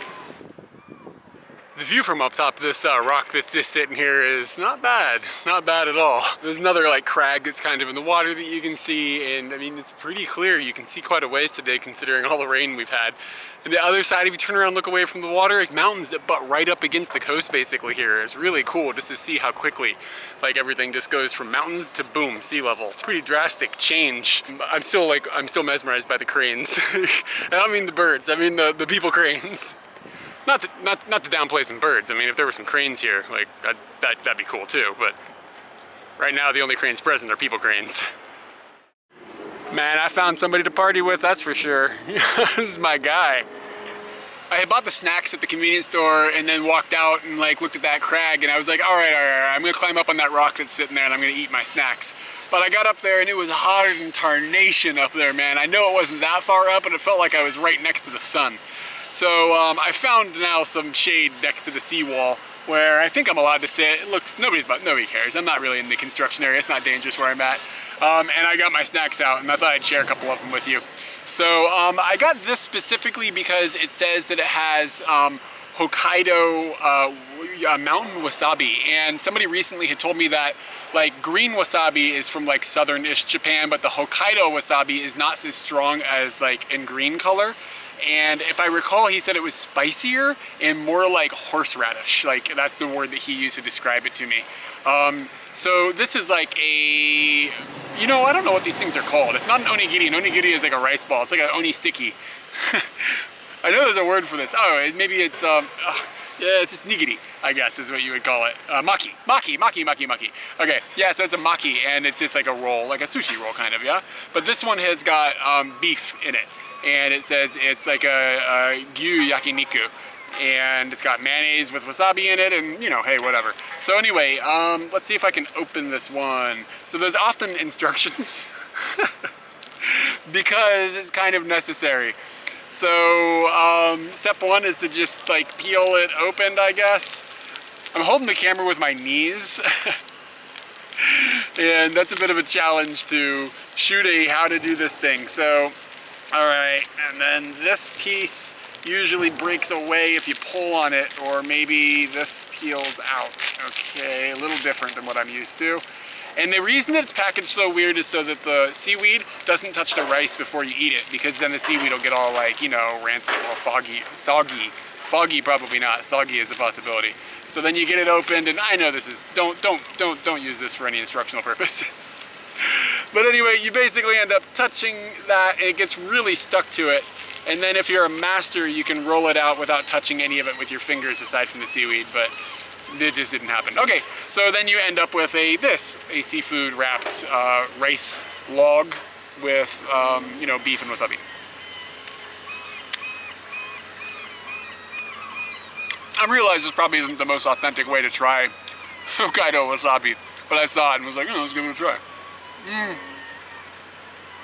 Okay, yeah, I wouldn't say that the wasabi is very spicy on that bite. It's pretty subdued by the mayonnaise and stuff in it, but it's good. I'm really hungry. That's a damn good snack for 100 yen. Like, that's like $1, you know? And then, I also got another one of these Guarana ale. And so this one is specifically like an ale, like a ginger ale, I guess. And it's that soda that I've been raving about, that I had one that had booze in it a couple days ago. And I just was interested to get it from a different manufacturer. It's not Kirin, it's another company. And I wanted to just try it because it said ale on it. And I don't know, this is my jam now, you know?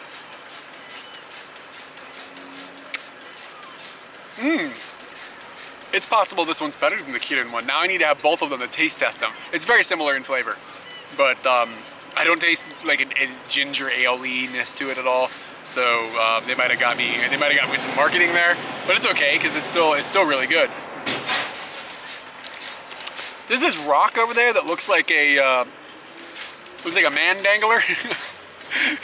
I can't quit staring at it. It's like right there, and it's just looking back at me, and I'm looking at it, and it's just like we're in this intense staring competition. Something triggered in my memory about this Guarana stuff, and I think I've seen it outside of Japan. Is this a soda that's from like South America or Central America?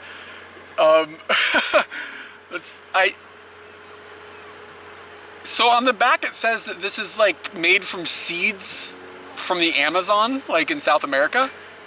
So is this just like, I don't recall seeing it outside of Hokkaido in Japan, but I'm starting to think that maybe I've seen it in like Mexican import stores in America or something. So I'm sure by now everybody's already like yelling in the comments, you know, like if I'm right about that, like that's not from Japan, it's not from Japan. But when I was introduced to it in Japan, I would like to say that at the factory they were like, we started making Guarana here. And I think what they meant was the factory started, was the first thing that factory made was Guarana, not that they invented it and it was the first place Guarana was made. I think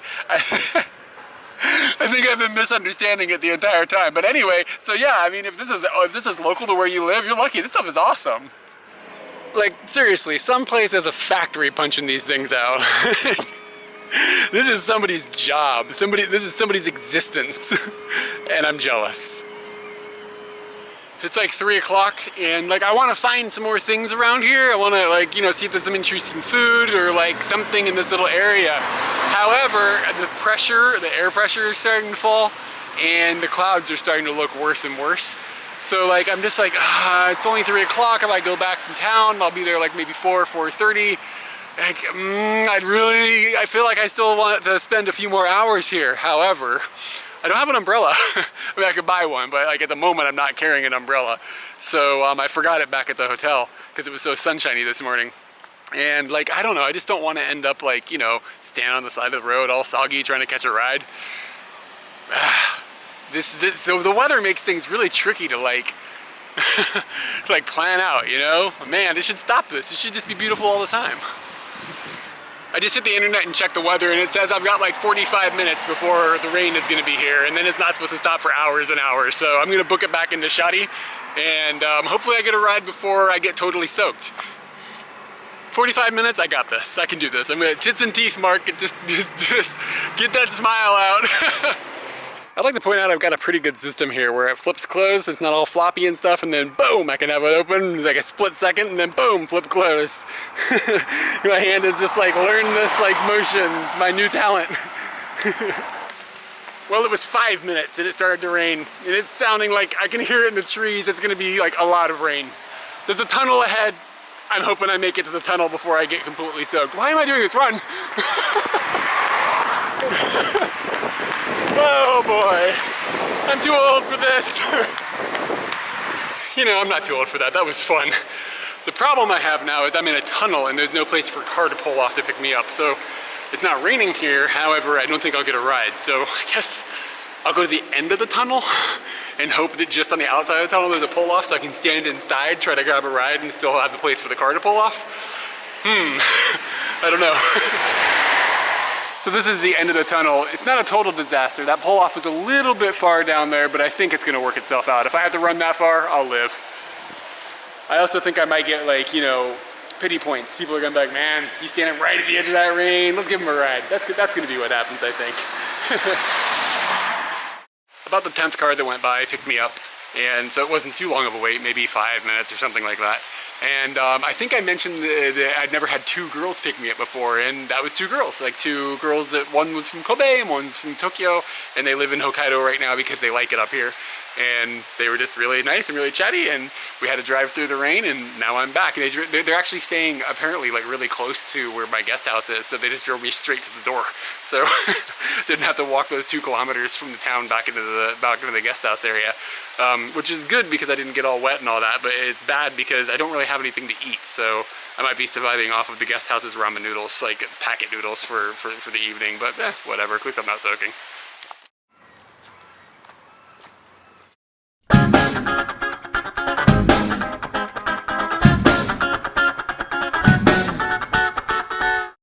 I'm not especially surprised, but it's raining. It looks like the weather after probably at 9 a.m. today is supposed to clear up. So I was thinking about making a jump and just going to a random town without any accommodation and just staying like outside all night. But I don't want to risk it with the way the weather is, like bouncing all over the place. So I think I'm going to stay here one more night, but once the rain stops in a few hours, it's pretty early right now. Well, I guess it's like 7 a.m. The guys in my room have woke up at 5 a.m. so I've been up since then. But yeah, so I think I'm going to try to go to another little town today just as a day trip and then come back here. I have no idea what's there, it's just not here, so that's kind of what I'm looking for at this point. In wonderful news, Katie sent me a picture yesterday when she was commuting home from work on the Yamanote line, the main line in Tokyo that she takes home. She went to Harajuku Station, and a typhoon had come through and had knocked a bunch of trees onto power lines over the train line, so the train was completely shut down. And of course, storms go south to north, so that's headed my way. I don't think it's going to be a typhoon by the time it gets here, but I think it's probably going to give me some rain in a couple days. But anyway, tomorrow I've got another place to go, regardless of weather. No matter what happens, I'm going to go, and then I'll just see how it goes from there. I thought this trip was going to be about a month, and it's going to be longer than that because there's more places I wanted to hit. And I don't want to like have gone all the way to Hokkaido just to sit in the rain. So I'm determined. I am determined to beat the storms, or at least have a lot of patience. I took my time getting out of there. I mean, what's the rush? I got all day, and it's supposed to be rainy in the morning and better in the afternoon. So figured I would let the rain pass a little bit, but it looks like it still could rain on me. So I brought my umbrella. Don't worry, it's not going to be running for a tunnel again. And I'm going to, oh god, I don't even remember. Where am I going? Abashiri, I think is the name of the city. So I'm going there, and for no reason, just because it's a city that's near here. And I think it's kind of on the coast, and I saw on a map, oh, you know what? The European people I was hanging out with told me about a really good prison museum that was there. Don't know if I'll make it, but it's there. So now you know everything I know about this place. And I'm gonna go there, and my main goal is to just get some lunch in a place that's a different place than where I'm staying. That's all I got for today. I'm on one of those roads where there's not many cars coming by, so this might take a little while. Again, race in the rain. She wasn't having it. I've noticed people that have got like souped up cars, not interested. Like, you know, she had like a what are they called? WRX or whatever, and it was like, you know, had a pipe on it or something. But yeah, souped up car people, not into it. Usually people who smoke cigarettes, not into it. What else have I noticed? I don't know. Alright, well, aliens have officially arrived. Look at that guy. So in the last 10 or 15 minutes I've seen one vehicle, and I'm getting kind of worried because it's seeming kind of scary, stormy, and I have no cover. There's little bridges, I don't know if I can get under them though because there's so much water running underneath them right now. Whoops. I checked the weather, I swear. I checked it and it was like, oh, it's gonna be a little sprinkly and then, you know, it'll be clear. But I don't know, man, like maybe the weather forecast ain't right. What are you gonna do? So I don't even see a building anywhere around here. Okay, there's some way over there. Go run in hide in somebody's barn or something? I don't know. I think I'll be alright, right? It always works out. Yeah, I think if I had to get underneath one of these bridges, I could. They're every, I don't know, so far. So I think I could get under there. It looks like I could hide. The only thing that'd be worrying is if like there was a lot of rain and there was a flash flood and then I got sucked away into a river or something. That would suck. But I just have to keep an eye on it. I think I got a ride. He drove a long way before he stopped though, so he had to think about it. Like, maybe, I don't know, maybe he looked at the weather and was like, all right, checking on his phone or whatever. No, this guy's gonna die if I don't pick him up. So now I'm running, but at least I'm not running from rain. I'm now in Abashiri, and it took, I don't know, 40 minutes or something, and the rain has definitely picked up, so I'm glad I got that ride when I got that ride. He's like a older dude, older dude, I don't know, he might have been in his 50s, something like that, not really older, but older than me. Anyway, and he was just commuting, and just a cool guy. Something of note though, we drove through this area that I didn't expect. He took kind of a scenic route that I didn't expect him to take. And it takes you on this like island basically that's between the ocean and this lake. And I was like, oh, this looks really nice. And then I looked out the window and there were ponies everywhere. And I was just like, oh God, why didn't I have my camera out? And like, by the time I got the camera out, the ponies were a thing of the past. But there was this like island full of ponies. And I also noticed that the train today is like that, kind of like that little train that I was riding last week or whatever it was when I was in Teshikaga. It's like kind of the same system, I think. And it's canceled today, and I noticed that on the internet today. I was like, I wonder why. And we were driving by, there was this huge landslide that had just like taken over the tracks. Like they were all buried underneath it, and there was this guy out there like taking pictures of it, I guess trying to figure out how the hell they're gonna clean it up. But yeah, that's why the train is canceled. So my only way to get back at this point would be hitchhiking, but again, it's not gonna be a problem. And we checked the weather a few times, and they were talking about the weather on the radio. The weather's supposed to clear up in a few hours, so I think I'll be all right. I'm gonna go get me an onigiri because I'm starving. I didn't have any dinner yesterday. I ate peanuts for dinner. Yesterday I had the realization that the garana was not a Japanese thing, but was in fact like something that was from Brazil and like that area. And so last night I looked it up on Wikipedia, and apparently it's only made in like 5 or 6 countries, and Japan is one of them, and the rest of them are in like Brazil or in South America or in Central America and stuff. So Japan has got a pretty tight connection with Brazil. Oddly enough, there's a lot of Japanese people that live there, and there's a lot of Brazilian people that live here. So I wonder if that's how it drifted over. But either way, I'm glad it did, because this stuff is on point. So man, it's my favorite soda now, I think. I was in the train station for a bit, just avoiding the rain, and there was a television on, and it was showing the weather forecast. That's like everybody's talking about weather right now because of all these storms. And that storm that I mentioned that had affected Katie yesterday and had like knocked down all those train lines and knocked those trees on that train line in Tokyo is actually headed up here now, but it looks like it's going to be hitting the western side of Hokkaido, and I'm on the kind of centralish eastern side now. So I think I'm going to escape that storm, which is a miracle considering my luck so far. So yeah, it's supposed to be all right. It's supposed to be all right here. And Sapporo and stuff is supposed to be getting hit pretty hard today. But yeah, they had like some lady died and like 61 people were injured in the storm. Like it was serious, man. Like this thing that hit Tokyo yesterday in that area. So I'm happy that it is. I'm happy that it's going somewhere besides here. I'm headed over to the jail museum. Real cheerful. But like I said, the European people I met said it was awesome, like really well presented and everything, so I figured I'd check it out. And I routed it with my GPS from the train station, and it said to walk through this big park.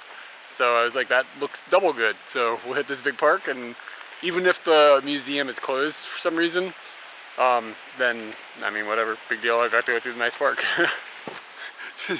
10 feet later, I'm like, I don't know if I'm gonna go through this park.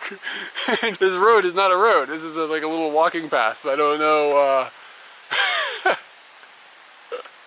I don't know. I mean, it vaguely looks like people have walked here recently, or, well, something has walked here recently. Bears, deer, foxes, I saw a fox. I don't know, I don't think I'm supposed to go up here, but there's these like, it looks pretty cool. I came up a little further. I just don't even see where to go. It just gets really thick and it hits this hill. I think we're gonna have to go back and take a different route. It's just too thick and weird. Man, going backwards sort of sucks. And I feel like if Katie was here, like we would have convinced each other, like, oh, just go, just go, just go. And we just would have gone and gone and gone, and eventually we would have made it through. But alone, you don't have that, you know, you don't have that extra person to be like, I think we can do it. And then, you know, once that person's like, no, we can't. The other person's like, no, no, no, we can do this. You don't have that gut pushing thing going on. So I think I gave up easier than I normally would. But it's really wet, it's really steep. And, you know, I was thinking like at the best case scenario, like best case scenario you make it with no problem, but like it's very possible that I could be slipping on a hill and then just sliding, getting covered with mud, and then trying to catch a ride later covered with mud might be a challenge. So I think I'll just add an extra 10 minutes to my journey and walk the road. This didn't turn out to be so much as a park as it did to be just a hill. And I've had to climb all the way to the top of the hill just to walk back down the hill. And I think on the way back I might take a road that looks like it's longer but flatter. The good news is I found a pretty cool view with, there's some sheep and these amazing trees. And then in the distance it looks like something has flooded. Like there looks like there's water where there's not supposed to be water. As you can see, the weather has gotten really nice. I don't know a whole lot about this prison museum, but I know that it is on the grounds of a real operating prison from back in the day. And I guess I'll learn a little bit more about that. And as you come in, there's this bridge, and it says it's called the Mirror Bridge. And this is the same bridge that prisoners used to have to walk across just to get into the prison. And the reason they call it the Mirror Bridge is because the prisoners would often be able to see their reflection in the water below the bridge. And it's supposed to be like reflecting themselves at that moment going into jail and like driving in the crime that they did to them. But I'm not sure, I'm getting the vibe that this has got like a gulag type feel to it. So I'm wondering if there were like political prisoners and stuff sent here as well as like, you know, traditional, normal, like bad people, criminals. So we're going to explore that a little bit and find out. It looks like the grounds are pretty big though, and so far it looks amazingly restored and like it's like beautiful for a prison. So I'm kind of excited about it. It's a bit expensive. It's about 11 bucks to get in. But after the hike I did to get here, I walked up to the thing before I could see the price. I was like, it was $100 a bang. I've tried too hard. So they got me in. As you come in, there's like a information center kind of, and they've got a bunch of like plaques and like a really good section of, you know, the computers and stuff. You can read like what's going on. They've got a lot of English in there that's really well written, and I'm really surprised how well it's all presented. And so it explains that there are a series of prisons that are around the Hokkaido area that the Japanese government used like in the late 1800s to pioneer Hokkaido, because I mean this was really, really remote. It's still fairly remote, but I mean like back in the day, like think about like Alaska or something. Like it's like really the weather, especially in the winter, is really harsh, and there was a lot of forests and stuff. You saw what I tried to walk through earlier. Like imagine, you know, there were no roads. So what they decided to do was use prisoners to pioneer Hokkaido, because they were getting concerned about Russia pushing down out of Russia into Hokkaido, and they're worried about like, you know, Russia trying to take Hokkaido and stuff. So there was some tension there, so they wanted to start establishing you know, a grasp on northern Hokkaido. So I didn't see anything that explained exactly what types of prisoners or who the people were that they sent up here, but it basically said like really bad guys, like hardened criminals and stuff was how it explained it. I do wonder if there might have been some, I mean, you know, back in the day, like legal systems, you know, even now I guess legal systems are pretty jacked. But so the guy that like was in charge and made a lot of these decisions was like, we can ship people up there to do work that normal citizens can't do, and if they die, it just makes having prisoners cheaper because there's less prisoners. So like that was the thought process that they had when they shipped people up here, establish a bunch of prisons, and then the prisoners were a big part of just building the infrastructure up here, like building roads and everything. And apparently they did a lot of the work just building the prison. And the prison turned out to be self-sufficient, completely self-sufficient. And I mean, I guess it had to be because shipping things here would have been a nightmare back then. and it's like, I guess there's farms and all sorts of things here, and like warehouses and all sorts of stuff. So I'm gonna keep exploring and see if I can find some of that stuff. I saw some of it on the map. I'm kind of excited to see it in person. Oh, inside of that building there was also, of course, a souvenir shop. You can get your like Hello Kitty stuff and like t-shirts for the prison, and like prison cookies. I saw prison cookies. Those are omiyage. So people will come on trips and then they will buy these boxes of little cookies that all taste the same, that are themed with wherever you're at. I mean, usually it's like, you know, a temple or something or whatever. And then here it's prison cookies. You take those back to your friends and you give them to your like coworkers and stuff. Some of the buildings on the grounds are the original buildings. They're still standing as they were. They've done like effort to keep them, you know, functional and like in good condition and so forth. Other buildings are recreations, and they said they've done a really, you know, as much as they could to try to keep the feeling of that building like accurate and true to how it once was. And it said some of the buildings are they've actually been relocated, which it wasn't clear on why. Maybe they were just too far away from the central area, or the land that they were on has been used for something else, modern day or something, I'm not sure. But it does really, I'm just shocked at how nice it is. Like, I mean, it's a prison, but I mean, and it's a beautiful day, so maybe my perception is a little bit skewed, but I mean nice in the sense of it's not dilapidated or anything. Like, it's really, really well done. And it kind of feels like it was opened yesterday, which is a little bit creepy. This building behind me is a recreation, a building that the staff would have lived in, not the prisoners, but like the staff themselves. And there were apparently 176 of these buildings on the ground, so that's like a pretty sizable village. It says it's for low-ranking people, and that if like they rose in the ranks, they would get nicer and nicer places to stay. But this is like, you know, your FOB, your first day here. This is the building you got to go into, and this is where you're living for a while. You know, in a prison. Something of note is that they have tiled roofs on these buildings, and that is something I've noticed I haven't seen that in Hokkaido. I didn't realize if that was a modern thing or if it was a thing that's always been, but some of the signs have explained that even back in the day, having a tiled roof was not that common. And the only thing it says, the reason that they did it here, I think the reason they don't normally do it is because of the heavy snowfall, but I don't know if there's another reason behind that. But it said that the reason that they did use tiled roofs on these buildings was because they were able to make them at the prison without that much difficulty compared to like a different style of roof, of which I'm really not sure what other style of roof you would have in Japan in the 1800s. So that might take a little bit of research. As I walk around the corner, I find another style of roof. It's just made of wood, duh. So this is a mobile prison. And it is something that they would use if they needed to take the prisoners off camp and then do some sort of work, like they're building a road or a bridge or something. They would take these things, they would erect them there, the people would live in them while they did their project, and then they would end up coming back to the prison. So somehow these things are built so that you can move them, but that just seems superhuman back in the 1800s, doesn't it? While prisoners were on these expeditions, they would only get 4 to 5 hours of sleep a night. And they had to sleep on these mats with like a simple blanket, and then they would like lay their heads on a log, and apparently the prison guards would just bang on the log to wake them up. That would be a bummer, man. This building is a miso and soy sauce warehouse, and they have these huge tubs they would use to store things. And that would help maintain the self-sufficiency of the prison.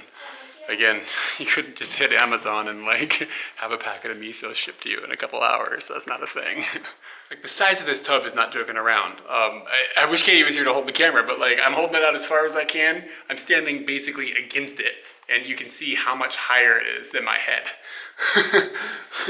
That's a tremendous amount of miso and or soy. I'm not sure what goes in that particular bucket, but it's a big bucket, man. So the sign says it could be miso or soy in that bucket. Didn't realize you could, like, in my head, miso is like a paste, you know? Soy is not. So you'd think you'd need different buckets, like, but maybe not.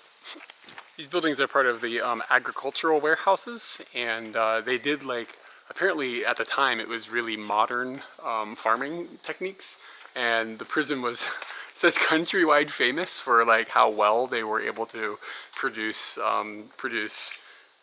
vegetables and whatnot from farm yields. And it said that they had prisoners here would work as blacksmiths, and prisoners here would work in the fields, of course, and like really they did like all the hard labor. It's really interesting because without those prisoners being sent up to Hokkaido, maybe the pioneering of Hokkaido wouldn't have happened like as maybe rapidly as it did, or it just would have been in a different way or whatever. It has kind of a vibe in my mind of like Australia, you know, like a bunch of prisoners ended up in Australia and then developed it and then blah, blah, blah, and then now we have Australia. So it seems kind of like a similar situation where a whole bunch of prisoners were sent someplace very remote and then they were used to develop it, and now they have this like very wonderful place everybody can come live in and explore. It's interesting that they would use advanced farming techniques for prisoners. I wonder why that is, opposed to having been used like and developed for, you know, normal farmers like in the southern parts of Japan. But maybe it was because the farming season is so short here. If they didn't use these techniques, they wouldn't have enough food for winter. This warehouse says specifically that they would put 3,000 daikon on the inside of it and then pickle them in salt and rice bran to keep them good during the winter. They've got a museum here that shows what modern jails look like in Japan now, and that gives you a way to compare like what it was like then and what it is like now. And it made me think, like, I don't have any idea what modern day Japan like prison system is like. I don't know anything about it. I've never seen any information on it. I'm sure somebody on YouTube has got some amazing video about it, but I haven't come across it. I wonder if you can go on any like modern day prison tours in Japan. That would be something to see for sure. 1,100 prisoners were used to construct the central road here in Hokkaido. That's like 228 kilometers. And it says that 211 people died during the construction process. 1,100 and then 200 died. Your odds aren't like that great. It's not good.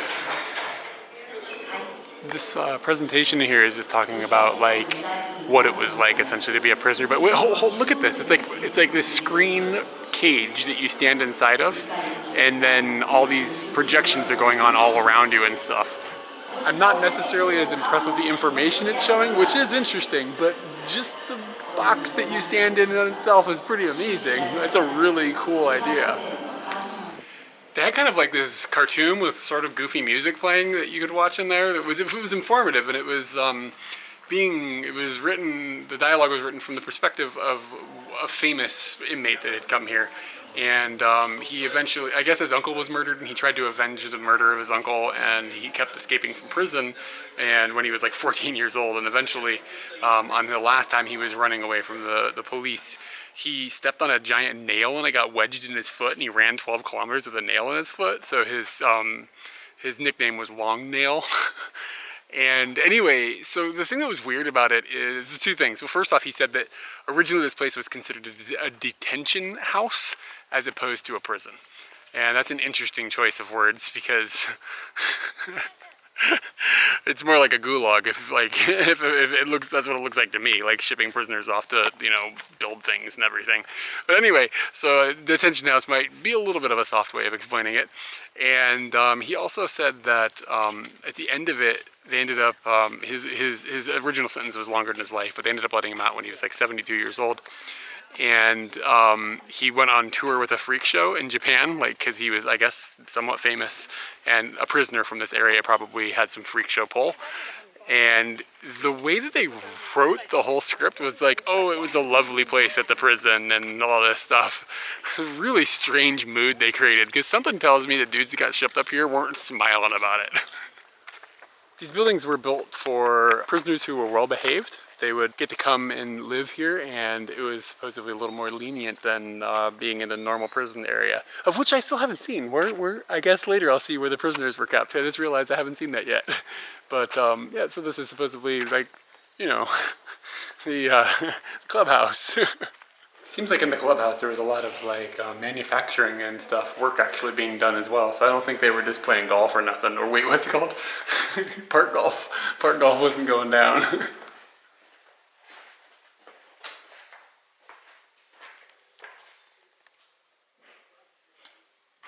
These dudes are apparently cleaning their footwear after coming out of working in the fields or whatever before they come back into their living quarters or wherever, their clubhouse.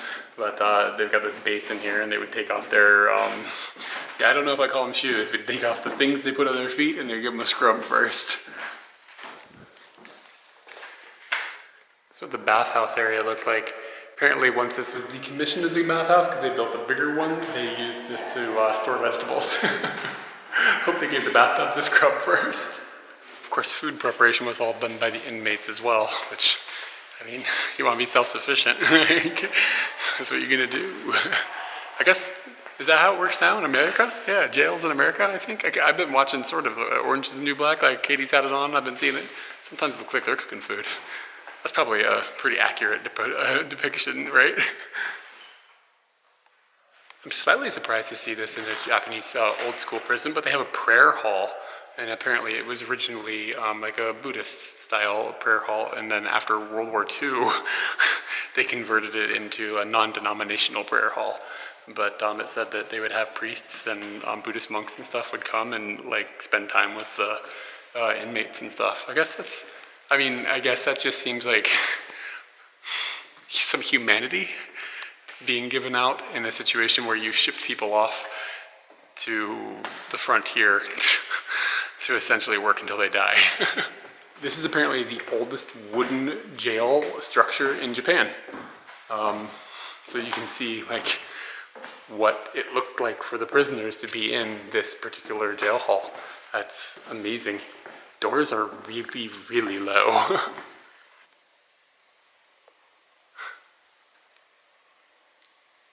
There's actually not a sign here, but I'm guessing this is where the toilets were.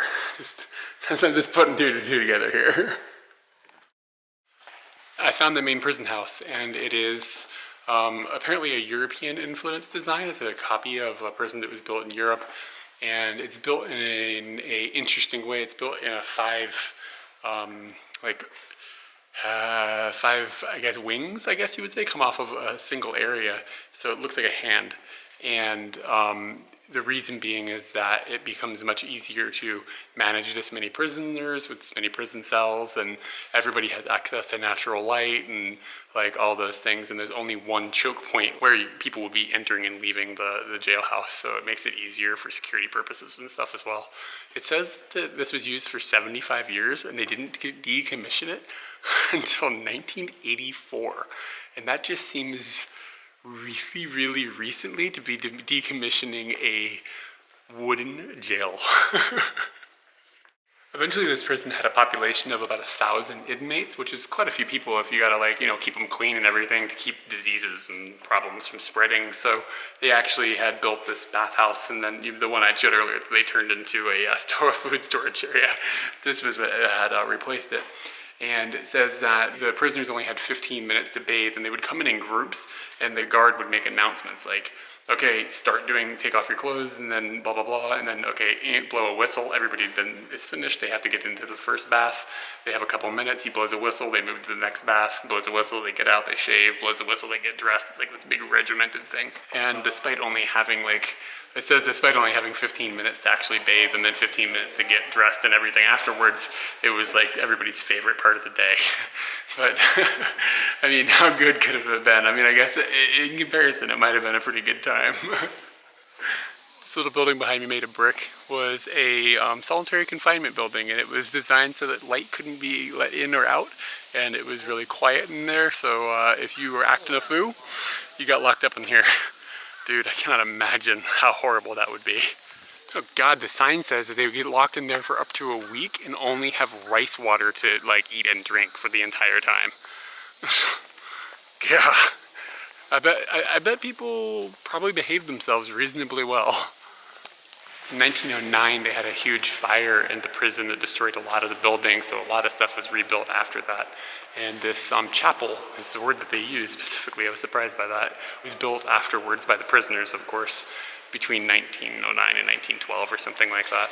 And it says specifically that they put a lot of heart into building this because it was special to the prisoners, personally. It wasn't another solitary confinement place. It was some place that was, they could go for their own well-being. There's apparently a cafeteria here where you can get meals that are designed in the same way that they were for the prisoners way back in the day, and at least during the summertime, it says. And I would like to do that, except there's two problems. One, there's something in this town I want to try to eat, and given my time frame right now, I've only got time for one meal here, basically. So I don't want to I don't want to miss out on this other thing. I want to try it. And number two is that the meals that they're serving here right now are mackerel, and it's like my least favorite fish ever. I hate it. It's so bad. But if Katie was here, she would probably be down because it's one of her favorite fish. So it's just incentive for her to come here sometime. You know, also, I just don't know if I'm down on paying for prison food. It seems strange, doesn't it? It's a cool experience, though. I really like that they're doing that. I don't know if you can tell I like that or not, but without a doubt, that was one of the coolest museums I've ever been to. I love it when you can go and like actually feel what it was like to be there, to you know, as much as possible, and you can see what the living conditions are like, and it's so relatable to see like that's how their toilet was, that's how they bathed. Like, it's things that are just like super relatable to me as a person, without like, you know, you go to some museums and it's just like so disconnected. Like all you see is artifacts and stuff, and it's not really, doesn't give you a lot of quick insight into how it actually was like to be in that particular situation. And this did a really good job of painting that picture really well. So kudos, guys. Like, if you're in the area, you definitely should hit this up. I'm really glad I met those people and they recommended it to me.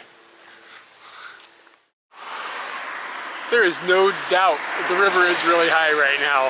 People with local license plates are pulling over to take pictures of it. And you can tell, like, there's a forest there that's in the water.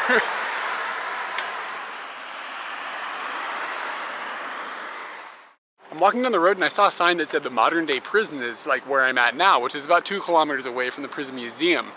And I'm starting to wonder if where the prison museum was not where the prison ever was, and it's always been in this location. I'm just putting together some pieces, and they said that when the prisoners went over the bridge, they would see their reflection in this river, and this is the river. And there was no river like in that area. So I wonder if everything has been like moved to that location for the actual museum, and that they just moved things as they were decommissioned from the prison, because that one building was used till 1984. So assumingly there's still a prison here, so maybe they just moved that there. And it would make more sense because up in that hill that I was in doesn't seem like it would be very good for like farming and stuff, and if the prison was going to be self-sufficient, it would make a lot more sense to build it someplace where there was a plain and a river and like all those things. Access to the sea is reasonably close. They could bring things in on the river, like fish. They eat mackerel. I'm putting all these little clues together. I'm like, ah, okay. So maybe that is just the museum area. But regardless, all the buildings and stuff were still really amazing, and it specifically did say that a lot of them were the actual buildings that were used, etc., etc. So I don't feel like it loses all of its authenticity, but I was under the impression the whole time, probably because I missed a plaque somewhere and didn't read it properly or whatever. And but anyway, I was under the impression that that was the actual site, but I'm starting to think maybe not, or maybe part of it was there or something. I'm not really clear. So I was hoping to have this, it's like a deep fried salmon that they put on top of rice here, and it's called zangidon, and it's not something I've ever heard of before. I don't know what zangi means. I've been trying to figure that out, but yeah, the place is closed. It's a weird time. It's like 3:30 or something, and they're closed between 2:30 and 5.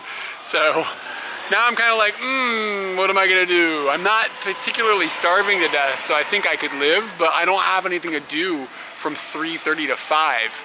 And then if I do wait till 5, then it's 5 o'clock, and I can eat and then probably get a ride before it gets dark to get back. Probably. This big poster with this flying condom is talking about how nuclear energy is going to be the planet-friendly way to make energy in the 21st century. I'd like to explain I'm not trying to make a political statement about the nuclear power. It's just after Fukushima to see that in Japan nowadays, it's not something you see so often. So I'm surprised they haven't taken Condom Man down yet. Every Japanese town has got to have a naked lady statue, but this one specifically, This is a hell of a party right here. Look at this. This looks like a good time. What's up, girl? I came into the Michinoeki, which is kind of like a tourist center, basically, at this specific location, and they sell the dish that I wanted in their food court. Now, you would usually try to avoid it at a place like this because you kind of get like you're getting into cafeteria style stuff, and I wanted like a restaurant that like maybe cares a little more. The people that work here don't really care, you know. But maybe like if a chef is like, you know, owns the restaurant, he's gonna put a little bit of heart into it. So that's what I was hoping to have earlier.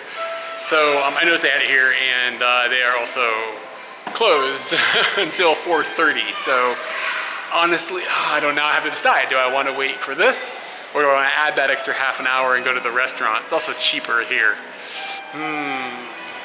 So I assumed that the sign that said close at 4:30 meant they were closed until 4:30. But luckily I went downstairs and saw another sign, and it was a little less like indirect. I know it sounds crazy. If you're from America, you're like, well, it says close at 4:30, but a lot of times the word close means closed, and then the time that you see is like until. Like it's just, I just made a jump of, I just jumped to conclusions a little bit when I shouldn't have. But I saw another sign, and it's a little more clear that they open until 4:30. So I'm gonna eat it here, and I've been fighting with the ticket vending machine, and I got the staff involved, and they've been opening it up and trying to fix it and all this stuff. And now they're just like, look, we're just gonna make it, and you can pay for it later when this machine works. I'm like, all right, cool. So now I'm just waiting for the food. By the way, the view from my seat isn't to be scoffed at all. Check that out. All right, it came out pretty quick. It looks okay, I guess. I don't know. It looks like there's some serious stuff on top. I'm gonna just jump into some scary stuff first. So it just looks like pickled stuffs. I don't know. It's pickled stuffs. It's like one of those things that's like, I don't find offense. I just like, I don't know what's going on there flavor-wise. But the real reason I did this is because when I rode in the car this morning, this guy, I asked him what the famous food was from here, and he was like, I don't know, really, I'm not sure. And then he was like, oh, wait, salmon, this deep fried salmon stuff. And I was like, okay, I can get down on some salmon. And apparently salmon fishing here is really, really good. So, you know, I figured that gives me a chance to try their local fish. So it's kind of like a, I almost want to say tempura, like it's a lightly deep fried thing. It's not like deep fried like a chicken nugget, you know? You can still see some of the fish like through the breading. So,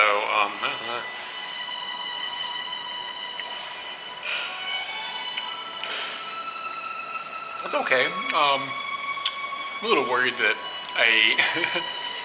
time really dictated this. I really wish that I had gotten to eat it at the restaurant because it just tastes kind of what I expected. A little uninspired. Like, they just made the dish, you know? And it's definitely not bad, but it doesn't it doesn't scream like you gotta come eat it, you know? This is not like killing me right here with like I'm not knocked over. I'm gonna be able to like sleep tonight, you know what I mean? So yeah, it's okay. I think it's just an interesting thing that they've taken and like fried the salmon like that. I don't know if I've ever seen salmon prepared quite like that before in these thin slices and everything. So kind of fun, kind of boring.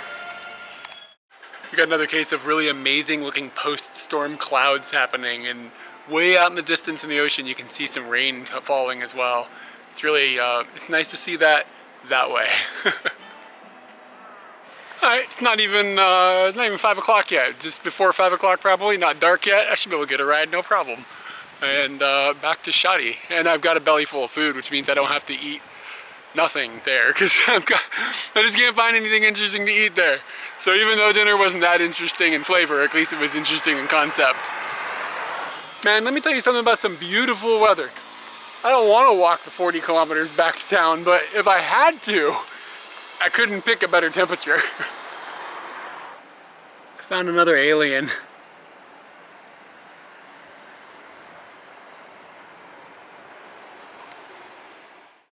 Right after a few minutes, it took me, I think I walked like 3 kilometers, so it was a bit far, but that's okay, it was really nice out.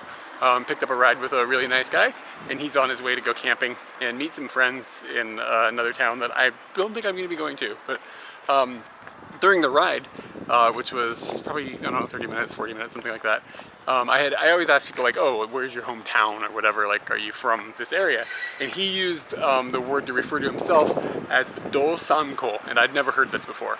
So I was like, Do-sanko, I don't know what that means. So I punched it into my dictionary, and Do-sanko means like a horse that's native to Hokkaido. And I was like, wait a second, wait, what? And the dual meaning is like people that are from Hokkaido can sometimes self-refer to themselves as Do-sanko, like I am that. So it's like, it can mean a person too, but it also means this horse.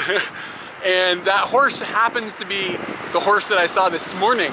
It's kind of like, I'll get to this. It's kind of like a fat pony, like it's kind of like stout and plump, and they're really cute.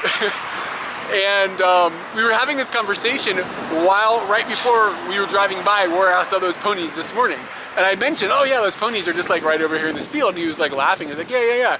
So he's slowing down, like, and we're trying to get a look at these ponies. And he's kind of not paying attention. He's swerving into the other lane. And we almost got hit by a car because of these ponies. And it was totally worth it. But I still didn't get a damn picture. So now I'm trying to figure out, I'm going to be going the opposite direction for the next few days, but I'm thinking about cutting back over this way before I head back to Tokyo. And now I'm trying to figure out how I can route my way back to that pony, because I really want a video or a picture of these ponies. They're amazing looking. I don't want any mistakes being made. I'm having a romantic evening with myself here. The weather is too nice to go back to the guest house.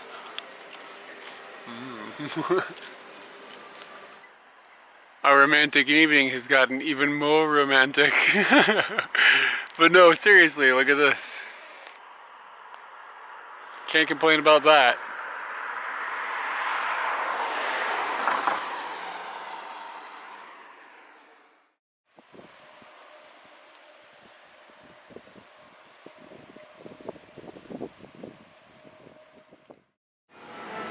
Well, that's kind of annoying.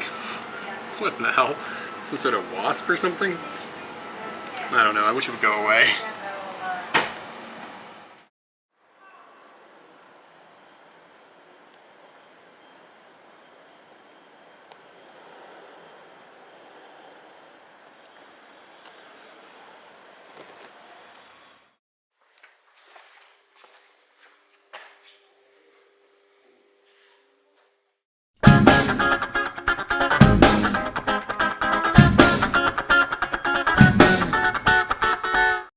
I slept in. It's like 8:30 now, and I was actually the only person in this 7-person dorm, and I don't know why. I think it's because the weather is nice and everybody bolted. So today I am bolting as well. So I've got 30 minutes to check out of here. The checkout is at 9, oddly enough. So I want to get a shower and get packed in 30 minutes. Might be tough, but something tells me even if I'm a couple minutes late, the people here aren't going to care as long as I'm out of their way. So yeah, anyway, gotta go.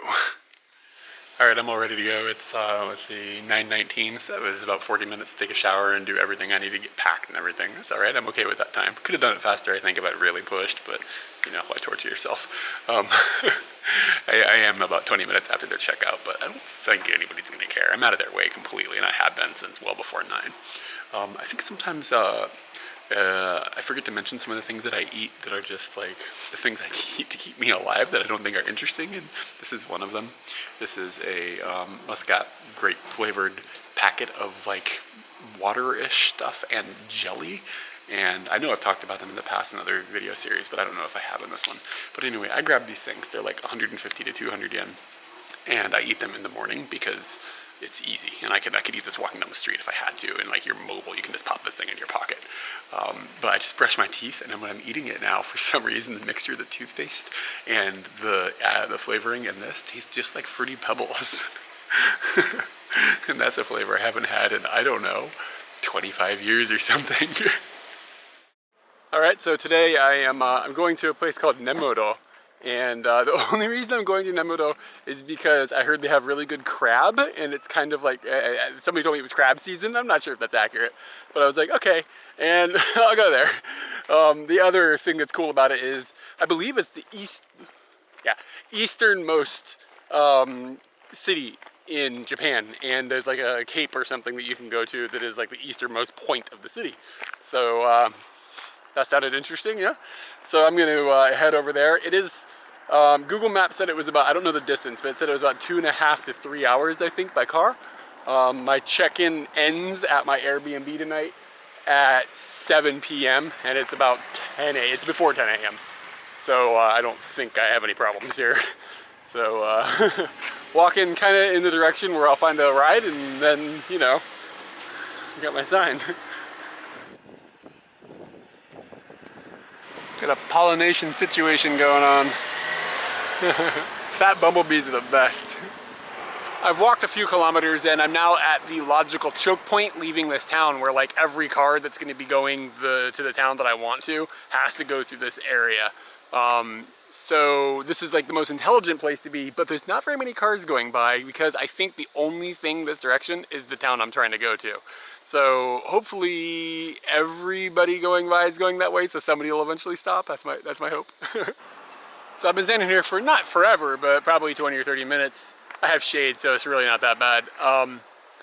But again, like there's hardly any cars going by, and there's an alternate route that I could take that would be, like if you had a car and you did this route, it would add like 2 or 3 hours, I think, to the total journey. But there's a lot more cars going in that direction, and my thought process being that maybe I could go that way and hop from town to town along that path and then make my way to my end goal. But I mean, it's a gamble, you know, like is here better or is that long route better, you know? I have no idea. There's a car coming though. So the other piece of the puzzle is that the alternate route that would be technically longer, it's like a touristy area. So there's a lot more traveling people going that direction. And the way that I'm going, just by judging the people that are driving by and stuff, these people are like going to work and like truckers and stuff like that. And I've had some luck with people that are like going to work or whatever, but I've never had luck with truckers. And I'd say 80% of the vehicles going by in the direction I want to go are big trucks. So that, and when you only get a car every like 5 minutes, that's a lot. That's not many cars going by. It's a lot of trucks, you know. So I don't know. I can always walk back to this intersection. It's not far from here, and hop up, go in the other direction. But I don't know when to make that call, is basically what it comes down to. And I mean, it's a gamble. Like, you never know. It's like fishing. Here comes another car. You know that feeling you get when you forget something, but you can't figure out what you forgot?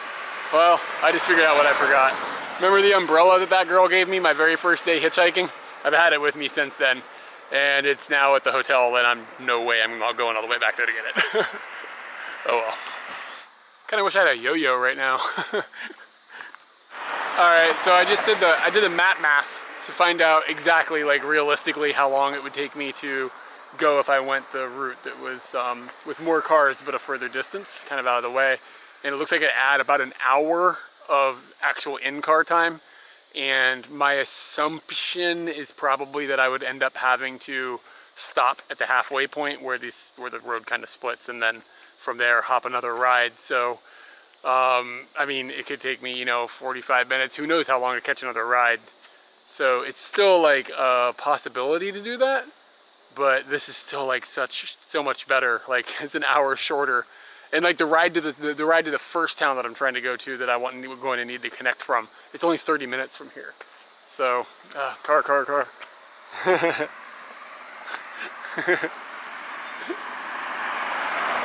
No dice. She didn't even look at me. Oh.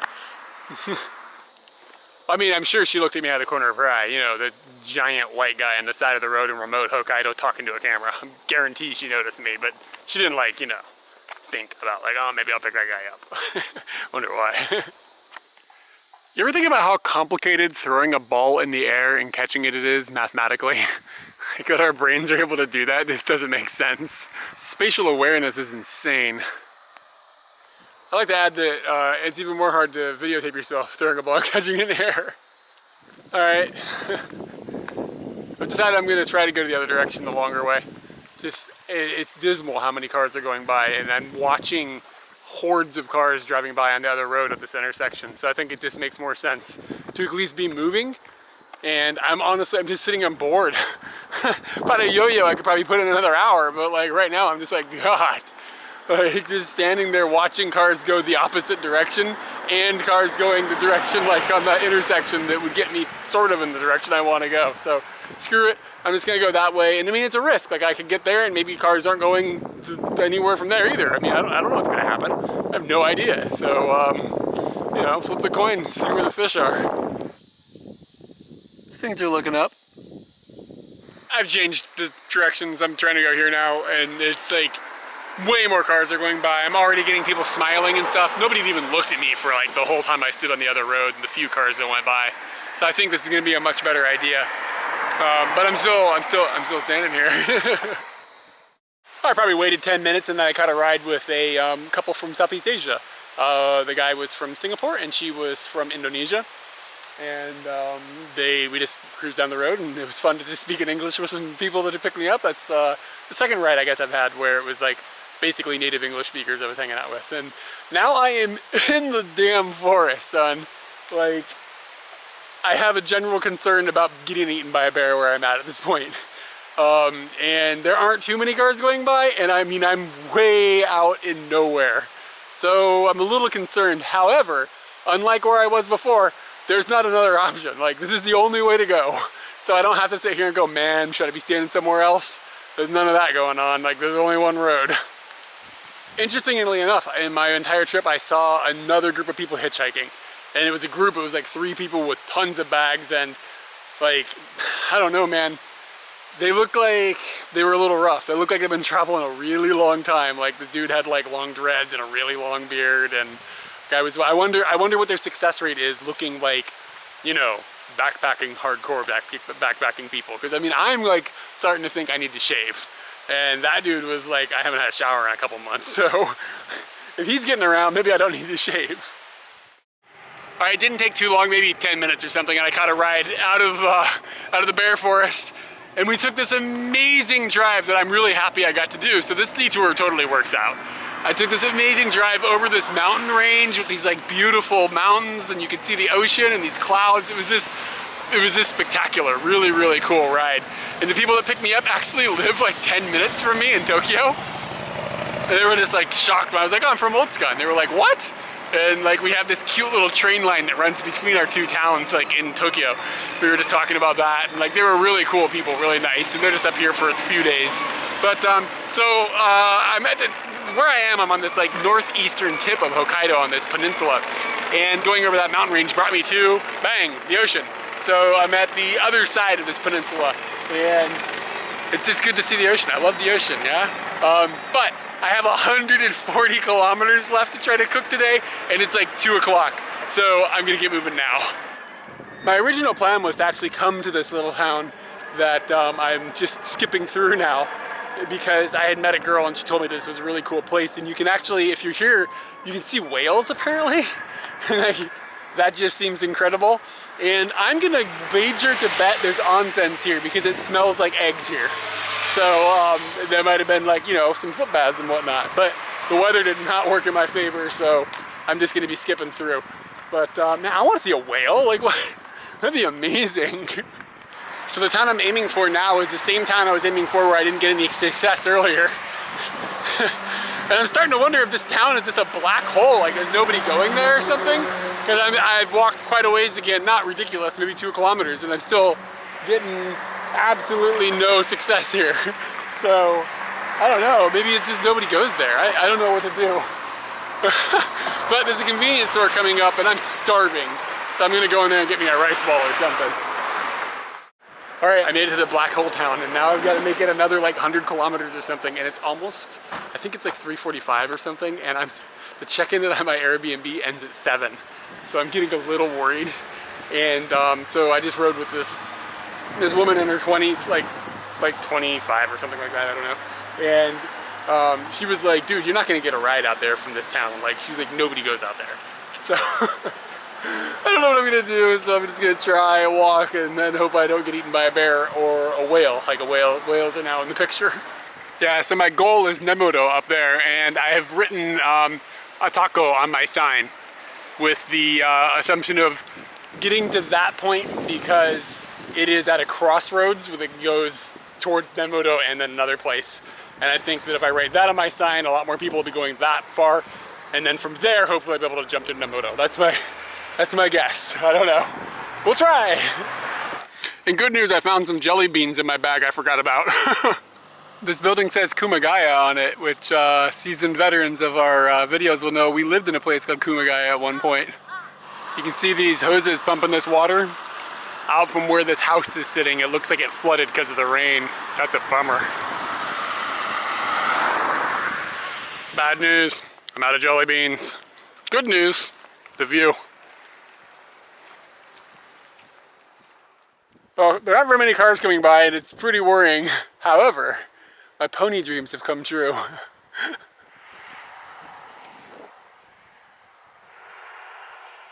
I'm no pony scientist, but I think this is one of those ponies that's like native to Hokkaido. Just, it doesn't look like a normal pony. Oh, and she's now going to the bathroom. Anyways, like, see how stout her body is? Her legs are kind of short, but she still looks kind of big.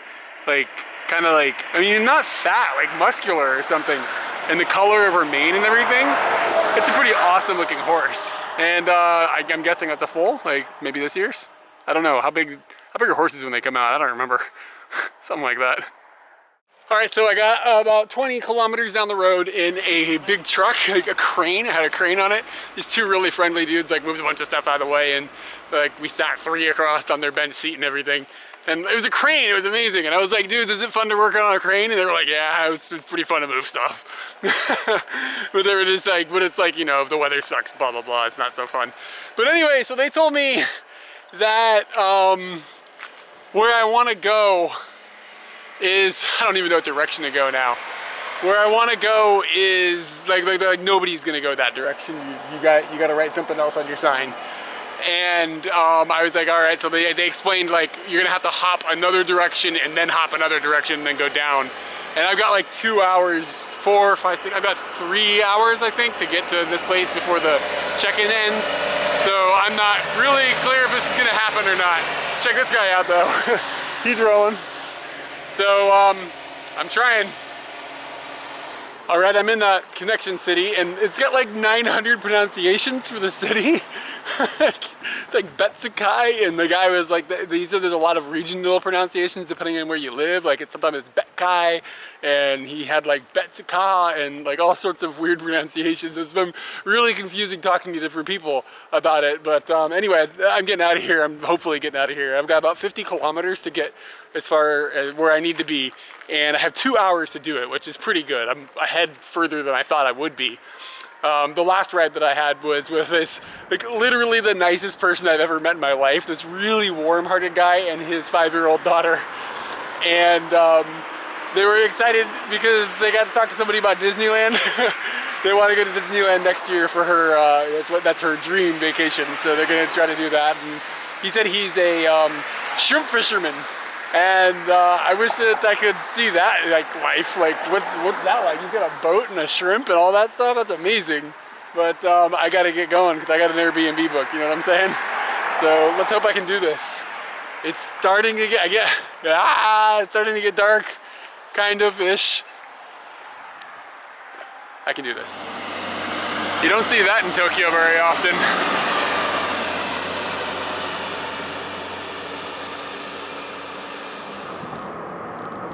All right, I'm in Nemoto now. I'm in my goal town, and I've got 30 minutes to find internet and then message the lady from Airbnb that I'm here so I can check in, and then after that at 7 o'clock and I become rude. So as long as I can find internet in 30 minutes, I'm clear. I can't believe this worked out. I just rode with these two ladies, and they took me all the way to basically, I'm staying like somewhere in this very close vicinity, and they just dropped me off, and they're going to like a kimono convention or something. It wasn't really clear, but the lady was like, it was her hobby. Kimonos was this lady's thing, and she was really cool. And of note, it was the first time I've been in a car that was a manual shift. And the lady that was driving it was like really soft-spoken and like this really like warm like personality and like kind of almost, I want to say, dainty and like, but in a good way. I mean that like complimentary. And she's driving a stick shift like pretty aggressively. It was really cool. I was like, this is awesome that you're driving this thing. So anyway, I'm looking, now I gotta find a convenience store. If I find a convenience store, I find internet, I find my Airbnb. I can't believe this worked out. I was in the car and I was like thinking about what the map looks like from today, and it probably looks like one of those Looney Tune cartoons or something when they draw a map and it's just squiggles like all over the place. That's what I feel like I've been doing today. Alright, I interneted, I messaged the lady, and now I'm walking there. And I have 15 minutes to get there, and it looks like it's probably about a 16-minute walk. So, damn it. I really wanted to get there like under the gun, but I think the lady's understanding of the situation, so I don't think it'll be like a huge problem or anything, but it was just this, you know, this goal I had for myself that it would have been fun to make, but hey, it's not over, maybe I'll make it. 7 o'clock, I'm a block away, damn it. It's so funny how that can work out, like how far I have gone with so many weird twists, and it only ended up being a block away from being on time. I'll be there in 2 minutes easily. Of course, the real challenge is figuring out what building it is, because as usual, no addresses. Sorry about the late, y'all. I found the place and I walked in the door at 7:02. The lady was really, I mean, she's cool, she understands the situation, she was totally fine with it. And we chatted for probably 45 minutes, and she recommended some places for me to eat and showed me like, this is where you should go, this is where you should go. And she grew up here, she loves this place. She's like, this is the greatest place ever. She went to elementary school around the block from the place I'm staying at, which is I think her house or maybe her old house. I was unclear on if she lived there or not, but she lives somewhere in the area. And so I got the keys and everything, got my room. The place is super clean and super nice. Like, I'm very happy with it. And now I'm walking to get some food, and what she showed me looks pretty banging, so I'm pretty happy about that. And she gave me a recommendation on where to eat some crab tomorrow, which is high on the list of things to do. It's like pretty much the reason I came here, but I'm starting to get the feeling that this place might actually be amazing, just by the map that she showed me and the enthusiasm this lady has for this little town. It just looks like there might be a lot to explore, and I'm starting to wonder if 2 days is going to be enough. But we'll find out. If nothing else, then I can ask her if I can stay longer, and if I can't, then maybe I can find some place to stay or just sleep in a park or something. The weather is pretty nice right now, so I could see that being a thing. Alright, so my food has arrived, and it's called Esukaropu. It's not a word, it's just a thing they made up. I asked him, I was like, what does that mean? He was like, is this a name? This is really clumsy to pronounce, but I don't know, okay, it is a thing. So apparently it's kind of famous in this town, and it's like a pork cutlet with some sort of like gravy of some sort on top. I have no idea, but God, it smells amazing. Like, this is basically the first real food I've had all day, so yeah, so it's like a deep fried pork cutlet, and it's really good. Oh God, it tastes like American food. It's sitting on like a bed of rice and stuff.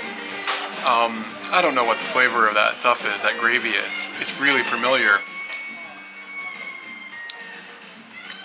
I really can't put my foot on it. Oh, it's, I'm gonna say this wrong. What's it called? Worcester sauce or whatever? What's that stuff called? People are gonna be like, what is wrong with him? Yeah, I can't pronounce the name of what I'm eating. I can't pronounce the food, the dish, the sauce they made to make it. That's what it tastes like, though. So it's like, yeah, to me, and that's such an American flavor in my head that, yeah, that's exactly what it is, I think. Yeah, wow. And I mean, that's vaguely like a bulldog sauce that they use for okonomiyaki and stuff too. It's kind of like in the same direction. So it's not totally like foreign to have that for a Japanese food. But I'm just gonna get down on this because it is just on point. And tomorrow, I think seafood is on the menu. You know, I'm gonna go as far to say that this feels almost Cajun. The rice has got things in it like, I think, onion and maybe a little bit of garlic and maybe some butter or something. It's not a Japanese style rice. Like, it seems like they've used Japanese rice, but the flavoring and stuff, it's been spiced. And it makes the whole dish just have, like, I'm not an expert of, like, you know, Cajun food or whatever, but in my image of Cajun food, this is sort of in that direction. It certainly is not Cajun, but I mean, it's like been like Japanized, Cajun-ish type of thing, yeah. If you're in the neighborhood, check this out, it's really good. Yeah, there's a lot of butter in the rice, like, oh my God. Being the first real meal I've had today, this is making my knees weak. Man, that was so damn good.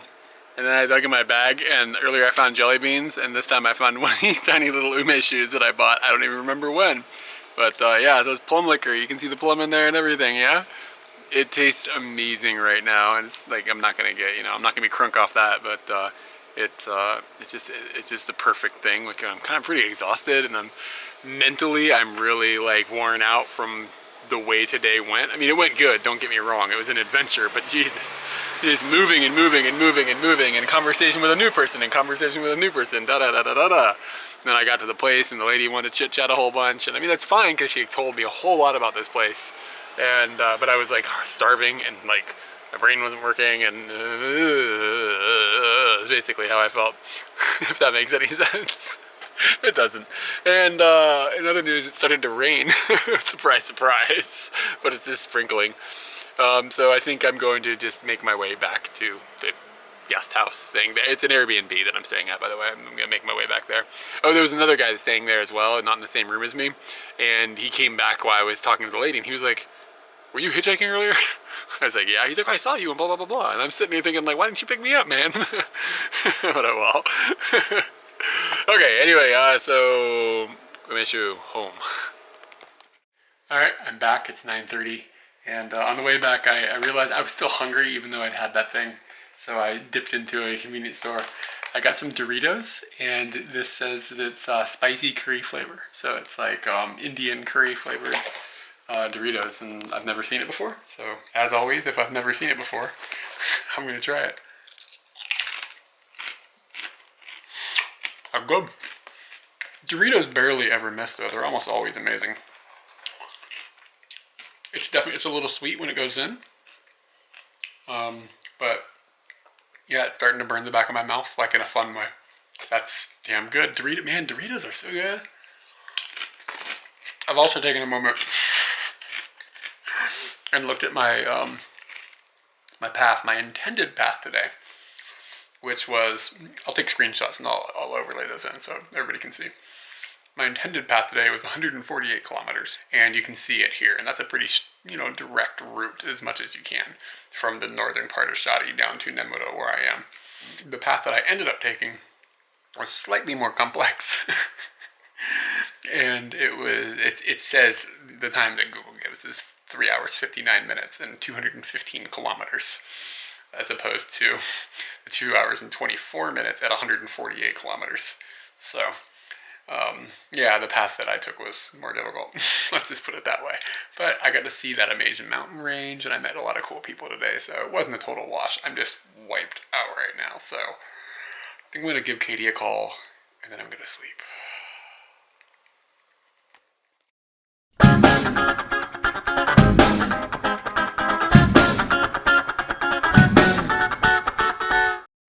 Woke up pretty early today, but I'm getting out a little late. It's like 9 o'clock now because I needed to do laundry and figure out where I was going to go and all that stuff today. So I'm not, I'm trying to wonder, I'm only going to be here for last night and tonight, and then tomorrow I'm going to leave.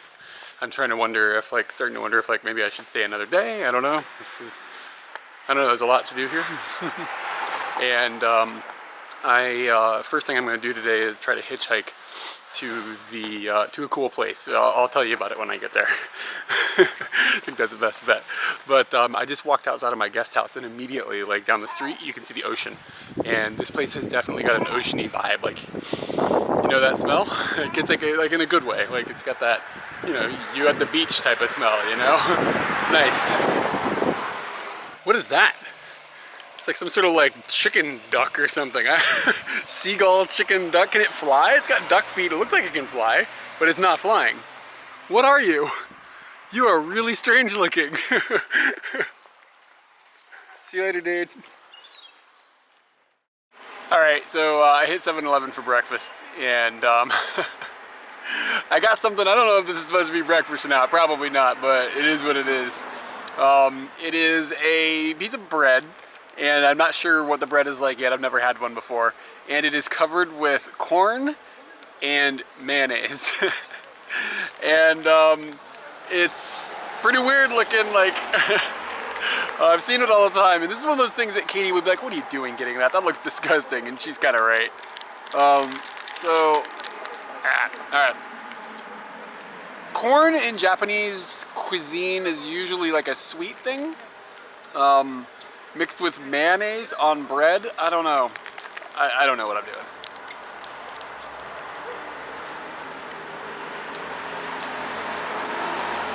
It's not horrible. It kind of tastes like a white sauce pizza or something. I don't know. I think the bread is like almost like it's a pizza crust type of bread. Like that, like if you had like, what's that, Pizza Hut? You know how it's kind of like greasy? It's weirdly greasy, maybe from the mayonnaise or something. It's not, I don't know what I think. It's not horrible, it's just, why? Why does this exist? Well, I made it to where I was planning to go, but I ended up going by a bus terminal and there was a bus coming soon and they were like, I'm someplace remote, man. There's no cars driving out here. So I ended up just taking a bus. Sorry. It was about a 30 or 40 minute bus ride and the place that I've come to is called Nosapumi Saki, I think. Nosapumi? No. Yes, Nosapumi Saki. And Saki means cape. And the rest of it is just the name, I guess.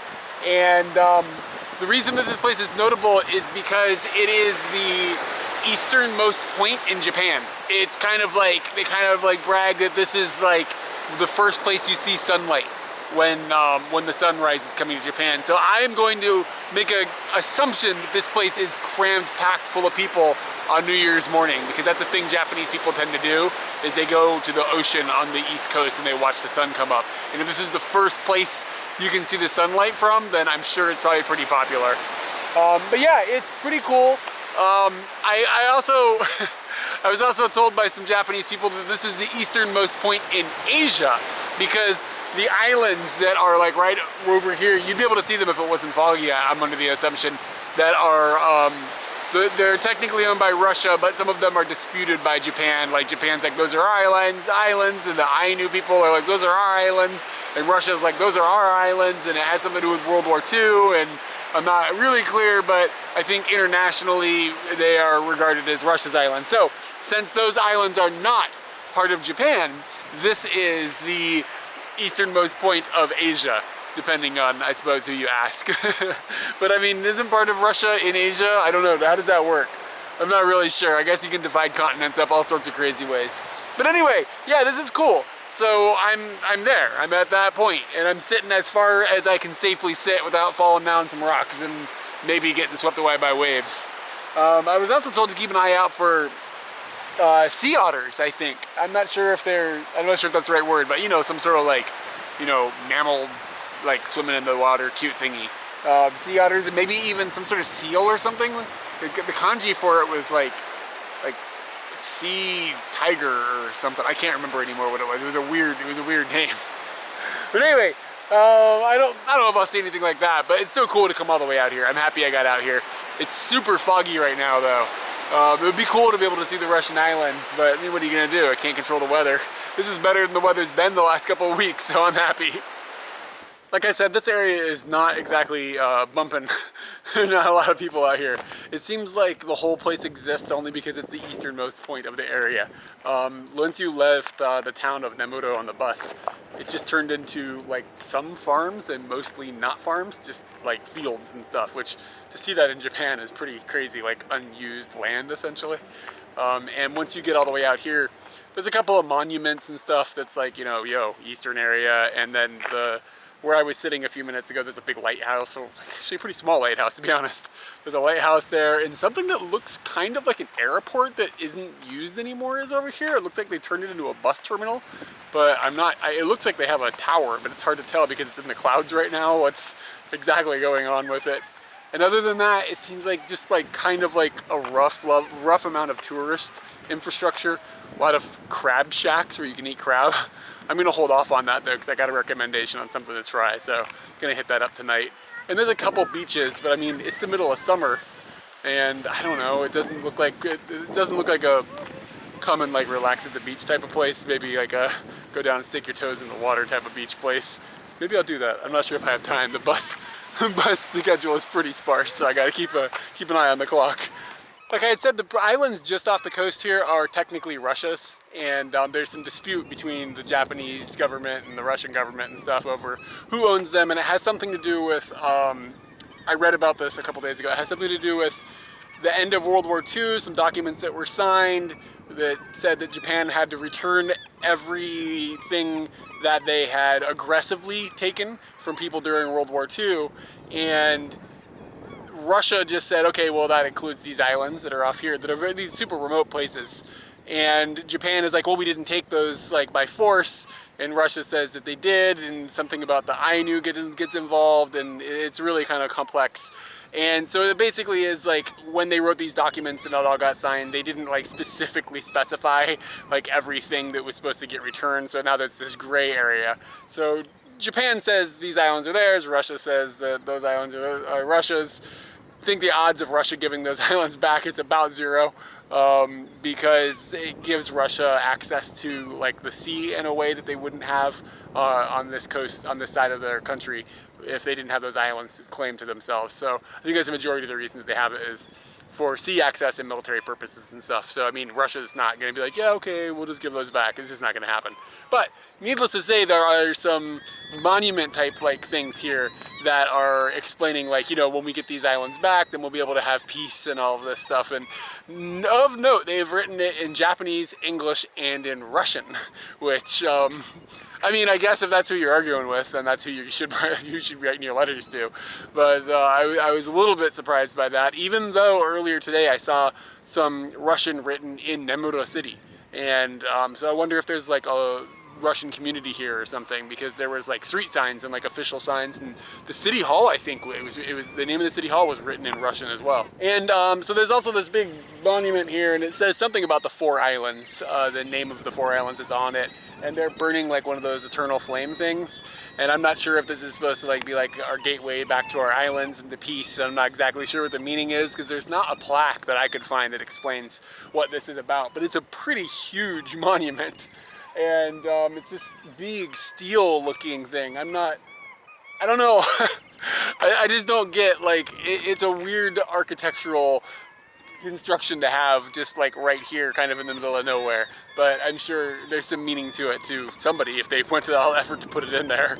That tower that I said looked like an airport, I think it maybe is just an observation tower. But I'm gonna walk over there and see if there's like an airstrip behind it. It looks all flat and stuff behind it, and that's why I came to that conclusion. But maybe I'm just jumping too far in my assumptions. Yeah, I'm not 100% sure, but I think it's just an observation tower that doesn't get used anymore. But it certainly does look like it could be a control tower at an airport. Behind it, it looks pretty flat. Which is why when I pulled up, I thought, oh, maybe it's an old airport. But it wouldn't really make sense to have an airport out here because we're a long way from the city and like there's nothing out here. Unless I guess you had it for military purposes or something, I guess that could be okay. But yeah, I think I just made a silly mistake when I said it was an airport. So the soupy weather kind of followed me back into the city, and that's okay because I'm just headed to get some food right now. I'm going over to a sushi kaiten sushi, conveyor belt sushi restaurant that is kind of regionally famous here. They've got a couple of chains in Tokyo, and there's a couple of locations in, I think there's like 10 of them or something in Hokkaido, but this is the one that was the first one of this particular brand of sushi restaurants. So it's pretty famous. I'm excited to check it out, but yesterday in the car I told the ladies, I was like, yeah, I want to eat there when we drove past it. And they were like, the one in Sapporo is better. So, whatever, I'm gonna give this one a go. It's fun to try like the original gangsta, you know what I mean? So I've come in here during the middle of the week, like in the afternoon, it's like 1:30 or something, so it's basically empty. Even though I think sometimes this gets pretty busy. Because there's like a big waiting area, and it looks like they have a lot of room for people to just be chilling on a waiting. But so I've gone ahead and I've ordered some things. So this is a conveyor belt sushi place, and something that's perhaps unexpected about them in Japan is even though there's food going around the conveyor belt, you usually don't take from that. You usually still order from the chef. So the stuff on the conveyor belt is more of just a display. I mean, I do see people take from it every once in a while, and I've taken things from it as well, but you don't really know. I'm not worried about it being bad, like gonna make me sick old. I'm just worried about it being not like, you know, perfectly fresh. And you want it made for yourself. It's kind of wasteful in a way, but I mean, it's just how things work here. So I made a bunch of orders, and I got some things rolling in. And specifically, I'm going to show off a few of the things. One of the things I got is called abori salmon, and it's they take salmon, they put it on top of rice, and then they hit it with a blowtorch. And usually it's best when it's warm. So it looks pretty damn good. Sometimes they throw mayonnaise in there too. I'm not sure if they're going to or not, but here we go.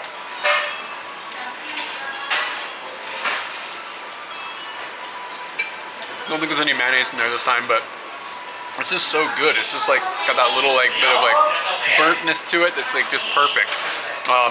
I've had it, but they do it with shrimp sometimes and different things as well. Something else that I found that was interesting was they have another salmon piece that has got raw egg in it, and it looks like, I mean like raw egg like from a chicken, not from a fish, you know what I mean?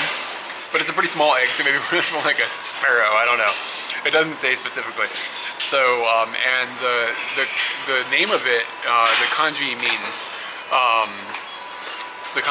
like seeing the moon, I guess, because the egg kind of looks like, you know, the moon a little bit.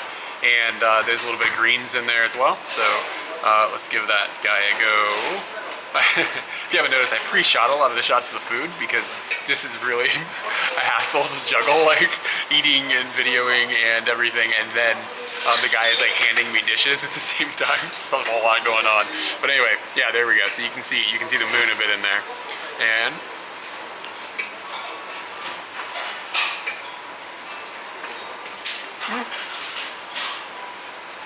no, it's pretty good. This is like the greens are. It's shiso, I think. Yeah, it's all right. The fish doesn't have a very overwhelming flavor. Mostly, it tastes like shiso, which is like a man. I have no idea how to describe that. It's like a leaf with some flavor. If I figure out what it is and I remember, I'll try to like subtitle it so that people can understand what it is.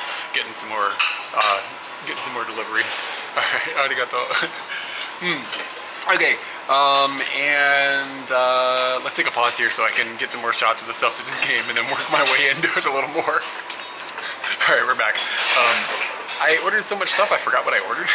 So I'm looking at this one and I'm like, what the hell is this? It looks really strange. Is it tofu or whatever? It looks like a little block of tofu in there or whatever, but it's totally not. It's cheese. I forgot they had cheese on here, so I was like, all right, I'm getting the cheese. So cheese, well, we're gonna do it.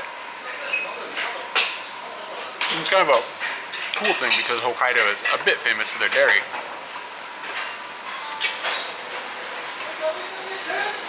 Kind of like eating string cheese with rice and seaweed. It's a bit of an unexpected flavor. It's not bad at all. Yeah, the cheesy flavor is, usually Japanese cheese is not very overwhelmingly cheesy in flavor, but this is actually alright. It's got a bit of a cheesy kick to it. I mean, I think cheese snobs would be like, what? But like, I'm not a cheese snob. I like grilled cheese sandwiches and whatnot, but so that works out for me. Another piece that I got, they're bigger pieces, and I think this is, so I had this thing called zangi-don a couple days ago, and it was deep fried salmon. I'm pretty sure it was zangi-don. So I saw that again on here, but it specifically says that it's got chicken. So I was like, okay, so it's just deep fried chicken in a sushi roll, and that's not super normal. It's warm, and it tastes like, it legitimately tastes like KFC. It's like fried chicken. That works, that's alright. It's a bit dry, like the whole thing. The chicken wasn't dry, but it's almost like a little wasabi or something I think would help out a bit. If anybody's curious about the price, by the way, these all range from 110 yen, which is just about $1, and some of them go all the way up to 410 yen, but I'm not ordering on that menu. So most of the things you're gonna see here are like $1 or $2 for the plate. And usually it comes with, you know, 2 pieces or whatever it gets broken up as. And I've got another one that I'm completely unsure what it is. It's a bigger maki. and it is, I think it's a kappamaki, I think that's what it was. So it's just a cucumber, and yes, I remember now, and I ordered the one that had Hokkaido style wasabi, which is like, they call it mountain wasabi, and like I had that a couple days ago and something, and it was more like horseradish than regular green wasabi.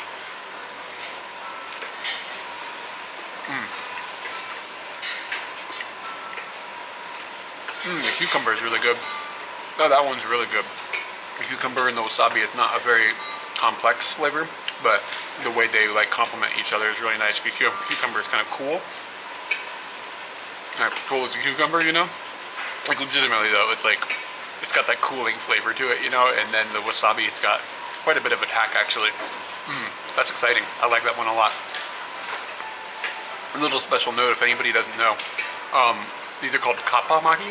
Kappa is like a Japanese folklore creature that lives in rivers. I think like sometimes he's a good thing and sometimes he's a bad thing. But he really likes cucumbers, so if you want to catch a kappa or whatever, use cucumbers. And I had a friend. The guy that I met when I was on this trip in Sendai said that he wanted to go to our river with a fishing pole and put cucumbers on it and like fish for kappa, just to get reactions from people. Thought it was kind of funny. Anyway, yeah, so that's those are all the things I've got. Some of the things on this menu are like not what you normally see in a kaiten sushi place, and some of them are totally normal. I think it's fun to just come in and like, I like to try to find the weird things, which is why I got like the mountain wasabi thing, and I got the thing with the egg and the cheese. Like I find the weird things. I'm like, okay, I want to try that, I want to try that, I want to try that. So that's pretty fun. As far as kaiten sushi places go, this is, to me, is like, quality is, the atmosphere is cool. I like it in here.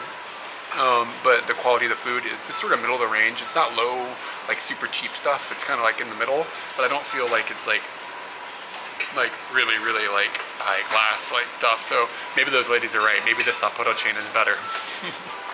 If I end up in Sapporo, I'm gonna try it. So whenever I have sushi, personally, the last thing I like to have is an egg-based thing. And this time I've gotten something, I saw on the menu, it says tamago sando, which is like egg sandwich. Okay, what is that gonna be? And there's no like description or anything, it's just tamago sando. Okay, so I ordered that, and this is what came out. It's got some little fish eggs on it, and looks like they jammed some cucumbers in it. And that looks like the whole deal. So I'm not sure if there's anything else hiding inside, but I'm opening it and it doesn't look like there is. So let's see how their egg game is. So this is served cold. Maybe the flavor is good. The egg, when it's cooked like this, is made in like layers, and I think that there's some sugar in there or something when they make it. There's Katie was here. My food game is lame. You know what I mean? She would be like, yeah, this is how it's made. Yeah, so I think there's some sugar in there because it comes off a little bit sweet, and it like pulls a little bit of the sweetness out of the egg, which I think is good. And that's usually why I end my sushi game with it. I think it's dessert-esque. Like it's like I get a little bit of that sweet tooth I craved at the end of everything. And I'm gonna give it one more bite and try to get some of those fish eggs up in there.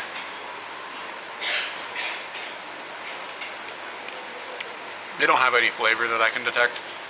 It's mostly just fun because they like explode when you bite into them. It's like nature's gushers. You remember those little candies? Yeah, that's fun. Oh, I think look at that, there's a tiny bit of rice inside of the sando. Strange, there's like 3 grains of rice. Alright, well this was fun. But again, I wouldn't like recommend like, you gotta go there, you gotta go there. It's just like one of those places, like, it's fun because it's the first place of the chain and everything. But I definitely have had better sushi of the same price range at other places, so. At Japanese sushi restaurants, you can often get like pudding and like french fries and stuff, like cheap ones like this anyways, like, you know, conveyor belt places. Which is funny because I think a lot of people go into America and they get things at sushi restaurants and like, this will never be on the menu in Japan, and then like there's like hamburger sushi going by or whatever. But they also had an ice cream bar in there with ice cream that actually looked pretty on point. They had some rum raisin up in there, and I was like, man, maybe I should get that rum raisin, but I was just like, I'll save my room for something else. In fact, you know what I'm looking for? I'm looking for one of those sodas I'm in love with. Well, it took 23 days, but today I ended up naked with a guy that picked me up. And I'm not even joking.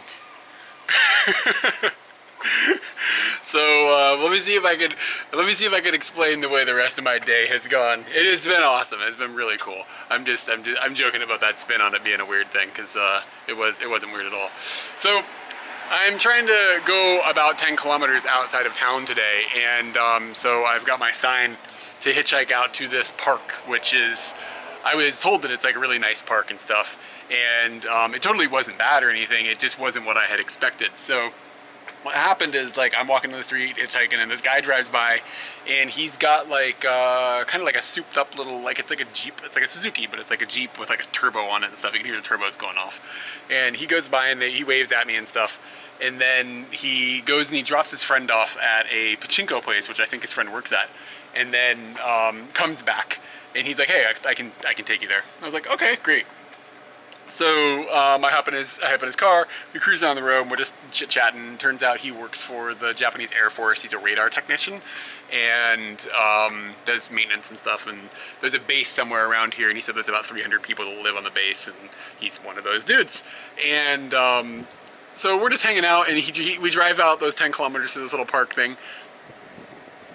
And he was like, "I'm gonna check it out too." And I was like, "All right." So we park at this park, and there's this really long boardwalk that basically goes out over this area that's between the ocean and I would call it a swamp. It's kind of like swampy, but it's like a fertile grass area and stuff. And we saw like a whole bunch of deer and stuff.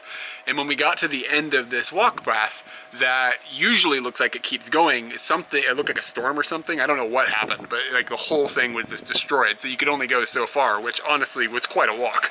So, I mean, it was no loss. Like, it was cool to go out there and see that. It was cool to see all the deer and everything. And like this whole time, all the fog is rolling in more and more and more. And we're headed back out, and he was like, "Hey, there's this little village around here that's famous from an anime and manga from like the 70s or something." And he was really into anime and manga and stuff, so he was like, "Yeah, it's a cool place, we'll go out there." I said you get a really cool view of the ocean and stuff. And by the time we got out there, it was like the fog. I taught him the word soupy about fog. The fog was so thick that it was just like, it was a lost cause. We couldn't see anything. So he was like, "So do you like onsens?" And I was like, "I do, however, like," and I mean, onsens are okay. I do like them. I just hate getting hot. But afterwards, I'm always happy. But the weather today is like onsen weather, because it's like foggy and a little bit cold, and you're just hanging out with some random dude. You may as well go get naked.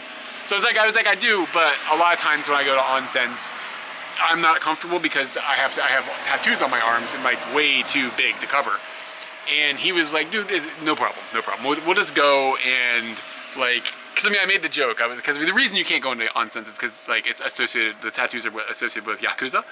And I was like, I told him, I was like, "I'm clearly not Yakuza," you know what I mean? And he was like, "Yeah, clearly." So we went to the onsen, and the girl that we talked to the girl at the desk.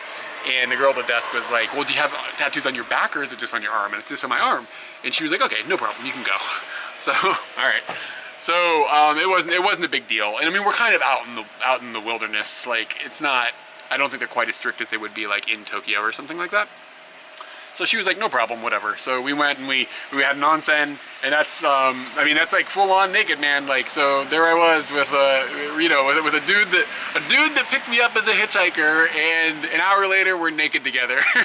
I just like the way that story sounds. It's so ridiculous. But I mean, in reality, it's just like, it's totally normal. It wasn't a big deal.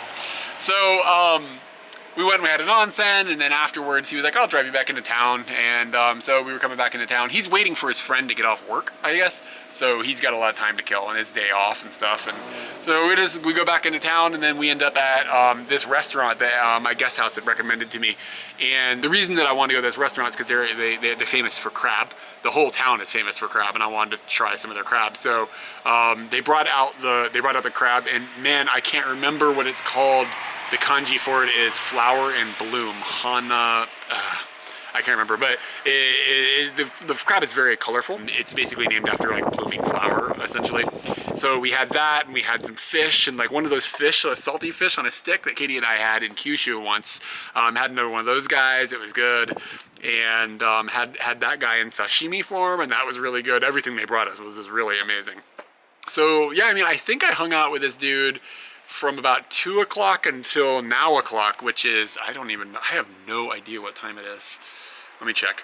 It is 8 o'clock. So 6 hours of just hanging out with this guy. He was just really chill, like just like, okay, we'll just do this, we'll do this, whatever. We'll talk her into letting you go in there with tattoos, no problem, whatever.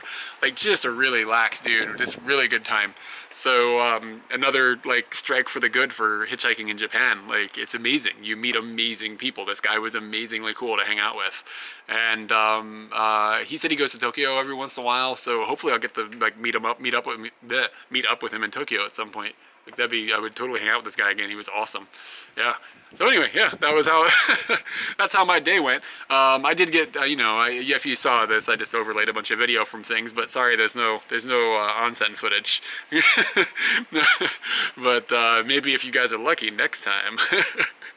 But I'm shooting this in Japan, so it should be okay because it automatically blurs all the bits, you know what I mean? So it's just how it works, I think. So maybe it would have been all right, I don't know.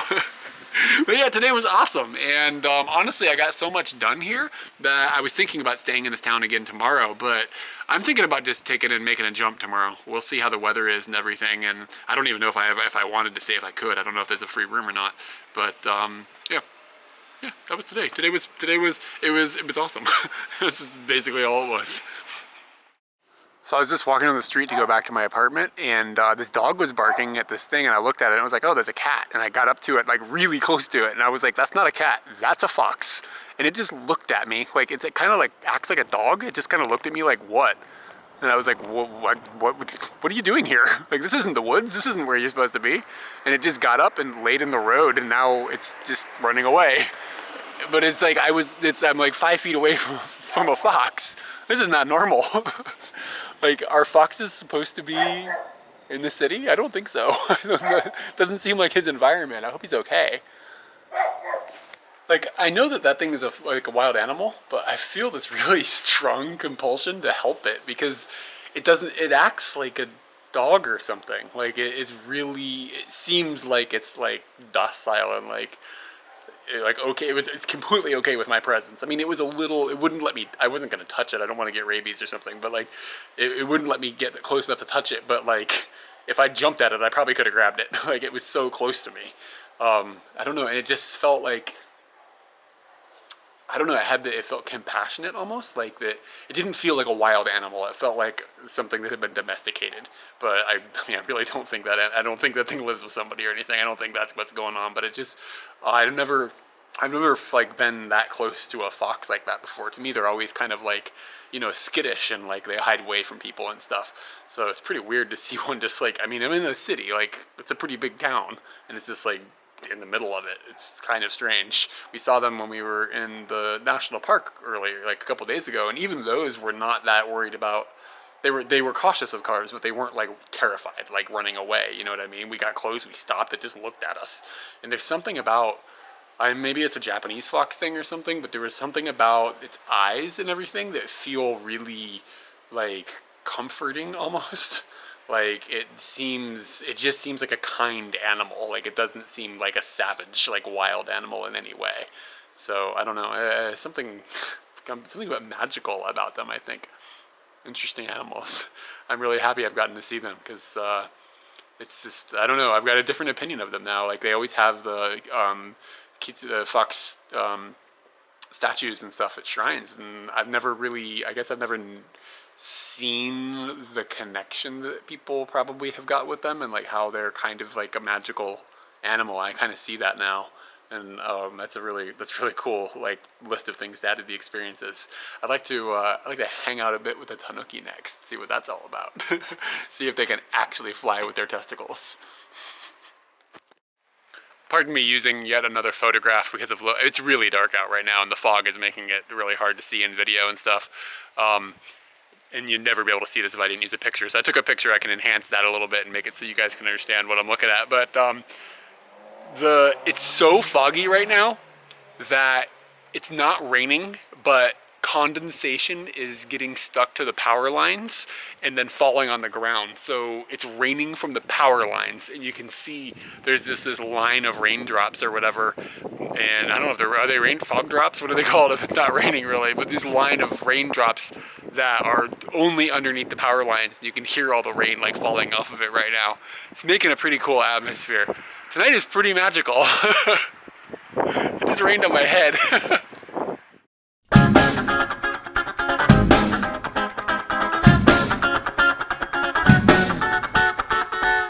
Alright, well, I'm making a jump out of Namoto today. So this was kind of a short stay, and I definitely could come back here, I think, and check out some more things.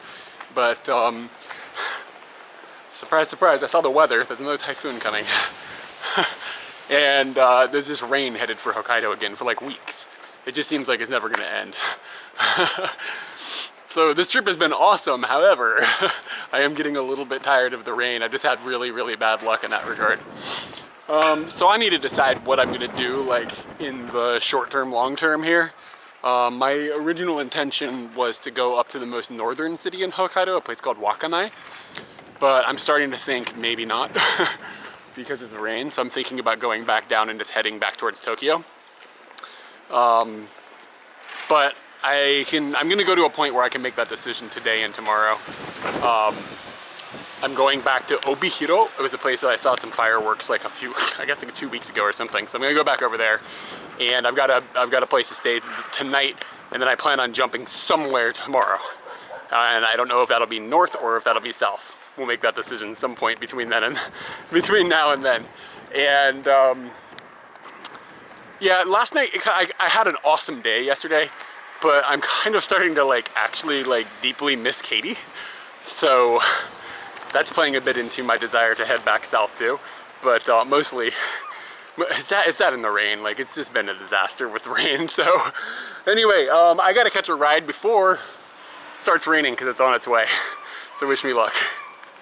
Oh yeah, I never had time to give a proper tour of the place that I stayed here. It was an Airbnb guest house. Like, it was a little house that she had turned into a house with little rooms that were lockable. So I guess they rebuilt the interior or something to make it like this, because it would make a lot of sense if there was a family living there or something. But there's a kitchen and then an open area, and then 6 rooms or something. There were 2 floors. So there were 6 rooms that people could have, and they all had individual locks on them and stuff. It was super clean. The lady was super, super friendly and nice. She gave me a lot of really, really good advice. Wrote me a really nice letter when I left, by hand. Just a really, really nice lady. So I left her a letter, and now I'm splitting. But yeah, totally cool place. I would definitely recommend staying there if you're in the area. Windy. I don't think I mentioned, but Obihiro, where I'm headed, is nearly 4 hours away by car. So I may have, this might be a bit far, but I think there's going to be a lot more traffic in the direction that I'm going, because there's more substantial cities along that route than there were when I came out here and was just way out in the woods. So I'm kind of hoping that this goes a little smoother than that day did, but if it doesn't, hell, I still made it, didn't I? It took 2 minutes. I caught a ride, and I made it about 40 kilometers. It was easy, I think, because it's kind of rush hour time, so a lot of people are leaving that area and going to other cities in the region. So this lady picked me up, unbelievably nice lady as usual. We cruised down the road, chit-chatted about stuff, and now I'm in another town, and I'm going to try to catch a ride to the next town, which is another 40 kilometers away. It's starting to rain a little bit, but I came into a 7-Eleven and I bought a umbrella. Because remember, I had the one that girl gave me, and I forgot it, so I now have an umbrella again, so that will avoid all horrible, horrible disasters, hopefully. Alright, so I'm about halfway there now, and it's maybe 11 o'clock. I don't even think it's 11 o'clock now. So today is going really good. I put my sign out at the last place, and the first car that drove by stopped. And it was this dude in a van. And honestly, it's the first time that I've been sketched out. He was, on appearance, a pretty sketchy dude. I don't know. The van was pretty dirty. There was a lot of stuff inside of it. And he just kind of had a hard look on his face. And I was like, you know what I mean? I was like, And then I noticed he had a dog. And the dog was really, really relaxed. relaxed and like really friendly. And I was like, okay, you know what? If this guy was a jerk, that dog would be a jerk. You know what I mean? I don't know, maybe that's stupid. I also kind of like wanted to prove to myself that people here, I see that guy and I'm like, that guy's sketchy, but I wanna see that he's not sketchy. I wanna find out what's not sketchy about this guy. Why is this, I mean, he's helping a stranger. You know what I mean? So I was like, screw it, I'm gonna ride with this guy. Even though I was kind of like, eh. And, but the dog, at first appearance, I was like, that dog is not okay. Like, that dog is sick. Like, there's something wrong with this dog. And so, like, after I got in the car, and it smells of dog pretty strong, and it's, like, not the cleanest vehicle. It's probably the dirtiest vehicle I've been in here, but blah, blah, blah. The guy was cool. Like, he was totally fine. Really nice guy. He said a few things that were a little bit not normal. But nothing like scary. He said that he had lived in Chicago. It's starting to rain, I'm gonna get my umbrella. He said that he had lived in Chicago for a while, and he was asking me like, why is everybody in America fat? And I was just like, you know, the food is different, blah, blah, blah. And this is my first unveiling of the umbrella, by the way. Open, please. It's not opening. Button. There we go, there we go. I got the cheap one, maybe that was a bad idea. Yeah, all right. Things are back in business, sorry about that. And for instance, like he was like, why is everybody fat? And I was like, I don't know, just because food and culture differences. I mean, I don't know how to answer that question. And he was just like, this is what he says to me. He goes, the only women who weren't fat are strippers. I was just like, all right, dude. I don't know. So like he made kind of like he made more off-color remarks than anybody I've been in a car with. But at the same time, like, you could just tell like he's not a dangerous person. He was an okay dude. But it was an interesting ride, and we cruised over this mountain range, and it's gotten pretty foggy, and just cruising through the fog. And then I went into this place called Supercenter Trial.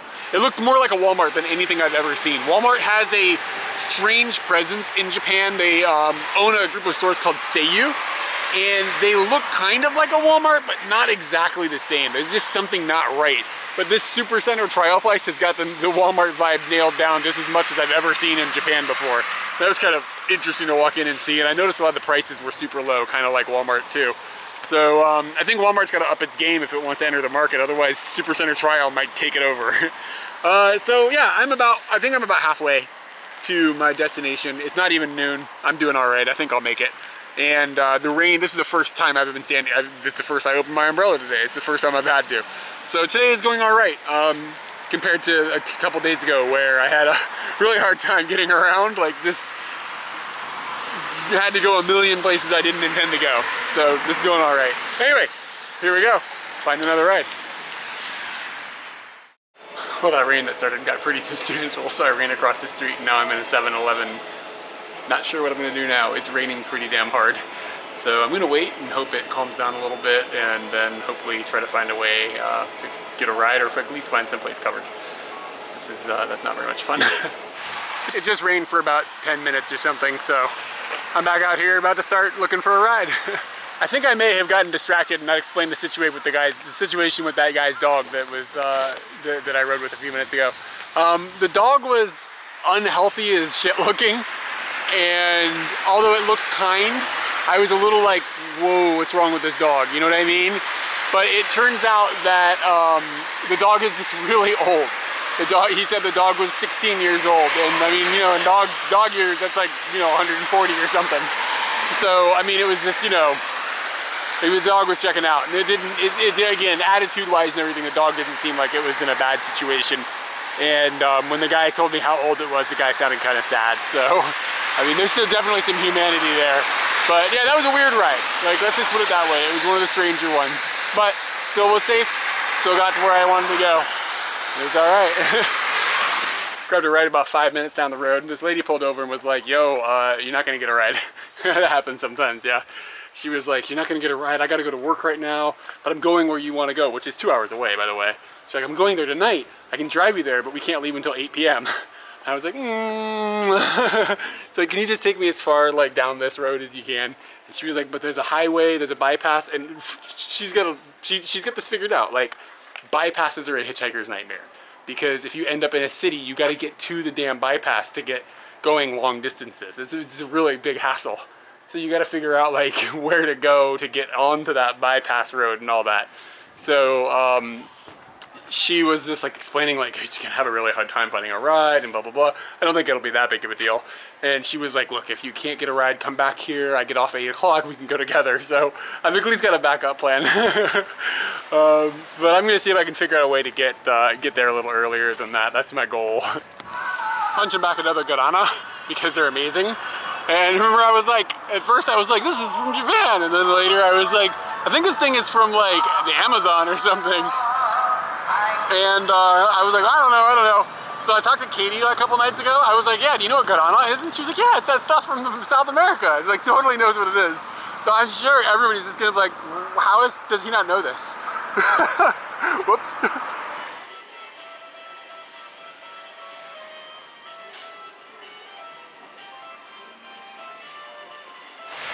Hey, I know messing around, these bypasses suck.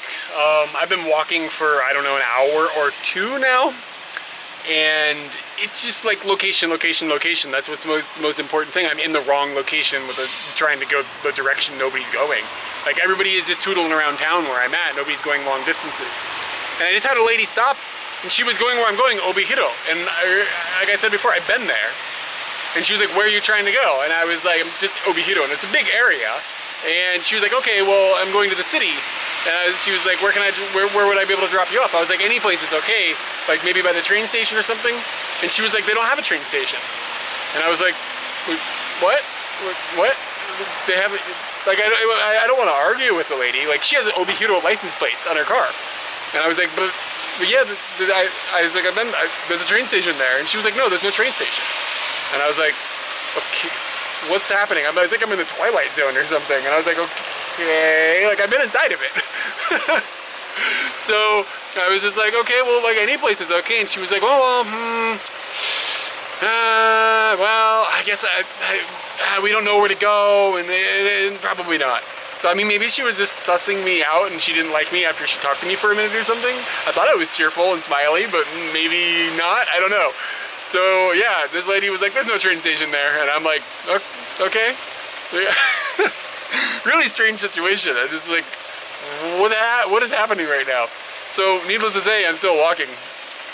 And part of my problem is that it's hard to tell where cars can go on and off of the highways. So I could like take a random shot and walk 2 kilometers in a direction that I think a highway entrance is, but maybe there's not a highway entrance there. So it's like, then I would end up walking 2 kilometers back.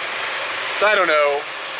And it's raining a little bit, it's just sprinkling. The rain isn't so bad. It's mostly just annoying to hold an umbrella. I'm not soaked or anything. But yeah, that lady was, I'm really confused. I'm just like, what is going on right now? But you know, whatever, what are you gonna do? Eventually somebody will pick me up. It'd be nice if it was sooner than later. So I asked a dude at 7-Eleven, I was like, yo, like, do most of the cars, if they're going to the place I'm going, like, do most of them hit the highway from here, or do they take this normal road? And he was like, probably the highway. And I was like, all right, so I'm walking that way now. We're gonna take that gamble. There's a lot less cars going this way, but again, like a majority of the cars that I saw earlier weren't leaving town. So maybe most of these cars are going towards the highway, and that means that, you know, there's actually a high, even though there's less cars, there's a higher chance of catching somebody going the direction I want to go.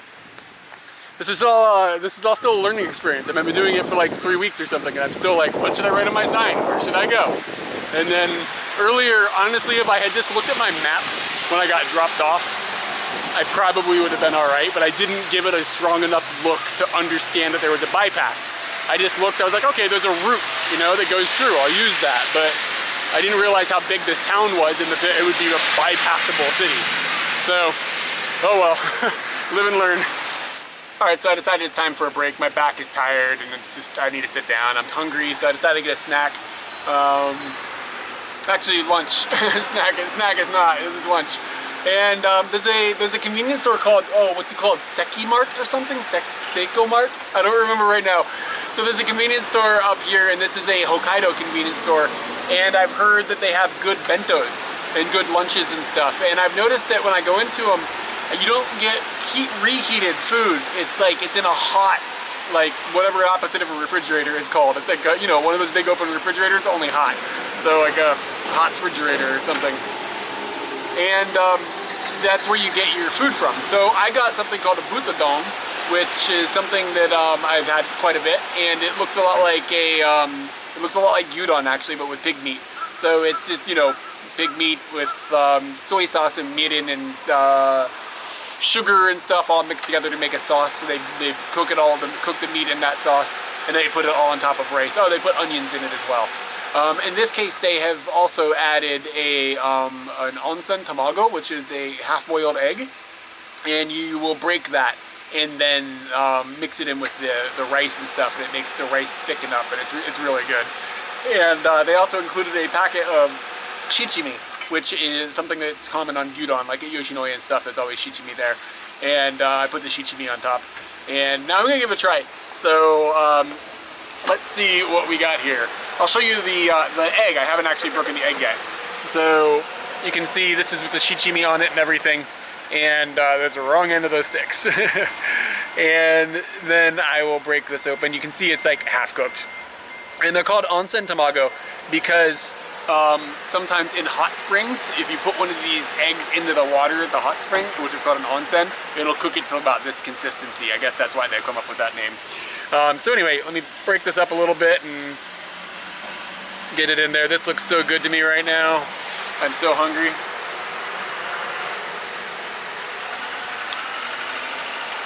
That's pretty damn good. Yeah, like, so the guy that I hung out with yesterday, I went to the onsen and stuff with, he was like, you gotta try the food there. And I was like, alright, I'm gonna try the food there. And they've got like this logo, it's like with a cow, it says hot chef. And I haven't been trusting him, but now, he's on my good page, man. that cow can kick out something good. Maybe that's why they don't use beef for this. Alright, so the camera is precariously, dangerously balanced on my knee right now. And I'm trying to open this packet of this lemon cake. Cause like straight up, sometimes the girl's gotta treat herself, you know what I mean? So, let's see what we got. Looks alright. So it's like just frosted on the top, cakey on the bottom. Looks kind of like something you would like just get at a Wawa or something, you know, like truck stop or something like that. They have these little sweet things. The lemon flavor is like really overwhelming. I swear I've eaten one of these. Did I talk about one of these already? It's possible. It's really familiar now. That cake is, this one's a little bit dry, but I'll say the flavor is good. Alright.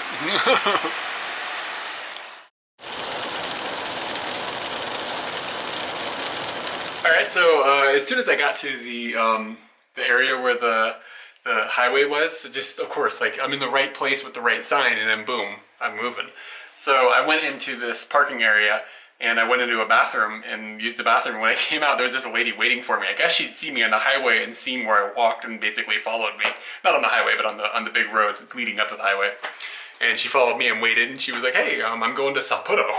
Which, honestly, that would have been awesome. But I had already booked an Airbnb here, and the reason I'm booking ahead is because of the weather. I don't want to get stuck out in the rain, and I don't want to get stuck with a super expensive place to stay. So, like, when you're hitchhiking, like, booking a hotel is sort of a bad idea, because, like, what if you don't make it? Or what if you have the opportunity to go further? Like, you're stuck. So, I'm kind of stuck in that situation.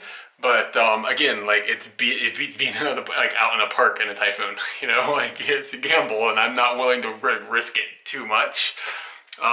Anyway, so I've got to my Airbnb, and it is in a what they call a mansion in Japan. And a mansion is basically an apartment with thick walls. It's the best way I can explain it. They're very, very common, and often like an apartment, I think my image of an apartment is like thinner walls and like usually a smaller type of building, but and a mansion will be often a bigger area this is not that case. This is a smaller apartment, a smaller sized mansion. But like families will often live in mansions and stuff because they're a little quieter, and I guess usually they're built of concrete and stuff as opposed to just like wood and stuff. I don't know if that's really technically correct or not, but like that's my image of a mansion. And they use the word mansion despite mansion not meaning mansion. In English, it's a totally different thing. So I've come into the mansion and I thought I would show you guys around. I'll be staying here alone, which is nice. And this was 3,500 yen, so like, you know, $35 or a little less than that, depending on where the exchange rate happens to be. And this is what you get. So, so this is, you come in here, and it was cool. He just had a padlock on the door, which is awesome because I don't have to worry about meeting anybody. Like, you don't have to arrange that time, you know? Like, I don't mind meeting people. It's just like sometimes he's busy or I'm not here, and because I come in at random times, I'm not like a scheduled train, it makes it a little bit tricky sometimes if you have to meet a person.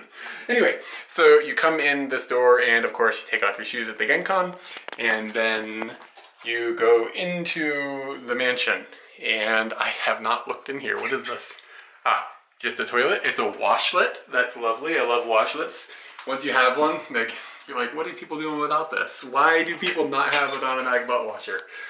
And okay, so then again, Genkan is back here, forward, and you got a washing machine, and this is probably for the doorbell. And he's got a really nice clean shower right here. And as you can see, that's all like in the entry hall, like a shower and a toilet and all of the washing machine and stuff. And then from the shower room, come in, and he's got a nice little living room here. Looks all right, very clean, and you know, kitchen, basic Japanese kitchen. Nice little refrigerator there. He's got it left opened, and it's not plugged in. He says if you want to use it, plug it in. So he's just saving electricity, I suppose. And you know, all the necessities that you need for a Japanese kitchen. It looks like every other Japanese kitchen I've ever seen. And oh, whoa, hey, I got the same water. We got the same water boiler at home. Nice. And a selection of some books and stuff. Look at that. Oh, there are PlayStation games. Sweet, there's a PS2 over there, and I was like, oh man, I want to play some games, but I didn't see any discs. But now, maybe I'll play some, or maybe I'll see if I can find a cheap game that I want to play, like something, play like a racing game or something. I don't know. Anyway, and then so this is the area where I came in, and there's this wall, and it just separates the bedroom. So that's what we get, and that's where I will be sleeping. And you know, I wouldn't want to live in this apartment with two people. It's reminiscent of the apartment that Katie and I had when we lived in Musashi Odawa, and you just don't have any way to like be in separate rooms. It sort of drives you insane. But to live here alone would be totally fine. Like I could be very comfortable here. I like a lot. I used to think lofts were cool. Like we had a loft in an apartment, but I hate them now because it's just like you're sleeping up in this loft and you're like, man, I gotta pee, and you're like, I gotta navigate a ladder, and I'm like, you know, it's like all dangerous. So I like this layout quite a bit more, and it feels it's like a wider feeling place too. And I don't know if we have any interesting views outside. Looks like it's just a little rainy city right now, and there's oh hey, look, there's a balcony. Let's see what's going on the balcony. See if it's big. Whoa, there's another pane of glass.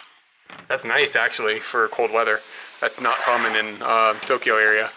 Hey, yeah, look at that. That's pretty big too. You could chill out here if you wanted to. That's much more spacious than the balcony we have in Tokyo. Hey, that's pretty nice. Yeah, so the lady that picked me up was going, like I said, she was going all the way to Sapporo. She was like super nice. She's visiting her mom in Kushiro, which is where I met her. And this is the day of the dogs. There was a little dog in there, and it was like ancient. It was like 16 years old or something.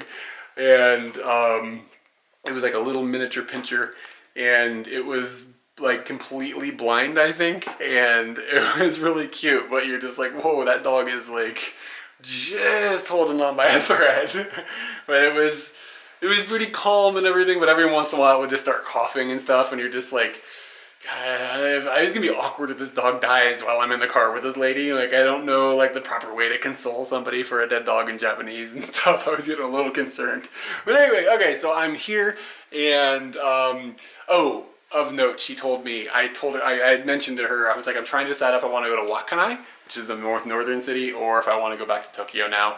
Like I explained earlier this morning, I'm feeling a little bit run down, honestly, and kind of want to go home. Like, kind of got that feeling. However, she was like, oh, Wakanai is amazing. She's like, it doesn't feel like Japan at all. She said, it feels like Europe. And now I'm like, ugh. So I checked the map, and it's like 6 hours from here. And I was like, how many cars go up there? And she was like, it's pretty sparse. Like, there's not a lot of cars driving up there. She's like, truckers go up there. And I was like, truckers never pick me up. So I don't know, man. I gotta make the decision tonight. So I'm gonna decide, and then I'm either going north or I'm going south. What should I do? What would you do? This is apparently a real telephone box from London. Which, of course, in London they probably don't have public telephones anymore. But in Japan, we still got public telephones, y'all. There it is, and it still works. In my search for dinner, I wandered around and I kind of ended up not in the red light district, but like the party district, and like, you know, people are dressed up, it's Friday night, people are out doing things, you know what I mean? Drinking with their friends and things. I ended up going into a little street that had a whole bunch of different bars on it and stuff, and one of them was a kushikatsu place, and that is something that Katie and I had when we were in Osaka. And it is like things on a stick. Usually it could be meat or vegetables or other odd things, and then they deep fry them. And they give you this like vat of sauce. If you've seen our Osaka videos, recent Osaka video, you'll probably know what I'm talking about. But they give you this vat of sauce, and then all these instructions, because the sauce is like a public like utility, and you're not allowed. The basic rule is you're not allowed to double dip. And so they give you all this thing, like, and they give you like some lettuce, and like you can dip the lettuce in the sauce, and then you can move the sauce onto the kushikatsu thingies, like your stick stuff. And it's not complicated, but it turns into this thing where everybody's used to being able to double dip, and everybody's used to being able to use chopsticks, and everybody's used to eating in a certain way, and this place throws all those like normalities out the window, and then has this set of rules. And all of the kushikatsu places I've been to have had this system, and it seems like it's more of just an annoyance for the employees, because the lady next to me just kept screwing up. Like, she just kept doing things wrong. She was kind of drunk. She was using her chopsticks into the sauce, and then she was putting like, she almost double dipped it, and the lady's just like watching her like a hawk, like, yeah, like, don't do that, don't do that, don't do that. And it just seems like, why doesn't everybody just get their own sauce? It doesn't make sense why they've gone to all this trouble. I think maybe it's because it's like kind of like, oh, there's these rules, and it's kind of interesting thing, and maybe it makes more people go, and I don't know, but they all have it, and it's bizarre. And as a foreigner, I go in there, and they're like, do you speak Japanese? And I'm like, yeah. And they're like, do they explain everything to me in Japanese? And then they kind of like watch me out of the corner of their eye for the first 10 minutes I'm eating to make sure that I'm not, you know, screwing up.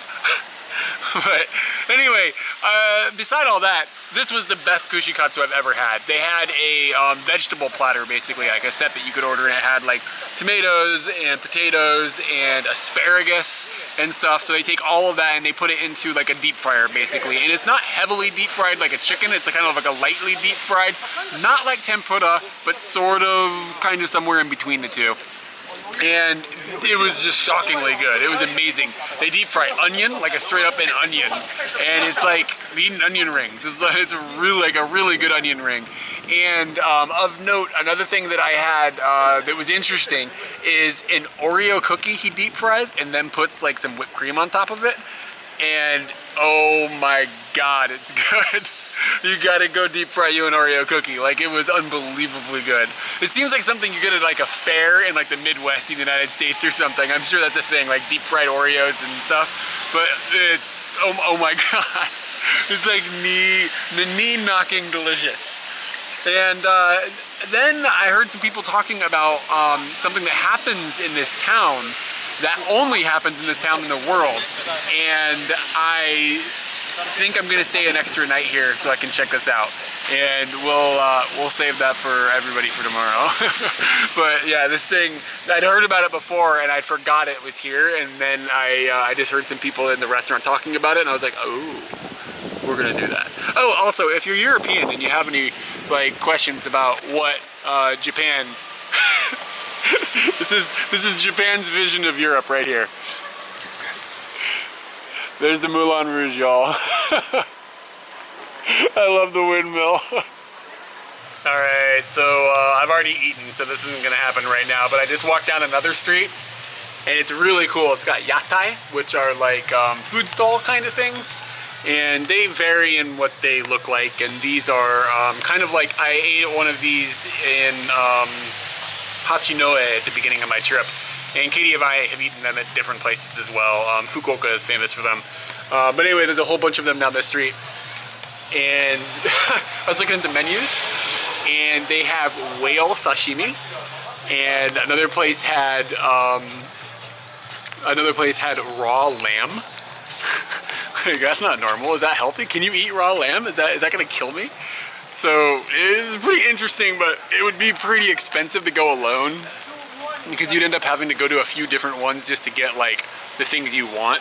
Sometimes when you go to these little yatai areas, if you can order like, and they'll go down to their neighbors and get it for you, and then you just pay them, and like that works. But these places had signs up that specifically said they wouldn't, which is maybe they just got sick of people doing that, or I don't know, whatever. So yeah, but like whale, you can eat whale sashimi down there. I've never seen that on a menu. I'm sure you can get it in Tokyo, but yeah, maybe I'll save that for a Katie thing or something, because I think that'd be fun to eat with her.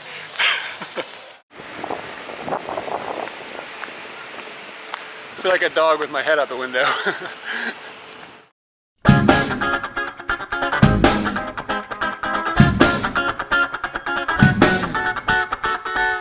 We finally have got some beautiful weather. It's actually a little bit brisk. It's nice.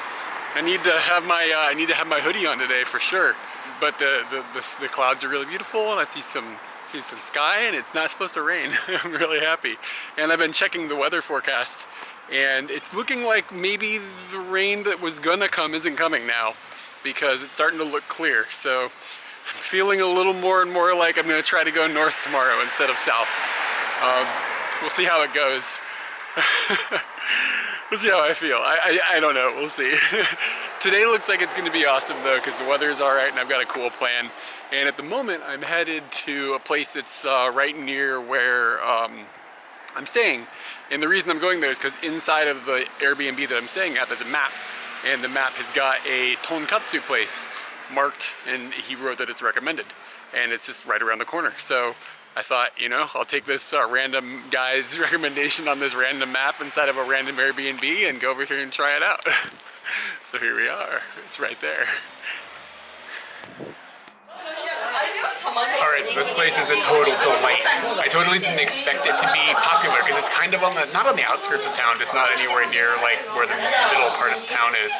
And there's a lot of people in here, and it's got a cool atmosphere. It's like they care about the food, they don't care about like the way everything looks, you know what I mean? So it's kind of grungy in here, and just like feels good, you know, like in that sense. And maybe you'd worry about the like, oh, the food's gonna be dirty or whatever, but no. They bring it out and it looks unbelievable. So I'm getting a tonkatsu, and it's just deep fried pork basically. And they're knocking it out of the park. I've had it in the past at places it's like gourmet style almost, and this looks similar to that, only with that like funky atmosphere that's going on in the building.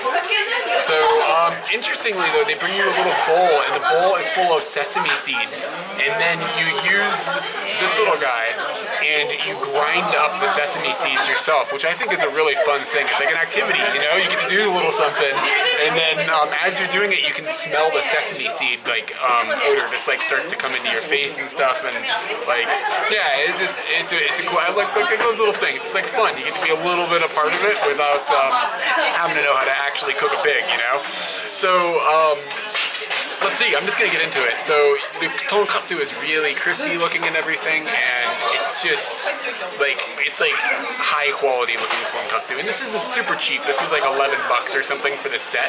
But I mean, you know what I mean? Like for 11 bucks, I think the value is appropriate. So after you grind up the sesame seeds, you put a tonkatsu sauce into it. And then I kind of mixed it up a little bit, I guess is what you're supposed to do. This is the first time I've done this specific like activity at a tonkatsu place, so I think I'm doing this right. So then I'm just gonna take my pig here and just give it a dip, and let's see what we get.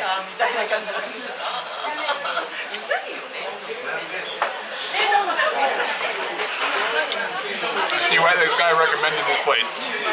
It's really damn good. The sesame seed is a great addition to that tonkatsu flavor. Hey, that's hella good, hella good. And there's also a bit of mustard here.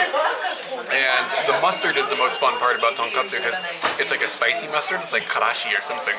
So you can see you take like a little niblet of it. That might be enough to kill a man. And then I'm going to just slam some onto the tonkatsu. This is tricky to do one-handed. And then I'm gonna try to pick up the whole thing. That was great camera work, Eric. So let's see if that's gonna end my life, because it depends on how spicy it is.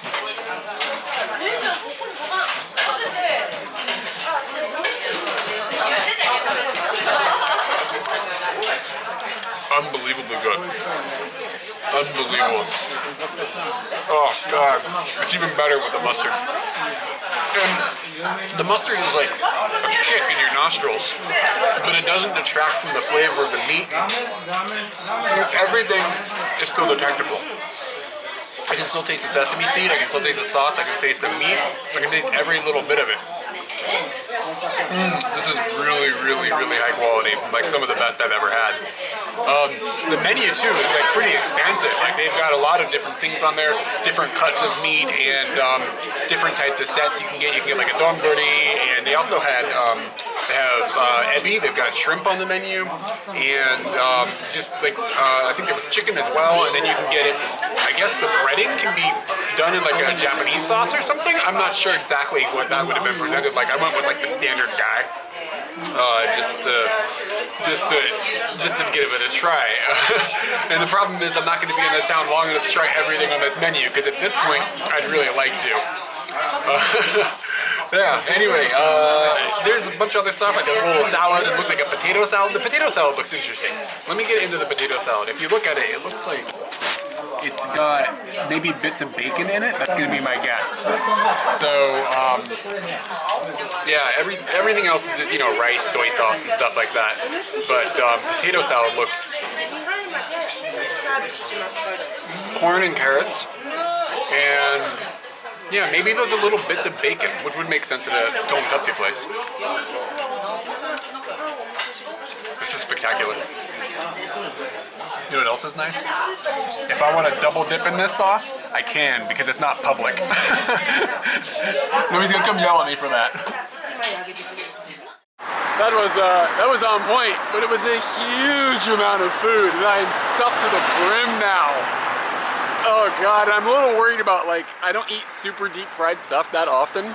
Like even last night when I had the deep fried skewers, it was like a lightly bready thing. This is like heavy deep fried. I'm a little worried what it's gonna do to my insides. I'll keep you all updated. He looks like he's having a good time. The name of this place is just sort of got a North Korean vibe, doesn't it? How can you not smile? It's so good. Still good after all these years. I could be wrong, but I think what I'm about to see is going to be amazing.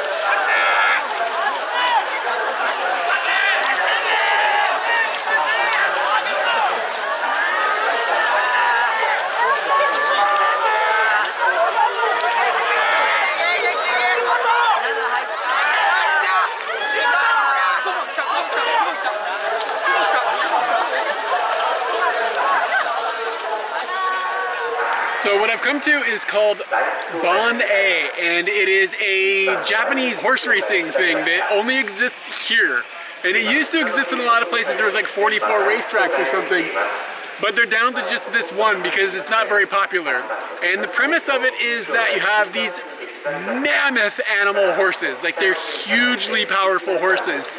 They make them pull these sleds that are like up to a ton in weight with the jockey standing on top. And they run in their own lines, like there's like these green lines on the track. So they all stay within their own track, and it's just a straight shot, 200 meters. And the horses just like have to pull this massive weight over these two big hills. The ground is like a gravel. And like in the middle of the race, the jockeys will let the horses take a rest. So like a big part of the race is the jockey knowing how much rest the horse needs to have enough stamina to get over the second hill, which is actually the bigger hill. And it's pretty weird. It takes a couple minutes for a race to go, and the higher class races are pulling more weight. So the higher the class, the slower the race. I have mixed feelings about what I've seen so far. I've seen 2 races so far. There's 11 of them today, and they don't use riding crops, but they do beat the crap out of the horse at the end of the race with the reins. And I mean, it's making the horse pull that amazing amount of weight. But on the other hand, the horses are really powerful, so I'm not sure how difficult it. I mean, it's probably. Let me put it this way, this first race I saw, one of the horses fell from exhaustion, like it fell down, and the guy got off and like, you know, got the horse up somehow, like he just like hit it on the neck and stuff. The horse got up and then finished the race, obviously last.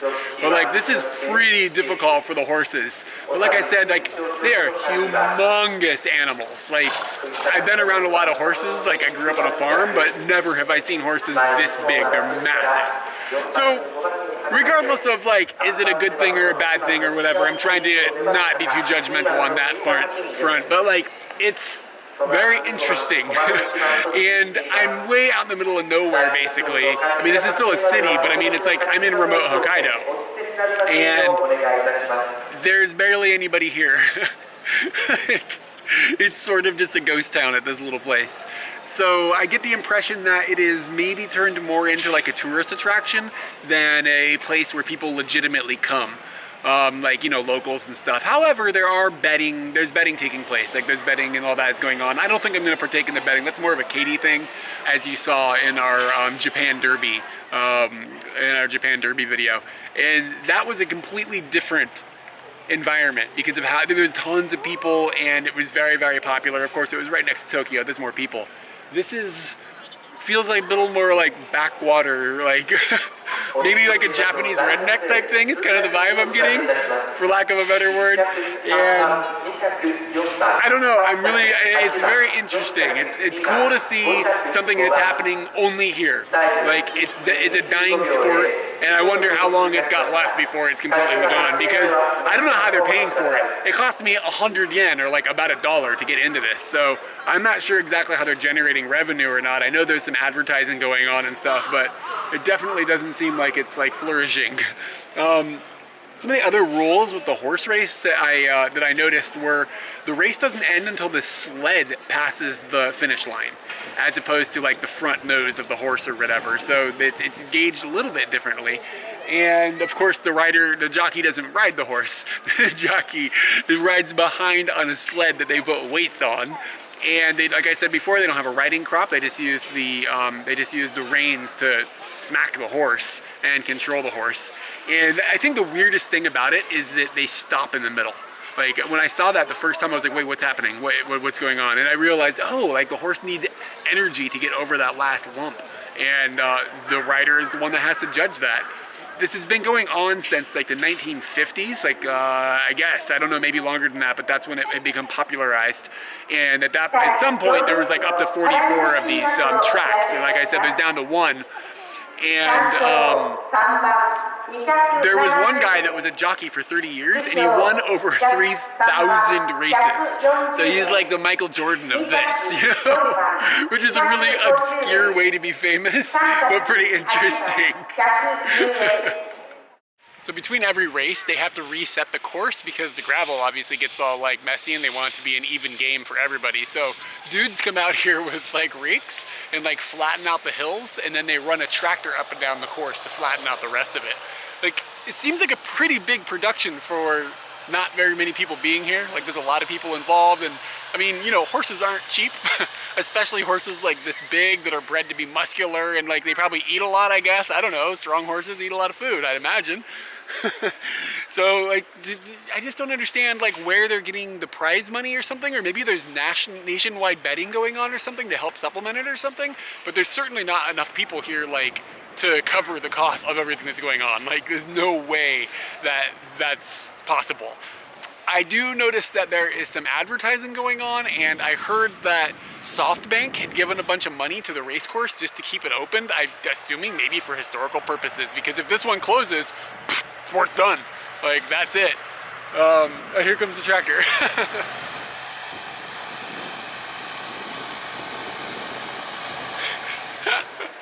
So according to Wikipedia, when the horses are like no longer able to race, instead of being like sent out to a pasture like as a thank you for all their hard work, they get sold for human consumption. Thanks for all the hard work, you are delicious. So I'm gonna see if I can find some basashi here, like maybe they've got some one of the stands or something. I don't know, like ex-horses, you can eat them. It seems pretty weird, I guess. There does seem to be betting taking place for races at other courses in the country.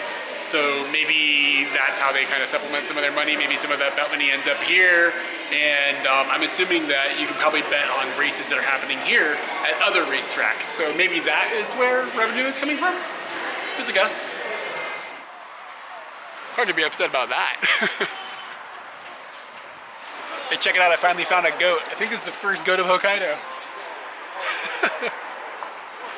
Like, for real, this thing is huge. Keep in mind how tall I am. I'm 2 meters tall.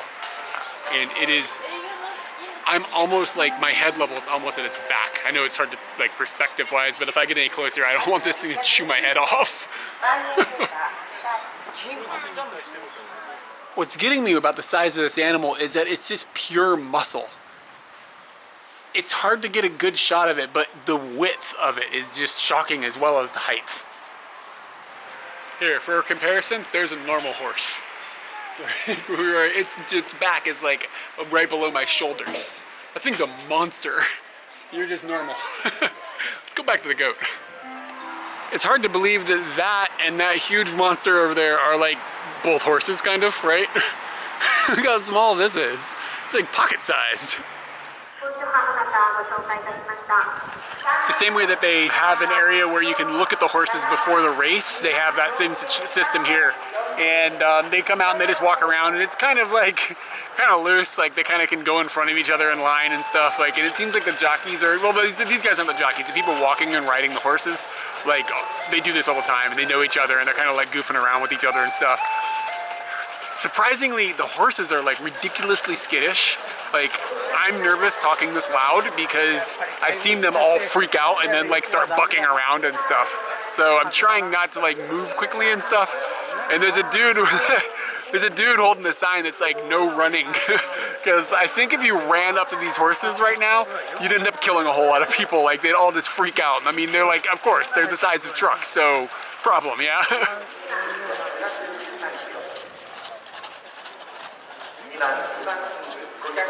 I somehow think that as the day is going on, the crowd is thinning out more and more. There's like nobody here. Pretty weird. I think one of my favorite parts about this is that it's an exciting race, but it is so slow that the crowd can just kind of go like walk along with the horses. You can see the people behind me. And then like, you have to jog a little bit if you really want to get up front, but it's like, you know, a little bit of crowd participation. It's fun.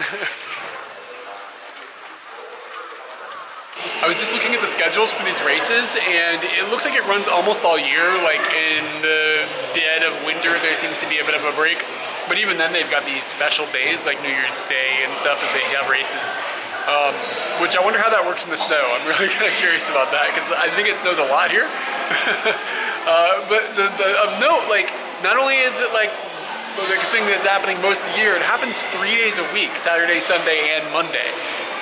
I'm really confused how this is all like being paid for. I don't get it at all. But maybe there's something going on I don't understand. There's gotta be. There must be. So they run these races late, like until 8:30, and you can see they set up all these lights, and then there's some lights behind the horses, like on the back of the track. And a couple minutes ago, this kid came around the corner and saw them for the first time and was like, fireworks! Like freaking out.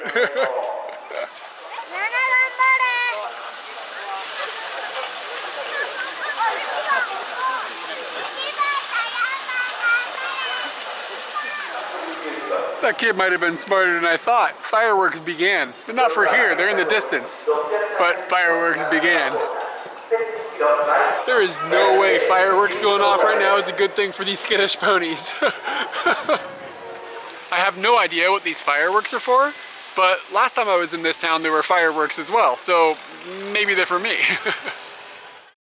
It looks like they also have an event where they have people pull the sleigh. I wonder if they hit them. What I really think is interesting about this is that instead of just like pushing your horse, I mean, I guess you probably have to do this normal horse racing, but there's a really strong emphasis on gauging how much energy your horse has left and knowing when to push it, and then keeping an eye on the other horses to see like, okay, should I be pushing a little harder here, or should I be pushing like less there, or where should I be resting and for how long, and they all get to that climb up at the end, and it's just like they're all waiting, and you're like, okay, who's gonna go first? But that doesn't necessarily mean he's gonna win. Like if another horse gets another 2 seconds of rest, maybe he'll have more energy to push it over the edge. It's pretty exciting. So that was, I just watched the last race that I'm gonna watch. There's one more race, but I don't know what the deal with horse races is, but there's like 11 races a day, like at track days, and then the 10th race is the big one, and then the last one is, I'm not quite sure what, but it's gotten to the point of freezing out here for the clothing that I've got, so I'm gonna go find someplace warm to have some food. And I'm starting to feel a little bit unwell.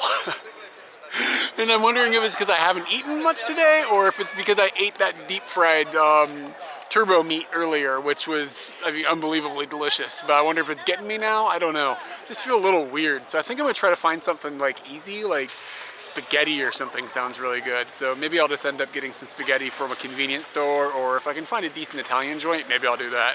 But yeah, this was awesome. Like, it was really cool. I'm glad I came out and got to see this. I was, when I heard about it, I was like, oh man, I'm never gonna get to see that. It's in weird remote Hokkaido. How am I ever gonna get up there and time that all out? Just randomly happened. Another magical day.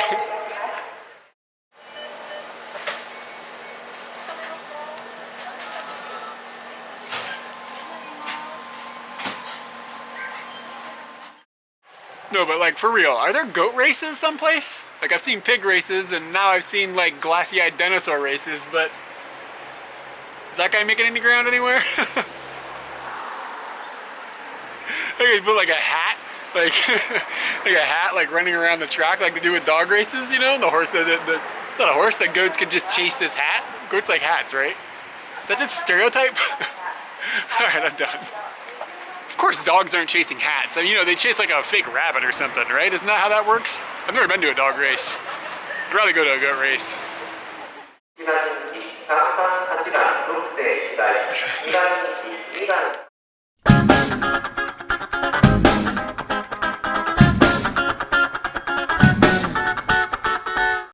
Good morning. So, I've decided that I think I'm going to keep going. I want to go to Wakkanai. I want to go to this most northern part of Hokkaido. And I think those ponies refreshed me a bit yesterday, so I think I'm going to give it a go. So today I'm running into an issue where I want to go to some place called Asahikawa, and it is north of here, and there are direct roads there.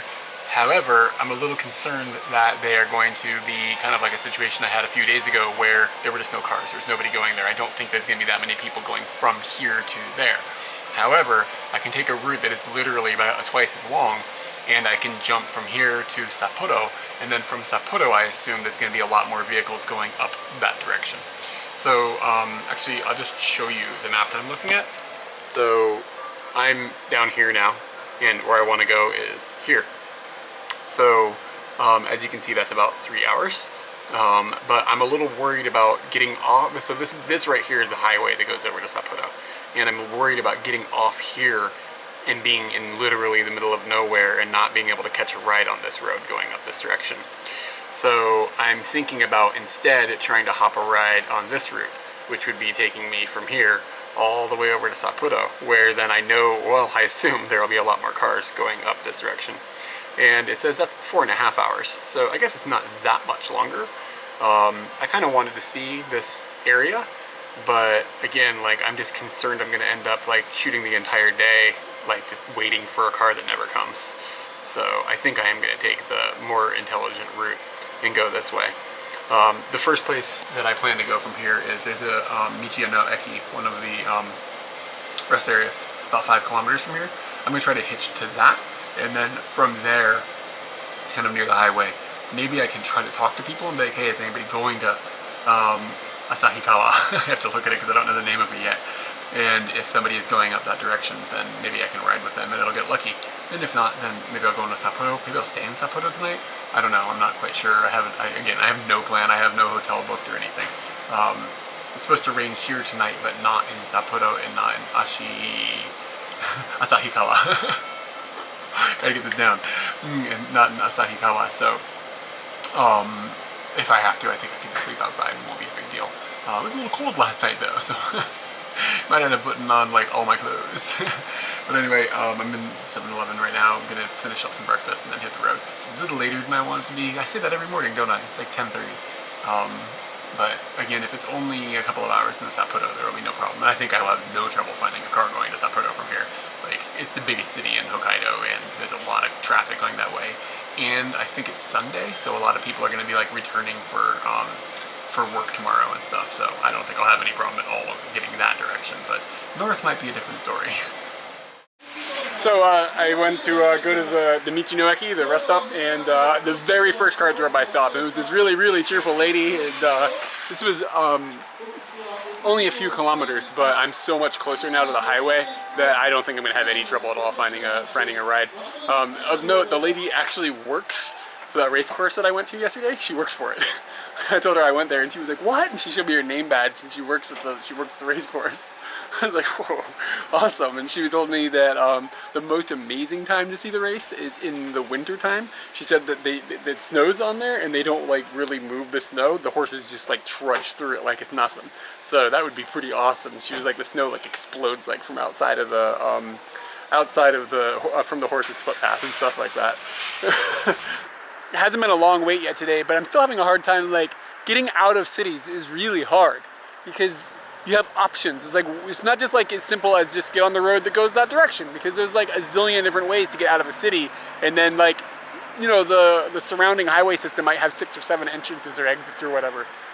And you just sort of like choose one. Like, I don't know which one's gonna have the most traffic. Like, I just use a GPS route from where I'm at, and then like I'm like, okay, that looks good, I guess. I mean, I don't know, like that's the way I would go if I was driving a car right now. But that doesn't mean that that's where like local people will go. Like, maybe they get on a different place because like they know a toll breaks in a different way or something. You never know. So today I asked people, I was like, where should I go? And I asked maybe 3 or 4 people, and I got 3 or 4 different answers. So it becomes really complex, like, to like pick. What do you do? Like, so I've picked one, and this is obviously very much not the heavy trafficked route out of the city, but there are people going by with Sapporo license plates, so that means that that's probably a good sign. I don't think it's going to be a failure, but I don't think this was the best place to go. But I mean, I've been doing this now for 3 weeks, I guess, almost a month, 3.5 weeks or something. And I still don't quite know how to properly get out of a city. I don't think there's a set rule.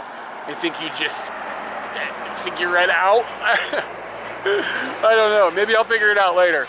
But this city isn't nearly as, I can actually stand kind of near an entrance. It's not like it was when I was in Sendai. That was a nightmare. Getting out of Sendai was the hardest I've had to do yet.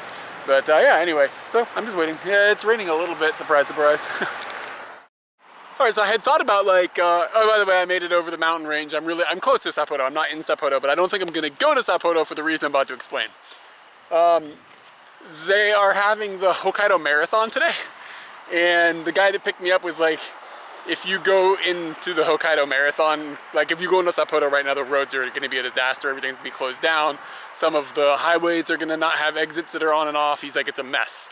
So luckily he doesn't live in Sapporo. He lives just in the direction of where I actually want to go in the end. So just a little bit outside of Sapporo. So he has dropped me off. I'm out in the middle of nowhere, but I'm right next to the highway. And hopefully I'll be able to catch a ride going up to Asahikawa, which is where I want to go. I think I said that right this time. And let's hope that that works out all right. He was a really chill old dude, but it was like a 2.5 hour ride, and it was easily the quietest ride I've had. I usually use I let other people kind of drive the conversation because I don't want to be asking things that they're not uncomfortable telling some rando that they just picked up on the side of the road. You know what I mean? Like, you don't want to get too investigative about somebody. So I let them ask the first questions and open up the conversation. And he just was not a very chatty dude. He was totally okay with just kind of hanging out. So we did a lot of just kind of hanging out for 2 hours. But it was a really nice ride. We popped that over that mountain range that's between Obihiro and Sapporo, and the weather is now beautiful. Hope it keeps this up. This is, I could live with this. This is the absolute perfect weather. The problem is if I can't get a ride, I think I'm a long way away from anything. So, good news, I don't think there's any bears around here, so I'll probably be alright. Up where I was left was perfect because it was like the 10th car that drove by or something picked me up and drove me all the way to I'm on the outskirts of my goal today. They said it was 10 minutes into town by car. So I think I'm going to try to hitch into town from here. I'm going to look for a place that looks like a safe place to stand and set up my hitching shop because right here doesn't feel the safest. Just a lot of cars are going by really fast. It makes me nervous.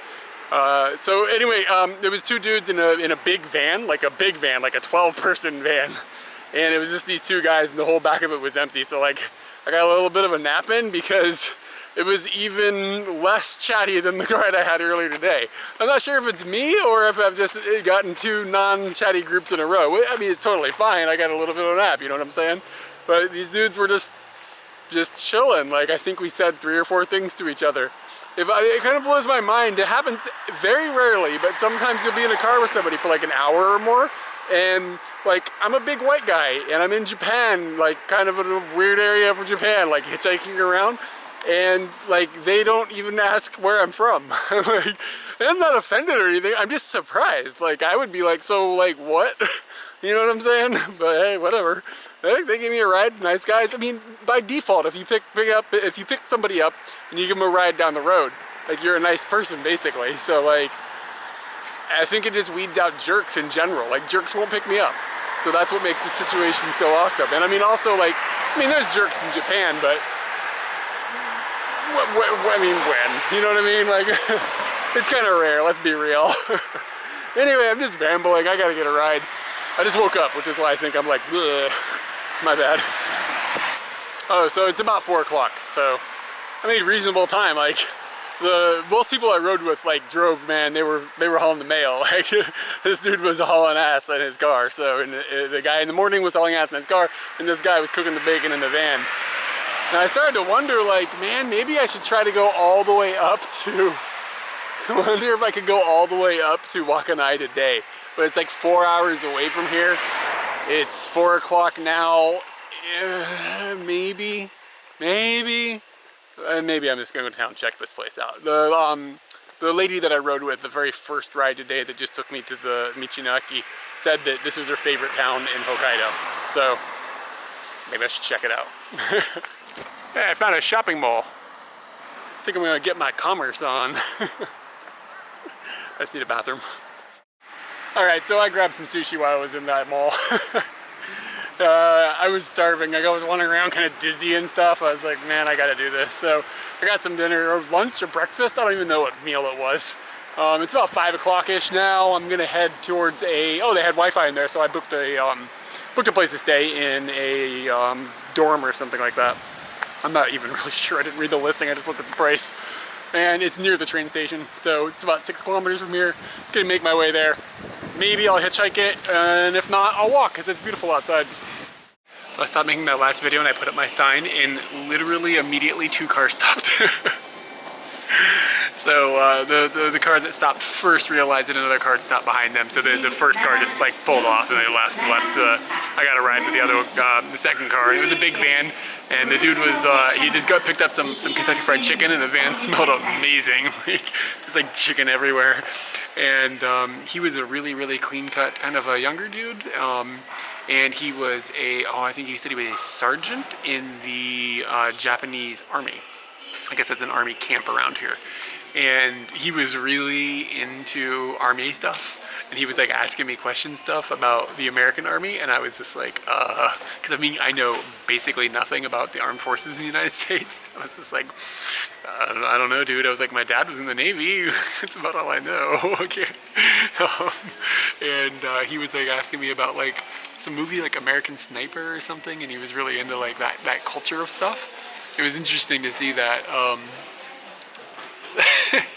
since you just see that type of thing in Japan. Like I hung out with that guy that was in the armed forces a couple days ago, but he didn't even talk about it at all. He's a radar technician, and he was just like, man, I just fix radars. But this guy was like into the culture, and when he would speak, his English was, he knew some words, like some things that he had picked up from movies and stuff, I guess.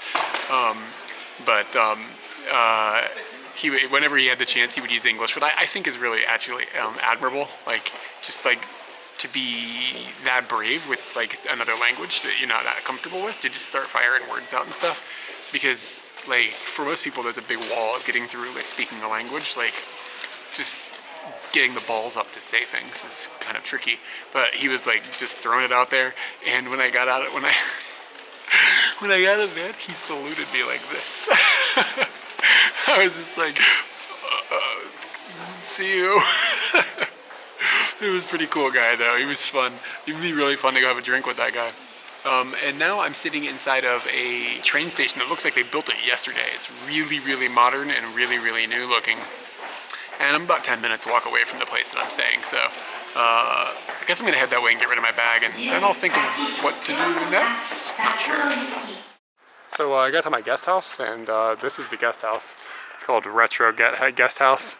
And I'm starting to think what they meant to write was ghetto. But let me show you the most notable thing that I found so far in the 2 seconds I've been here. You come inside. And there's the front desk, and there's nobody here right now. I expected that. But, wait, what?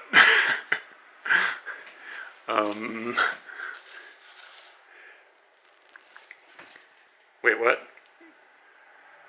Alright, so I guess I'll do the guest house tour now because nobody else is here, and this is a pretty weird place. Like, first off... Alright, so like I said, this... Okay. And then there's like kind of a little common area over here, and like a kitchen and stuff, and so forth. Stuff I never use. And it took me a while to find the stairs. Like, I knew there were stairs. And, it turns out this is the stairs. This was closed. And if you just like, you know, if you glance at this like this, you're not noticing that's a door. But there's a sign here that says that goes to the second floor. So then you open this guy up. And I'm not clear on if you're supposed to be taking your shoes off or not. It's really unclear. So I just do, like, I don't know. So I put my shoes there. And then I haven't even looked in here yet. This is the toilet. I'm a little afraid, to be honest. Actually, that's really nice. Okay. That's above my expectations after seeing everything else. So, we got some stairs that go up this hallway. And I'm a little confused because the email they wrote me was like, the front room is where your stuff is supposed to go, like where you're staying. But I looked in the front room. There's supposed to be an envelope and stuff, but I don't see an envelope on the front room because like the front room to me is the room that's like the front of the building. But I think maybe what they mean by that is the front room is the room that's the front of the stairs. I don't know. The Japanese and the English both don't make sense. So this is the front room where the front of the building is. That's where the street is. So I put my stuff there, but I noticed a note downstairs that said the same thing for somebody else. And they wrote their name on an envelope in this room. I wish they just used the stupid kanji name instead of this weird front room stuff. So this is another guy's dark. Ah, there we go. So here we go. Here's the room. And, I mean, fine, 3 beds. And there's envelopes on these beds, which makes more sense. So maybe this is my bed, but my name isn't on it. And they wrote the other person's name on that envelope. So I'm just like, what? Where am I supposed to be? So let's check out the shower room. I haven't looked at that yet either.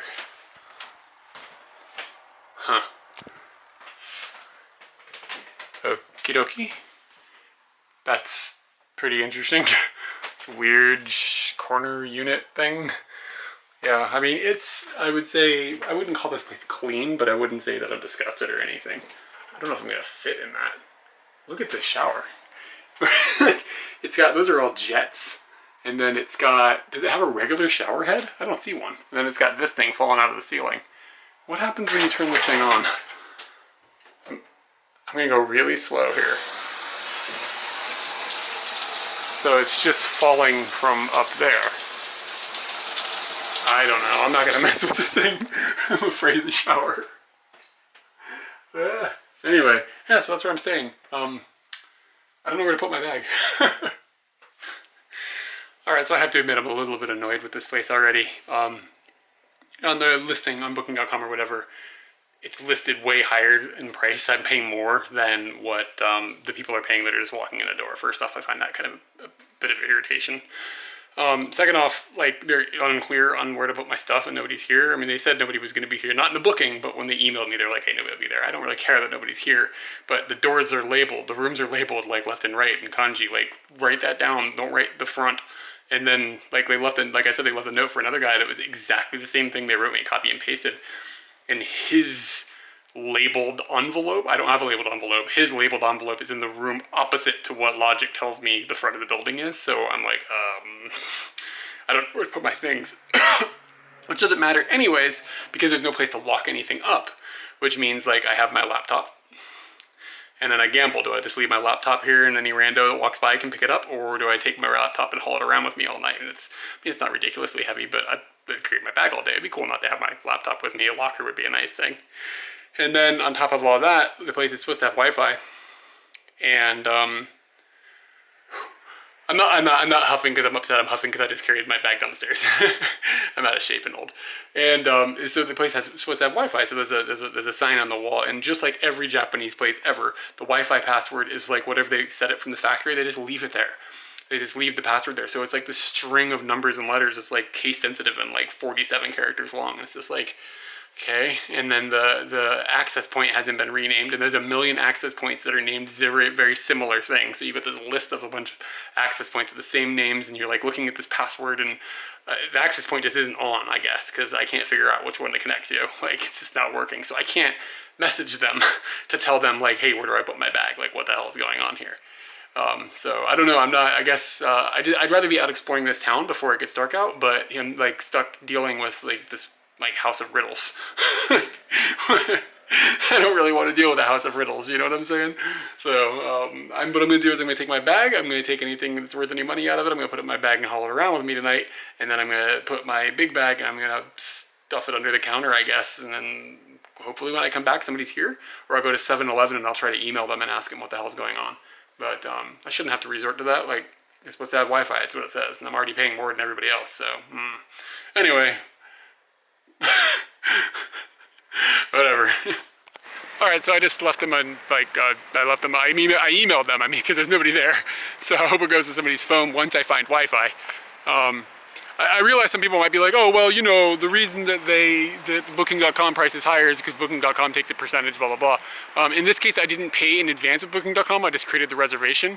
And I do realize that maybe the hotel has to kick something back to Booking.com, but other people are paying 2,600 yen a night, and I'm paying 3,600 yen a night. So, like, proportionately, that's a pretty big jump for exactly the same room. So that's why I'm a little annoyed. If it was like 200 yen or 300 yen, whatever. But the fact that it's like, you know, a reasonable percentage of the cost difference, that's why I'm kind of like, man, That's not okay. And in the past, I've used places that do I've used Booking.com through places and had the exact same situation where I didn't I don't pay through Booking.com. You just reserve, you pay the people cash when you get there.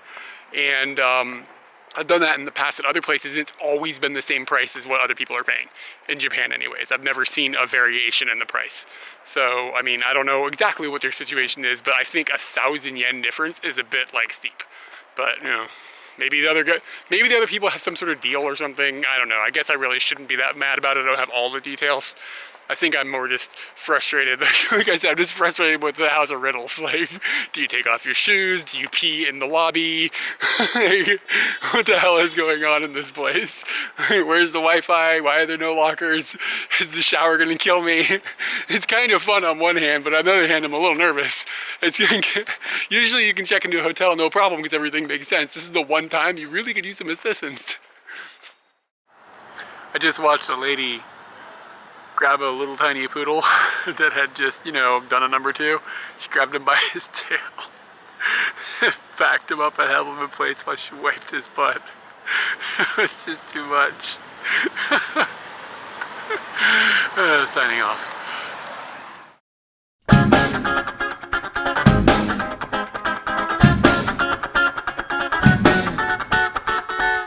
Alright, so last night I got back here pretty late, like before midnight, but maybe like 11 or something. And there was one other guy here that was a customer. And it's like just a Japanese dude came up here from Tokyo and was starting a trip around Hokkaido. And he looked unnerved by the place. Like he was just like, he was like, this place is kind of scary. I was like, yeah, it's a little weird, man. Still haven't seen anybody that works here. And still don't have any internet, interestingly enough. So the password that I had found yesterday was over here in the kitchen. So I messaged the guy when I had left. I went and got Wi-Fi at a convenience store, and I messaged the guy that runs the place. I was like, here's a list of things that's weird. I couldn't figure out what room, blah, blah, blah, blah. And he was like, I was also like, the Wi-Fi doesn't work. He was like, oh, the Wi-Fi's on the counter. And I was like, okay, don't see the Wi-Fi, don't see the Wi-Fi, don't see the Wi-Fi, okay. Oh, okay, it's underneath the note left for Yamada-sama here, who coincidentally was supposed to show up apparently, but he didn't come. Smart man. So I found the Wi-Fi password finally, and it actually connects you to this little thing, which is a pocket Wi-Fi. It's like works in the cellular network. It connects and everything, but there's no internet. So I'm thinking he didn't pay his bill, but I don't know. Anyways, so there's no Wi-Fi. And so last night then I took a shower. The shower is pretty terrible. It's just, it's like about here on me. So like I'm all crouched down, the water's just dripping down on me, and there's no water pressure. It's warm. But, and I guess there's no towels, but there's nobody to ask. So I use my own towel. I don't think the other guy that's staying here has a towel. I'm not quite sure what he did to dry off. But there's a blow dryer in there, and I've done that in the past. I don't know. This place is just bizarre. And it's way too expensive for what you get. Like, if this was 1,000 yen, I'd be like, whatever. But the fact that it's like 36 bucks or something like that is just like, you kind of expect it to at least have been cleaned and maybe a towel and like internet when they say there's internet, like whatever. So, when I got here, I had to explain yesterday that I had not understood the note because it said like in the front of the building, like stay in the front of the building, but then that room didn't seem like it was prepared for me to stay, and there was this note for Yamada-san, and he's staying in the room I'm staying in, and his envelope is in the opposite room of Logic, and blah, blah, blah, blah. It's hard to explain all this, but anyways, so I showed the note to the Japanese guy that the owner or whatever had sent me, and I was like, does this make sense to you? And he was just like, he's like, I don't think, like, he didn't understand. He was like, I think it means the room in the front of the building, but maybe in front of the stairs? Like, he totally didn't know either. So it made me feel a little bit better about myself and a little less good about this place. But anyway, without trudging on, this is a hell of an experience. This is a very weird place. I've stayed in hundreds and hundreds and hundreds of places. This is getting high on the list of like some of the weirdest stuff I've seen. It's just a bizarre situation. The fact that I still haven't seen anybody is just like an employee. Like, who am I gonna pay? I got a message from Booking.com who was like, "How was your check-in?" And I'm like, "I don't know yet." Well, anyway, so there's a couple of things in this town that look like they're interesting. First off is this guy. But I don't think I'm gonna go see this guy. Apparently, like one of the best zoos in Japan is in this city. And as much fun as that would be, I don't know, zoos without Katie and like zoos, I don't know. You can go to a zoo kind of in a lot of places. So I'm trying to find something, and I think I did, that is a little more unique to here. I'm gonna see if I can hunt it down after some breakfast. I forgot to mention the other fun thing that's going on. I've got some weird, like it's small, but I've got this little weird rash on my leg. And I'm not really sure what it is. I think it could be a bug bite maybe that I'm reacting oddly to. Or when I was hiking almost a week ago, that seems unlikely. There was a sign that said there was like poison ivy or poison oak or something similar to that. So I guess it could be like a reaction to something like that, but it's pretty weird how it's just localized in one little area. It doesn't hurt. It feels a little bit like I can feel it, its existence, and I guess it doesn't really itch either. I just like I don't want to say numb, but it's just like I can feel there's something going on there. And I'm gonna keep an eye on that. What sucks about that is I'm not worried about it like big deal, like because I'm in a country that has amazing medical care, but remember when I lost my wallet? Insurance card was in there. So I don't have my insurance card, so I'm not quite sure how that'll pan out if I have to go to a doctor, but Katie has already put in the motions to get my insurance card replaced. Maybe she's got it. Worst case scenario, she can send it to me overnight or something, or maybe I can just show a picture of it to the doctor or something. I don't know. I have no idea. So I'm not gonna go to the doctor yet, but if it starts getting worse, I don't want to have my leg amputated from some mutant spider bite in rural Japan, you know what I mean? So I may end up at a doctor. Fun. Where I'm trying to go is fairly remote, especially on like a Tuesday. I think it's Tuesday, something like that. It's not a weekend. Maybe it's Monday. Hold on. It's Monday. Yeah, this is not some place a lot of people, this is a place people go on weekends, and it's a long way away. And I looked to see, I thought there was a train, but there's not a train. I was gonna just say, screw it, I'll take the train, it's not that far. But it's too far to walk for sure. And I don't know if I'm gonna be able to catch a ride, so I may end up at the zoo is what I'm trying to get to. All right, so that was easy. I wrote up my sign just to take me about 14 kilometers.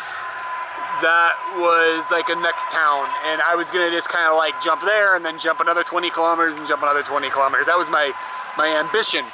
And what ended up happening is this old couple, like a retired couple, picked me up.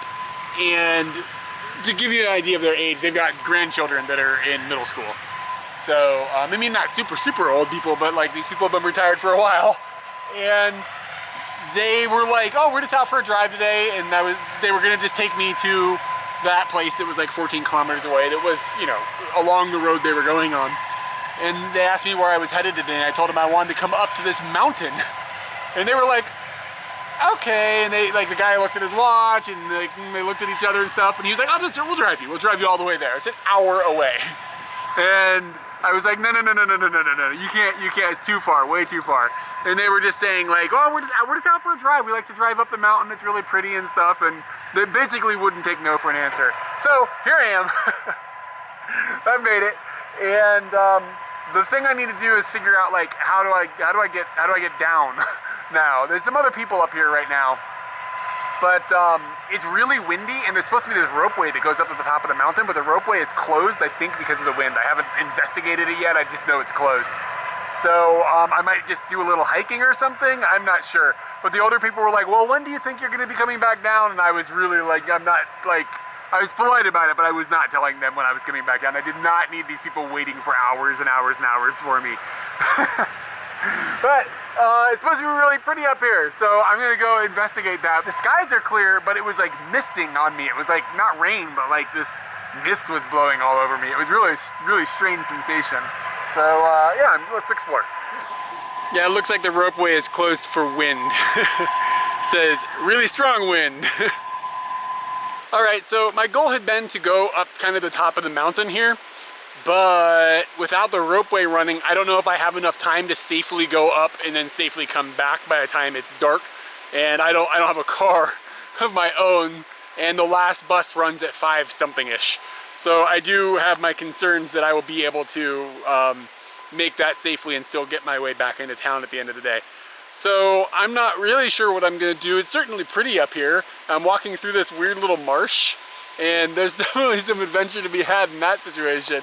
But I don't think I'm gonna get to see what the top of the mountain looked like. It looks like you're looking into a volcano, and it looks like from the picture I saw, were really awesome looking. So I'm a little bummed I don't think I'm gonna get to see that. Maybe the wind will die down, they'll reopen the ropeway or something, I don't know. But I looked for the entrance to the trail, and all the maps are so bad and like contradictory of what each other say that I can't even find how you would walk up that way. Maybe you can't. Maybe that's what's going on. I don't have any idea. So I'm just walking through this marsh, and this marsh is it's interesting. I mean, I don't know. I feel like I'm just in a swamp, which is kind of what I'm in. And the weather is just so bizarre with the clear sky and the mist and everything. I don't know if you can see, but it's misting on me right now, but it's clear out and it's really windy. So it makes sense why the ropeway is closed. But anyway, I'm gonna do a little exploring here and hope, I don't know, are there scary things that live in the marsh in Japan? I have no idea. I hope I don't find out. The map I saw said the marsh went that way, but that's not a thing I'm gonna do. Like, no chance am I gonna go trudging through like that stuff with these guys on. Not gonna happen. And there's a little sign here that shows, like, this is the mountain that I came and I wanted to go up and see. And it says it's not very far from here, like, as the bird goes, but again, I don't know if it's gonna be safe to go up there with the way the weather is and like me not having any idea what I'm doing. But let's check out, this is what I'm seeing. It says this is the viewpoint. It's there. So I don't know. I don't think it's gonna happen, guys. Oh well. It does say, hey look, it says it's the highest mountain in Hokkaido. 2,291 meters. I don't know what to do. At least I didn't like invest a tremendous amount of money in getting up here. This is what we're working with trailhead markers here. It's actually, like, I saw some routes that you can just walk around, like the base of the mountain or whatever. And okay, I'll do that, that sounds fun. But just finding the path is quite a challenge. Being in the forest is nice. There's still a lot of wind happening, but it's not like pounding on me the way it was when I was over in the parking lot. This is a much more pleasant adventure. Something I forgot to mention about the couple that brought me up here. They were like the sweetest, nicest old people I've ever met. Like these are like your ideal perfect grandparents, you know? Like they were so nice. And like sometimes in Japan, like when you speak Japanese to somebody, and I mean my Japanese is not good. I'm not even gonna begin to say it's good. It's functional, let's put it that way. But I'm constantly hearing things, I'm like, I have no idea what these people are saying to me, like constantly. But I can still mostly maintain a conversation with people. Anyway, so like I got in the car and like they were like, okay, they had that look on their face like, is he gonna, like, what, is he gonna understand anything we say?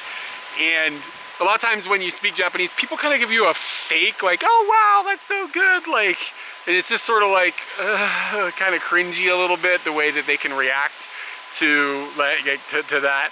And this lady though was genuinely shocked. Like she was genuinely like, it wasn't like she wasn't like clapping. Like I swear that happens sometimes. People will clap if you can say like basic stuff in Japanese. She was just jaw dropped. She was like, and she was just started telling me like, oh, I'm so happy that I don't have to use my English. I haven't studied English in like, 40 years, and I'm so happy that we can talk and blah, blah, blah, blah, blah.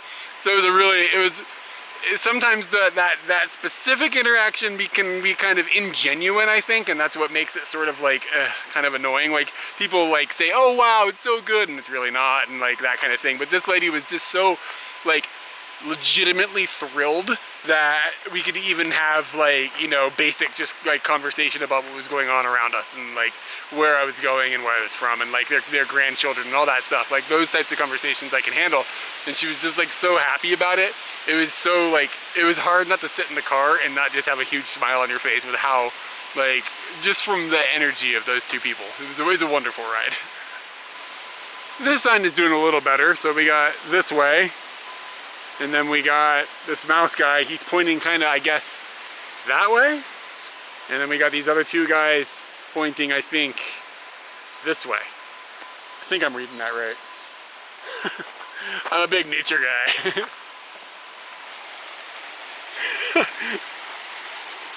I love it.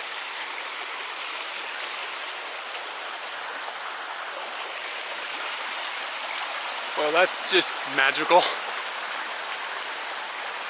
It's amazing how different the weather is. I've walked 5 minutes and it's like, because I'm in this little valley now, the wind is gone, so the mist is gone and it's a lot warmer and it's completely different. Katie, look, natural blue things. I wouldn't call this the most strenuous climb, but it's not flat. It's pretty fun. Well, this was my little goal here. Took me about 10 minutes. And that's not bad. That'd be a great view of a mountain if there wasn't a cloud on it. I just remembered something else the older people that I rode with today had said to me. They were like, Japan is wonderful, but Hokkaido is the best Japan. And they were saying how when they go to like Tokyo and they eat food, they're like, the food there has no flavor, it's no good. Hokkaido has the best food. And like, I was asking them like what the famous food is from this area because they have lived here like most of their lives. And they were just like, all the food is the best food. Yeah, they were wonderful. So I was running low on water and I walked around the corner and there was an old man filling up some jugs from this like natural spring. And I was like, can you drink this? And he's like, yeah, you can drink this. And he's got like 1,000,000 jugs in his car. Like he's been filling up jugs for like hours. So he's really into this water.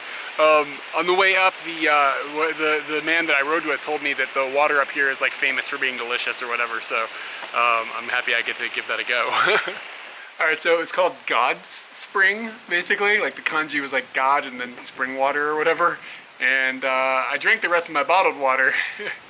And here it is. Here's some God water.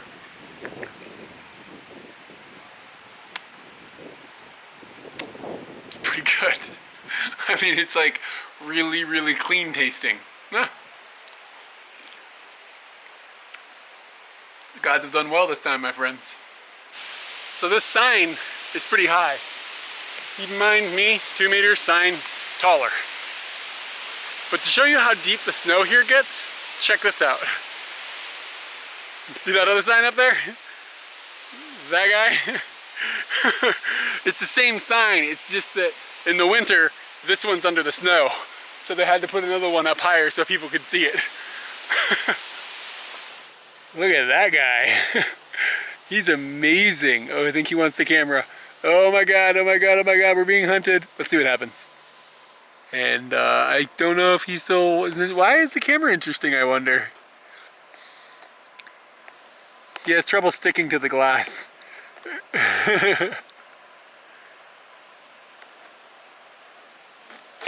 Whoop, sorry dude.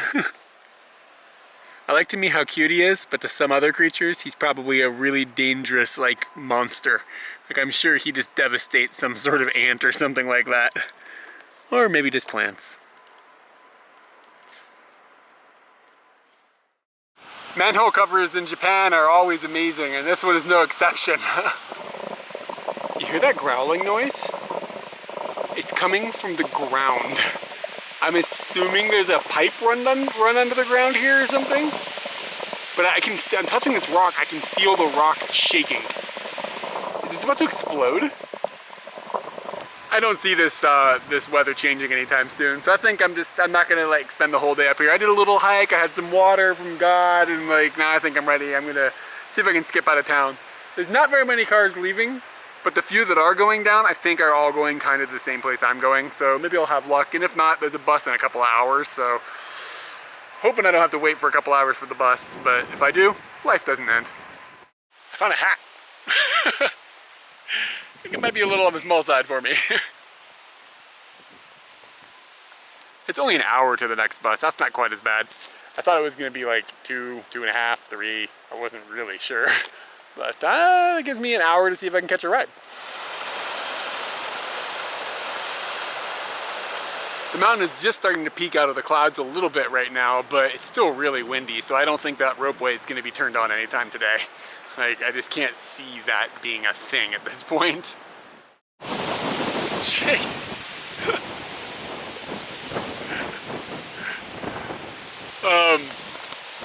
See if I can save this with, there we go. I'll put my sign behind the camera and maybe that'll help with the wind a bit.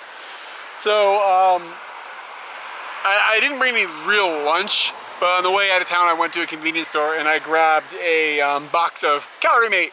Katie and I joked that this is like Salaryman Chow, because it's just like stuff. There's a joke in Futurama, what's that, Bachelor Chow? It's like just like tasteless stuff that you can eat to keep you alive. It's kind of what this is. They come in different flavors, but it's mostly just chalky stuff. So you open it up and inside there's 2 little packets. And inside of the packet there are 2 little bars. Again, doing this one-handed, my bad. So this is, this is one of the bars. It's just stuff. I picked chocolate flavor. I don't remember, Katie used to eat these all the time. I don't know if she still does, I don't think she does. But I didn't know what flavor, I couldn't remember what her favorite flavor was, but I got chocolate. I hope I didn't mess up. So it's just like a cookie, you know, of calories, and that's really dry. You would never serve this to a guest like, oh, you know, you've come to my house and I want you to have something delicious. This is stay alive stuffs. That's all it is. God, it's really dry. It's like eating chalk. I don't know why Katie used to eat these all the time. But there's like vanilla flavor, I think. Maybe that one's plain flavor. I don't know. There's a couple of different flavors. They're all uninspired. But it's really handy to have one of these things if you end up in a situation where you don't have access to food, which is right now. And it's going to keep me from like getting hangry, you know. So I appreciate its existence. I'm gonna need to wash this down with some God water though. Before I can finish my Calorie Mate. This is terrible. Before I can finish my Calorie Mate, another dude that is in the army picked me up. That's 3 like armed forces dudes in like a week. Kind of surprising, I guess. Maybe there's a lot of bases around here or something. But they picked me up, drove me all the way into the city. So that was easy, and I think I'm here before the bus was gonna leave where I was standing in front of the bus station, or bus stand. So I think I made it all the way back before that bus has even departed from there, so awesome. Having talked to a couple of people when I was having rides with them, apparently Asahikawa is like one of their famous things is kind of like, again, I always use this word, but I don't think it's really accurate, like a red light district. And they have a lot of like bars and izakayas and yakitori places, and I mean there's like, you know, red light-esque things that usually get tied in with a lot of that stuff in bigger cities, and this is a pretty substantial city. I think it's the 2nd biggest city in Hokkaido right after Sapporo, and being only an hour or so away from Sapporo, it means it's probably partyable from Sapporo, and it feels like so I don't know Sapporo super well, but if I was to call Sapporo Tokyo, this feels like Osaka. It feels a little more party-esque and a little more like lively in that particular way. So there is that little neighborhood. And I didn't really walk through it. I walked along the edge of it last night. I saw that it exists and everything. I'm not really, it's not my place, you know what I mean? But a street over in front of their like fantastic, like unbelievably amazing looking train station. It's like been renovated recently, and it's got this really like modern mall attached to it and everything. It's a really nice area. But directly out in front of that, they've got this long stretch of shops and stuff that it's lined with these pretty trees, and they've got benches and tables and stuff to sit down, and it's all super nice. Like this little area is like tops. Like if I lived around here, this would be a good place to just come for a walk. There's free Wi-Fi all over the place. If the weather was nice, you could just like, you know, go for a walk with your lady friend or whatever. It's a pretty nice little area. I'm kind of jealous of it. I'm jealous of their mall too, to be honest with you, because the mall had this huge food court, things you don't see anywhere in Tokyo. And it was like a Western style food court. I mean, the food wasn't Western style. I mean, there was some burgers and I think maybe a KFC in there, but like the food was normal Japanese style, like fast food stuff. But the food court itself is just really wide and open, and like a lot of places to just sit and like have a little space to yourself, even though you're in public, without even having to pay for it. Like if you wanted something like that in Tokyo, you're stuck doing like Starbucks or something and buying a coffee or whatever. So yeah, I'm a bit jealous of some of the stuff that the city has got to offer. It's actually a pretty nice place. The lady that I talked to said it was their favorite place in Hokkaido. I'm not quite sure I would rank it that high, having seen what I've seen in the last couple days. I guess it's only been a day now, so maybe I don't really have a fair assumption. But I can see that maybe there's something to this. Like this might be a place that would be cool to hang out. And I think if you were living here, like it would be all right. Like this is probably a pretty nice place to live. And I imagine it's probably not that expensive either. Just as I finished singing the praises of this little town, I walked around the corner and ended up in this beautiful little park. And it's like, this is not your normal little Japanese like park, like, you know, one with gravel and stuff. This one's got grass and a beautiful little pond, and it's got ducks, and you can row a boat, and there's a fountain that's on, and like there's benches everywhere. It's very, very nice. It's really picturesque. And I guess that's also a planetarium, or not a planetarium, but a telescope, I guess. What? Really? Wow, I just looked up and I was like, oh, there's a new thing that I've never seen. That's pretty cool. It's a little dome probably for a telescope. Yeah, like, this is a very livable place. It's got like a charm to it that is unlike any other Japanese city I think I can like bring to my mind, you know? Like it's got pieces of other Japanese cities that I've seen before, but altogether has its own little delightful personality. I suppose if I had to sum this place up in like one word, I would like to say modern. Like it seems like they've recently been renovating it. It seems like the people who live here and the people who are in charge and stuff are still putting money into the city to keep it like a nice place to live. It's not like it was like built 30 years ago and then they forgot, like they stopped cleaning it since then, which isn't all Japanese cities, but it's a theme. In this case, it feels more like they're continuing to maintain it like on a constant basis, and it just makes it really modern feeling without it feeling like, it doesn't feel modern in the sense of like giant buildings everywhere and like, you know, futuristic. It feels modern as in like, hey, we built this recently, and if we didn't build it recently, we've spent some time maintaining it and keeping it nice and clean, and like things are functioning and moving around, moving forward and stuff. So yeah, it just feels, I'm impressed. To be fair, it feels modern, but it still is hiding little gems like this shrine here that I found in this little park, the beautiful little park I'm in. They've put a beautiful little shrine inside of it. It's a nice touch.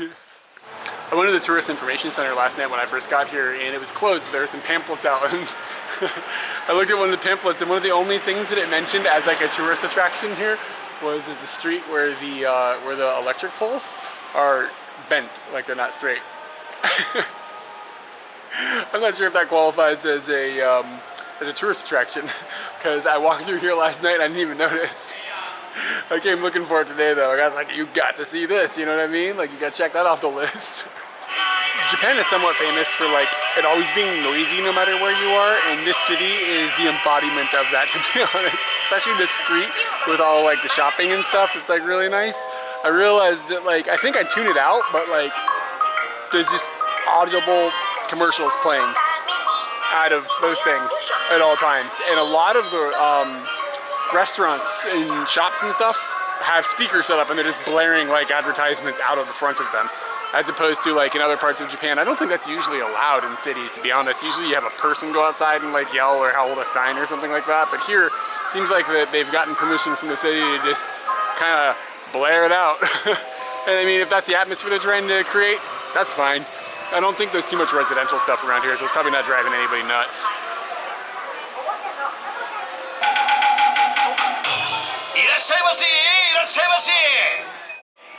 Oh my god, public trash cans? No. No. No. That's not possible. No. Really? One of the most famous foods in Hokkaido is ramen, and they have 3 cities that are famous for the 3 different main flavors of ramen.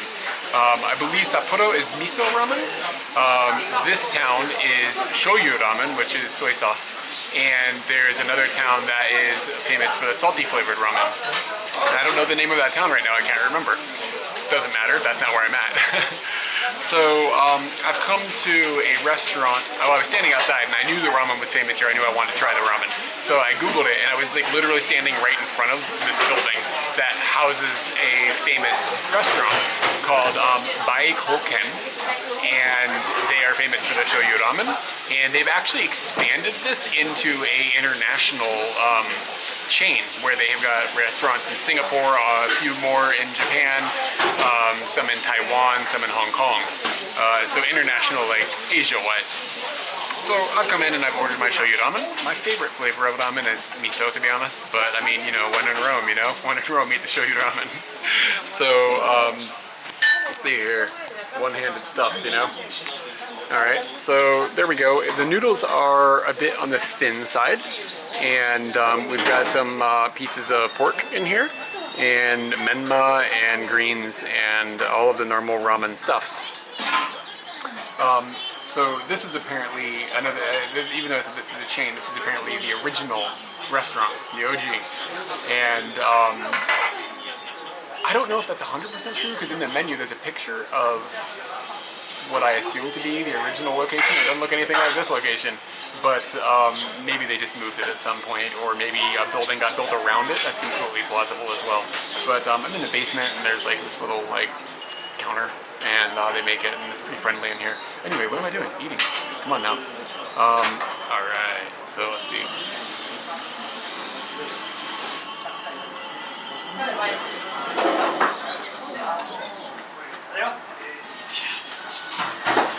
Noodle texture is pretty good. It's very similar to, this is gonna sound crude, but it's very similar to like American top ramen noodle texture, which is a bit of a surprise. It tastes better than that, of course, but I guess it's more that the size and everything is sort of comparable. And I'm gonna get a hit of the broth too. That's pretty damn good. I'm a miso fan, but that's pretty damn good. Let's see what the pork is like, beef.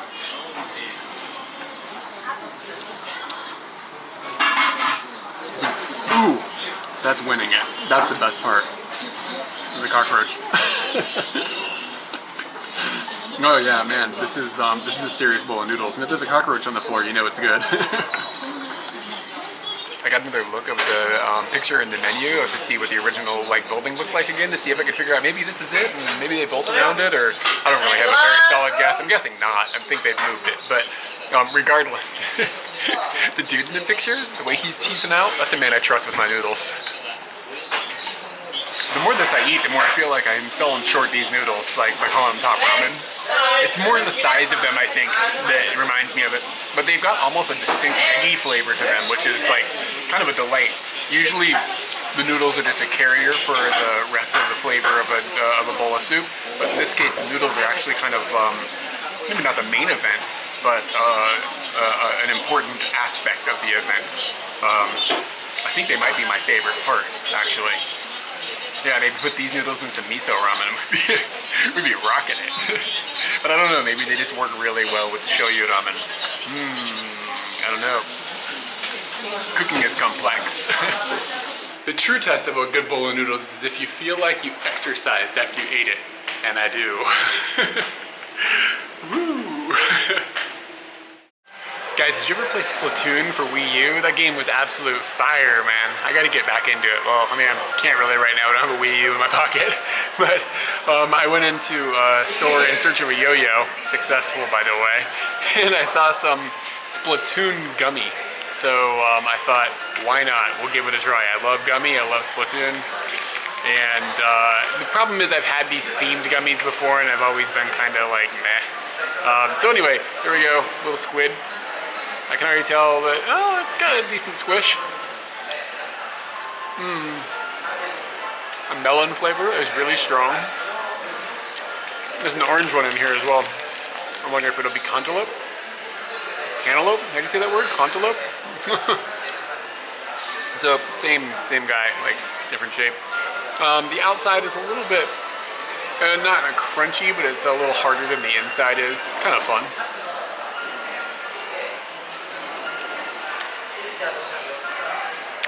Much more subdued flavor, but yeah, I think it's kind of yeah, totally. It's distinct though. It's like distinctly cantaloupe. Another one is distinctly like honeydew melon. It's actually pretty good. I don't know if they're as good as the game, but they're pretty good. I should look at the package. See, I don't like to look at the packaging before I eat them because then it implants like what's gonna happen in my mind, and I want to give you my raw dog thought. But I looked at the package and I was right on the green. It's like a melon flavor. The other one is apparently orange soda. So yeah, my ability to detect the difference between orange soda and cantaloupe is poor. Yeah, I can see that now. Hey, guess what? It's raining. Oh man, it always rains. It's just the thing.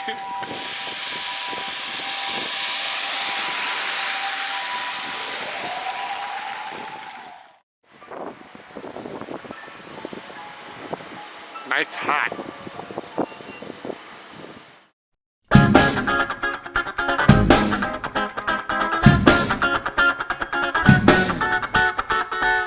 Alright, so I'm leaving the house in riddles here. And oh, if you're curious, like about, I don't know if I showed this before, but you remember these toilets, you know, that are, you know, by the front desk and right there, and toilets, why? Yeah, they function. Like, a little water came out, they're plumbed. Rock on, brother. So anyway, getting out of here, hopefully before it starts raining. It looks like it might, no, it's clear as a bell. I'm all good. It looked a little cloudy. And getting out of here, headed to Wakkanai today. And Wakkanai is the northernmost part of Japan. So I went to the easternmost part of Japan recently, and now I gotta go to the northernmost part, I figured, yeah. So as usual, I'm in a kind of a large city, so I'm a long way away from the highway, so I somehow get back to the highway, which is always the hardest part. Shouldn't be a big deal though, I'll make it. Leaving a little late because I had to do a bit of YouTube stuff. I made the first part of this video series live on YouTube a couple minutes ago, so there's people watching it right now. And it's probably the only time, I don't get nervous about this stuff at all. Like, I'm never worried about, you know, oh, is it gonna go over well or whatever. I just post the video and go on with life. But this time, no Katie, I have to admit, I'm a little worried. So I hope that this series has been at least reasonably entertaining and hasn't been a complete disaster. And the one last thing I want to mention. So when I had arrived, I had explained to this to the Winchester Mystery House here. When I had arrived, I explained that I had met a Japanese guy that was also staying there, and turns out he's just a Chinese guy who speaks really good Japanese. But I mean, you know, you walk into, you're in Japan, you walk into a room, you speak Japanese to somebody, they speak back very well. Like, you're not gonna question their ethnicity, you know what I mean? But after a while, we started talking, and I was like, there's just little clues I'm getting, you know what I mean? And then we were talking last night. It's like, okay, this makes a lot more sense that you're from China. But he was a really cool guy, and I actually didn't get a chance to get his name or his contact information, which is a shame because he lives in Tokyo, and I would probably hang out with that guy, totally hang out with that guy. So, guy, if you're watching this, because I think I gave you my YouTube channel, if you're watching this, send me a message. All right, it's been like an hour and some change. I'm still working on getting to the highway. It's just a nightmare getting out of cities. What do you write on your sign? Like, you can't just write highway because there's like a zillion different exits and entrances and stuff. In this case, this town's pretty small. There's only a few. But it's still like, people don't tend to know the names of the exits and entrances, even though they have names. So I just look at things along the route and I write that, and then I get there, and then I make another jump, and then I make another jump, so I'm making another jump. So I just rode with a couple of really nice ladies.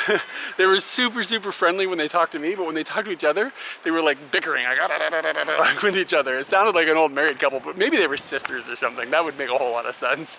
But they were just like talking about how, no, turn this way, no, go that way, no, this. It was it's a bit exciting. So I've made it like halfway to the entrance to the highway system that I want to get to. So I've got one more jump to make, and I'm gonna see what, I don't know what to write on my sign. Like, I guess I'm close enough to the highway now, if I wrote highway on it, that it would be logical that, like, go to this way. go to the one that's closest to us. So hopefully I'm on like a road that's a straight shot there. So that's what I'm gonna try. But just even getting to this road that was a straight shot is like kind of like climbing a mountain sometimes. But anyway, yeah, getting out of cities is terrible, but every other part of this thing is, this expedition that I've been on has been pretty simple. Well, I left my sign in that car, so it doesn't matter what I gotta write on it. I don't know what I'm gonna do now. I guess I'm gonna have to resort to the thumb. Keep an eye open for a piece of cardboard, maybe. There's worse walks to have.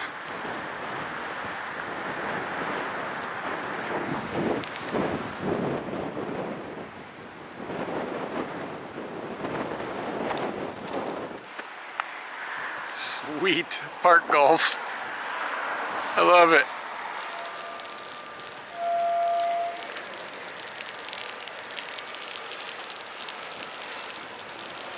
What? Why? I'm really not that upset that I lost my sign. It was getting really nasty. I've been going into 100 yen shops every time I see them looking for another one of those signs and they don't exist. I've asked like employees, like, look, I made one of these things. And they're always like, what is it? It was like a whiteboard, right? The material, and you can pull off the back and it becomes sticky and you can stick it to things so you can make whiteboards out of whatever. I just didn't peel off the back and it was amazing because I could just erase and then write again. So I can't find another one. It's not a big deal. I bought a notebook and I'll just open it like this and then write in that. I mean, big marker, whatever. And even if it's like every 10 pages I can only use because the marker seeps through a whole bunch, like it's not a big deal. That'll probably even get me all the way back to Tokyo. So yeah, I got one of these at 7-Eleven along with a salad that I got for lunch. I'm pretty close to the highway now, I think, so I hopefully will get a ride pretty soon that'll get me actually moving. But again, it's late already. It's like almost noon, if not past noon. So I've got almost 270 kilometers that I want to do today, so I don't know if it's gonna happen. It may not. I could have gotten out the door earlier today. Part of it is my fault, and I mean, it's not all of it's my fault. I mean, I'm responsible for the whole situation, but I could have got out the door earlier. And then, of course, it's getting out of these cities, man. It's getting out of the city. It's brutal. This is a public bulletin board that is next to a koban, which is like a little police station. These things are all over Japan, and these public bulletin boards are pretty common as well. And they'll put things like, you know, don't be a criminal or wanted posters and stuff will be in here. But in this particular case, what I found interesting was this is a notice for Pokemon trainers. And it's just, you know, things you should be careful of or whatever, like check the weather and like don't give your name out to people or whatever, and watch out for criminals, etc., etc. It's funny that that game is that popular. Or, well, it was. I noticed I haven't noticed. Can you notice something you haven't noticed? I've noticed that I haven't seen so many people playing, at least up here. Maybe it's just not as popular in Hokkaido. Maybe in Tokyo it's still bumping, but something tells me that the lasting appeal of that game probably was somewhat limited. Finally, I made it. And if you can tell by the surrounding area, we're nowhere near a city anymore, that's for sure. It's almost like 8 or 9 kilometers outside of where the city is that you get to the highway, which, I mean, I guess it makes sense. Like, if you have a car, you don't need quick access to the highway. So, I mean, why build the highway through the city? I mean, it makes sense. It's just, for my specific odd purposes, it's inconvenient. Come on, Japan. Well, I'm about 50 clicks up the road here. I'm at a Michinoaki, so a rest area thingy, and it is, it's interesting because the toll road has ended, the highway has ended. So now it's just like regular roads all the way up to Wakanai, which is still like another, I don't know, 180 kilometers or something. My math probably doesn't add up, but it's a ways. So it's like going through towns and stuff like that. So I think my rate of travel is going to slow down a little bit, but that's okay. It seems like there's a pretty steady stream of cars, so I'm not too concerned. The people that picked me up were really nice, like awesome people. The woman was a writer and the man did like professional photography, and they go around the world and stuff and do work with. I didn't quite understand. I think for magazines, but maybe for something else. I didn't quite follow what they write for, but they were really like hip, cool people, and they got me down the road a little ways. And now I'm at a place where I don't think it'll be too hard to catch another ride heading further north. Man, I grabbed a bottle of water earlier from a 7-Eleven, and I was like, hey, it's the cheapest bottle of water here, I'm gonna get it. And I just busted into this bottle of water. Sometimes you gotta read more than just like the giant kanji that says water, because this one specifically has got kalpis in it. and it's not bad. It's just like I wanted some like a refreshing hit of water, and I got a interesting shot of watery milk. Honestly, in the end, it just ends up tasting kind of like a flavorless Gatorade, I guess. It's not bad. Why? It's unbelievable that I'm in like remote Japan right now, hitchhiking across the country. I posted a video this morning, and I'm taking a little break before I might find my next ride. There's free Wi-Fi here, so I'm like able to just sit here and answer some questions like from a little device in my hand. What? Technology is unbelievable. The world is fascinating. I don't think I've got time to enjoy this right now, but that's about the best idea I've ever seen in my life. Oh, that's ice cream, like soft serve ice cream. Just hopped the ride with a dude up to the, I guess there is a highway up here. So I'm in the highway-ish area. I guess it ends and then starts again. I don't know. Anyway, so I'm near a highway, and this sign behind me says where I want to go. So that's a good sign. Like, it's literally a good sign. Like literally a good sign. And the dude I rode with was really excited to talk to me because he's going to Hawaii tomorrow for the first time. And he was like, "Oh, I'm going to Hawaii!" Like super stoked that I was an American and stuff. It was a fun 5-minute car ride. I've explained in the past that there's a lot of people doing like motorcycle and bicycle treks around Hokkaido, and whenever you see a motorcycle dude here and he sees me like, you know, hitching, he can't give me a ride. I don't have a helmet, and like also he usually has a bunch of bags and stuff, so whatever. But they 100% of the time, every time, wave. I'm starting to love these guys. I made another 50 kilometers or so, drove up a pretty beautiful road overlooking all these farms and everything. And it was one of my favorite rides so far. It was with this this dude probably in his, I would say, mid-50s or something like that. And he is a, he builds roads for a living, like he's a construction dude. And we were rolling down this road and he was like, "So, I built this road." I was like, "Really? That's amazing." And he was telling me about how he was in a motorcycle accident, like he was on the back of his motorcycle with his brother, I think, and they crashed. And it's Tuesday. he said everybody was okay. Anyway, it's Tuesday, and I know I'm jumping around here. It's Tuesday, and he was not working, and I was like, "Why aren't you working?" And he was like, "Oh, because of the rain." So guess what? It's raining. It's like the theme here. Oh! You know what else happened? We stopped at a Michinoeki, and I bought some tea, and I bought him a tea. And he immediately was like, "Hey, have you ever had this?" I can't remember the word right now. I don't remember the word. It's corn. So it's like corn on the cob that they boil. And he bought me some of this stuff. And oh my god, it was really good. Hokkaido's vegetables, man, are on fleek. It's like amazing stuff. And I just realized, so I'm like in the middle of nowhere. There's a little town here, there's a train station, but there's not much else. And I don't know, I don't really want to go stand out in the rain waiting for a ride, so I'm going to try to hang out, and I'm in another Michinoeki now. I'm going to try to hang out here, and hopefully the rain will calm down. But I'm not going to starve to death, because this vending machine here, in addition to drinks, bam, we got calorie mates, Phil. Alright, it's about 4 o'clock. And I still got about 117 Ks. Not 100% certain that I'm gonna make it today. There's basically nothing between here and there. So, and there's nothing here, so I may as well keep going. So, I don't know. I got a sleeping bag. Just checked to make sure I still had a sleeping bag. I'm really forgetful. I've lost so many little things. The wallet was serious, everything else has been trivial, but like I keep like just putting things down and I'm being like, "Damn it, where'd it go?" Two more things that happened with the with the construction dude. One, we were getting out of his truck at the Michinoeki, and he just left it on, and like I turned around to like, I wasn't gonna get my bag, I just turned around to like get my wallet, and he thought I was gonna hold my bag, and like he was like, "There's no bad people here, don't worry about your bag." I was like, "Yeah, you're right, there's no bad people here." Exactly, it's amazing here. And the second thing was, I asked him if he'd ever been to Wakkanai, and he's like, yeah. And I was like, "What'd you think of Wakkanai?" This is where I'm headed, by the way, if you've forgotten. I was like, "What'd you think of Wakkanai?" And he was like, "It's windy." And man, it's been windy for like 3 days now. So if he says that Wakkanai is windy, I'm a little worried it's gonna be turbo windy. And oh, look at that. I hope that shows up. That's a rainbow. I'm gonna turn the camera around and show you what just happened to me.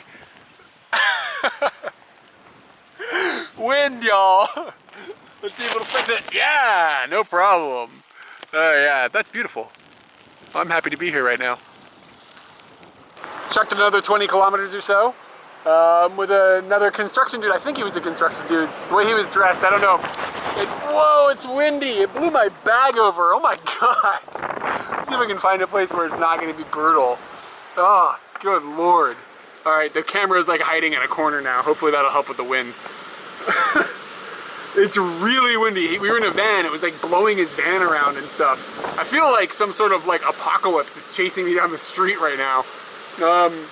Again, I'm still quite a ways away. I don't know if I'm gonna make it. There's not very many cars. I'm in the middle of nowhere. I'm gonna be boned here if I don't find a ride. So less videos, more go, go, go. If I don't make it, at least my consolation prize has been all these amazing rainbows. Like, it was a rainbow, but it also feels like it might be a rainbow of death. All right, 6:30, I'm in Wakkanai. So I stood out on the side of the road and it was like getting to the point of so windy that I was getting worried about my safety. Like, just from the wind. Like, I was having trouble standing. Like, it was blowing so hard where I was at. And it wasn't raining, but it was just like clouds were just being destroyed by the wind and the mist was blowing all over you. And it was just a really laughably intense moment. Like, I just couldn't stop laughing at how ridiculous it was. And like, the sign I was holding, I wouldn't even use my hands. I just put my hands down and so much wind was blowing against me, the sign would just stay on my chest. So anyway, it was intense and I was getting worried. Like, I was looking at this phone booth that was behind me. It looked like one of these phone booths. I was looking at this phone booth, like, I was like, that might be where I'm sleeping tonight. Because I was getting to the point where I was about to go in because it was just like, I was worried a tree was gonna come and like knock me in the head or something. Like, just a car or some cow or something flying by was just gonna like obliterate me. So anyway, at the last moment before I decided to give up, this couple picked me up. And they were like, where are you going? And my sign just says, like, at this point it's like northbound basically. And they were like, where are you going? I was like, Wakkanai. And they're like, oh, we're going to Wakkanai. I was like, sweet. So they drove me all the way to Wakkanai, and now I'm in Wakkanai. And we didn't talk a whole lot, just a little bit. We had joked around a little bit, but the two of them chatted a bunch, and it seems like they basically are very much in love with each other. And they were in like mid-50s or something like that. And it was really a very adorable car ride, and I just got to kind of chill and like enjoy the enjoyment that they were having with each other, and it was very nice. Alright, so now I'm in Wakkanai, and I know nothing about this place. I have no idea where a hotel is. I have no idea where to find Wi-Fi, and it looks like a storm is coming. All the birds are freaking out, and I think that storm that's been chasing me is catching up. So, yeah, thus is life. Remember, we're in the super countryside right now. Like, this is remote, man. It's a decent sized town, but there's nothing around here for a long way. And a train is about to go by, and I'm interested to see how many cars. Is it just gonna be one? I think that might be a possibility. Oh man, that's more than I thought. That's 3 cars on that train.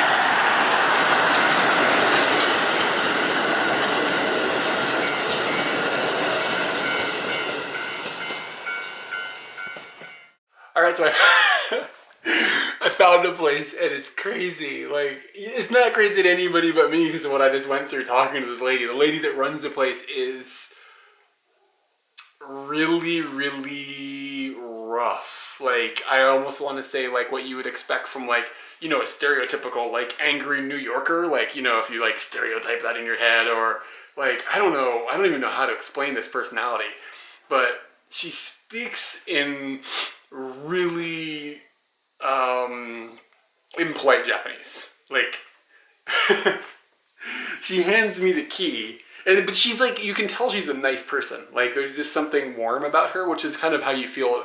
I feel the same way about like that stereotypical New Yorker personality, where they aren't mean people. They're just like abrasive. They don't got time for shit. And this is what this lady's got. So I was like, I came in and I was like, you know, really politely, like, oh, do you have a room? And she's just like barking at me basically, like, yes. And I was like, how much is it? And she barks it at me. And I was like, and her pronunciation is, I'm not used to whatever pronunciation she's using. So I was like, wait, say that again, like numbers. You want to make sure you get your numbers right. Because like, was that 13,000 or was that 3,000? You know what I mean? Like that kind of thing. I just want to make sure I said it. And she just like gets kind of in my face and says it to me like, it's just like, what is this lady doing? Like, but the price is okay. It's like 36 bucks or something like that, which is a little expensive, but it's a nice place. I have a room to myself. I'm happy about that. And then I think I'll stay here one night and then I'll see if I can find something else tomorrow.